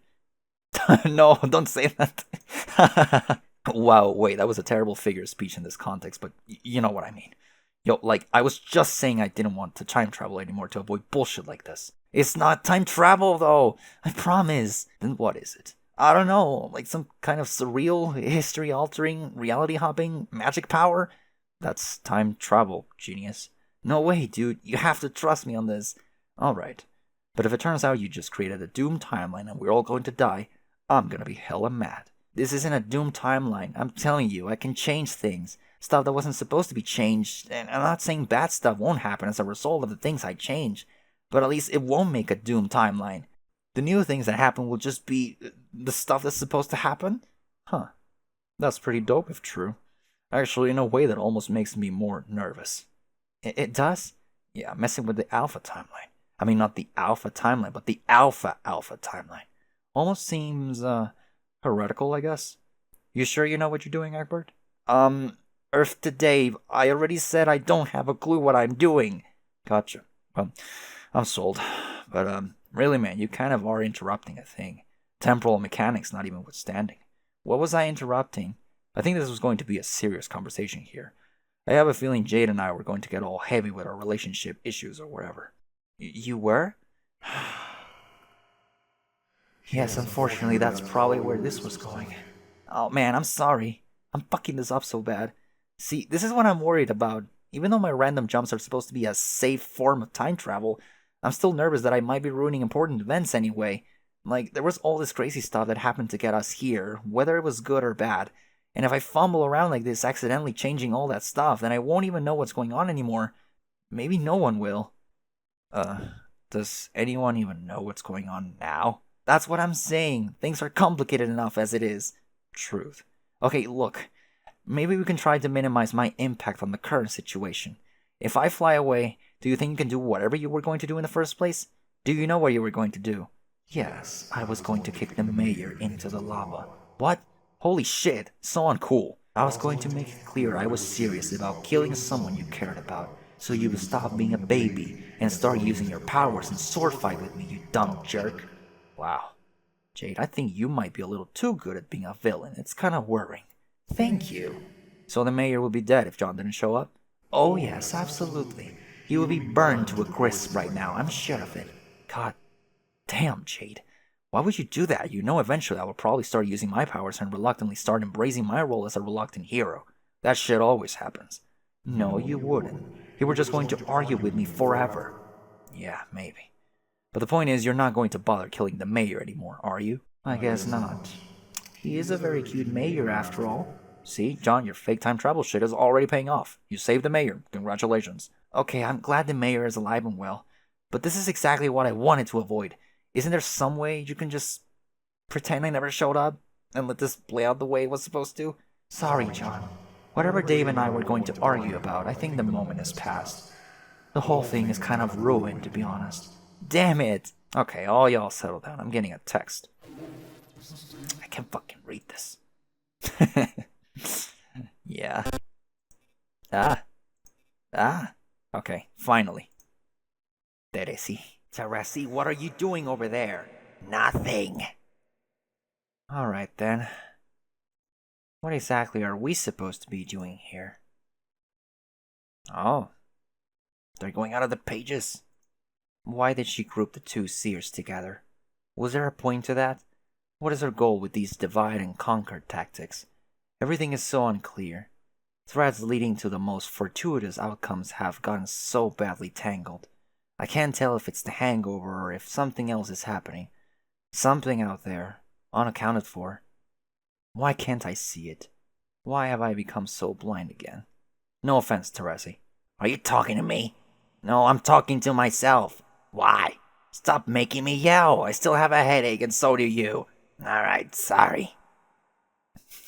Why am I talking to myself? I think I've spent too much time around Dave. I also probably spent too much time sharing his genes. Why must our family tree be played by so many shameless soliloquists? I wonder if our young parents are like this. I wonder if I'll ever find out. And what should I do in the meantime? Should I really work on completing my personal planetary quest? The whole thing where I learned to play the rain? I guess I should feel exhilarated to have the chance again after all these years. Of course I should, but then, why does it sound like such a drag? I haven't played the violin in a long time. I wonder if I even remember how. Honestly, I can't recall ever feeling less motivated to satisfy a looming obligation. I think my quest was fundamentally bound to the nature of this land, which was customized to the profile, needs, and potential for growth of a 13-year-old girl. But I'm not that person anymore. What if I just didn't bother doing it? Like ever? Would anyone notice my dereliction? Will the powers that be strike me down where I loaf? What if I just said fuck it? What then, silly pink tortoise shells? I guess I should stop procrastinating and have this conversation with Kanaya. Please. Tentacle therapist began pestering Grim Auxiliatrix. So, have you made any progress in determining what our malefactors want from you and Karkat? Yes. Well, she wants us to speak with Echidna. And? Are you still there? Yes. Speak to her about what? About releasing the new frog. I see. At least it would seem you have a project. Teresi and I have received no such instruction. Hello? Hi. Yeah. Kanaya, do you want to talk about my problem? What's she doing? What problem? The one pertaining to my substance abuse. Oh, right. Okay. Are you busy? You seem preoccupied. No, well, yes, sort of. What are you doing? I'm, just buying some things. You're buying things? What things? Just some provisions. Like what? And from whom? A local vendor. Are you in a consort village? Don't those shops only sell jars of bugs and such? You're not buying jars of bugs, are you? No, definitely not jars of bugs. No. Kanaya, I'm confused. Could you be a little more descriptive? I really should go. Let's talk about my problem later. Your problem? Don't you mean my problem? Yes, definitely. Bye. Remixolatrix ceased trolling Tentacle Therapist. Has she ever talked about that with Rose? It would seem to me that they would, with, like, being girlfriends and such, but I don't know. Teresi, where are you going? Clown hunting. Oh, shit. Alright. Wow. Wow, indeed. Here you go, RNA's exposition on leprechaun romance in its entirety, unedited and uncensored, as promised. No! God damn it, stop it! I want to see. Fucking, ugh. Alright. Hold on, has someone decrypted this shit? Nah. An extended version of her lecture posted by Andrew Hussey confirms that the species reproduces homosexually. The rest of the lecture, a graphic description of the reproductive process, is covered with glitches and rendered unreadable except for a few phrases, the majority of which quote or otherwise reference Dave's remarks from earlier in the story regarding his bros Smuppets, except for a few somewhat legible sentences at the beginning of the glitch section, seemingly written by Hussey himself, in which the reader is assured that this does not in fact mean every leprechaun member of the Feld is super gay. Alright. Oh yeah, back to them. What the fuck is happening? Okay. Yeah, okay. Alright. Uh-oh. Another one?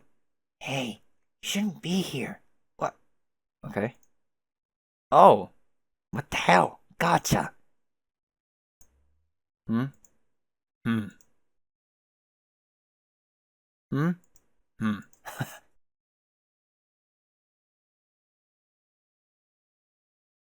Oh, hell yes. Hell yes. Please. Please. Please, please, please, please, please. Please. It still keeps happening. What, this? No, not the pistol again. You come to the sobering realization that things will never stop from keep happening constantly, and you can't take it anymore. Stop fooling around and go find Roxy, you dumb goof. Ow. Who's Roxy? Ow.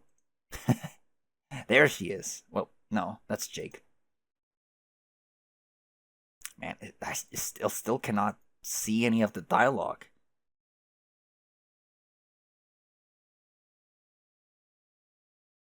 It is just you and I now, Jake. Alone at last. Jane, can you please tell me what in the Sam Hill is going on? Haven't you kept me pinched in the Who's Go long enough? What? What happened to my grandma? She seems so nice, then all of a sudden, whammo, she's a gruesome monster. And what's with the thing that she sat on your head that flipped your cuckoo fruitcake switch? Is that what made you lose your marbles, Jane? And why do you have to plant such a spanking haymaker on the old bread basket? That really hurt. It still hurts. And why must my bottom rock these snug custard aunties while you get to look like such a doggone badass? Am I at least permitted to put on a respectable pair of fucking shorts? Absolutely not. But Jane, Jake, be quiet. Having recently been crowned as a supreme being of pure logic, my tolerance for your antiquated horseshit has fallen to nil. I'm sorry, Jane, you know what a shameless blatherskite I can be.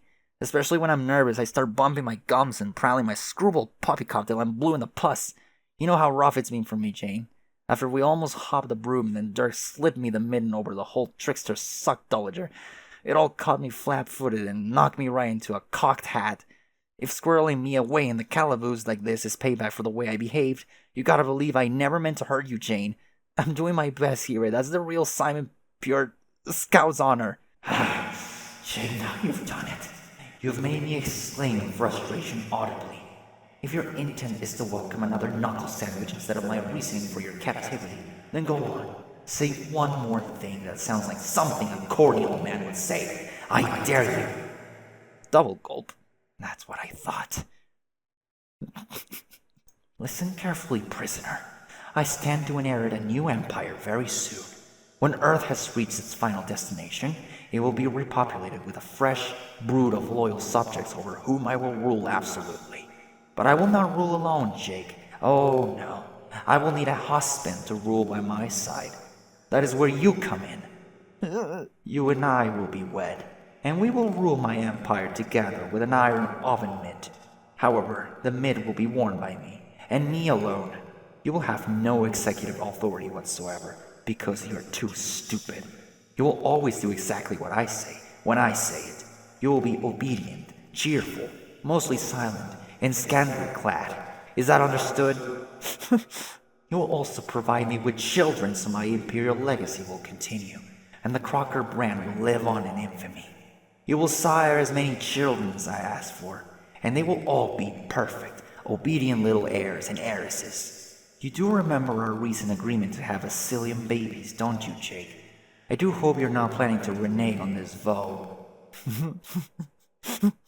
Our children will rule the Empire when we're gone, which of course will be never, because we will be eternally young and beautiful and immortal and in love, forever and ever. We will travel the galaxy conquering planets and expanding my empire. No alien world will pose any resistance to our forces, especially not once I figure out how to unlock all that incredible page of hope potential hidden away in your pathetic hunky body. Please, no, Jade, don't do this. I don't want to get married or sire children or rule an empire. I'm scared and sad and afraid. I don't want to do this adventure anymore. I just want to go home. Please let me go back to Earth, Jade, just like it used to be. I just want to go back to my pumpkin patch in the jungle when things were simpler and all I had to worry about was being tackled by a feisty robot. I want to go back to when I didn't ruin all my friendships and when you didn't hate me and when you didn't go crazy and tell me to be your weird royal husband slave.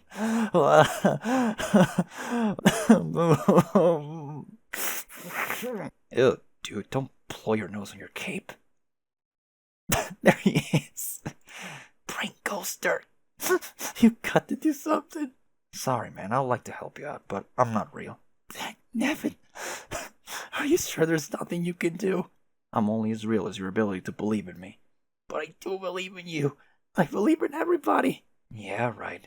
You've never really believed in anyone your whole life, and you know it. Everything is always about you, don't you remember? You already had this epiphany, dingus. How you'd only become truly real if you ever managed to harness those bomb-as shit hope powers she mentioned. Then again, if you actually did that, you wouldn't even need my help.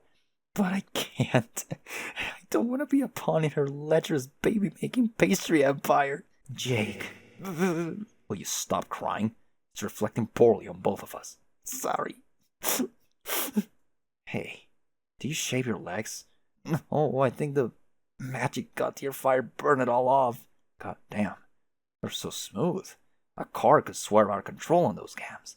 I know, it's really weird. Speaking of legs, yeah, the little poofy asshole pants. I know. Is that really what you're wearing now? Yeah. Sweet. No. Jake, to whom are you talking? Brain Ghosterk. Brain Ghosterk. Yes, you are lying. No, I'm not. Brain Ghosterk sounds almost as fake as he is completely made up. But... oh, for goodness sake. Pull yourself together, Jake. Your behavior is repugnant and has no place in my empire. What kind of man are you? What kind of suitor to an heiress weeps uncontrollably when his imaginary friend's existence is called into question? She has a point there. Dude, would you quit bawling already? Stand up like a man and punch her in the face or something. But I don't want to be a man. I don't want to punch her in the face. Punch whom in the face now? Nobody. More cleaning up the nose. I'm not doing that anymore. Just sickening. To think I wasted my youth pining over a vile maggot like you. Jake, you should not be misled when I imply that I love you, or when I command you to marry me and sire my children. In truth, I detest you, and if not for certain assets you possess, I will be sorely tempted to fork you full of holes right now, and feed your remains to my daughter. But I won't. You are lucky you're so hot.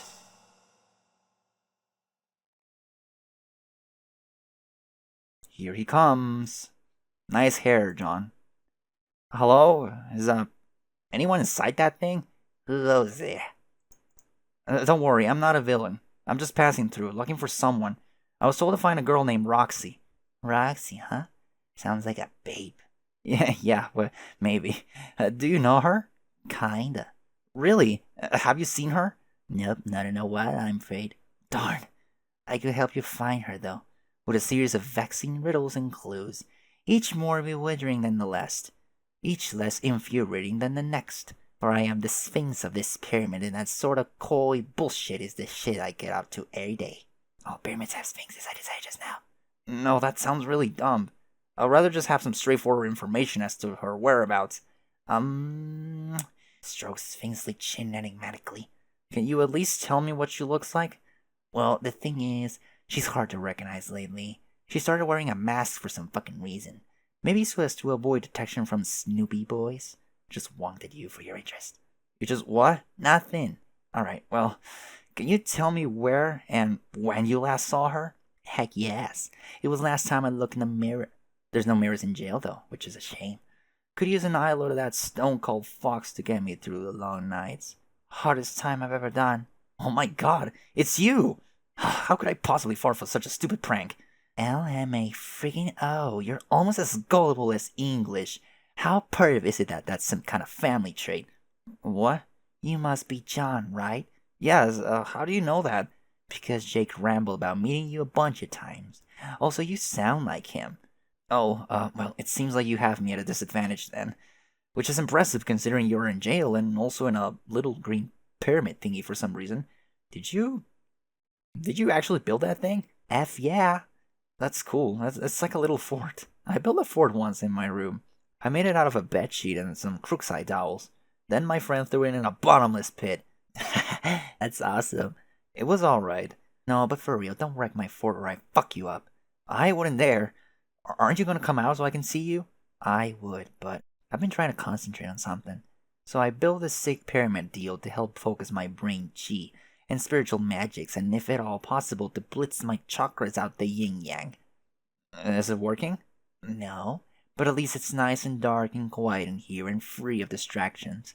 Or it was until a guy came along looking for some chick. What are you trying to do exactly? I have to make a spike ball appear out of thin air, but all I can make are these lame cubes.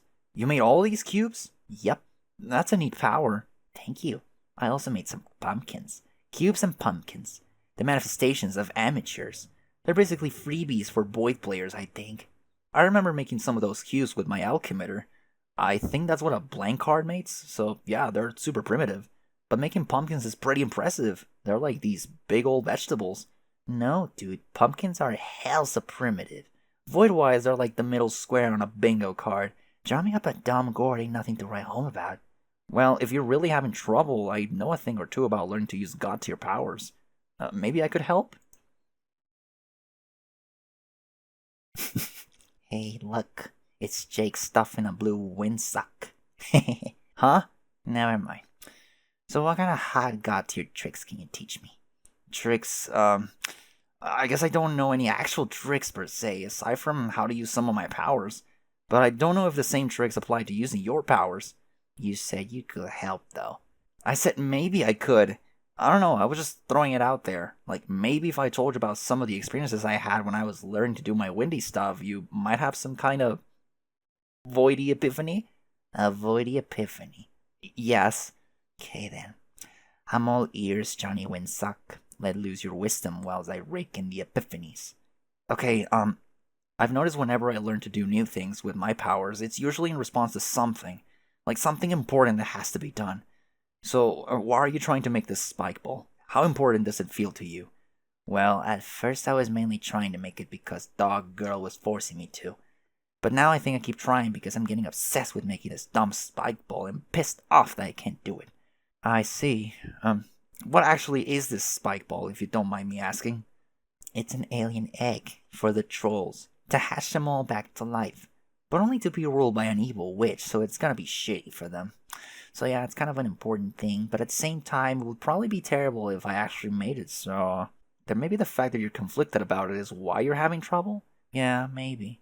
If you think it's important to make, but don't want to give it to the bad guys, why don't you just break out of jail? Then you could try to make the egg at your own discretion, and use it however you think is best.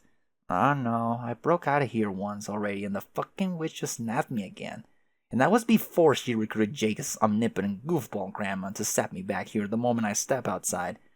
Yeah, it is a tricky situation with Grimbar Jade on the loose, that's for sure. But I've been managing to evade her. I just swoosh the breeze around to hide my scent, and dissolve into wind and fly away if she finds me. Maybe you could do something like that too? Seems to me if anyone should be able to avoid detection while using their powers, it will be a void player. Get it? Avoid? As in, avoid? That is legit sound reasoning, yo. Plus a way lame pun to boot. But remember how we were just talking about the fact that when it comes to god tier shit, I don't know what the F I'm doing? Oh, right. So pretty. Anyway, I thought you were going to regale me with stories of your ascent through the windsock tiers, such that I may through osmosis glean the vagaries of godhood. Then all I got to do is wait for this rude tidal wave of epiphanies and junk to wash over me and get me hella wise. Then only then I'll be able to make this shitty egg happen, okay? Okay, where should I start? At the beginning? You mean like when I first became a god tier? That's a long story. I was kind of tricked into that. It might take some setup to understand. Dude, look, I don't have grand illusions that this yarn you spin will be some actual efficacious tutelage on fucking pajama spells. I just want to hear you talk about stuff. I want to know your stories. Go. Alright, in that case, I guess it all started on my 13th birthday, which was 3 years ago, by the way. I heard about this awesome game, or at least one I thought was awesome, and I wanted to play it with my friends. But it wasn't so easy to start. I had to get it from my mail, which meant sneaking around the house while avoiding my dad, which was kind of stupid and childish in retrospect, blah blah blah blah blah blah blah blah blah blah. Go on. Boyfriend material, probably totes eligible. Mental note. Macon. Blah blah blah blah blah. Meteor. Blah blah blah blah. Nana Sprite. Blah blah blah blah blah. Oil everywhere. Blah blah blah blah blah blah. M's. Blah blah blah. Blah blah blah blah blah blah blah blah blah blah. Your daughter. Blah blah blah. At least I think she is. Blah blah blah blah blah. Salamanders. Blah blah blah. Blah blah blah blah blah. Trolls. Blah blah blah blah. Rocket pack. Blah blah blah. Died. Really? Blah blah blah. Car cat. Blah blah blah. Ectobiology and blah blah blah blah blah. Jack Nor. Blah blah blah blah blah blah. My Queen's ring. My Queen's ring. Hold on. Queen's ring. Blah blah blah blah blah blah blah blah. A girl named Briska. Blah blah blah. Windy thing. Blah blah blah blah. Ocean green fire. Wow. Oh, a quest bed. Prototype. Jade's omnipotent dog. Blah blah blah. Chaz guy. Flying around my dad's car. Liv Tyler. The battlefield. Blah blah blah. Huge wind drill and a tumor. Please continue. Blah blah blah. Full rose. Blah blah blah blah blah blah blah blah. Mom and dad died. Blah blah blah blah blah. I kissed her back to life. Blah blah blah. The scratch. Blah blah. Huge record. Blah blah blah. Giant needle. Blah blah blah. Green sun. Blah blah blah blah blah. Reset. Blah blah blah. God tier Jade. Blah blah blah blah. Golden battleship. You're kidding me. Blah blah blah blah blah blah blah. For giant shadow. Blah blah. 3 years. Blah blah blah. Con Air. Blah blah. I thought it sucked. Blah blah blah. Eventually came to my senses. Blah blah blah. Blah blah blah. Ghostbusters 2 MMORPG. Oh no, she's bored. Say more interesting things. So he did come to his senses with Con Air. Blah blah blah blah blah. Duel with Jack Noir. Blah blah blah blah blah. Turn to wind and escape. Blah blah blah blah blah blah. Cool hat with rabbit ears. Oh. Blah blah blah blah. Kraken's at Paradox Space. Enchanted Desert. Blah blah blah. Magic Ring. Adventure on the High Seas. Blah blah blah. Ghostly Troll Pirates. Blah blah blah. Ultimate Weapon. Defeat Lord English. Huh. Blah blah blah. The house shaped thingy. Blah blah. Poke my hand inside. Blah blah blah. Unstuck in cannon. Turn blurry. Clowns on the top of the White House. Blah blah blah. Vampire hiss at me. Yeah, she did. Blah blah blah. Literally inside Con Air. Glitchy bullshit. Met myself. Finally found you hiding in this little green pyramid. That was a lot of talking. Oh my god. Blah. Blah. Alright. I'm sorry. Yeah, blah. Alright. So that's pretty much the whole story. I left a bunch of stuff out though. If more important stuff that I forgot occurs to me, I'll let you know. Hey, no, that's fine. That was all great and exciting as heck. Sounds like you guys got up to a lot more crazy shit than we did. For us, it's been mostly dicking around in a session full of spooky skeletons for half a year. Then Fefeta died. The end. Fefeta? Fefeta was a dear, sweet, precious, dear friend of mine. She was beautiful and sweet and lovely. She exploded. Wow. I'm sorry. Oh, and we also became tricksters, which as far as things that happen go, so dumb. I guess that's kind of the epilogue of our story. Oh yeah, then we had hangovers and went god tier accidentally. That's the double epilogue. The End X2 combo. I don't know. That all sounds pretty interesting to me. Sometimes in life, when you look back on things, it can feel like it was all boring and uneventful. But when you really think about it, you remember all these cool things that happened you forgot about. Yeah. Them's wise words, J-Suck. Anyway, if you remember more about your adventure and want to tell me sometime, I would love to hear it. Okay. But hey, I could not help but notice in your story you was talking about my mom sometimes. The Roxy's interested. Your mom? Well, yeah, I know her as your daughter. But I mean, who the hell knows at this point? I know, right? The curious case of the mutual moms. It is the biggest mystery.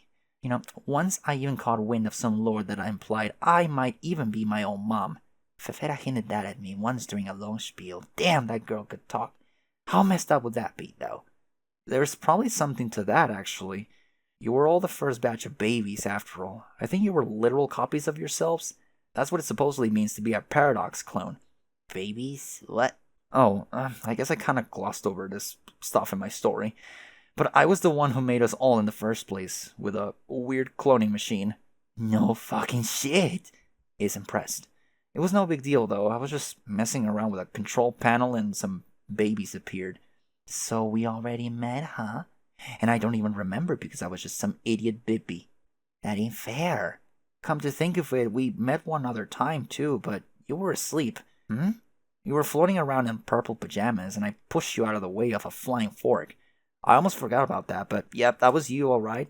You sure woke me up then. I might have, but the fork stabbed me in the chest, and Dream killed my sleep ghost, or something. You know how it is with dream logic. You mean how it makes little to no sense ever? Yes, exactly. I guess I didn't think about it. I didn't think much about it at the time, but I had a sneaky suspicion that's who you were. You really look a lot like Rose. She's looking for you, by the way. Yeah? She told me to go find you, and I did, so she says hi. Oh man, what else did she say? She said she's looking forward to meet you. Aww. Well, if you see her again before I do, tell her I can't wait to meet her too. Though, to be honest, I'm kind of nervous about it, but don't tell her that part. Sure, there's nothing to be nervous about, though. She's just a nice nerd who likes to read and knit. I should be surprised to hear that. Me and all my friends are a bunch of silly nerds, too. Even Dirk, who thinks he's too cool for school, when in reality he's nowhere close to clearing the coolness threshold which exempts one from attending an educational institution. Speaking of which, I've been wondering where he is. I know Jade's grandpa is in jail too, getting badgered by my evil Nana. You mean Jake and Jane? Yeah, sorry.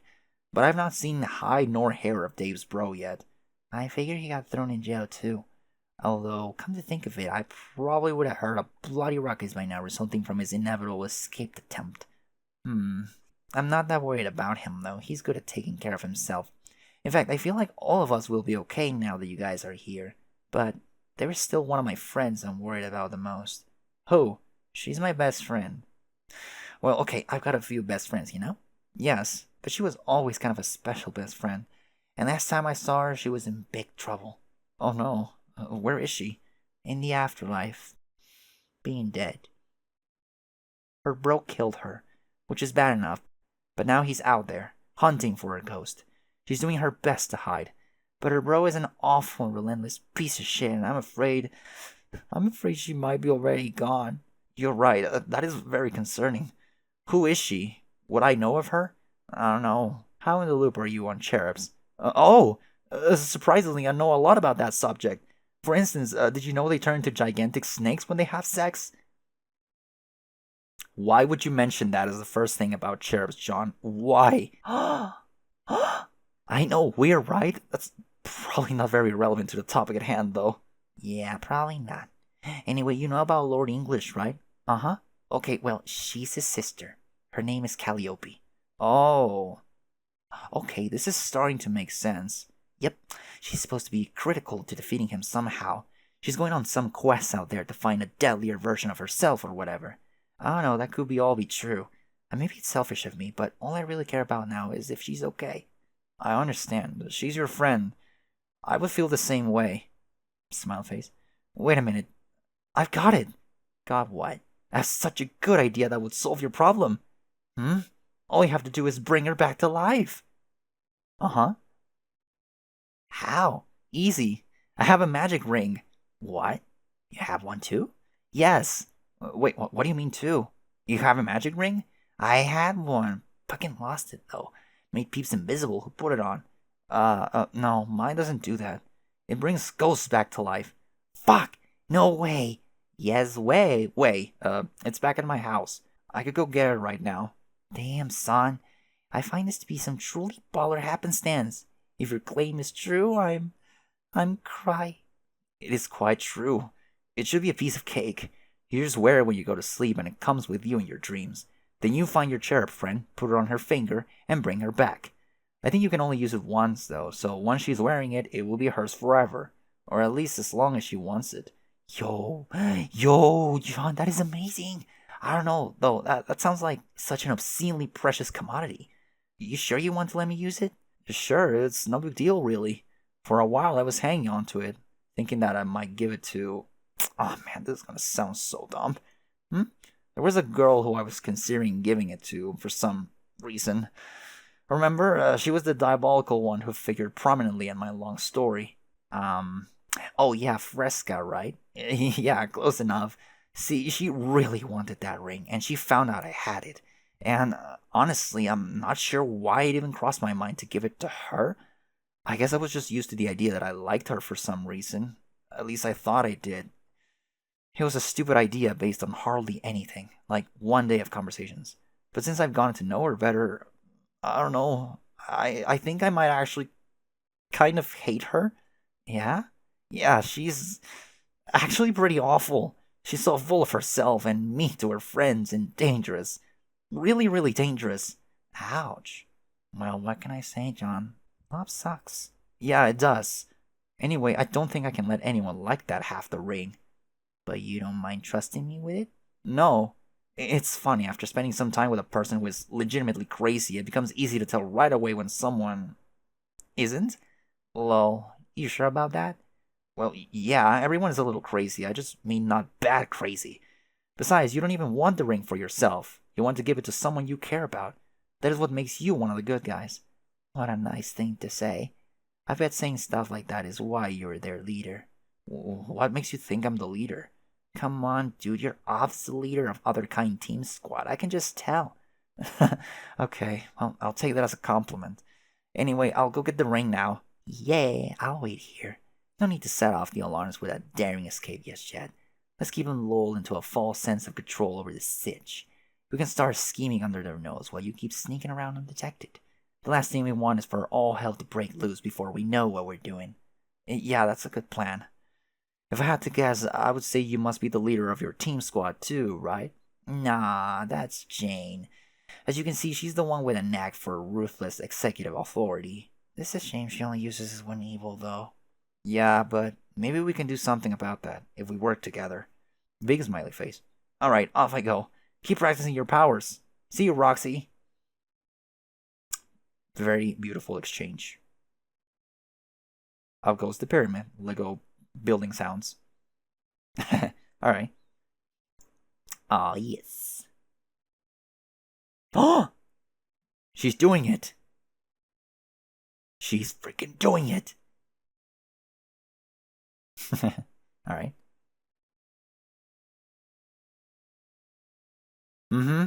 Yeah, that's obvious. John Eckbert's ring has gone missing. Ah, what the fuck? We're all completely blown away by this stunning revelation. Wow, missing? Really? As in, not there? Huh.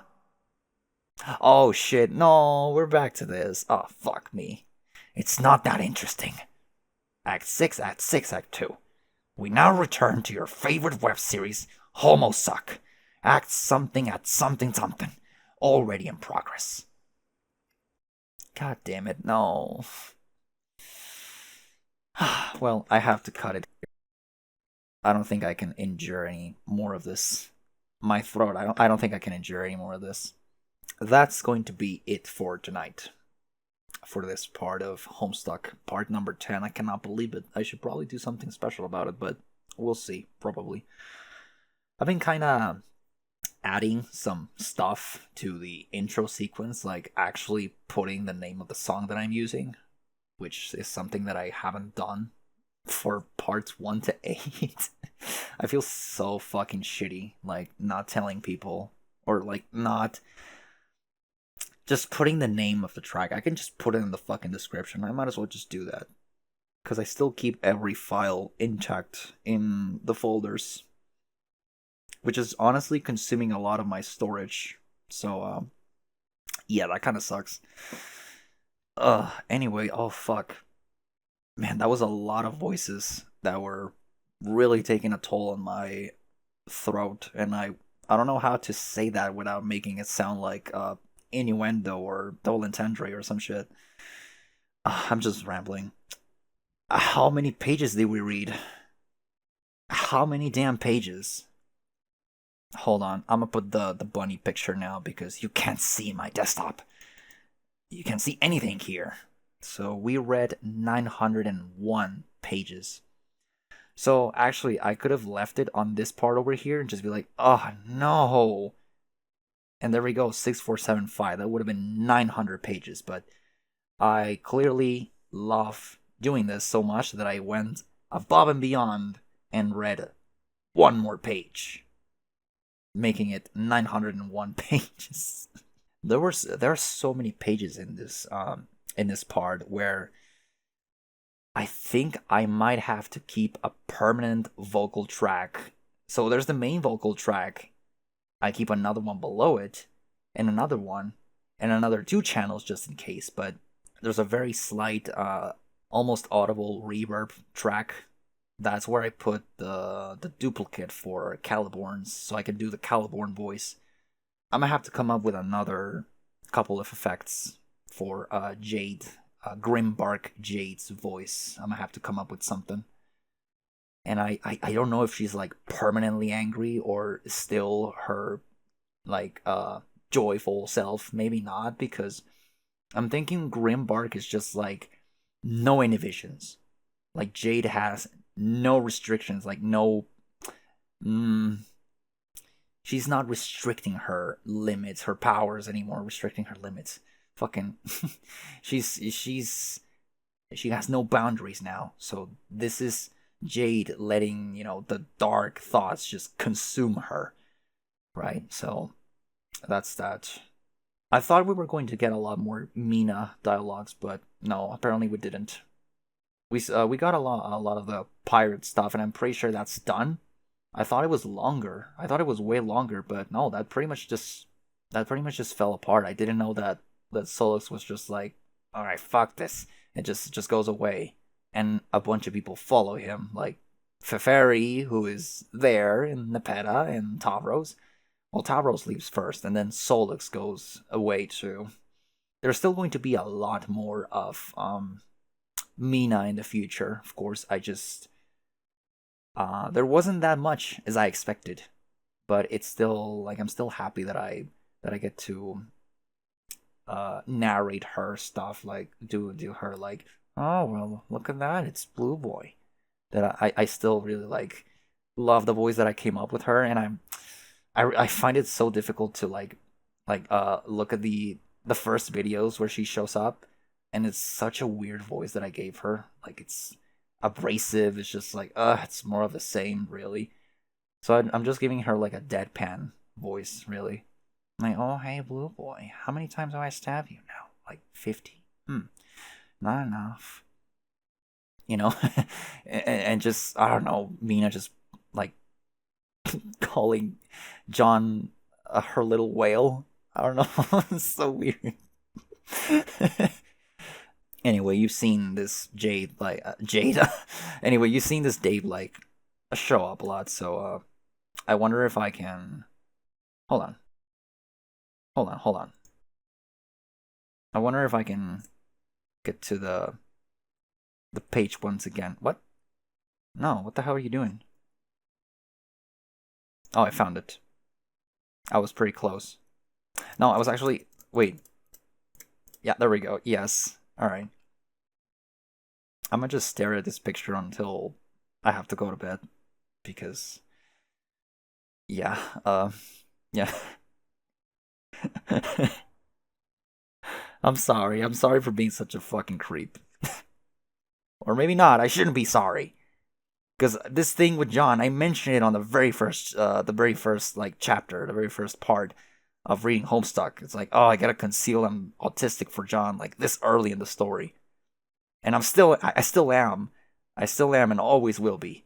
You know, whatever name John has, whatever appearance he has, whatever design he has, whatever canon or non-canon story John is present in, you know, I'll always love John. Always. Anyway, those are my feelings. So, yeah. Can I find that fucking page again? Hold on. Reading Homestuck, where the last 15 minutes are me trying to say goodbye.